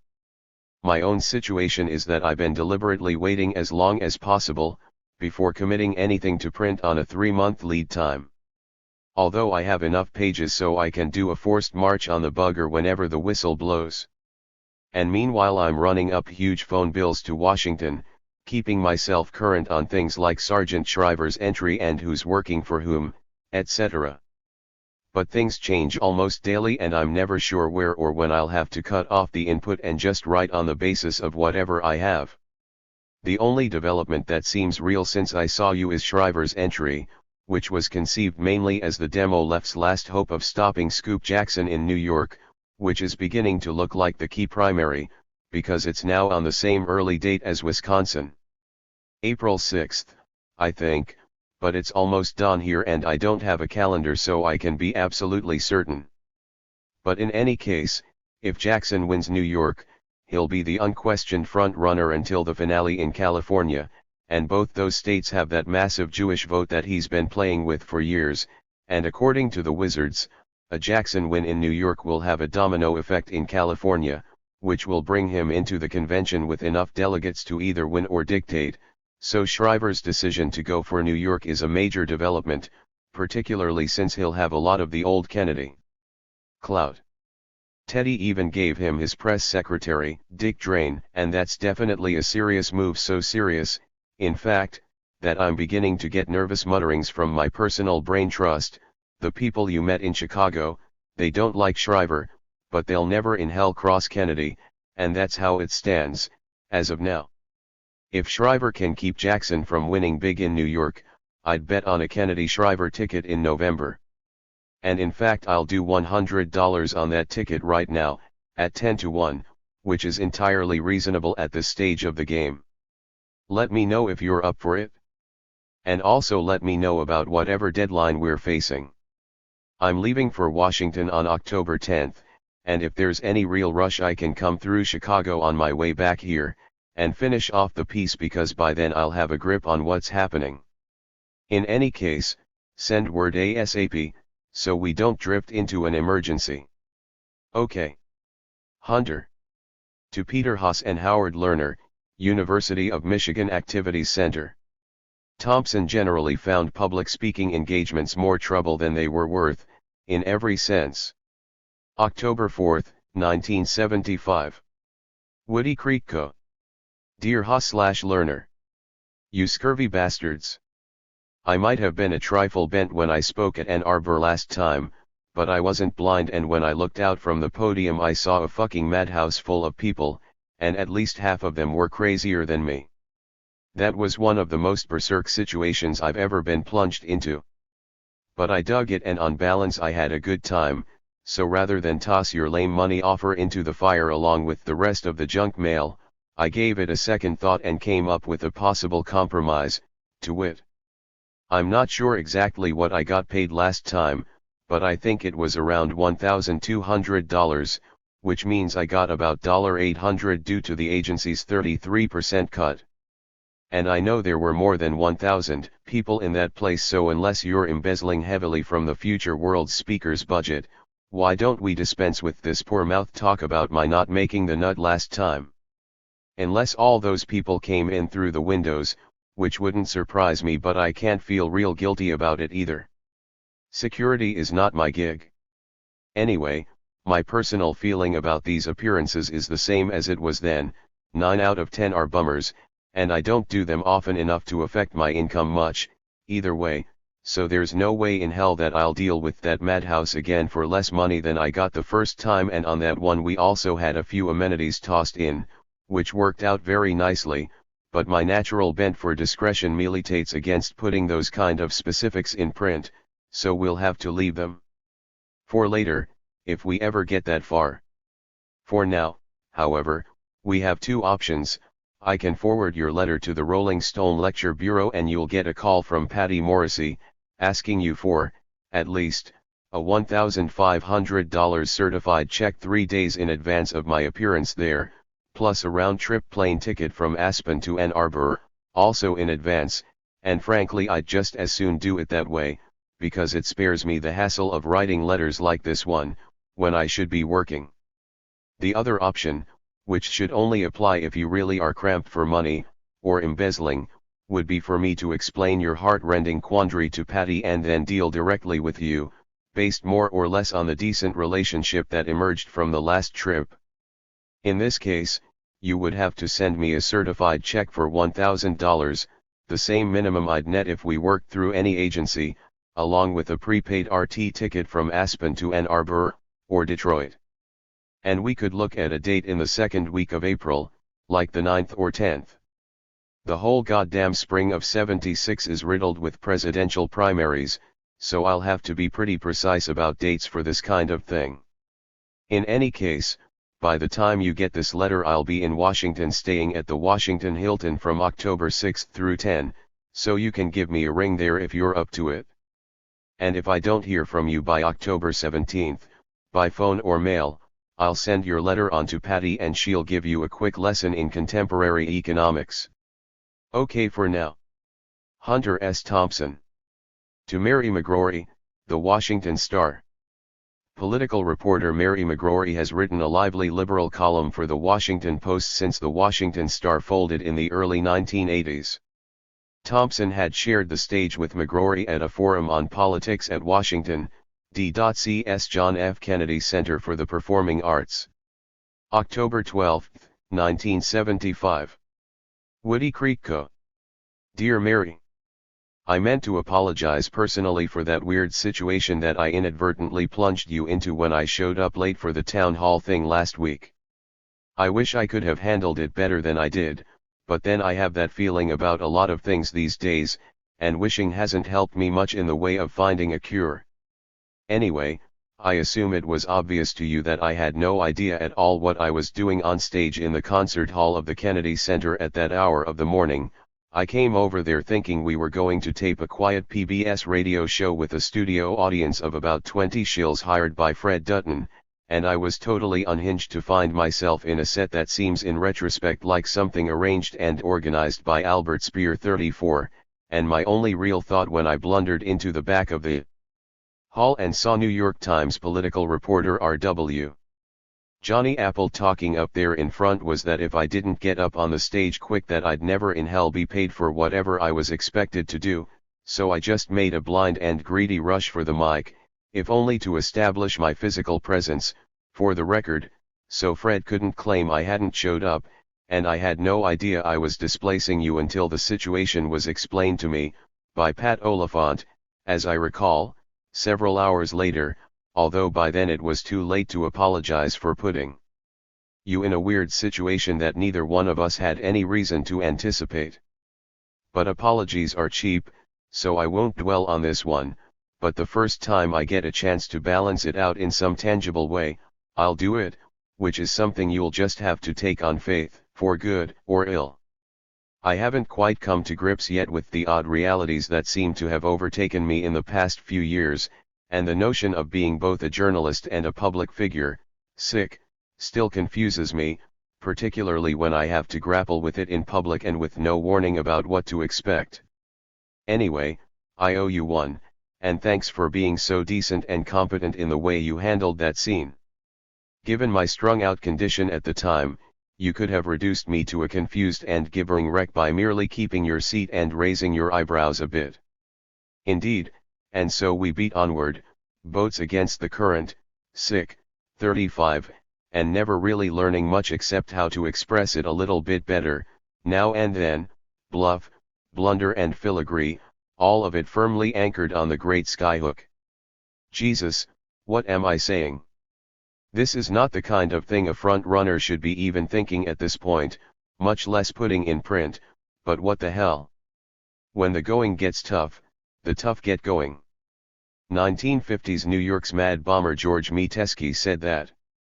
Okay. Hunter. To Tom Dowling, The Washington Star. Tom Dowling was among several Washington Star political reporters who encouraged Thompson to run for president himself in 1976. October 12, 1975. Woody Creek Co. Tom.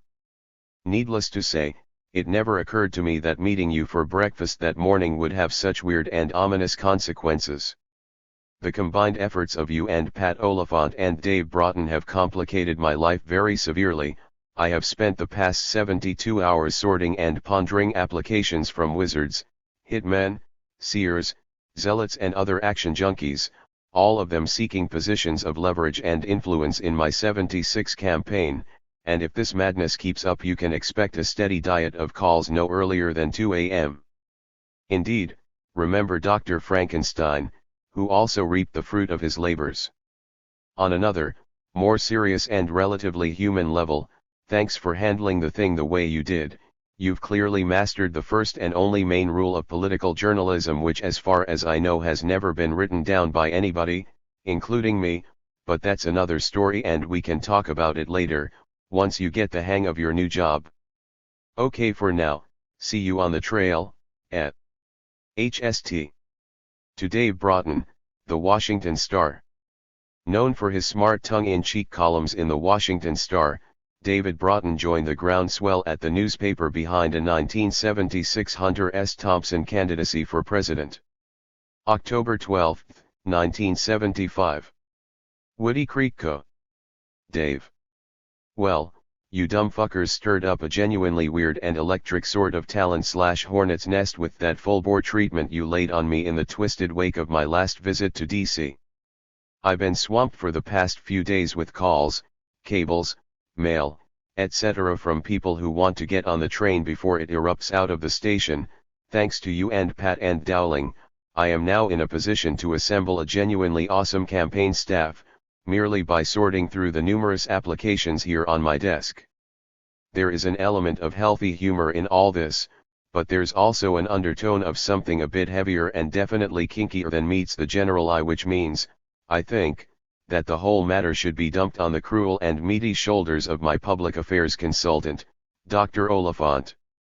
Rank assaults on the public consciousness are nothing if not his specialty, so I think we can leave the next step to him, and meanwhile I'll be back in DC on November 4th, 5, or 6 for another dog dance, and if the chance comes up I'll pull the ripcord on Bellows, just for the hell of it, and I also want to be there for the public crushing of Pat's left hand, which I've already contracted for, so I guess I'll see you somewhere in all that madness. Anyway, it was a nice, sharp kind of piece, and if it hadn't been for the stinking art that went with it, I'd offer to buy you a beer or so next time around. As it is, however, we'll have to wait and see. Okay. Hunter. From Governor Jimmy Carter. The Georgia governor welcomed Thompson's entry into the 1976 presidential campaign. November 17, 1975. Plains, Georgia. To Hunter Thompson. When I heard you had announced, I started to withdraw. However, with the faint hope that you may still be interested in the higher office of sheriff, I'm going to stick around and try to fill the vacuum you may leave. Your friend. Jimmy. To Jim Silberman, Random House. November 18, 1975. Woody Creek Co. Jim. Your letter of November 10 arrived in the same mail that carried mine of November 15 off to you, which, if nothing else, seems to establish a new, 5-day mailing time between Manhattan and the Owl Farm. In the good old days, before free enterprise took over the postal service, it was 3 days, Sela. Which reminds me that you should tell Selma Shapiro to be alert on November 23 or 24, for a bulky, lightweight package in a padded book envelope with a quadrangle books mailing label on it, just in case the two of you ever want to visit the Rainbow Room again, on your own. And just in case she can't cope with the complexities of the enclosed Shure stylus, she can call my friend Tim Ferriss for expert advice. And just for the record, you rabbit-punching bastard, I left the tie in Ferriss' hands, for delivery back to you. Tim's agent, as you know, is Erica Spellman, who works with Lynn, and the next time you lay a shot like that on me, get ready for a few collect call editorial queries at 4 or 5 in the morning. I am getting mean and merciless in my old age, Jim, and just because I chose to ignore your comment up there in the Rainbow Room about Asians not having the same respect for human life as we do, doesn't mean I won't remember it. And so much for all that, which is not the point of this letter, anyway. There are, in fact, 2 points.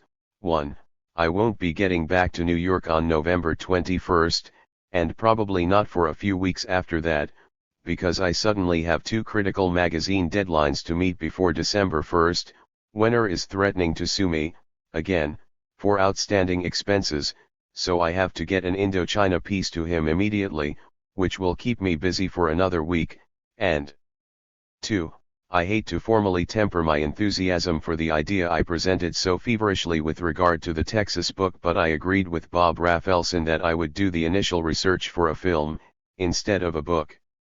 I think you'll agree that I should go ahead and do it that way for a variety of good reasons, but mainly because the gun-running aspect of our back-burner Texas book notion was a thing that Bob and I developed mutually in a conversation out here about a month ago.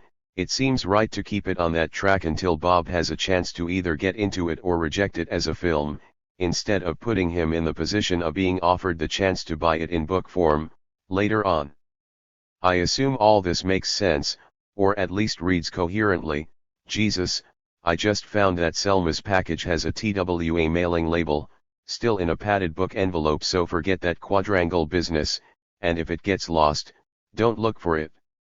Anyway, back to the Texas gig, which probably doesn't make any difference anyway, because by the time you'd get around to grappling with the idea, Bob and I will no doubt have settled the film aspect anyway, for good or ill.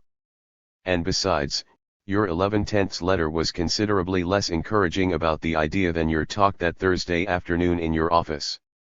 So the next time we get together, this will definitely be a main topic, because by that time I'll have spent 2 or 3 weeks in Texas and I'll know a lot more about it, and probably be a lot more into it, because the only difference in my root feeling about the subject, since we first discussed it about 2 years ago, has been the ever-changing focus in each of our priorities and connections, along with my 3 visits to Dallas, Houston, and Austin that mainly served to confirm my most savage suspicions. The only thing that could turn me around on this one, now, would be a sudden and overwhelming conviction that I was headed for terminal violence, and I suspect we both have our doubts about the effect of even that. In any case, I can't see where a film priority at the moment should have any effect on the book idea except to postpone the final decision for a month or so. I told Bob to arrange for a summit meeting at the Royal Biscayne Hotel across the bay from Miami at Super Bowl time, and by then we'll both know enough to make a decision on the film.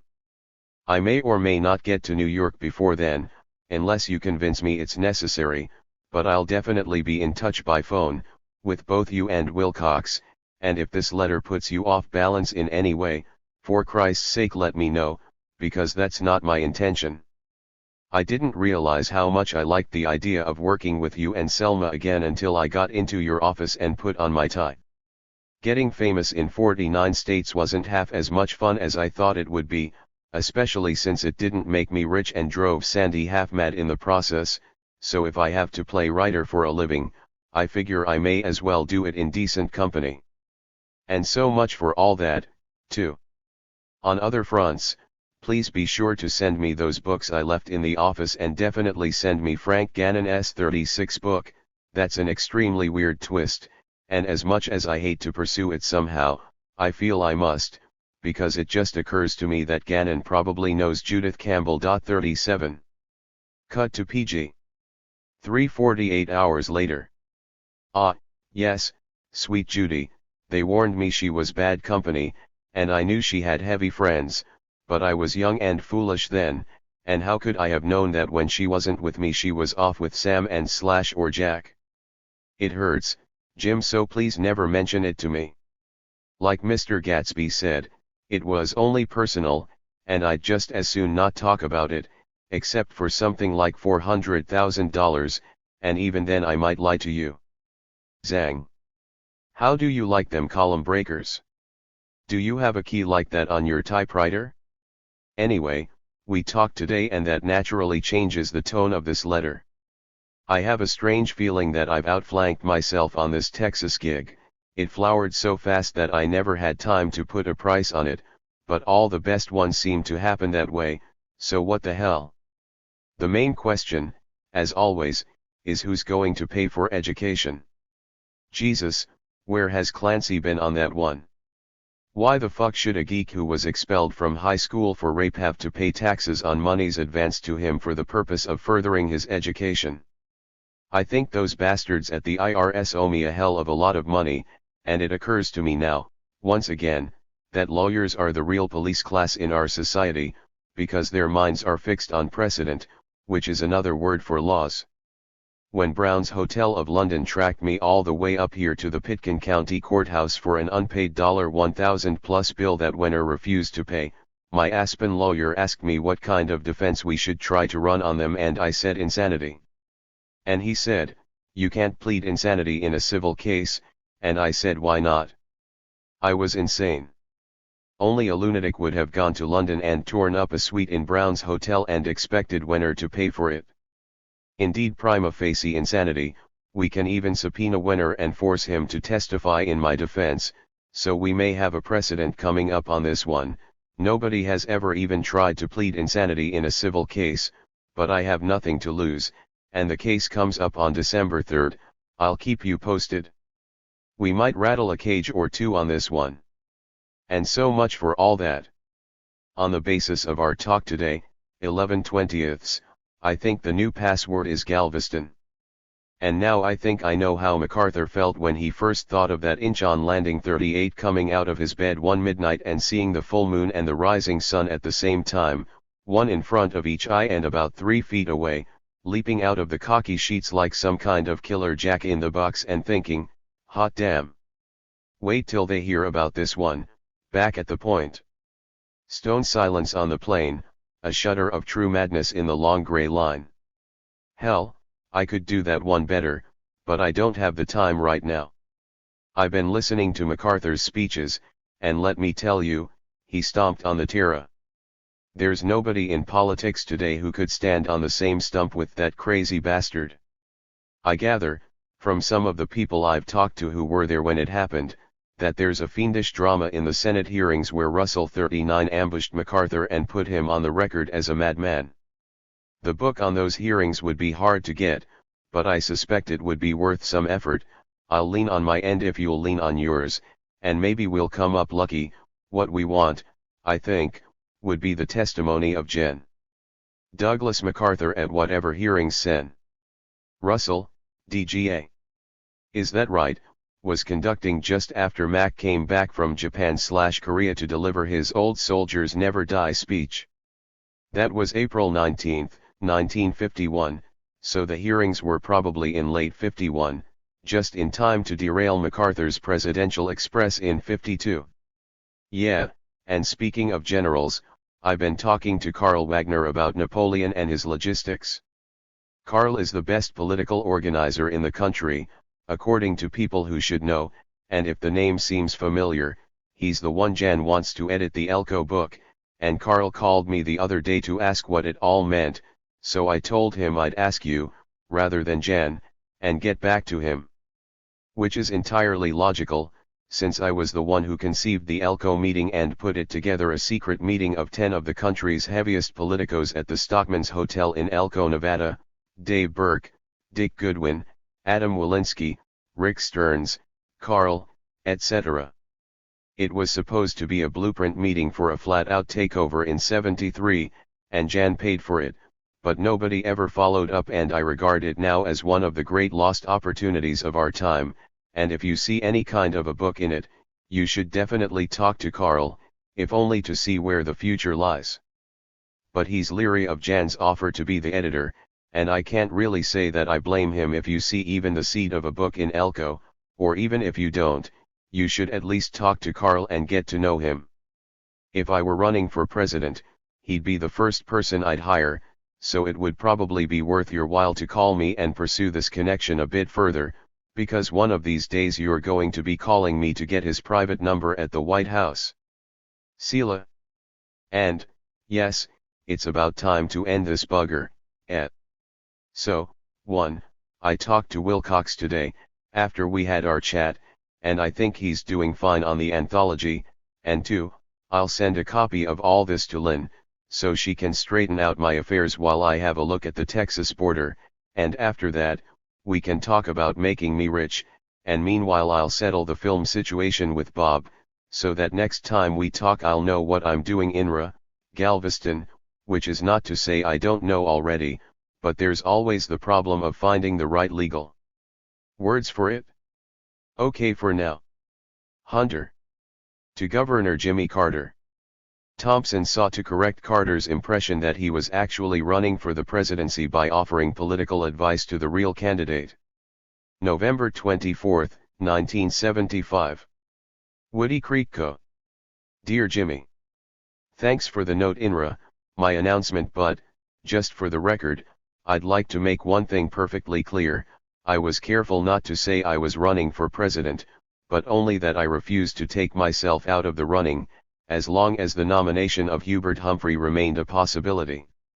And I saw McGovern saying almost exactly the same thing on the news tonight, which indicates a change for the better in his thinking, because less than 2 months ago he was thinking seriously, although he refused to admit this to me, about a Humphrey-McGovern ticket as a possible solution to a deadlocked convention. My advisors in Washington keep me on top of these shifts, and what they're telling me now is that we should get ready for the spontaneous eruption of a McGovern-Thompson ticket. At first they said Thompson-McGovern, but I felt that would be speaking too soon, so I've instructed them to deny everything except my reluctant availability for a place on the ticket, but only if it becomes absolutely necessary. I'm sure you can appreciate the wisdom of this stance, and for reasons of personal friendship I thought I should tell you about it. Sela.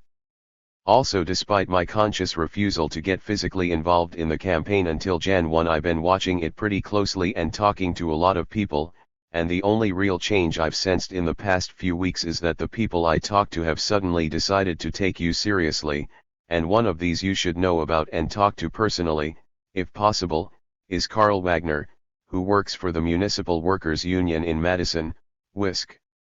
At least I think that's what he's doing right now, officially, but what he's really doing is looking for the right campaign to get into, and if I were running for president, Carl would be one of the first 3 people I'd hire. If I were you, I'd call him, because it probably wouldn't take much more than that to get him involved in the Florida primary.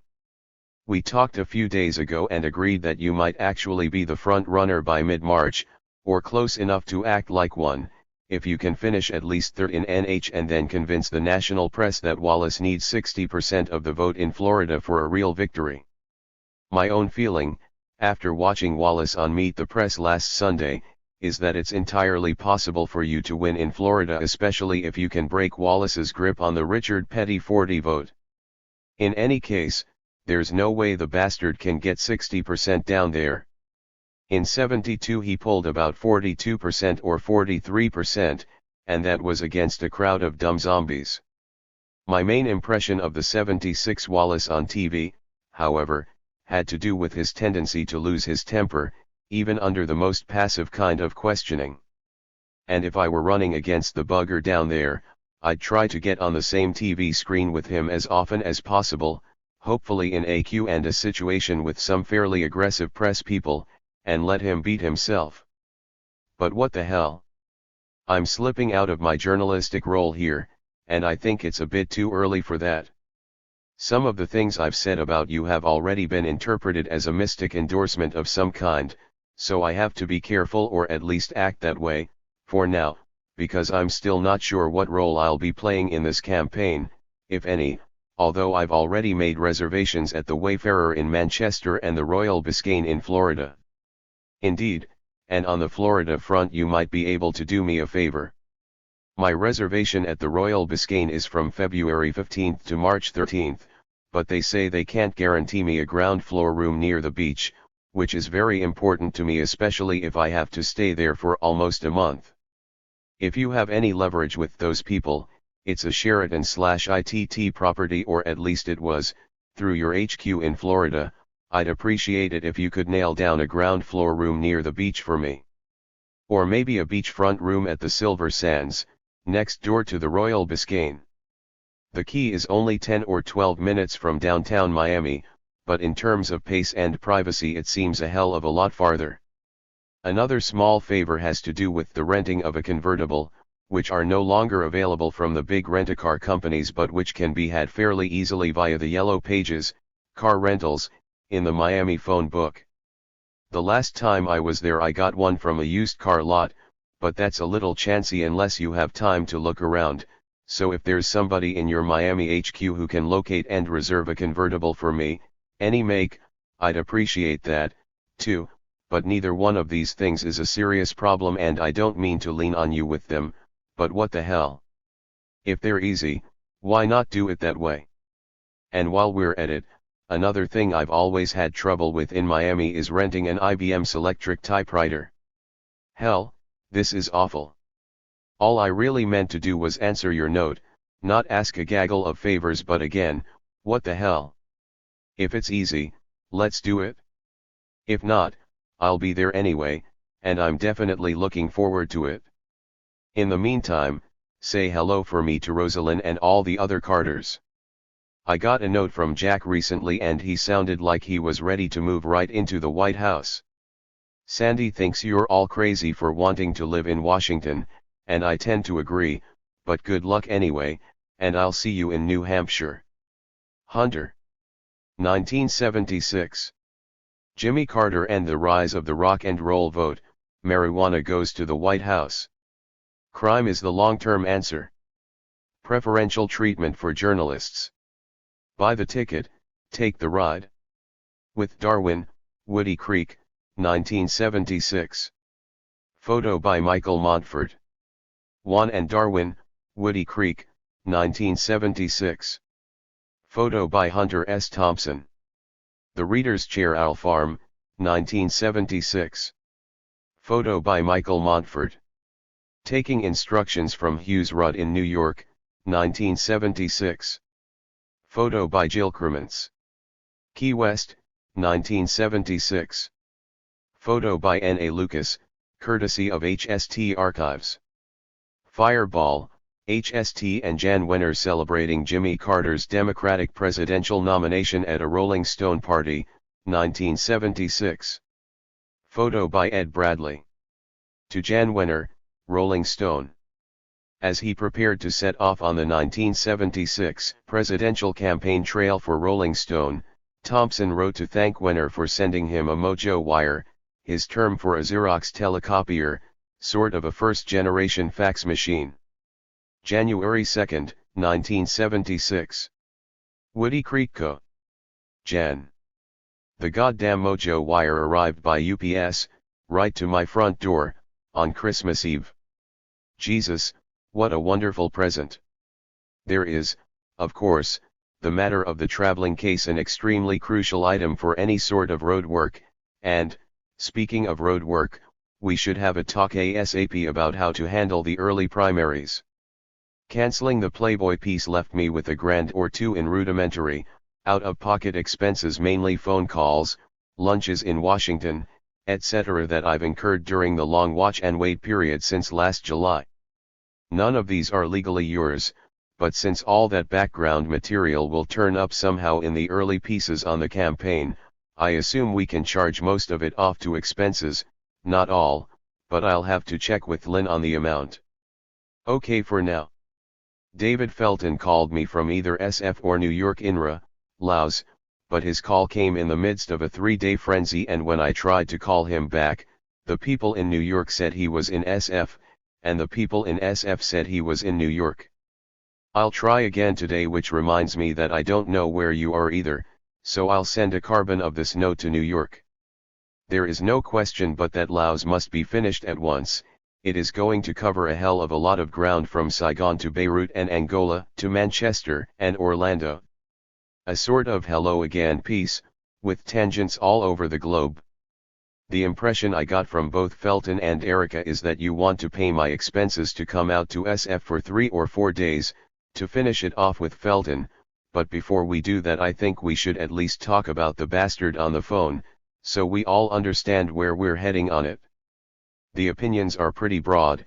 We can either do a relatively terse, retrospective piece on the last days of American empire in Indochina, or we can do a long and speedy recap of the whole year, from Kinshasa to Plains, Georgia to Saigon, Laos, Bali, Hong Kong, and also a bit of Washington and a kick-off look at the primaries.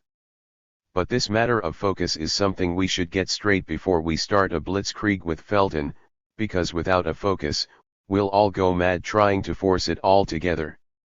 2 hours later. And so much for all that. I think we just dealt with almost everything pertinent in the course of the, just completed, Saturday morning phone call. I'll proceed along the lines we discussed INRA, Laos Part 1 in the form of a long, rambling update memo from the NA desk, and then to Part 2 as travelogue from Indochina, along with some notes and comparisons on and from Africa, using Zaire as a route to some brooding on Angola and the CIA, and then when we have the first 2 parts at least roughly finished, I'll do Part 3 from either New Hampshire or Florida. All of this is likely to get a bit complicated on the money front, and sooner or later we'll have to cope with that angle. I dread it, but there's too much cash in the balance to ignore, and right now I'm extremely cash poor, and I'm laboring very strongly under the impression that I'm writing this thing for money. If we're heading for another hassle or even a failure of communication on this score, I think we'd be doing ourselves a favor by getting the entire money situation straight immediately, so we don't wind up nursing a boil that might eventually have to be lanced. Writing for a living is hard enough, but arguing for a living is unacceptable. I don't know about your time, but mine is way too short for any more of the kind of cheap, ingrown bullshit we've been wallowing in for most of the past year, so let's confront the money situation up front and get it settled. I'm still under the impression that a normal HST-style piece based on the Saigon trip will net me $5,000, plus reimbursement of all legitimate expenses above the $3,000 you advanced. Our original agreement, you'll recall, had it $5,000 plus expenses for anything I wrote if I went beyond Hawaii, but rather than hark back to old wounds, let's just agree on what kind of money we're talking about now. I've more or less adjusted to the shock of a massive income loss for the year, and I'd frankly prefer to forget the whole thing, rather than get into another money hassle. Jesus, I feel a pall of depression coming down on me just mentioning this stuff, but under the circumstances I think it's necessary, just to make sure it won't fester and blow up on us later. The next hassle will be the last one. And on that ominous sounding note, I'll close and get back to whatever comes next. The cash crunch here is very real, not so much a crisis as hellish inconvenience. Having given up the notion that even a famous writer can make a decent living by means of journalism, I tend to view it now as a kind of morbid self-indulgence that with a lot of luck and constant skilled management should more or less pay for itself. The New York Times' Harrison Salisbury might be onto something, but I don't get the feeling it's going to do me any good. There may be some kind of mid-range salvation in writing books, but I'm not sure of that either. Crime, I think, is the long-term answer, but in the meantime I'm heavy into the buying and selling of strange gimcracks. For $1,000, for instance, you can have a full-bore stereo cassette of the classic Goodwin's Breakdown, a guaranteed, money-back ball breaker when played at the proper volume on suitable machinery. For another $1,000, for instance, you can have a bronze plaque from the door of the Global Affairs Suite in Saigon, and for another $1,000 each you can have both of Mike Solheim's thumbs. Human thumbs, incidentally, are among my fastest moving items. I just closed a contract for one of Bob Arum's one thumbs for $3,000 cash in advance, and Arum himself is about to close a $10,000 deal for a Jack Nicholson thumb. The fee for tattooing, or engraving, as it were, the name of the former owner on each thumb is a mere $100 extra, but serious collectors are turning more and more to the thumb necklace concept, and for this the tattoos are a must. So let me know well ahead of your expected delivery date. And mum's the word, of course, once these buggers get wind of what's happening, they become extremely hostile to strangers, or even friends. When the going gets savage, the savage buy bolt cutters, right? Right. Hunter. To Richard N. Goodwin. Thompson had attended the recent wedding of his friends and fellow Elko conferees Richard Goodwin and Doris Kearns. January 2, 1976. Woody Creek Co. Dick. I've been talking to Aram and Pierre too on a strangely regular basis since the wedding. Jesus, only a madman would have brought that kind of weird human chemistry together and under the roof of the Colonial Inn, at that, but anyway, the A/P axis says you and Doris are back, that the book situation is favorably settled, and that life in general is at least momentarily calm. Which is all we can reasonably ask for, in these wretched downhill times. And which brings me to a brace of items that must be dealt with at once. 1. Sheehan 3 needs $150 for his PPK, and since I paid you by check for both pistols at once, I guess you owe Neil the money. Let me know about this, so we can finally get that situation behind us. 2. I need that TAC tape deck at once, or at least as soon as you can arrange a trade for the U-Hear. I have some potential buyers out here for $300 plus, but since the machine is there and so is your TAC dealer, I'd prefer to go with the same deal we discussed when I was there for the wedding, which, as I recall, left me paying between $200 and $250 for the trade.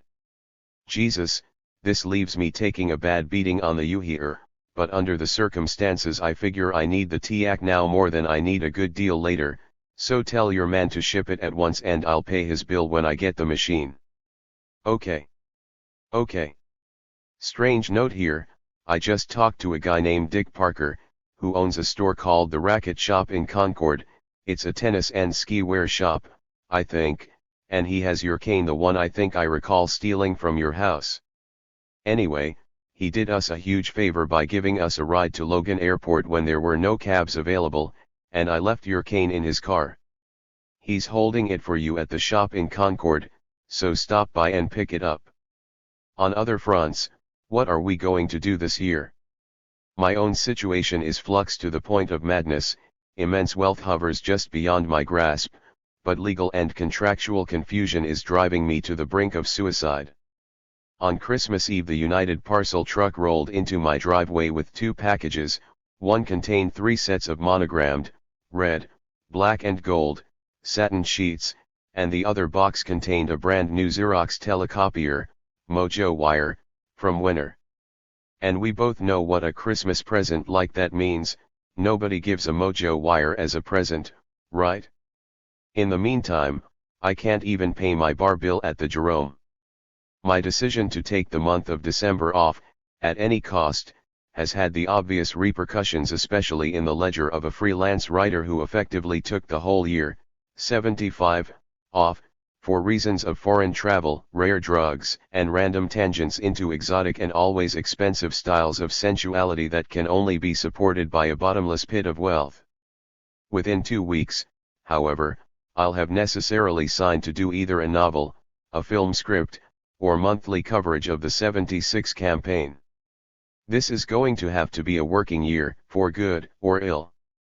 Do you have any money-fat ideas in this area? Jesus goddamn sweating Christ. I see the sun coming up, and I know that means I have to deal with a plethora of strange situations in the next 12 hours. Bobby and David are here, along with our Reagan son and numerous other human wild cards, but what the hell? I also have to finish the Indochina piece for Jan, then cover the Super Bowl for Playboy. So I ain't resting. How about you?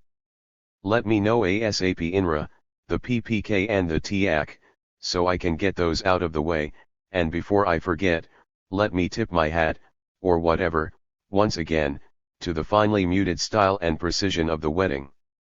It was a work of art from start to finish, and thanks for inviting us. Your wedding present is still at the taxidermist's down in Rifle, but it should reach you around February 15th or so. Okay for now. I have to work, before the deluge hits me once again, and since I'm on the subject of wedding presents, let me remind you once again that the honeymoon outfit I found in the airport was a 2-part, sort of interim, gift. The top was for Doris and the pants were for you. I wasn't sure that split was entirely understood in the confusion of the wedding. If you get a chance, send me a shot of you wearing your half, I'll mount it on the wall. Kazart. Hunter. P.S. Visit here anytime, give warning, etc. To Lauren Jenkins, Newsweek. In the process of dubbing some audio cassettes he had made in Southeast Asia, Thompson found himself in need of the typewriter that he left in Hong Kong. He also lamented to Jenkins, who was now stationed in Rome, that Aspen was becoming too much of a tourist trap.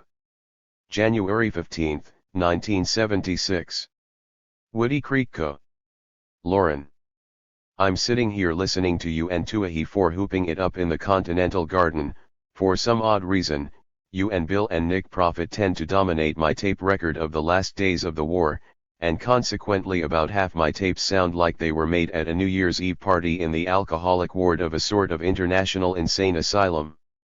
Your raving, telephone, gig with the Newsweek photo editor is a definite classic, and, yes, now that I look back at your recent letter I see a possible trade-off, to wit. I'm now in the process of dubbing all my Indochina cassettes on big reel-to-reel tapes, for the ages, and from these reels I can make high-quality cassette copies of any tape you might want for yourself, and then mail them to you in Rome. Which brings us to the matter of that goddamn Olivetti electric typewriter, and also the nasty fact that there is no way I can effect delivery of the thing from Hong Kong to here. But with all the massive and worldwide logistical machinery at your command, you should be able to get it to me somehow, or maybe sell it to somebody in HK by putting a notice on the bulletin board at the FGN. Corusp. Club. I'm still offering a 10% commission to Jeannie or whoever sells it for anything over $150. If memory serves, I paid slightly more than $200 for the brute. In any case, there's damn little I can do about it on this end, so I'm leaving the problem in your hands, for good or ill. I'd naturally be more inclined to get these tape copies to you in conjunction with a satisfactory solution of the typewriter problem, but of course I'm not making it conditional on that, and if the hellish truth be known, once you get the thing to Rome I'll be happy enough to give it to Nancy as a tool for her own use at home, provided she'll let me use it whenever I get there. That way, I'd always be sure of having my own typewriter when I arrive to cover the fall of Rome, which is bound to happen sometime soon, given the current fate of Beirut and other one-time outposts of empire. The only aspect of the typewriter gig that bothers me is the idea of just leaving the bastard in HK as a total loss. If you can get Ron to bring it to Rome, just hang on to the bugger and consider it a down payment for the inevitable hospitality you'll have to extend when I get stranded there, myself. My travel plans at the moment are vague, but I have a feeling I'll get to Angola or maybe Africa sometime soon, although in the next few months I won't be going much further than Florida, Texas or LA. I've been trying to get a contract for a novel or a screenplay this year, but in the meantime I've been roped back into covering another goddamn campaign, mainly because I'm stone fucking broke. I'm leaving for Florida next week, if only to get away from my creditors and this rotten snow.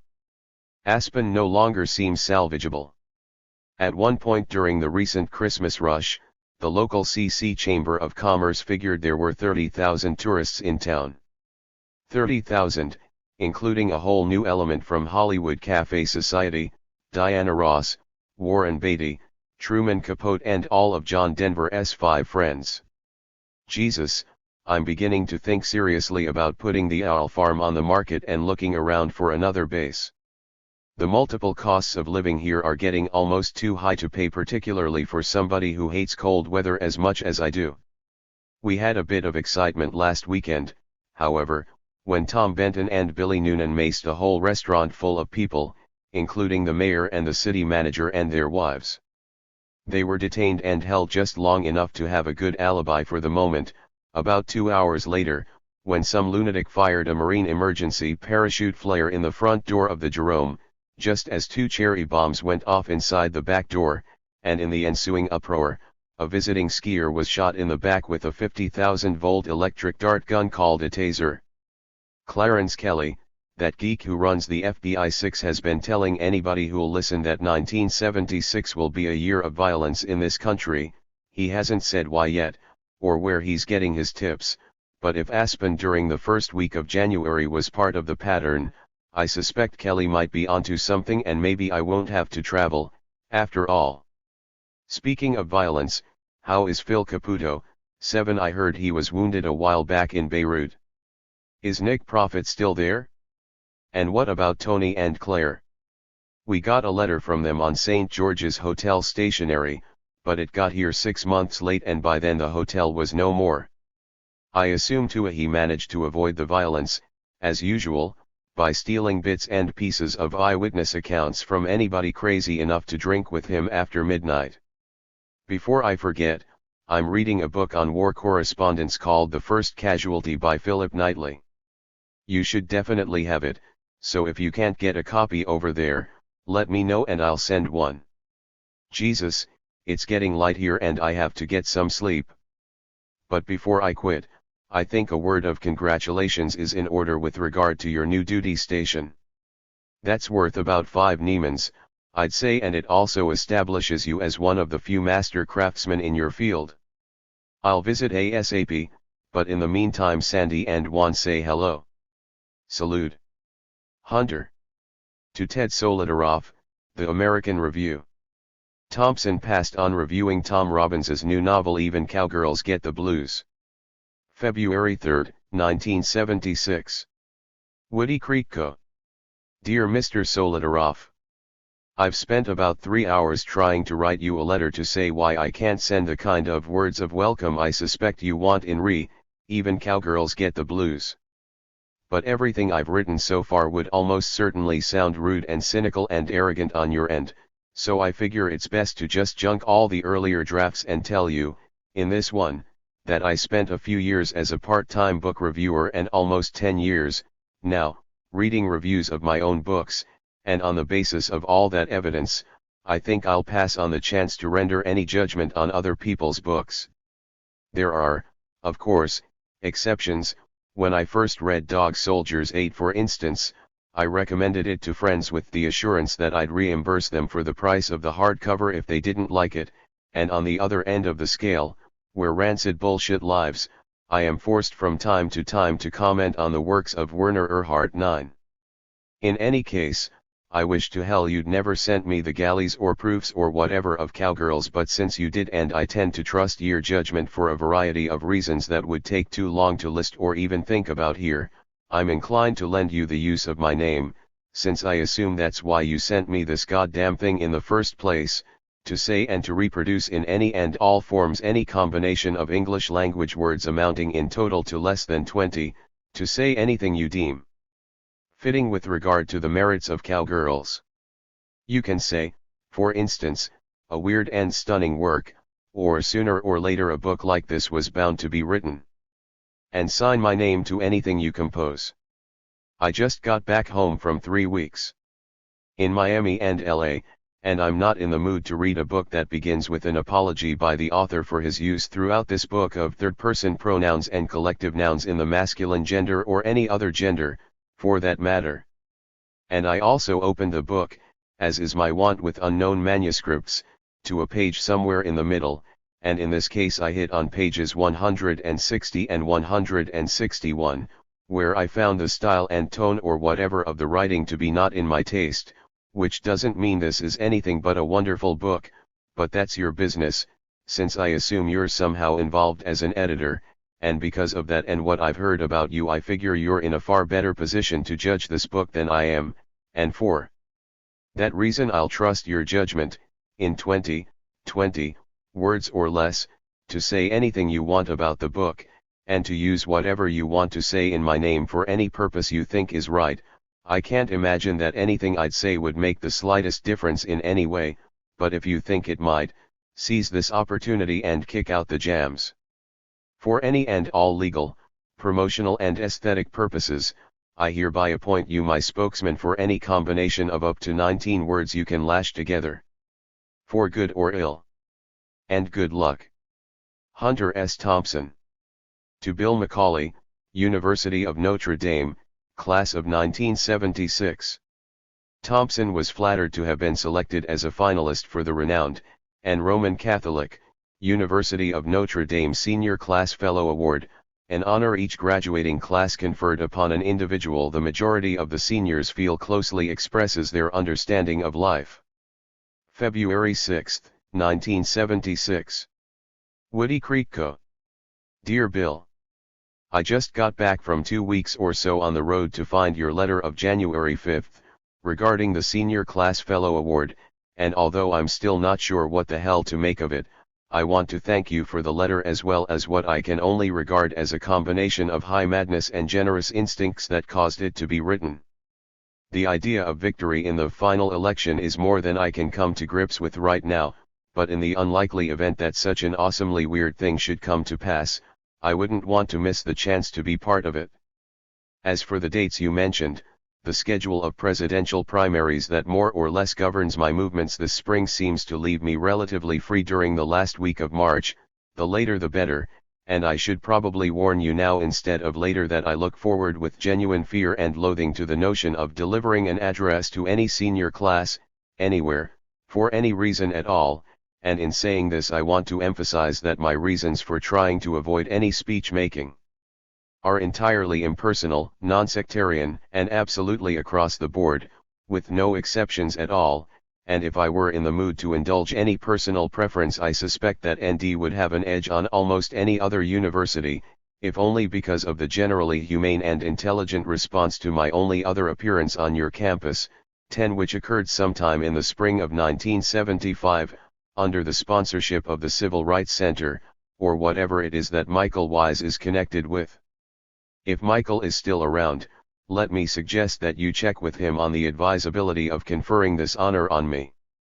Because he'll understand all the hooks and reefs and strange implications, and I'll be inclined to go along with his judgment as to whether this is a good thing for all of us to get involved in, and as a matter of fact, let's leave it at that. If Michael Wise thinks this is a right and proper thing for me to be a part of, I'll do it with no worries or reservations at all, and if I do it on that basis, you'll have no worries, because I'll definitely do it right. Indeed, but now we're getting into the realm of wild and heavy assumption, and that's always risky, especially since I'm still on the maybe list. But regardless of the outcome of the final election, I want to thank you for your letter and whatever thinking led you to write it. My only other experience in this realm came last spring when I lost a runoff election against my old buddy M. Alley for the honor of addressing the senior class at Harvard. That was my idea of life and reality finding its own level, all the way down to the finest and meanest subtleties, but if you play in that league I guess you have to be ready to win, instead of losing closely and comfortably, but always with grace and style. Okay for now. HST. To Bob Arum. Thompson had designs on the helicopter landing pad in front of former President Richard Nixon's house in Florida. February 6, 1976. Woody Creek Co. Bob. On the recommendation of the gentleman from Mobile, I'd like to retain you at this time provided we can come to some agreement on the fee to handle a job for me in Key Biscayne. I want to buy the large concrete helipad in front of Richard Nixon's house on Bay Lane. I was down there last week, making inquiries, but Bibi Rebozo wouldn't talk to me, and when I started asking around I got the impression that the natives weren't entirely sympathetic to my cause. So I think the transaction should be handled, as it were, by a person or persons not openly and publicly hostile to Nixon and everything he stands for. I haven't asked Pierre if he has any specific contacts on Key Biscayne who could handle the transaction, but Sandy tells me he's in England and won't be back for a while, so I thought I'd go ahead and lay it on you, at least until Pierre gets back. The opening, I think, lies in the 99% likelihood that the helipad, which sits about 100 feet offshore from the two Nixon-owned houses he's been trying to sell for a while, was built with U.S. government monies and is therefore owned by the GAO 11 and not by Nixon, which makes it government property and not subject to any sales terms negotiated by Nixon with regard to the houses.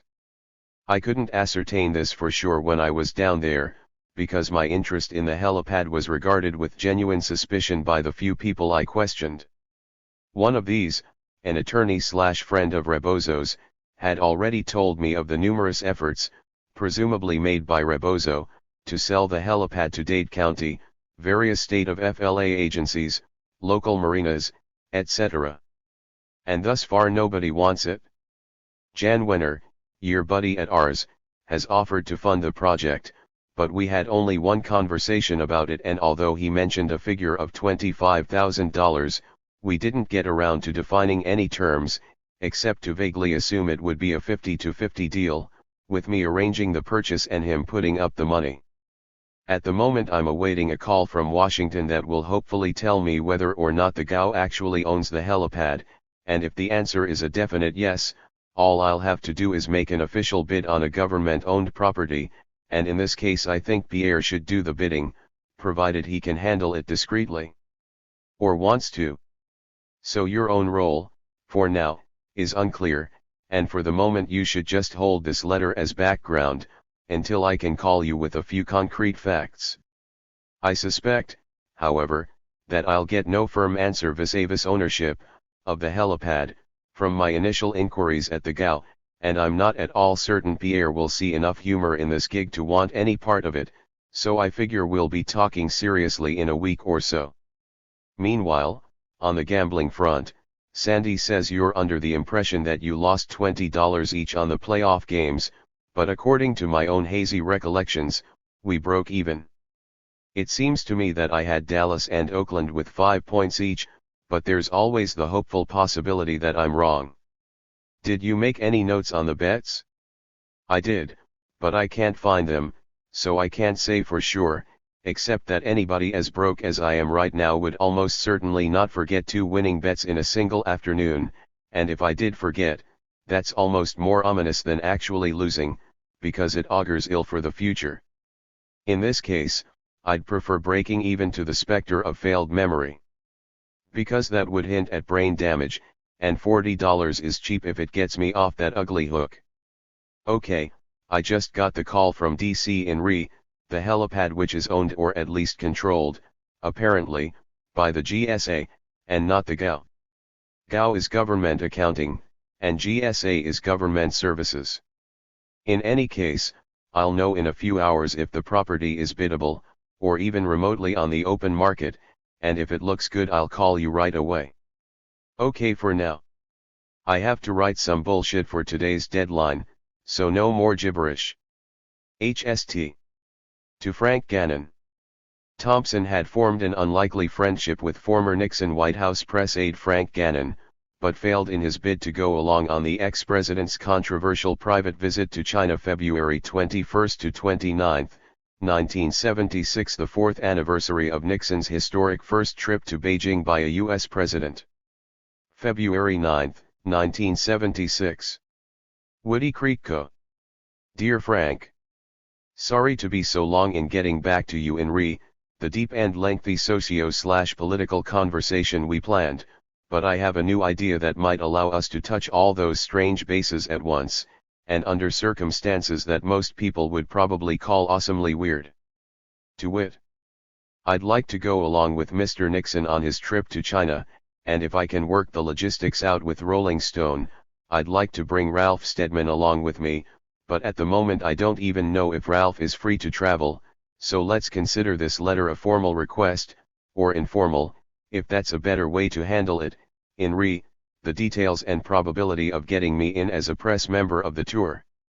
We both know I can't offer you much in the way of guaranteed blue-chip publicity when I write about the trip, but we also know, or at least we should, that there is nothing in the long history of my relationship with Mr. Nixon to indicate that I'd write or say anything contrary to any agreement or understanding we might or might not arrive at, beforehand.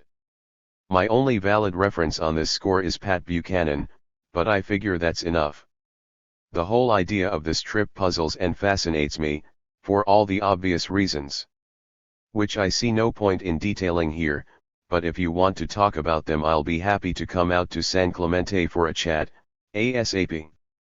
But in any case, please let me know something in time to make my own arrangements for the trip. I've already asked the AR's office in Washington to apply for a China visa for me, and I assume you'll let me know if there's anything else I need. Thanks. Hunter. From Grover Lewis. Brown power activist Oscar Acosta had disappeared from Los Angeles in early 1974. Some speculated that he went underground to evade various authorities, but his friends were alarmed, including Thompson and Texas newsman Grover Lewis, a former Village Voice writer and associate editor of Rolling Stone from spring 1971 to summer 1973. April 17, 1976. Canaryville, Utah. Dear Hunter. I've heard from several sources that Oscar Acosta is dead, the murder victim of drug traffickers. For my own peace of mind, I intend to get to the bottom of the matter, find out if the rumor is true or false. Do you know anything about it? I'd be most appreciative if you'd be in touch with me on this. Best wishes. Grover Lewis. To Lauren Jenkins, Newsweek. April 24, 1976. Woody Creek Co. Lauren. You thieving scumbag. I never heard of anybody named John Select, and I never even mentioned the idea of recovering that typewriter from Hong Kong to anybody but you, so now that your hench people have dealt with it in the most obvious kind of HK style, you owe me $200. Never let it be said that an old Indochina hand like me can't recognize a classic Saigon scam, especially when it comes with the imprint of an infamous to-do st money changer glaring out from between every line. You pig. You couldn't be satisfied to let the thing fall, or drift, gracefully into the hands of your own wife. No, you have to fall back on the habits of an ill-spent lifetime and sell the bugger for profit to some HK dope addict. One of these days I'll probably get a thank you note from Dennis Cameron, written on my own typewriter from some ugly dungeon in Egypt. I understand Dennis had a pretty active TV talk with Zada.12 was Rokoff behind the camera. Anyway, you picked a perfect time to rip me off because I've been sitting here for the past week or so, trying to figure out where to go for my next busman's holiday, and all of a sudden you just solved my problem. Indeed, why not Rome? For 6 or 7 weeks. Hang around the better cafes and get a feel for the place, change some money, catch a few diseases, and of course I'd have to spend a bit of time each day in the office, on the typewriter. And the telex. Many phone calls to Doug Sapper in Rhodesia, or to my man John Select at Rolling Stone, making inquiries with regard to the fate of your various articles. Just the other day, in fact, Wenner was asking me where to send your check, and I told him I'd deliver it personally, just as soon as I finish this goddamn article on the campaign. At this point, I am sitting on something like $14,000 worth of out/pocket expenses, covering almost everything from all-night naked cycle rides in Laos to cocaine orgies in the National Affairs Suite that I finally retired, permanently, about 3 weeks ago, but not before I gave it one last, long run that will not be soon forgotten.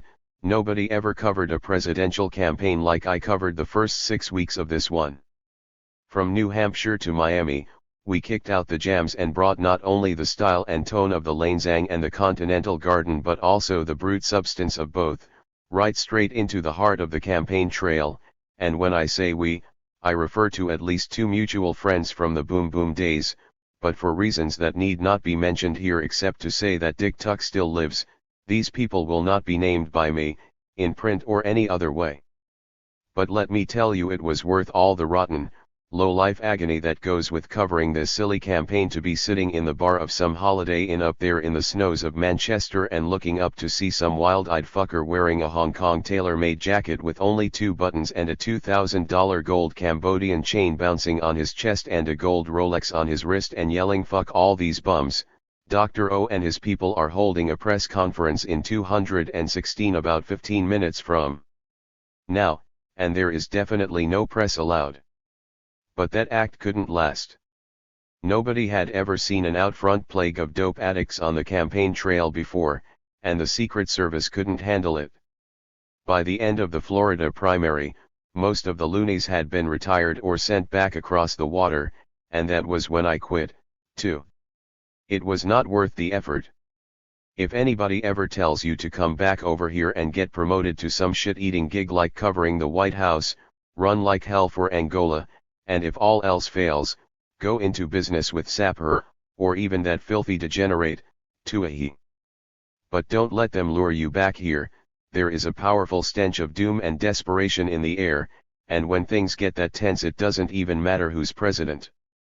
All the people who said I'd finally caved into terminal brain damage when I started betting on Jimmy Carter 2 years ago are now brushing up on their scripture, just in case the new Hubert Humphrey won't sell any better than the old one did. If I had to make my final bets right now, I'd have to go with Carter to get the nomination and beat Ford, but I'm still not sure what to make of it, except that all the alternatives seem a hell of a lot worse, and I honestly doubt if the outcome of this election will make any real difference to anybody. The die is cast, the fat is in the fire, and if the Grim Reaper wants to come on like Jesus, so be it. But shit, I guess you read all this stuff in Newsweek, so I'll quit and get back to work. I have one final article to do, then it's down to Texas to work on a novel about gun running and the smack trade, but before I get seriously into a novel, I think I'll need a vacation. And meanwhile, just in case that rat baster John Select shows up in Rome with my typewriter, seize it immediately and have the bastard killed. Or hold him until my agent Sems Luckett 3 shows up to handle matters. He is the only person authorized to deal in my name on the continent, and I expect he'll be seeing you soon. Tell Nancy how sorry I am that you saw fit to sell my gift to her, but I guess you filthy journalists are all the same. Okay. HST. To Jan Wenner, Rolling Stone. Thompson's article on Jimmy Carter Fear and Loathing on the Campaign Trail 76, Third-Rate Romance, Low-Rent Rendezvous ran in the June 3, 1976, issue of Rolling Stone. June 16, 1976. Woody Creek Co. Dear Jan. Your undated letter in your decision to pay only 40% of my expenses on the Carter article arrived today, but I had a hard time following all the disallowed expenses you referred to, because the enclosed accounting you repeatedly mentioned was not, in fact, enclosed. Whether it exists or ever existed is an interesting but academic question at this point, because we both know how useless any further argument would be. We both know, too, what an immensely treacherous beating I took on the Carter article expenses, and we both know there's not a fucking thing I can do about it, because our agreement in expenses was verbal and not in writing. It was kind of you to note, as Lynn has, that we undoubtedly should have been more specific, via Nesbitt, in front. Indeed. But then we never would have had an article, Have you tried golf yet? Anyway, $4,000 expenses and a $4,500 fee means that effort cost me $1,500 and one credit card, which is bad economics for a freelance writer, but not nearly as bad as it might have been for me if I'd had a leg blown off in Saigon, with no medical insurance. So I guess I should count myself lucky. I was having such a good time down there in Key West that I guess I didn't hear you when you were telling me to go back home and write the article because you weren't going to pay my expenses, but I'm still a bit confused about who sent that Xerox tech rep over to the Santa Maria Motel to fix my Mojo wire so I could keep sending pages to that office in San Francisco. In any case, you've made yourself eminently clear on this matter, and, like you say, that's that on expenses. How many other writers have gone to the pawn shop with that phrase, from you, ringing in their ears? Hunter. To Bob Rafelson. Thompson sent movie director Rafelson a rough sketch of his ideas for the Texas arms trading screenplay he planned to turn to after the 1976 election. Galveston Memo. June 23, 1976. Woody Creek Co. Bob Rafelson. Out of Inc. 933 en Labrie. Hollywood, CA. Dear Bob.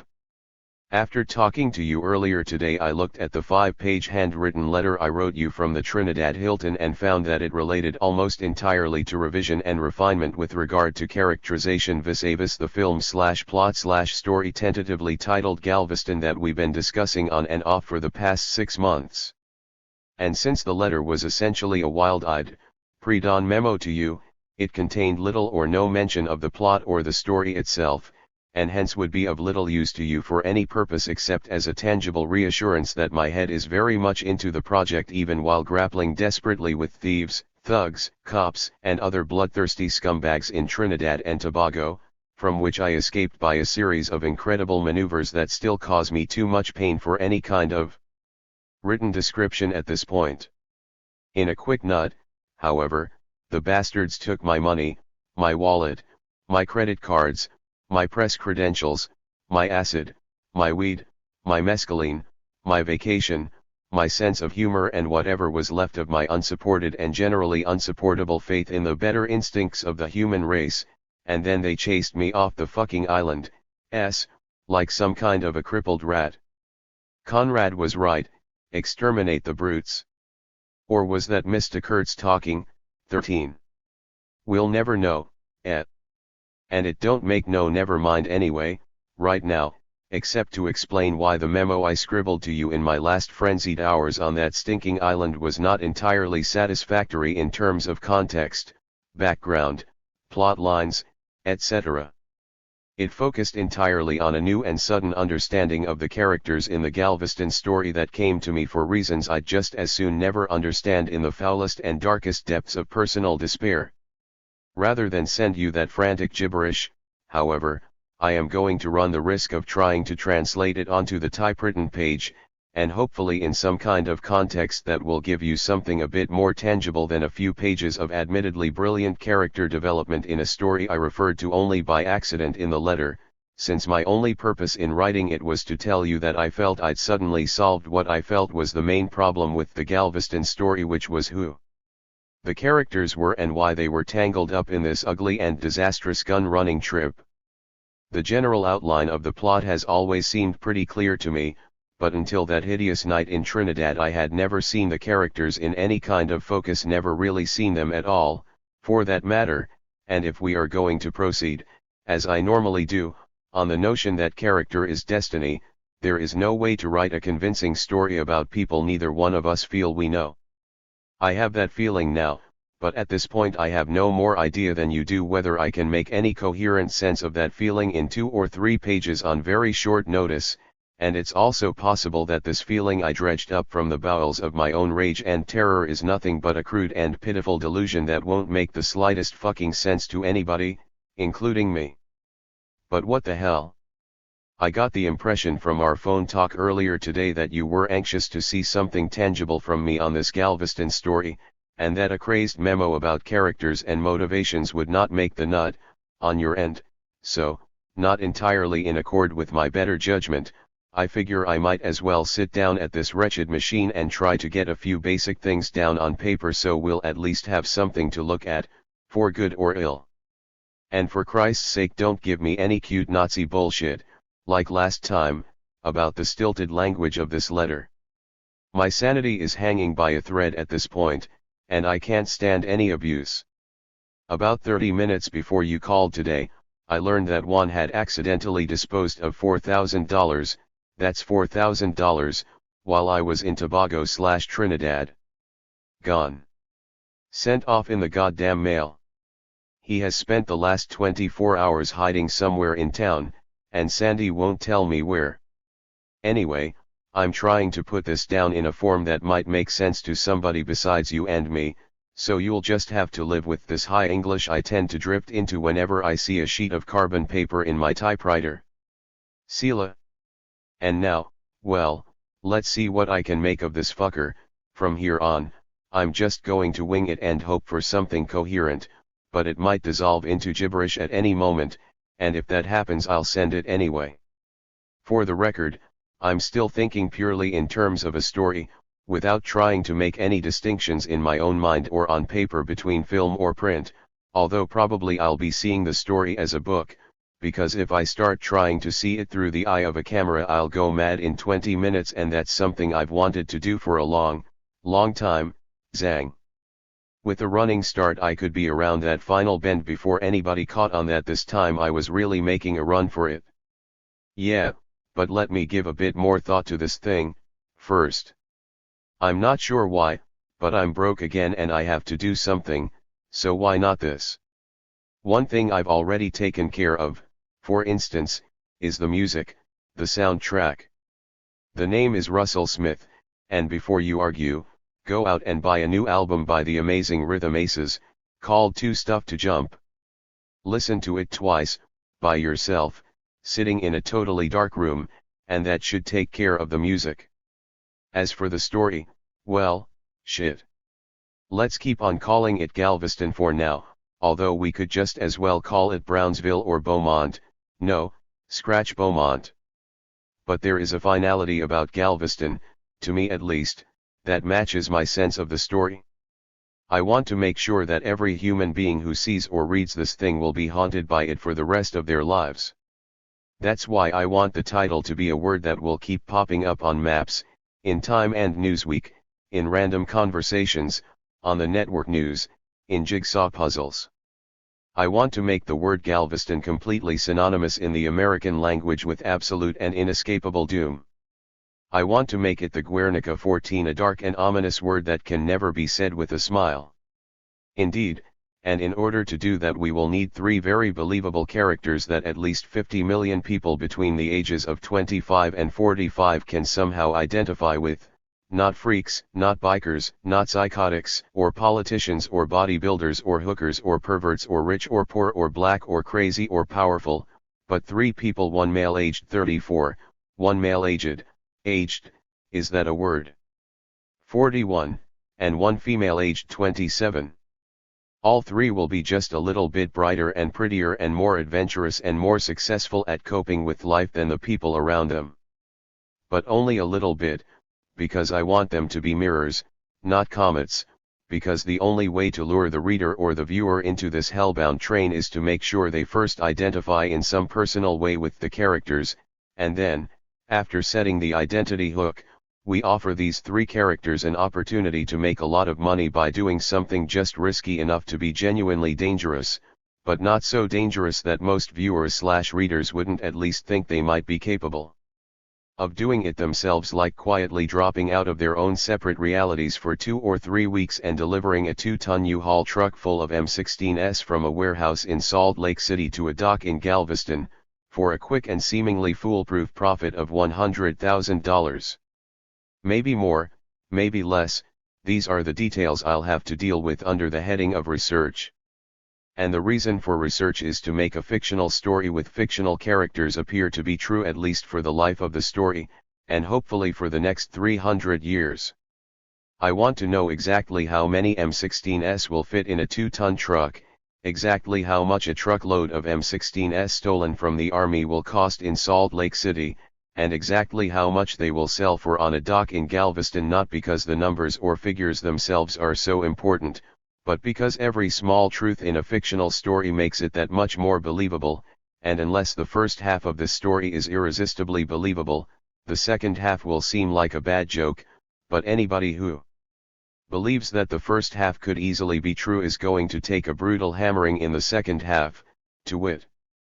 The kink in the story is the same one we've talked about, although not in much detail. Everything goes according to plan until the trio reaches Houston, where they find themselves 2 days ahead of schedule. They have to be at the dock in Galveston at exactly 6 p.m. on Friday, so on Wednesday afternoon they check into a motel on South Main that is near a congenial roadhouse called the Blue Fox, owned by a friend of a friend, etc. And on Wednesday night one of the three pulls the pin in the story by saying something half serious about their truckload of machine guns. Right. And on Thursday night their truck disappears out of the motel parking lot. Stolen. No clues, no way to report it, no way to get it back. A U-Haul truck full of M16s stolen from the US Army and paid for in Salt Lake with fronted money. God damn it, Bob, the mail goes out in exactly 46 minutes and there's no way I can finish this thing by then. So I think I'll do as much as I can in the next 30 minutes, then mail this, and then go into town and Xerox the Trinidad letter and mail that in Aspen. So you'll be getting 2 letters and they might not arrive in the same mail, but the second will be just a few hours behind the first, and it's going to take me another day to weave this thing together anyway, so for now I'll just do what I can and we'll talk on the phone when you get both letters. Anyway, the terror begins when they realize the truck has been stolen. They, and the reader/viewer, are 99% sure the owner of the Blue Fox, somebody a bit like Bob What's His Name who owns Galena Street, a clean-cut criminal who is also into Houston politics, had the truck stolen or at least knows who stole it, but at this point he is also their only possible hope for getting it back, and it is at this point that all three of them begin to understand, one at a time, that they have moved outside the world of law and relatively civilized behavior that has both restricted and protected them all their lives. It is free fall now, the law of the jungle, the tooth and the fang, etc. And their first move, once they understand how helpless they are, is to turn the girl over to the owner of the Blue Fox. The girl for the guns, right? Wrong. The girl is the first to understand what's happening, and by noon on Friday she has clearly gone over. The 34-year-old protagonist, CENC goddammit, I'll just send the whole packet at once, you rotten bastard. How did you get me into this madness? The goddamn mail leaves in 13 minutes and I'm still down here in the basement and not even started on the characters.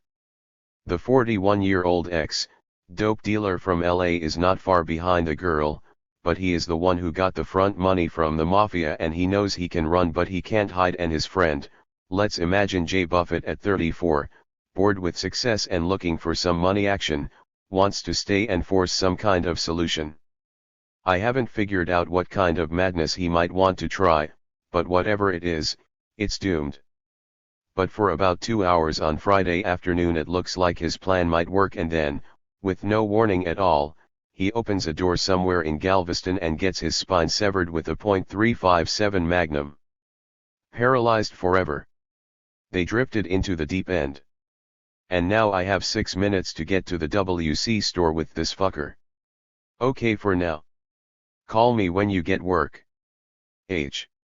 To Jimmy Carter. Thompson had interviewed Carter several times over the preceding 2 years, but now found himself in the awkward position of covering the 1976 campaign for Rolling Stone after having advised the Democratic candidate. June 29, 1976. Woody Creek Co. Dear Jimmy.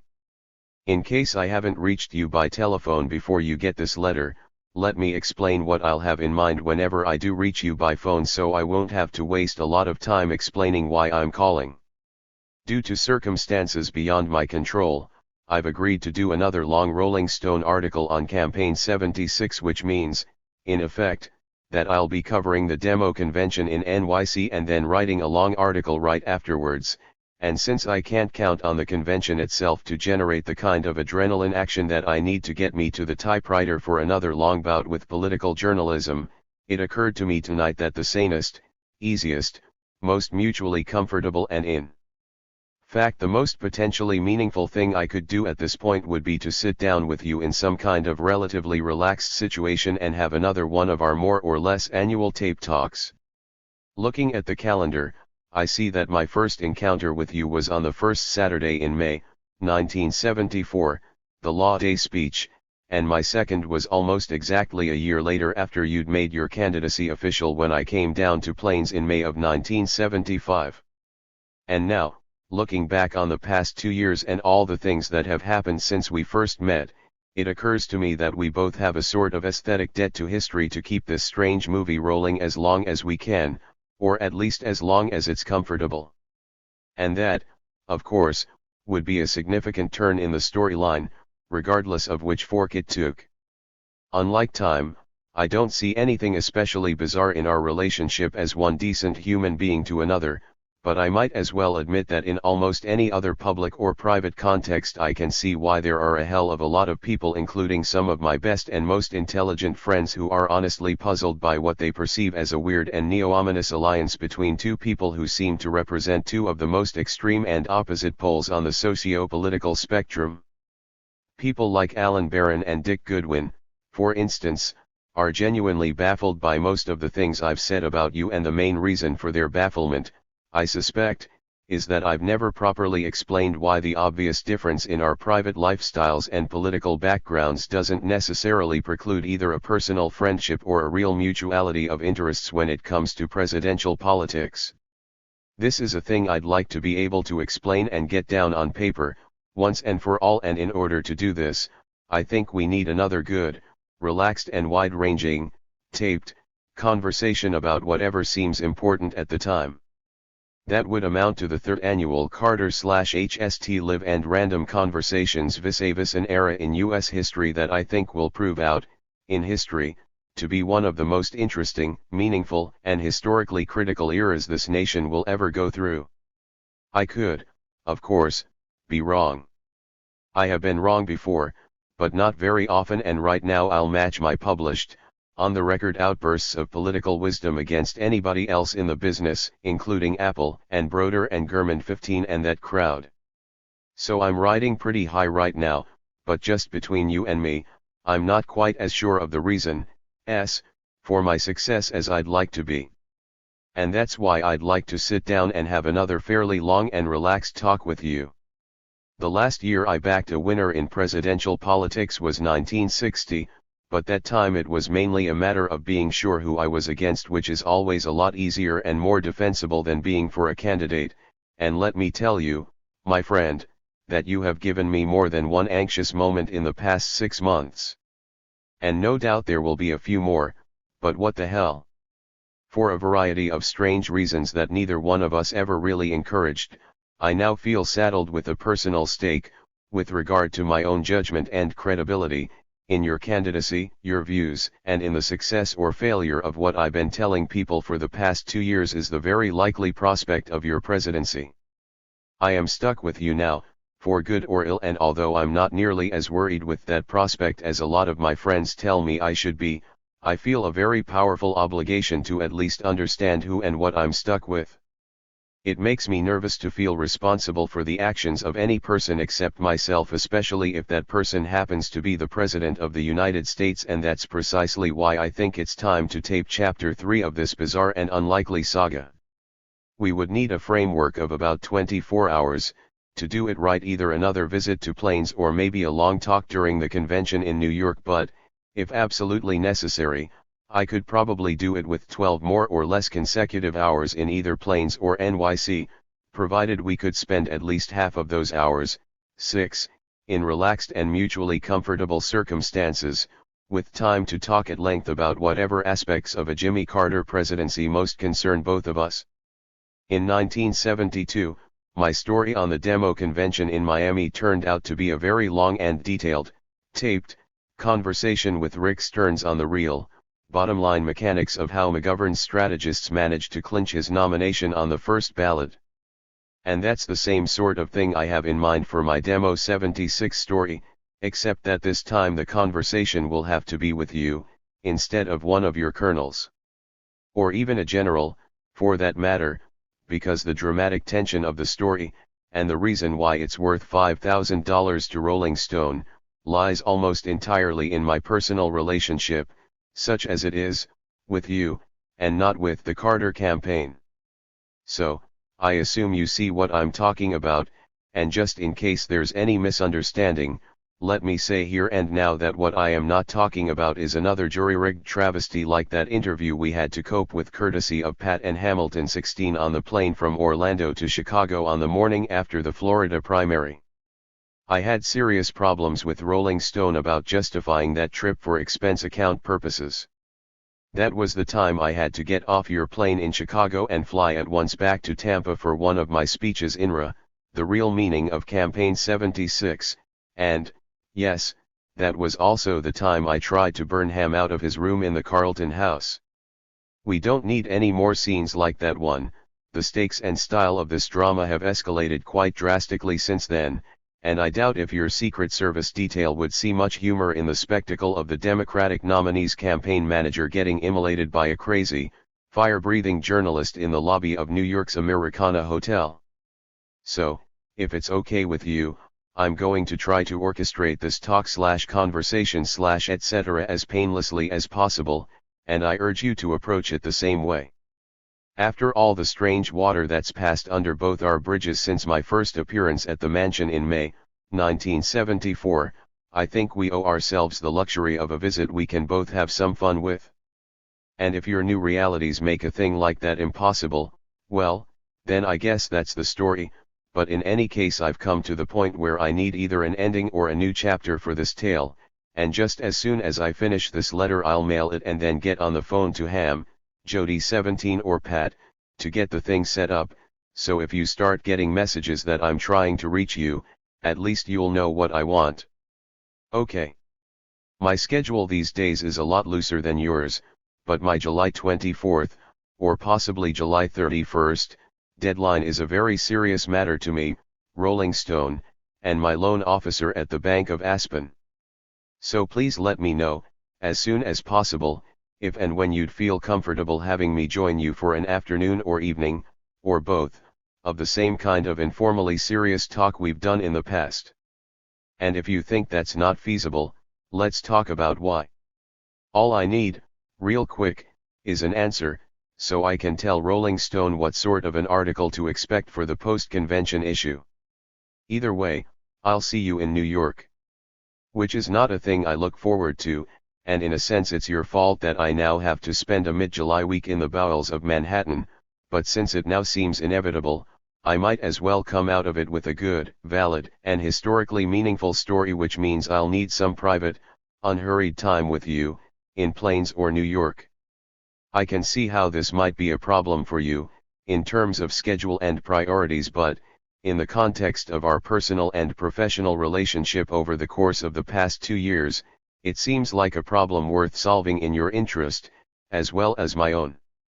There are still a hell of a lot of decent, intelligent people out there who are not yet convinced that you're human, and that's a problem I think we can and should solve by smiting them hip and thigh, as it were, with another long JC/HST interview/talk/conversation about some of the things that concern them. Indeed. So it looks like a worthwhile project, and one that we both might enjoy, or at least that's how it looks to me, and I hope we can find enough time to do it right. Let me know, as I've said, ASAP.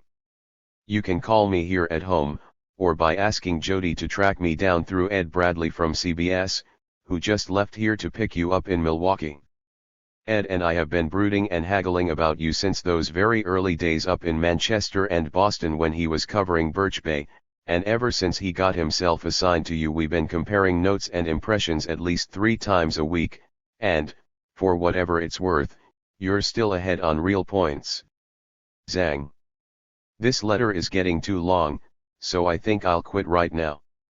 Anything else I have to say can wait until later. Sincerely. Hunter S. Thompson.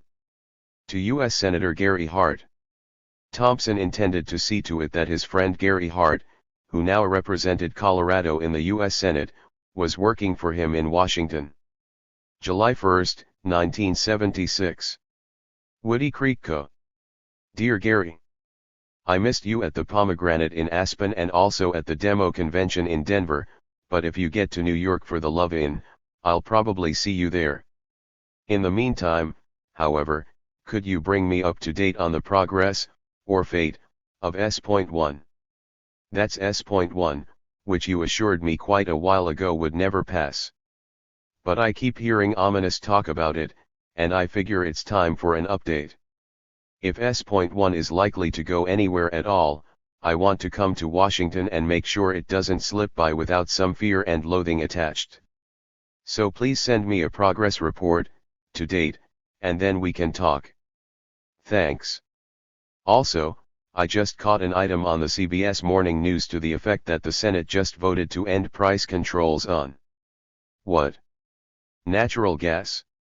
Gasoline. It went by so fast that I didn't catch the details, but the main thrust was painfully obvious, and with that in mind, I wonder if you could supply me with a list of yes and no votes in the Senate on this thing. Or was it a secret ballot?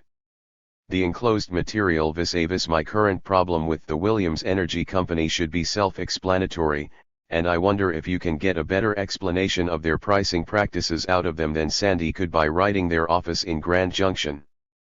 As far as I know, these bastards have a total monopoly in this area. Aspen is on natural gas, but us ranchers are stuck with propane, and $13.50 per day is a goddamn outrage. But to get a memo like this in response to a polite request for an explanation is like having your insurance man triple your rates and then set fire to your house when you complain. I haven't given you a hard time about anything you have or haven't done since '74, but I think it's about time you started earning your salary, and this thing is too savage and obvious to ignore. The bastards should at least be forced to explain themselves, right? Let me know ASAP. Thanks. Hunter. To Frank N. Dubofsky, American Civil Liberties Union. The state chapter had sent Thompson a long and wandering appeal for a substantial contribution to the Colorado affiliate of the A.C.L.U. Above and beyond your ACLU dues. July 6, 1976. Woody Creek Co. Frank N. Dubofsky. ACLU of Colorado. 1711 Pennsylvania Street. Denver, Colorado 80203. Dear Mr. Dubofsky. Your letter of March 29 just turned up in a pile of mail from Rolling Stone readers who want me to do everything from setting myself on fire to running for president. And since I only subject myself to this kind of ordeal, reading the Rs mail, once a month, I failed to see or read your letter until last night. And now, after reading it again, I am still a bit hazy what you want from me or why you wrote the letter. Which is not entirely reassuring. If I were going to hire an attorney for anything important, I would be reluctant, as it were, to retain somebody who can write 11 paragraphs on 2 single-spaced pages and either fail to say what he means, or succeed in saying something so trivial as a request for money that could just as easily have been made on a 3x5 postcard. You might at least have wasted a 12th paragraph to say how much money you want. In any case, if all you want is money, you'd have been smarter to write somebody who has some. If I wrote a check for $1,000 today, it would probably bounce and I have no savings account. I could perhaps double my annual contribution of, approximate, $50 to the ACLU, but on the evidence of your 3/29 letter to me I wouldn't have much trouble concluding that any money I sent you might very likely be spent to pay the salaries of however many typists you need to write more letters to more people, asking for more money. And so much for that, If I were you, I'd try to figure out some slightly more imaginative way to get money out of me. 3 or 4 of these come to my own mind immediately, but if I have to line them out for you, it raises a definite question of confidence vis-a-vis what use these monies might be put to. I have been a member of the National and/or California ACLU for almost 15 years, so there is obviously no lack of interest on my part. But I think it's reasonable for me or any other member to wonder what my money is being used for, and who is spending it. Khazart. Hunter S. Thompson. To Davison Thompson. Writing to his brother, Thompson tried to reconcile his acceptance of a recent small inheritance with his earlier stance that inherited wealth should be abolished. July 7, 1976. Woody Creek Co. Davison. Congratulations. I have a letter here from one Jim B. Johnson in Memphis, saying I finally won my long and savage complaint against Howard P. Pritchard, executor of the estate of Velma H. Ray, et al. Needless to say, I feel a bit like the lonesome end on the AETAL team, especially since I long ago tried to quit the squad altogether and split my share among the other ETAL members, but, as I explained to Mom on the phone quite a while ago, my offer, to quit and split, as it were, became null and void when it was judged to be legally non-feasible. That seemed fair to me then, and it still does. Which leaves me sitting here with this letter and Xerox settlement and decree from Johnson, saying that all I have to do in order to collect $6,000 is sign a receipt and send him my social security number. But he didn't enclose any receipt and I can't tell whether I should send my SS-No to him or to you. Johnson's letter also comes at a time when I'm feeling nervous about repaying a loan from Noonan for an amount not much less than my share of the ETAL settlement. So if you're sitting there wondering if I really want the money, the answer is yes, not so much because I want it or even feel I deserve it, but because I now need it. Juan recently disposed of $4,200 by an accident of logistics so incredible that it would take me 3 pages to explain it. But the bottom line is that I just got back from a nightmarish vacation in Tobago to find that my summer of '76 money cushion had been cut, in my absence, from $5,000 to $800. But what the fuck? None of this gibberish really matters right now, does it? I've assured Noonan that his money is currently en route from a weird and mysterious source, and if it's at all possible I'd like to end this thing, receive and distribute my share of the funds, and get enough out of debt to quit writing about politics and get to work on a new novel that's due in Sept. So please let me know what I must or should do, in order to get my hands on the money. I still feel like a drooling greedhead because of my part in this gig, mainly because one of the main points in my tentative platform when I was thinking about running for the US Senate back in '74 had to do with my plan to abolish the whole concept of inherited wealth in this country. But now that I'm on the legal/public record in the Chancery Court of Tennessee as a complainant in a lawsuit over a contested will, I figure I might as well take the money. As a senator I could have schemed $6,000 a month with no trouble at all, for at least the next 6 years. But now I guess I'll have to get by on my own, which means I have to keep a sharp eye on the trolling lines, for good or ill. So it's back to the drawing boards and to hell with politics. On other fronts, life at the Owl Farm remains much the same as always, a never-ending chain of crisis peaks and occasional peaceful valleys. If I'd had any sense I'd have been a goddamn lawyer, but I'm a bit too old for that now, so I guess I'm stuck with whatever I am. Right, and now I have to go into town to file a massive lawsuit against George Stranahan about my water rights, so I'll finish this and leave the next step with you. If I get a check in today's mail for the movie rights to Vegas, or any other unexpected windfall, I'll reassess my position vis-a-vis my share of the settlement. The simple reality of being able to turn the money down would be a tremendous high for me, but right now that's a high I can't afford. And to hell with all this. After 20 years of practice, I've developed a certain talent for affording unaffordable highs, and maybe I can deal with this one, too, in time. My latest news bulletin on your situation was decidedly upbeat, so I assume you're still holding the fort on your own terms, which is the best any of us can hope for in this world, I think, but every once in a while I get a powerful urge to abandon everything, change my name, and become a terminal wino in some rotten Skid Row town like Galveston or Pittsburgh. If you have any better ideas, let me know ASAP. Zingo. Hunter. Democratic Convention Notes 2 HRS. Before leaving WC for NYC.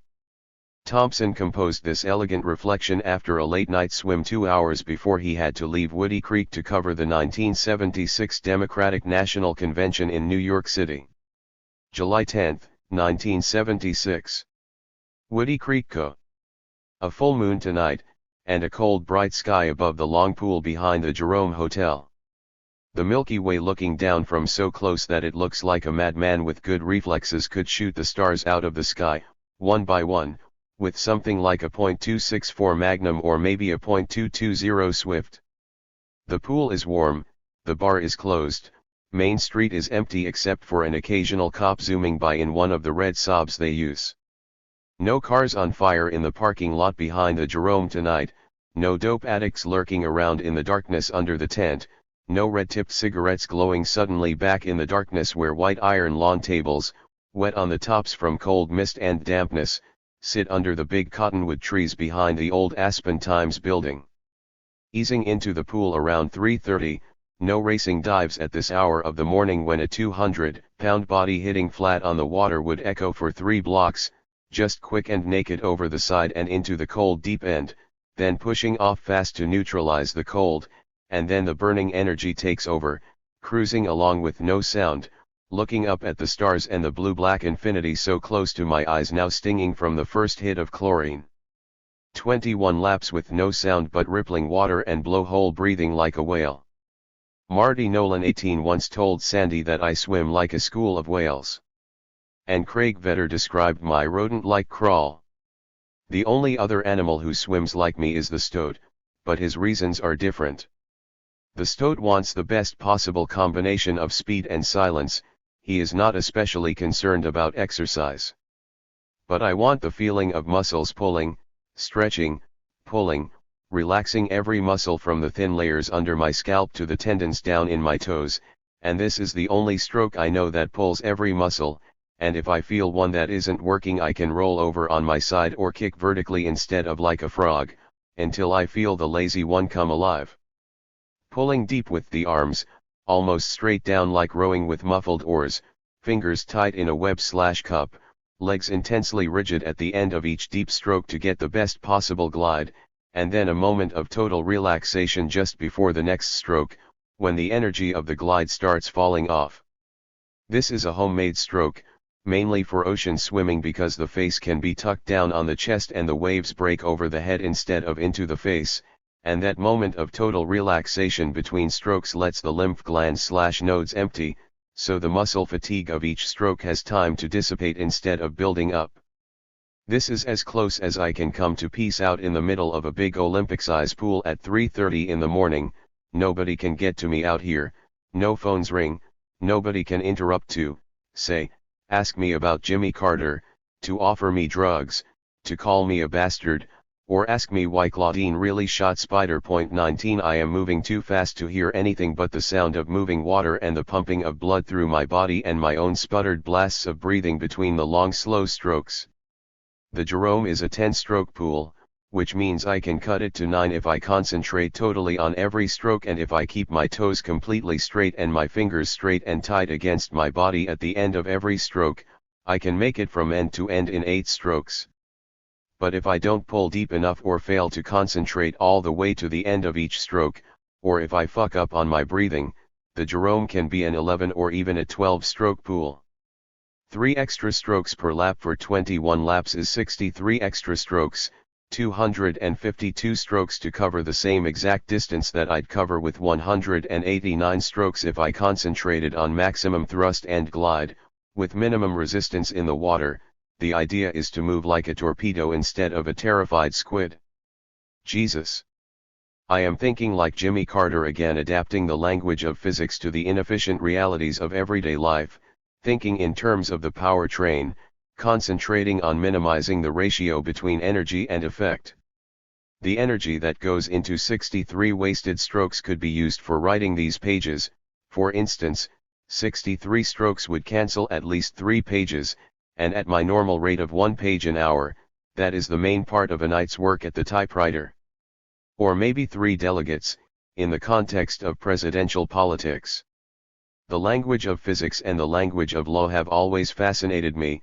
They are not the same, because the ends and antecedents are different, but there is a sameness in the precision and the efficiency, although the language of physics is bent to solving problems, while the language of law can be just as precise and efficient when used to create problems, or obscure them, or even to alter the nature of problems and create the appearance of a solution. But there is no room for an adversary relationship in physics, because that in itself is a problem and a barrier. Right, and to hell with all this. I wanted to sit down and write a few pages about what I expect from the next few days at the Democratic Convention in New York. I had not planned to go until last week, when I realized that one's incredible expenditure of $4,200, along with Wenner's refusal to pay $5,000 or so of my expenses for the Carter article, had put me deep in another money hole. And then came the idea for another annual conversation with Carter, whose reality has changed so drastically since I first met him that the most amazing thing about the change is that it now seems entirely logical. But I mainly want to get down what I expect to find in NYC, or at least what I plan and want to find, so I can have these pages as a baseline, when it comes time to write, exactly 7 days from now.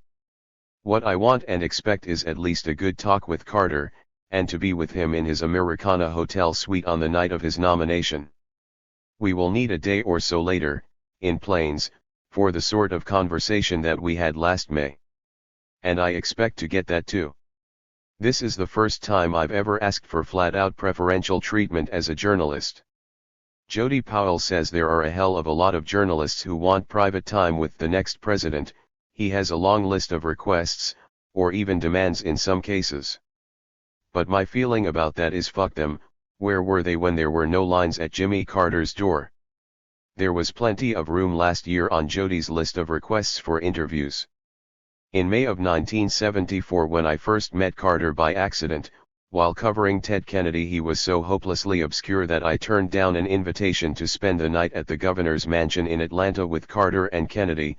And in May of 1975, when I went down to Plains to have a personal talk with him about his just announced candidacy, I called him at home and wound up spending the next 2 or 3 days with him at home, sleeping in the guest room over the garage, and the only other journalists I ran across during that time were 2 from the Atlanta Constitution, which had strongly opposed Carter before, during and after his term as governor.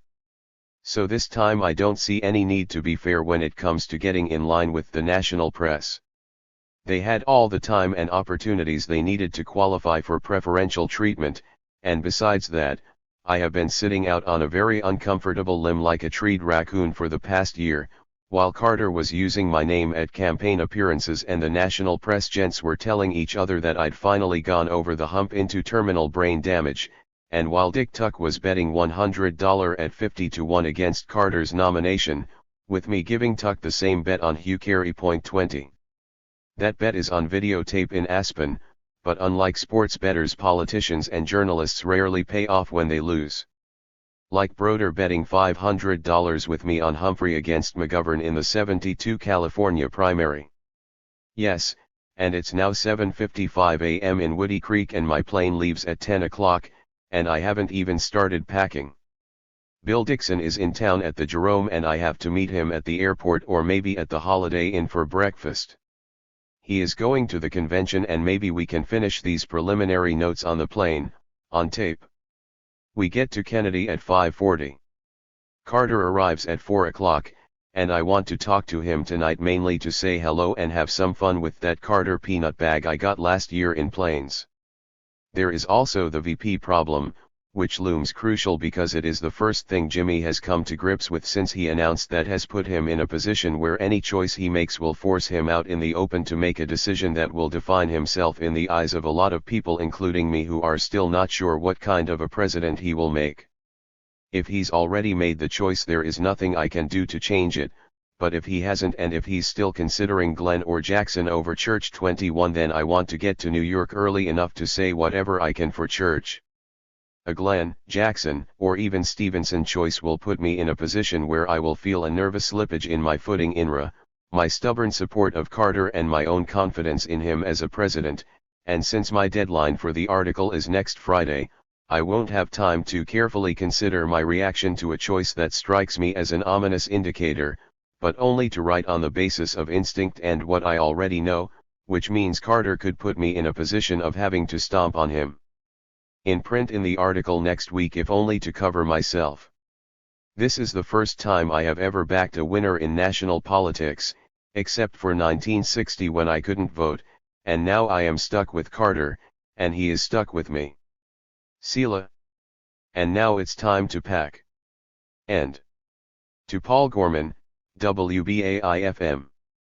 As Jimmy Carter's presidential campaign really began to take flight, a number of media organizations asked Thompson for copies of the interviews he had taped with the now Democratic nominee in 1974 and 1975, back when the rest of the national press were calling Carter Jimmy Who. August 1, 1976. Woody Creek Co. Dear Paul. Rs forwarded to me what appears to be an undated letter to the editor from you, regarding various tapes of my conversations with Jimmy Carter in 1974 and 1975, and since the nut of your letter seems identical with similar complaints I've received from Time and other magazines, I figured I'd try to answer all you dumb cocksuckers at the same time, rather than deal with these complaints individually. To wit, I have been a working journalist for at least 10 years, dealing with all kinds of publications and all kinds of editors, but this is the first time any national media editor, with an IQ above 66 has ever suggested that I have some kind of inherent obligation or duty to work for no money at all. In the last graph of your letter to Rs, for instance, you ask, would Hunter be willing to turn these tapes over to us voluntarily? So that you, Time, WBAI and all other interested parties could share these experiences and thus be comforted. Well, let me assure you, Gorman, that I have never felt any overwhelming need to make either you or the editors of Time magazine comfortable. That is not my business. And as a matter of fact I don't give a flying fuck if you live or die or what you think about Carter, or me, or my opinions about Carter, or his opinions about me, or anything else, for that matter. Nor do I feel any obligation or need to comfort the editors of Time, Ron Rosenbaum 22 or Jan Wenner by working for free. I don't know how you pay your rent, but I pay mine by selling my work, and since my work as a journalist almost always involves the use of at least one and sometimes 3 or 4, of my own, tape recorders, I am genuinely baffled at any suggestion from an editor or any professional journalist that I should voluntarily turn over my tapes, notebooks, photographs or even my random opinions to the editors of Time, WBAI, Rolling Stone, or anybody else who clearly plans to use my work for their own personal, professional, and/or commercial benefit. If you, Jan, Time, or anybody else wants to buy either tapes or transcripts of my conversations with Jimmy Carter or anyone else, all you have to do is send me a check, and the price, to you, is now about $2,000 per cassette, 90 minutes each, or you can have any 3 of the 12, for $5,000. And if you think that's high, consider that the price to ours is exactly double what I'm quoting to you, and the price to time is exactly double the ours price. These price quotations are at least 10 times higher now than they were 6 months ago, and they are not going to get any lower, so the question now is how much it is worth to you, time or winner, to be thus comforted. And the price covers all rights to the unedited originals, fob the office of my agent, Lynn Nesbitt, in New York. If Rolling Stone had chosen to publish the transcripts of any of these tapes during the past year, all winner had to do was pay for them, and if you or Time want them now, the same condition applies.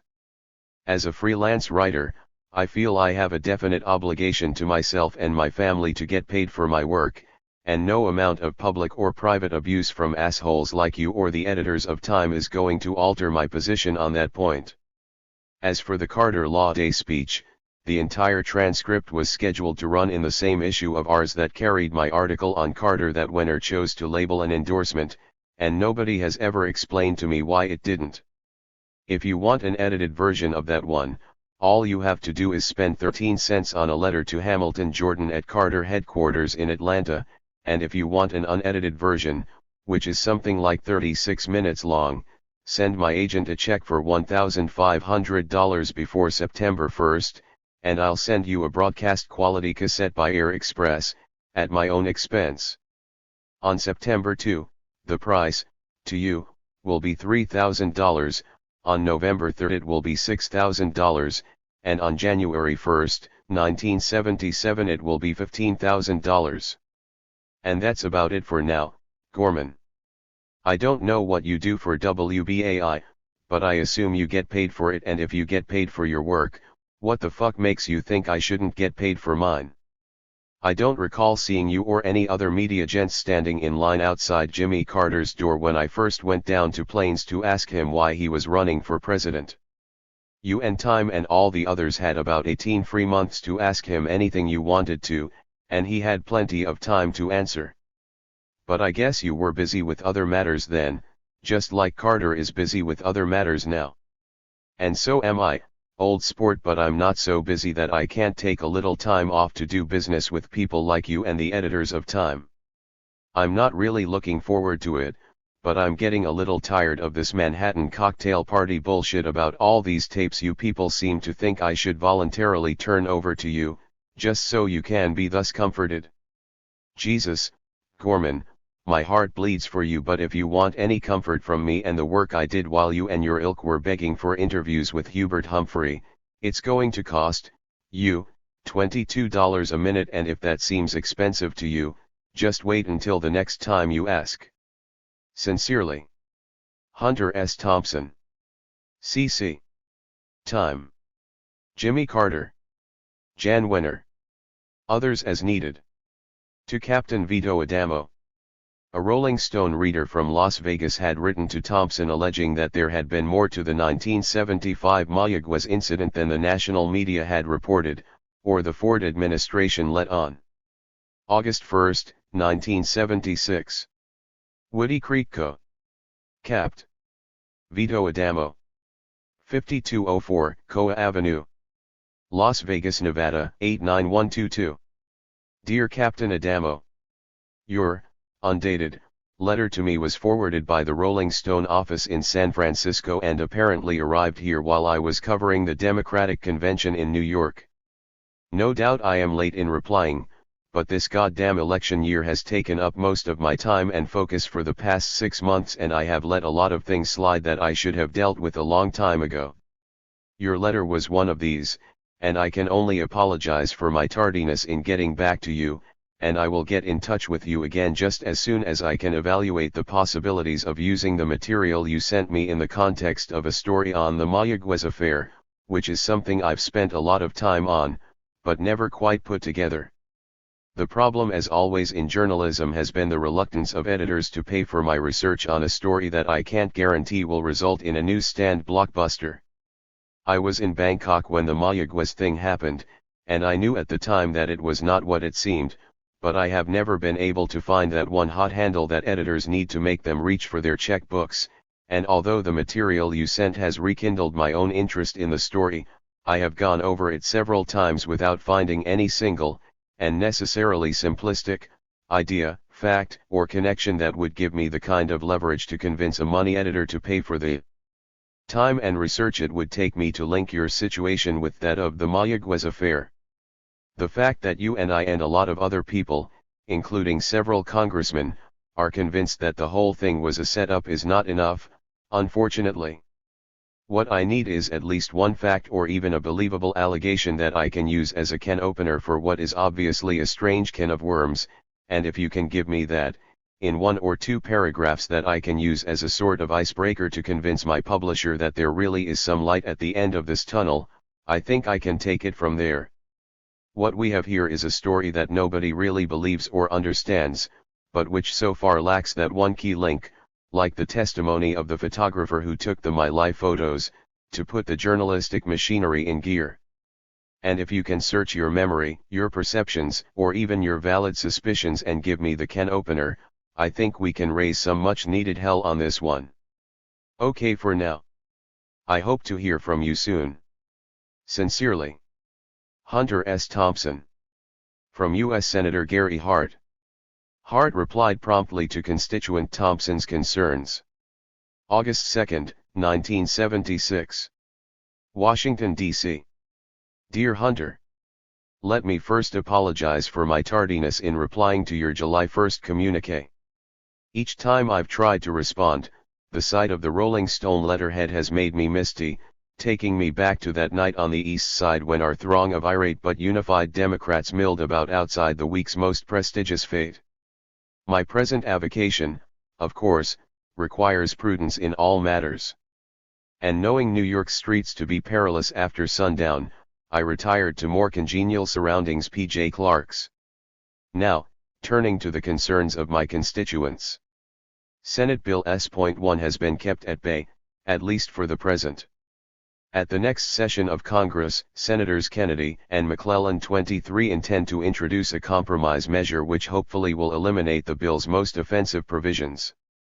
The concept of a federal criminal code is a sound one, but I will continue to oppose any version that poses a threat to civil liberties. In the meantime, fear and loathing would probably be premature. The news item you refer to was related to decontrol of middle distillates. They are a form of home fuel oil, but not the type you consume with such abandon. Duke, I'm not one to moralize, but all that propane can't be good for you. What you do in the privacy of your home is your business, but cheap thrills can break you. I'll say no more about that. Natural gas decontrol was a hotly debated item this winter. I supported that measure in conjunction with efforts to deconcentrate the oil and gas industry. I am convinced that deconcentration will restore vigorous competition and thereby reduce costs to the consumer. Even ranchers. Enclosed are summaries of the Senate votes on that issue. In a first step toward restraining the predations of your propane supplier, I have forwarded to our Denver office a copy of the Hooley Memorandum and your frightening response. Hapless Hooley is out of his league. Until we succeed in bringing the likes of Hooley to their knees, we must all do our best to reduce the wanton consumption of propane and other central nervous system stimulants. I fear we Americans may all be getting soft. It is well to remember that our forebears endured winters far more harsh than last year's, snug in their wiki-ups and calmly awaiting eternal spring's first bloom. Sincerely, Gary Hart. To U.S. Senator Gary Hart. Of the current religious drift among politicians, Thompson remarked, being on Nixon's enemies list was one thing, but being on God's is something else entirely. August 6, 1976. Woody Creek Co. Dear Gary. You continue to amaze me, old sport. I always knew you could dance, but now it looks like you think you can sing, too, viz., your letter of August 2nd. Where will this madness end? Maybe I should check my Chinese calendar and find out what year this is, the year of the preacher? The hyena? The stoat? There must be some reason for this sudden frenzy of brazen ambition and assertiveness in the religious community. What do you people want, anyway? Is there any connection between this new wave of power-crazed preachers and a full-page photograph in the July issue of The Cross and the Flag, Volume 35, Number 4, that shows God stroking confidently across the finish line, far ahead of his challengers, in the annual River Styx, 8-mile freestyle contest of champions? Probably so. With Gerald L.K.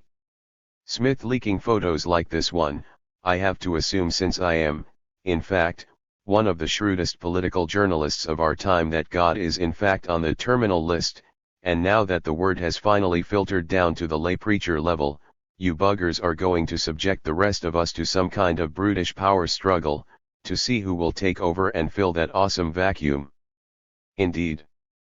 I saw this hellish situation developing back in 1973, when I was still seriously pondering my Senate bid.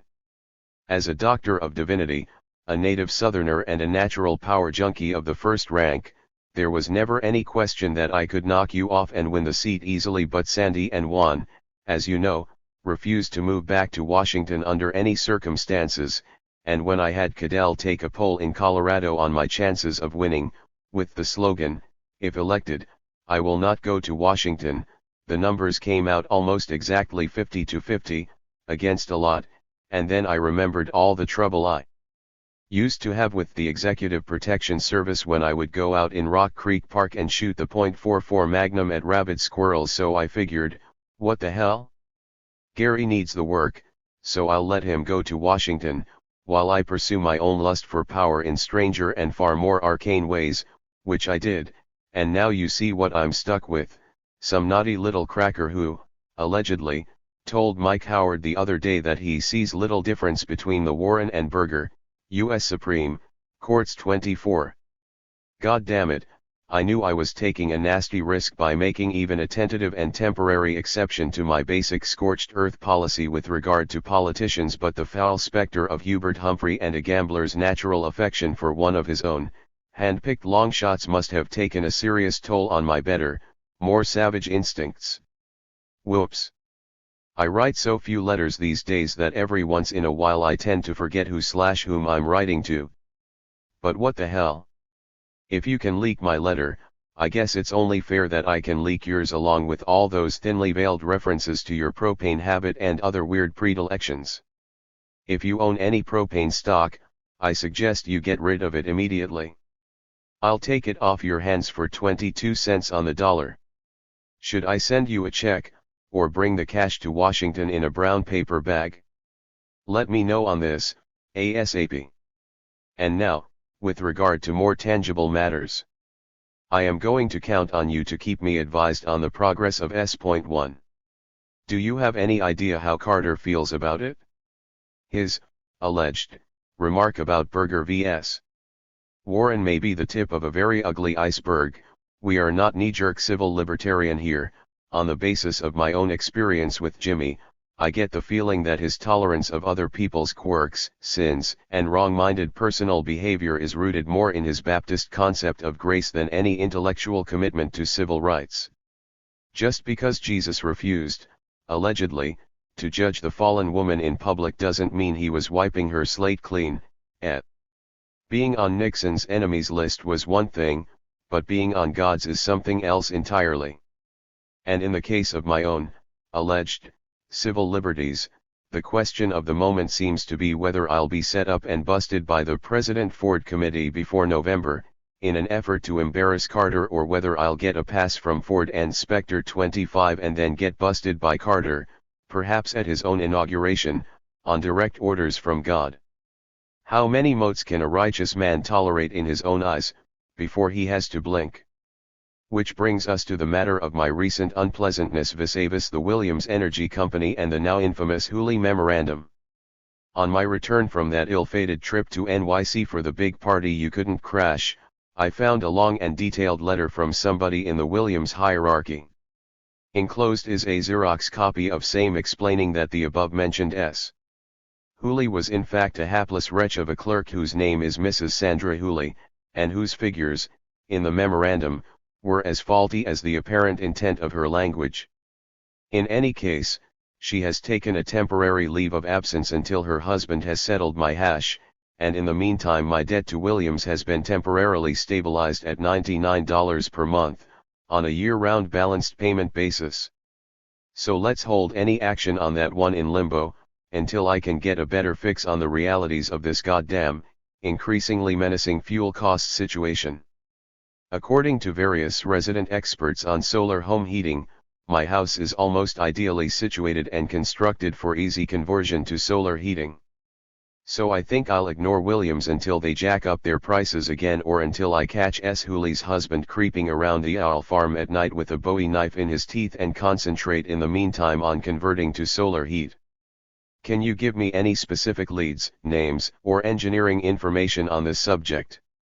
Your votes INRA, gouging and deregulation continue to haunt me, but I know better than to hassle you on any question I don't already have all the answers to, so I'll postpone any drastic action on that one until we can talk about it.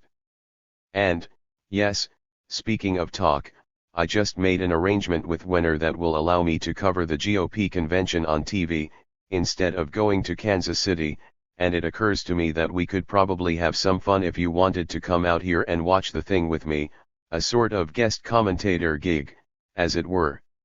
Yeah, gods. I just found this letter in the typewriter and I thought it was mailed 3 days ago. How has my organizational discipline gone so lax? And why? That one is the larger question, Indeed, and since I need time to ponder it, I think I'll chop this letter off right here and get back to work, and since the letter is so delayed, I'll probably talk to you on the phone before you get it. But meanwhile, consider the idea of coming over here and watching the GOP brawl with me on TV.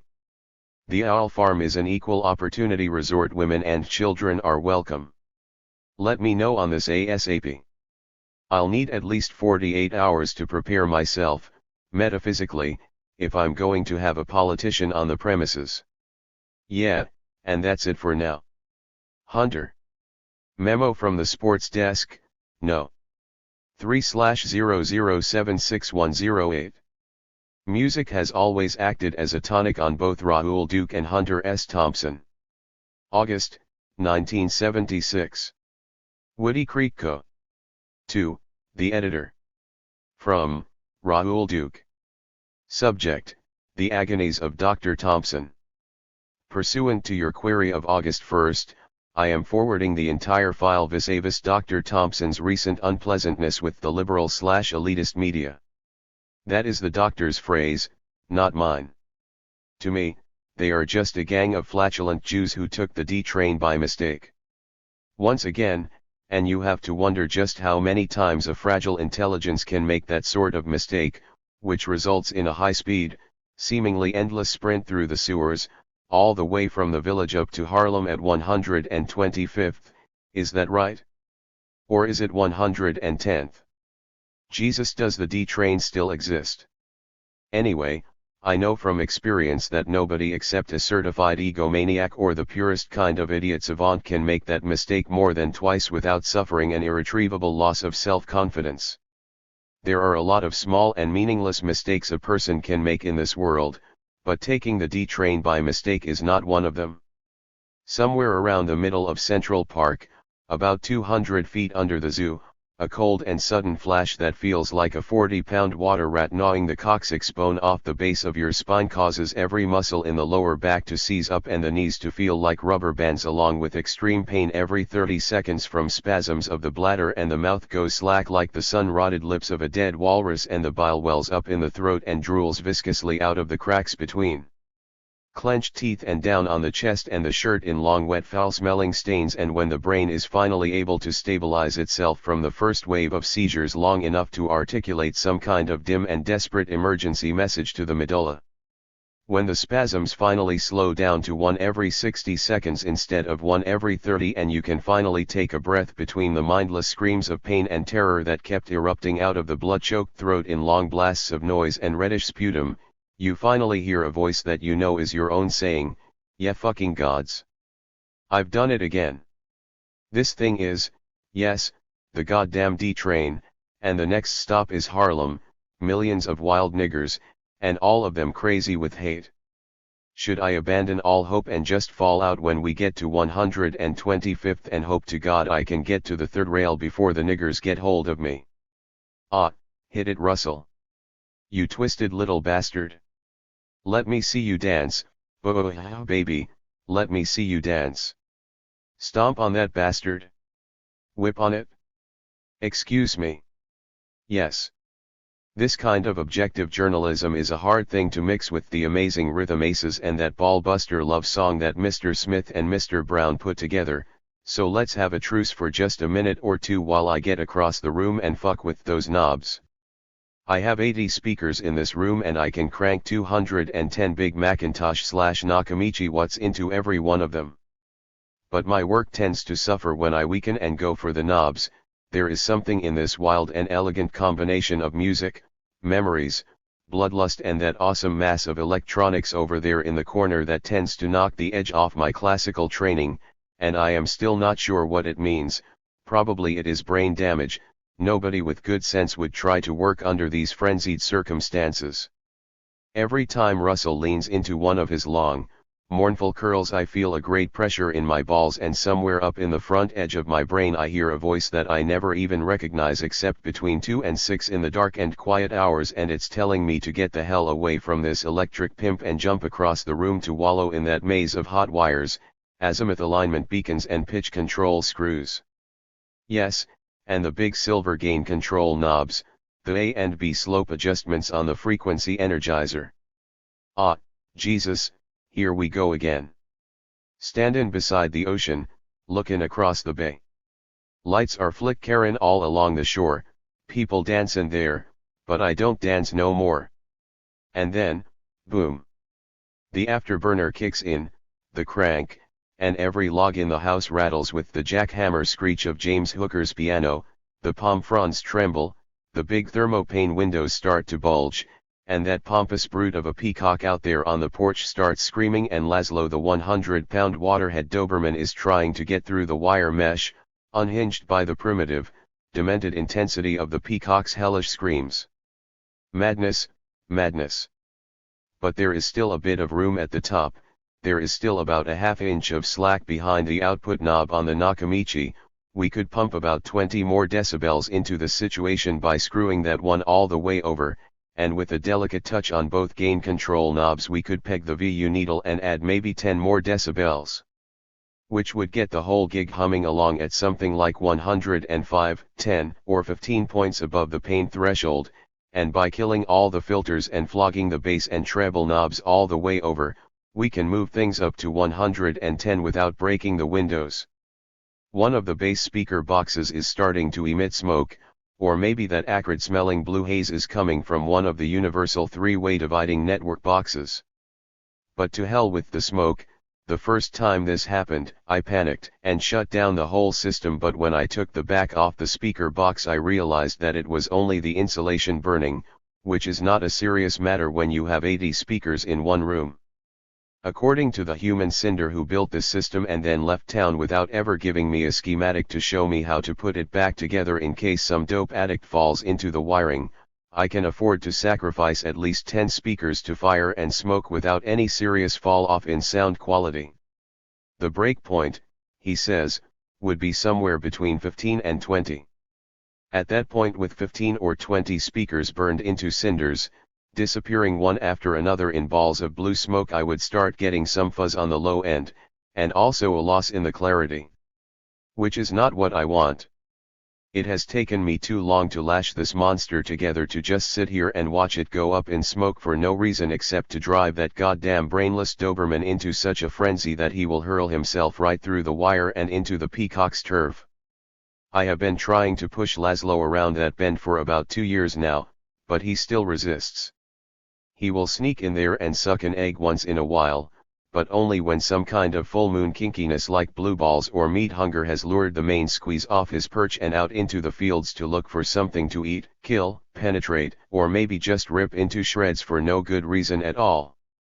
I have lived with a lot of mean, weird animals in my time, but I have never seen anything even half as mean and weird as a male peacock when he finally gets a fix on whatever it is that looks like an obstacle between him and whatever he wants to do. A peacock might brood for 3 days about whether or not to walk across the driveway and eat a wild strawberry, but once he has pondered all the factors, weighed all the risks, measured the distance and analyzed every centimeter of the terrain between him and the strawberry that he has watched long enough to be sure it is really there and that he really wants to eat it, the only two beasts on this earth that might be crazy or vicious enough to deliberately try to prevent the peacock from getting to the strawberry would be a wolverine or a hammerhead shark. Laszlo, the brainless Doberman, will jump out of a speeding car and run right through a glass door to get his teeth around the eyeball of a 200-pound Great Dane, but somewhere deep in his twisted Prussian genes is at least one wise and rational chromosome that short-circuits all his natural instincts whenever it looks like he might be on a collision course with the peacock. There is a vast potential for treachery and genuine savagery bred into the brain of most Dobermans. One of the problems with using them as guard dogs, for instance, is that you can never be sure that a Doberman, unlike a German Shepherd, will bark or even snarl at a human intruder before he gets the target lined up and springs off like some kind of noiseless, black torpedo on that final 8 or 9-yard sprint that ends with a long, silent leap in the general direction of the head and neck area of some poor bastard who might be idly lighting a cigarette or adjusting the handkerchief shrouding his flashlight about half a second before he gets hit with what is referred to in the psychomedical profession as extreme trauma. Anybody who has ever been attacked by a Doberman in the darkness, with no warning at all, will spend the rest of his life feeling just a little more nervous and fearful about almost everything than he felt before the trauma. There is a realm of psychic peace in the human brain that, once violated, is gone forever. To Jim Silberman, Random House. Portions of this thoughtful letter to Thompson's editor at Random House were published in 1990's Songs of the Doomed. September 1, 1976. Woody Creek Co. Outline, F.O.B. Galveston, working title. A novel by H.S.T. In 4 parts, 26 scenes, ap 80,000 words. Capsule comment and description. The spine of this story is short, tight, and flexible. It has taken me about 6 months of brooding and plotting to lash it together in my mind and on tape and in various notebooks, and now that I have a working skeleton, I'd like to keep this outline as short as possible. But I can make it as long as necessary, so feel free to let me know if what follows doesn't make the nut. I have a 2-pound file of news clips, U.S. Treasury Department internal memos, confidential sources, personal contacts, and 5 or 6 progressively tighter plot lines that I can cannibalize and hurl into the breach, on short notice. But, given the general nature and traditional fate of book outlines, the only point I want to make with this one is that I am finally committed to the story on a level that I only flirted with until about 2 months ago. 8 years of intensely personal involvement in political journalism is a hard habit to break. There is always the tendency or the temptation to want to keep at least one hand in that game, if only for the promise of movement and instant action, but there is also a point of clearly diminishing returns, and I think I reached that point about 2 years ago, for good or ill. That was when the idea for a book set in Texas first occurred to me, but at the time I was still thinking in terms of journalism, and it was not until very recently, when I was finally faced with a choice between going to Texas to work on this story or going to Plains, Georgia to work on Jimmy Carter, that I made a conscious decision to work with both hands on a novel, instead of keeping my left hand in journalism, my right hand in fiction, and my head in a mean-tempered limbo. And so much for all that. The cord is cut now. I have quit that outpost of progress called the National Affairs Desk that I founded at Rolling Stone, and in the slow process of quitting I drifted so far from the backstairs complexities of national politics that I couldn't go back to it now, even if I wanted to, and that, I think, is a point I had to reach and recognize on my own, and for my own reasons. As long as the constant speedy lure of political journalism seemed more essential and important to me than the ugly, slow-burning reality of writing a novel, any effort to write fiction would have been a part-time, left-handed gig, like my recent journalism. And in any other line of work except writing, people who try to deal with the world and life and reality off a split focus base are called schizoid and taken off the streets, as it were, for their own and the greater good. Now, after more than a week of extremely disorienting conversations regarding the ultimate fate of this story, a novel, a screenplay, or both, I feel in the grip of a serious confusion, to wit, the story as I originally conceived it, more than 2 years ago, was a first-person journalistic novel, set in Texas and rooted in a genuine conflict between innocence and violence that seemed to be the source of a unique and classically American style of energy that I hadn't felt since my first visit to Brazil in 1962, or to California in 1959.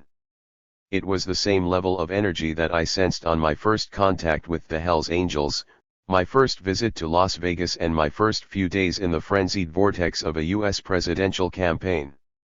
But I knew that, in order to deal properly with any story set in Texas, I would have to move for a year to Houston or Dallas or Austin and actually live there, and this was the harsh reality that I wasn't quite ready to face 2 years ago. There were other stories to get involved in, other places to go, and the sudden millstone of personal notoriety that caused so many unexpected changes in my life stance that I still haven't regained my balance. It was one thing to slip into Texas as an anonymous young journalist with a subsistence-level book contract, and quite another to boom into a state full of boomers with a national reputation as some kind of lunatic felon, a journalistic Billy the Kid and a cartoon character that appeared every day in newspapers all over Texas. That kind of act is known, among boomers, as a hard dollar, and anybody who thinks otherwise should try it for a while.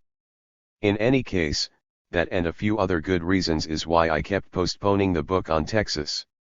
But I continued to brood on it, and one of the people I brooded with from time to time was Bob Rafelson, a film director and personal friend who listened to my gibberish about Texas and violence and energy for so long that he eventually began brooding on the story himself, and finally suggested that it might work better as a film than as a book. At that point I was still thinking vaguely about writing a book on the '76 presidential campaign and taking all the 50-to-1 bets I could get on my own lonely dark horse, some yahoo from Georgia named Carter, and so for all the obvious reasons that seemed at the time to mandate another HST/campaign book, my Texas project remained in an oddly intense state of talking limbo for most of 1975. Rafelson was totally involved in the making of Stay Hungry 26, and since there was nobody else to prod me along in Texas, I ignored my own fast-rising conviction that another HST/campaign book would be a fatal mistake that would lock me for life into Teddy White's footsteps, and fell prey to the natural gambler's affection for his own long shot. And it was not until I went up to New Hampshire to cover the first primary that I understood the finality of the choice I was drifting into. The New Hampshire results were all I needed to prove my point as a gambler and a seer, but the personal notoriety I'd accrued since 1972 had changed my role as a journalist so drastically that even the Secret Service treated me with embarrassing deference, and I couldn't walk into a bar without total strangers wanting to argue with me or ask for my autograph.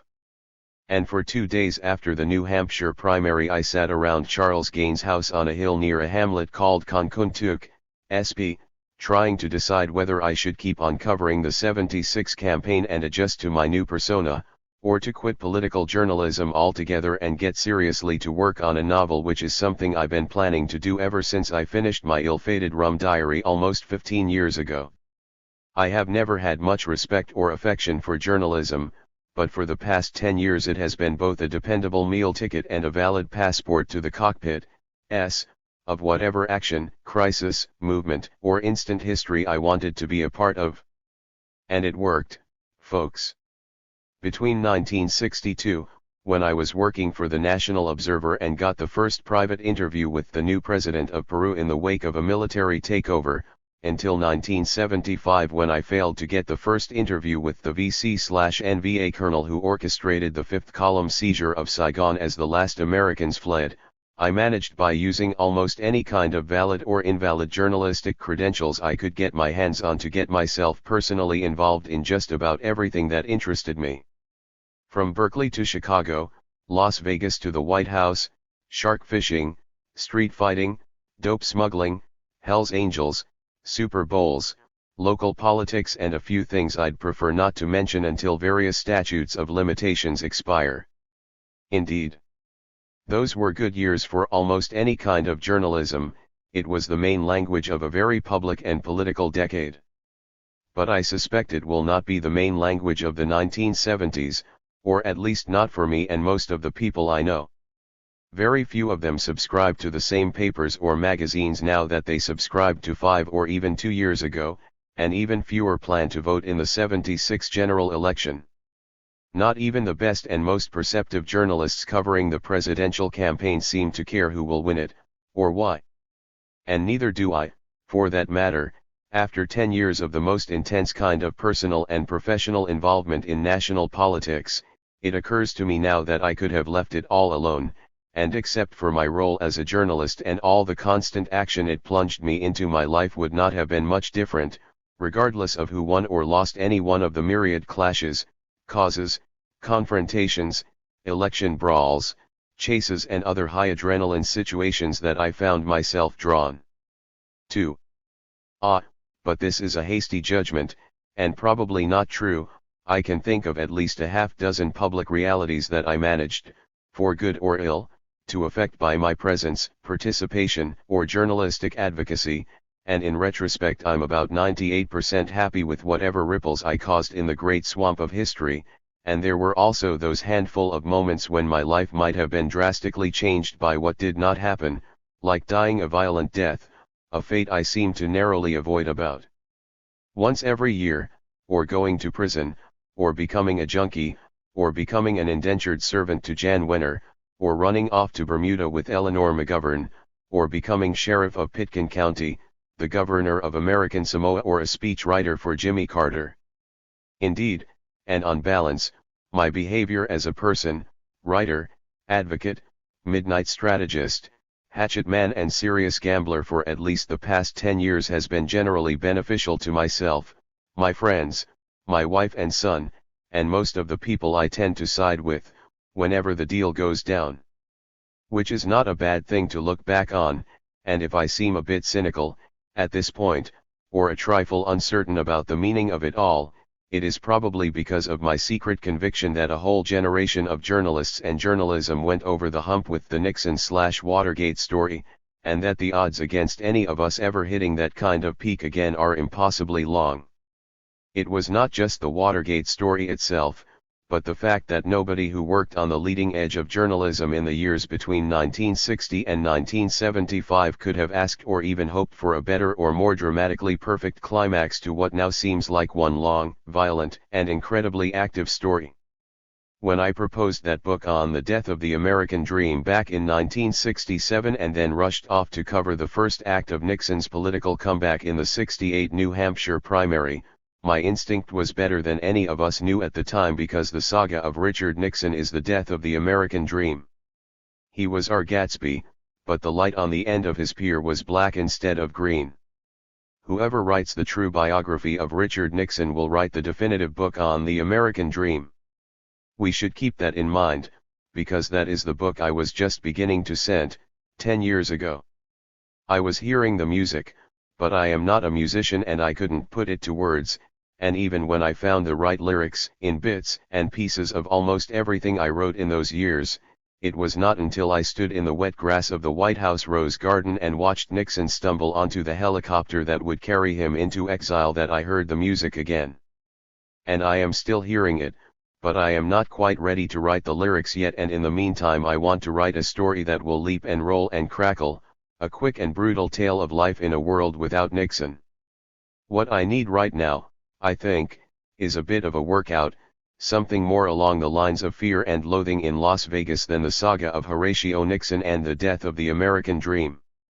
No, don't say it, Jim. Don't even think it right now. We both know what kind of pain and suffering and preternatural concentration the Nixon book will require, and I simply can't stand it right now. It's too goddamn heavy, and it would take at least 2 and probably 3 years of extremely focused research, thinking and writing, because it is obviously the one book I've been instinctively gearing down to write for these many years. But that one will have to wait at least until we get Nixon's own version of his ugly rise and fall, and in the meantime I think I've paid enough dues to justify another sort of busman's vacation, on the order of FNL in Las Vegas, which is far and away my personal favorite of the 3 books I've written. It was also the most fun to write, the best and most economical piece of sustained pure writing I've ever done, and sooner or later it will prove to be the most financially successful of the 3. Which is fitting, because Vegas is a book that no other living writer could have written. Indeed, and to hell with all that.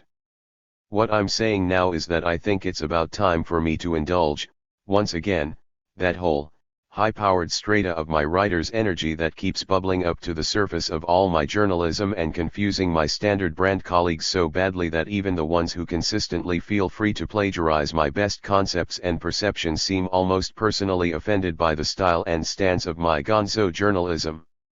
Which rarely bothers me but rarely is different from never, and every once in a while I think it's healthy to clear the deck and lay a serious fireball on some of these bastards who lack either the grace or the integrity or both to understand that they can't have it both ways. There are numerous lame and sterile ways to counter surface plagiarism, SP, but the only sure and final cure is to write something so clearly and brutally original that only a fool would risk plagiarizing it, and that's what I'd like to do now. If gonzo journalism is essentially the art, or compulsion, of imposing a novelistic form on journalistic content, then the next logical step in the gonzo process would seem to be a 180-degree reversal of that process, by writing a journalistic novel. Which is bullshit, of course, because on the high end is only one real difference between the two forms, and that is the rigidly vested interest in the maintenance of a polar, or strictly polarized, separation of fiction and journalism by at least 2 generations of New York anchored writers who spent most of their working lives learning, practicing, and finally insisting on the aesthetic validity of that separation.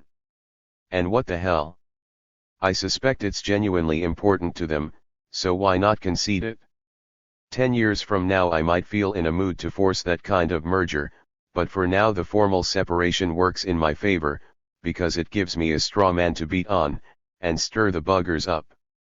Just for the record, however, and one of these days I hope to find enough time to explain this notion properly, the only real difference between journalism and fiction in my own mind is legalistic, with our contemporary, standard brand journalism as nothing more than a sloppy, lay extension of the rules of evidence, rooted in the adversary relationship that governs our 20th century American trial procedure, and the best and highest kind of contemporary fiction or even high novelistic journalism.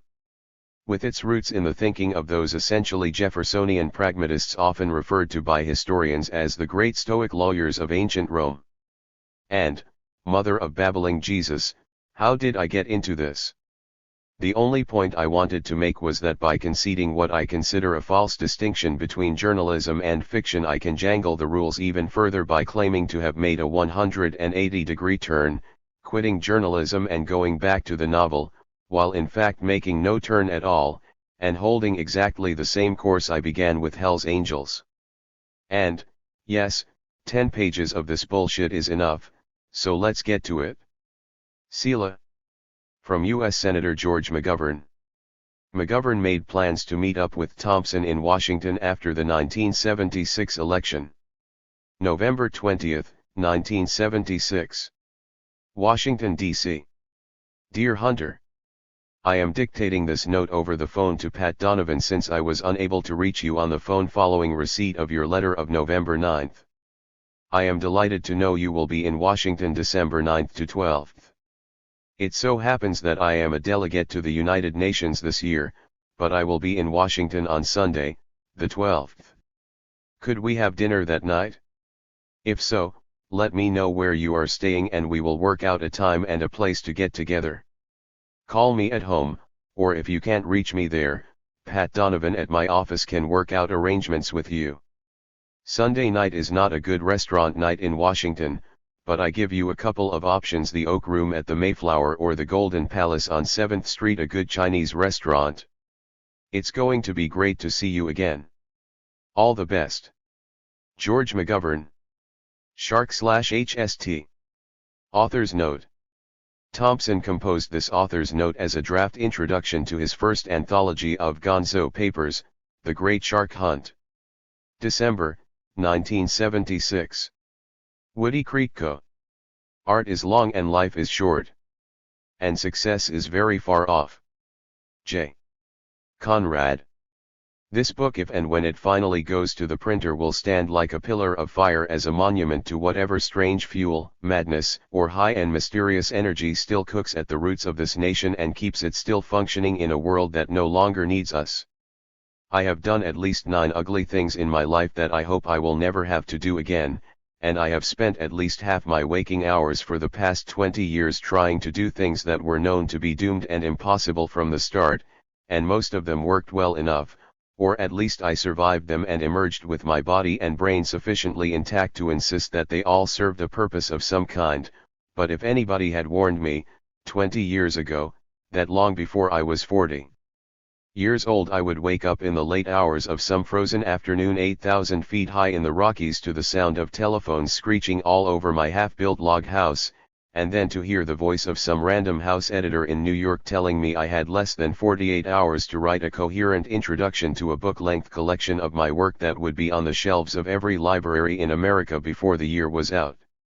My instant reaction to such a warning would have been to bet so heavily against it that I would eagerly have sought out a notary public and signed over both balls and even my thumbs as collateral.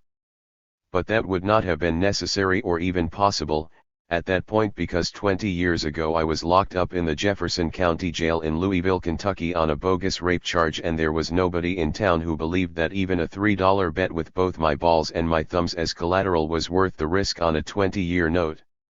At the age of 17 I was an infamous juvenile delinquent, SP, Louisville's answer to Billy the Kid 27, and not even my friends really thought I would live to see 20. Neither did I, for that matter, although if anybody had offered me even money on it, I would probably have taken the bet and felt comfortable, win or lose. It was not a bad bet. The numbers were all on my side, at that age, and only a fool would have gambled like that with me anyway.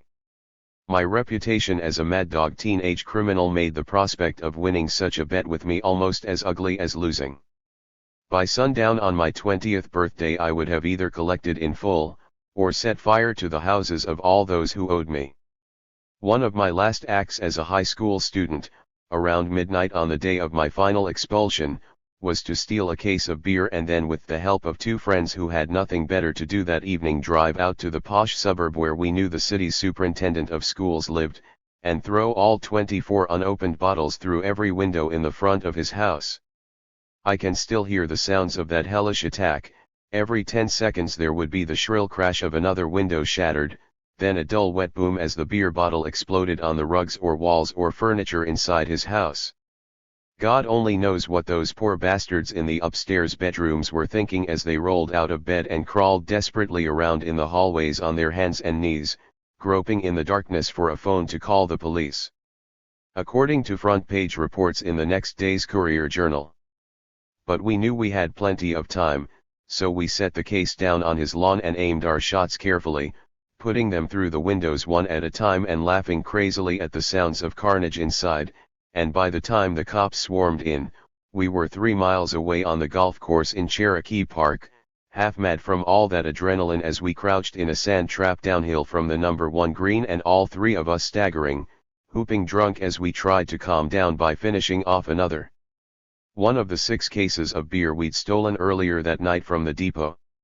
Far below us, across Cherokee Lake and the steep-angled number 5 fairway that still slants like a nasty green scar through the memories of those white buck, haspel-cord years of my gin-soaked youth that centered so much on that park and that lake and that golf course where I spent most of my late afternoons during high school because it was the only place where I knew the probation officer couldn't possibly find me, and on nights when the weather was warm, or at least warm enough, and the dew was so thick that the greens were too wet to sit on, unless you were naked, and even the sand in the bunkers was so damp that you could roll it up in your hands like summer snowballs. On nights like these, and especially when we knew the police were looking for us, we would flee into Cherokee Park and drive out on the golf course, with lights off, to our hideout under the oak trees near the number 1 green, where we could sit on the heavy stone benches and sip from a pint of Gilbay's while we carefully constructed our alibis and stared down across the lake at the Tottle House parking lot and the back door of the old Kentucky Tavern, where we could usually recognize one or two cars that belonged to some of our friends like Sam Stallings or Bob Butler, dragging their underage girlfriends into the tavern for a Tom Collins or two in the dark and dirty back room. Indeed, and so much for all that, except to stress that I have lived so much longer than I or anyone else expected me to, that I made no plans or provisions for this kind of awkward longevity and the realities that keep coming with it.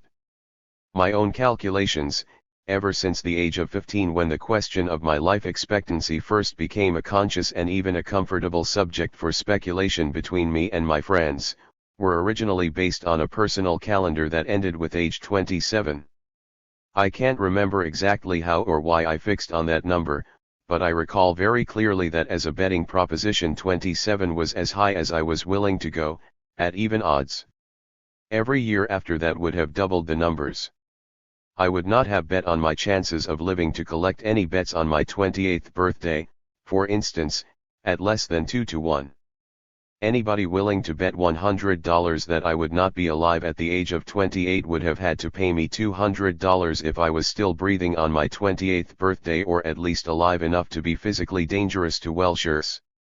The price on age 29 was a minimal 4 to 1, and even at twice those odds, 8 to 1, a bet against the likelihood of my ever reaching the natural age of 30 was one of history's great gambling bargains.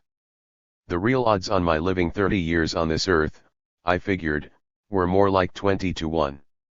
Well, here we go again, another one of these desperate, last-minute, half-sane sprints to beat another deadline. And, yes, it's dawn again, this time in Woody Creek, with the sun looming up very suddenly from behind those mean white peaks along the Continental Divide, and now, at 6:33 on this cold Wednesday morning, flashing long, laser-like beams of a light the color of white gold on the high ridge of bright snowfields across the valley. And yes, I have just paid another installment on my News Junkies dues by watching my old friend Hughes Rudd do his gig once again with the CBS Morning News. But I found myself unable, this time, to give the morning news my full attention. There were a lot of things happening, and I recall watching part of a long and seemingly intense interview between CBS correspondent Bruce Morton and somebody heavy from the White House or Foggy Bottom or some other outpost of access in Jimmy Carter's world. I forget who it was, or what Bruce and Hughes were asking him about, but I recall very clearly that nothing in the conversation had any effect on me at all. I felt no anger, no elation, no excitement of any kind. It was like watching a Cyrus Vance 28 press conference, and for all I know, it might have been Vance they were interviewing, a sort of well-bred telephone pole in the first throes of menopause.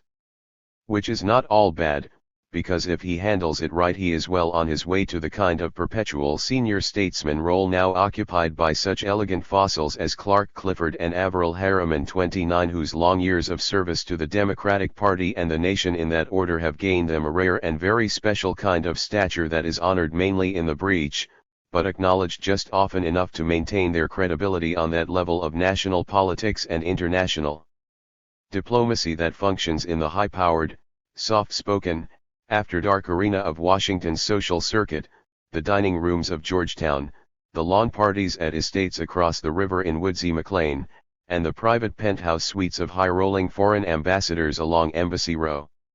So there is no rational way to explain, now, just how strange and profoundly unsettled I feel at the prospect of living to be 40 years old under any circumstances, but certainly not with a wife, a son, my own valley/fortress in the Rockies, and the genuinely rotten task of lashing together a book of my own writings. Which is weird, folks, so try to bear with me. I might have some trouble making a case for the bedrock strangeness of things like having a home and a family and somehow managing to live past the age of 30. Because a lot of people have done those things and survived a lot longer than I have, for good or ill. But the factor that queers my equation is the one about living 10 years longer than anybody would have bet on, in a free-falling high-speed limbo I was never prepared for, and to look back on it now and realize that I got paid real money all that time for just wandering around in the world and writing about whatever got in my way. And now to have to sit down here in this goddamn soundproof dungeon that I built for myself 8,000 feet above sea level, and labor through pounds and pounds and pounds of my own works, trying to figure out which pound or two should go into the book, a huge tome with my own picture on both front and back covers. Well, this almost perfect vision of hell on earth is my present to those knee-crawling scumbags at Time magazine, where I once had a job and was considered a promising young man. But that was a long time ago, and when they found out what I really was, they fired me. Right, hit the bricks, fella, you're not our type. And now they refuse to admit it? I have a letter from the Time personnel department addressed to the editors of Playboy, who inquired, saying I was a wonderful person and did my work well. Which bothers me, first, because it's a flat-out lie, and second, because I had to work very hard to get fired from Time, and the fact that I finally succeeded remains a point of personal pride, especially when I think what might have become of me if I'd failed. We all have our private nightmares, and that is one of mine, that I might still be working for Time, still robbing the company of everything I could carry out of the building, still grappling with half-naked, half-drunk Vassar girls on managing editor Henry Grunwald's leather couch when we had to work late on deadline nights, and still telling myself that next week I'd go out and find some kind of work I didn't have to apologize for. The man who hired me said I was an editorial trainee, but after a week on the job I understood that I was really a copyboy, and the only editorial training I got on the job was seeing what happened to the articles I carried from the writers' cubicles to the editors' cubicles, and then back again to the writers. The editing was often so massive and humiliating that I felt personally embarrassed when I had to take it back to the writers, because I knew that they knew that I'd read the stuff coming and going, and I still remember the glazed look in the eyes of good writers like John McPhee and John Scow when I had to bring that butchered copy back to them.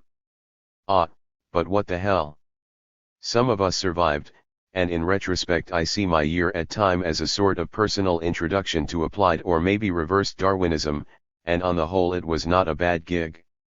In addition to subsidizing my first year of work/life in the big city, living in the village, beginning a first novel and running amok in every conceivable direction, my job at Time also forced me into daily confrontation with the world of big time, prestige journalism that I soon understood was not what I wanted to be a success at, in this life, and that is a very valuable thing to be sure of, at the age of 21. So I am grateful to Time Incorporated for that, if nothing else.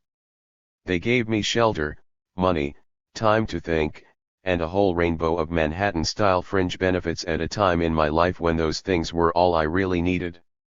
There were also a few lasting friendships, including George Love, the long-suffering production supervisor who felt far worse about firing me than I felt about being fired, and Tom Vanderschmidt, now an editor of Sports Illustrated, whose ill-fated idea of sending me to Las Vegas to cover the Mint 400 resulted in total disaster for Tom and the magazine, but for me it was an accidental ticket on one of the most bizarre roller coaster rides in 20th century journalism. What began as a $250 assignment to write a photo caption for Sports Illustrated ended some 2 years later as a book titled Fear and Loathing in Las Vegas, which, despite a long history of financial failure on all fronts, remains my personal favorite among all the things I've written. And it is still the lonely cornerstone of everything that has since become genuinely and puzzlingly infamous as gonzo journalism. Indeed. But that is too long a leap for me to make right now in print or any other way. My fall from grace that began with a pink slip from Time so long ago that it seems like another lifetime was violently accelerated in the summer of 1976 when Time devoted a whole page to a harsh and hysterical assault on me and everything I might or might not stand for, written, as it were, by one of those same empty-eyed hacks 30 whose cubicle used to be one of my regular pick-up and dump-off points when I was making my daily rounds as a Time copyboy.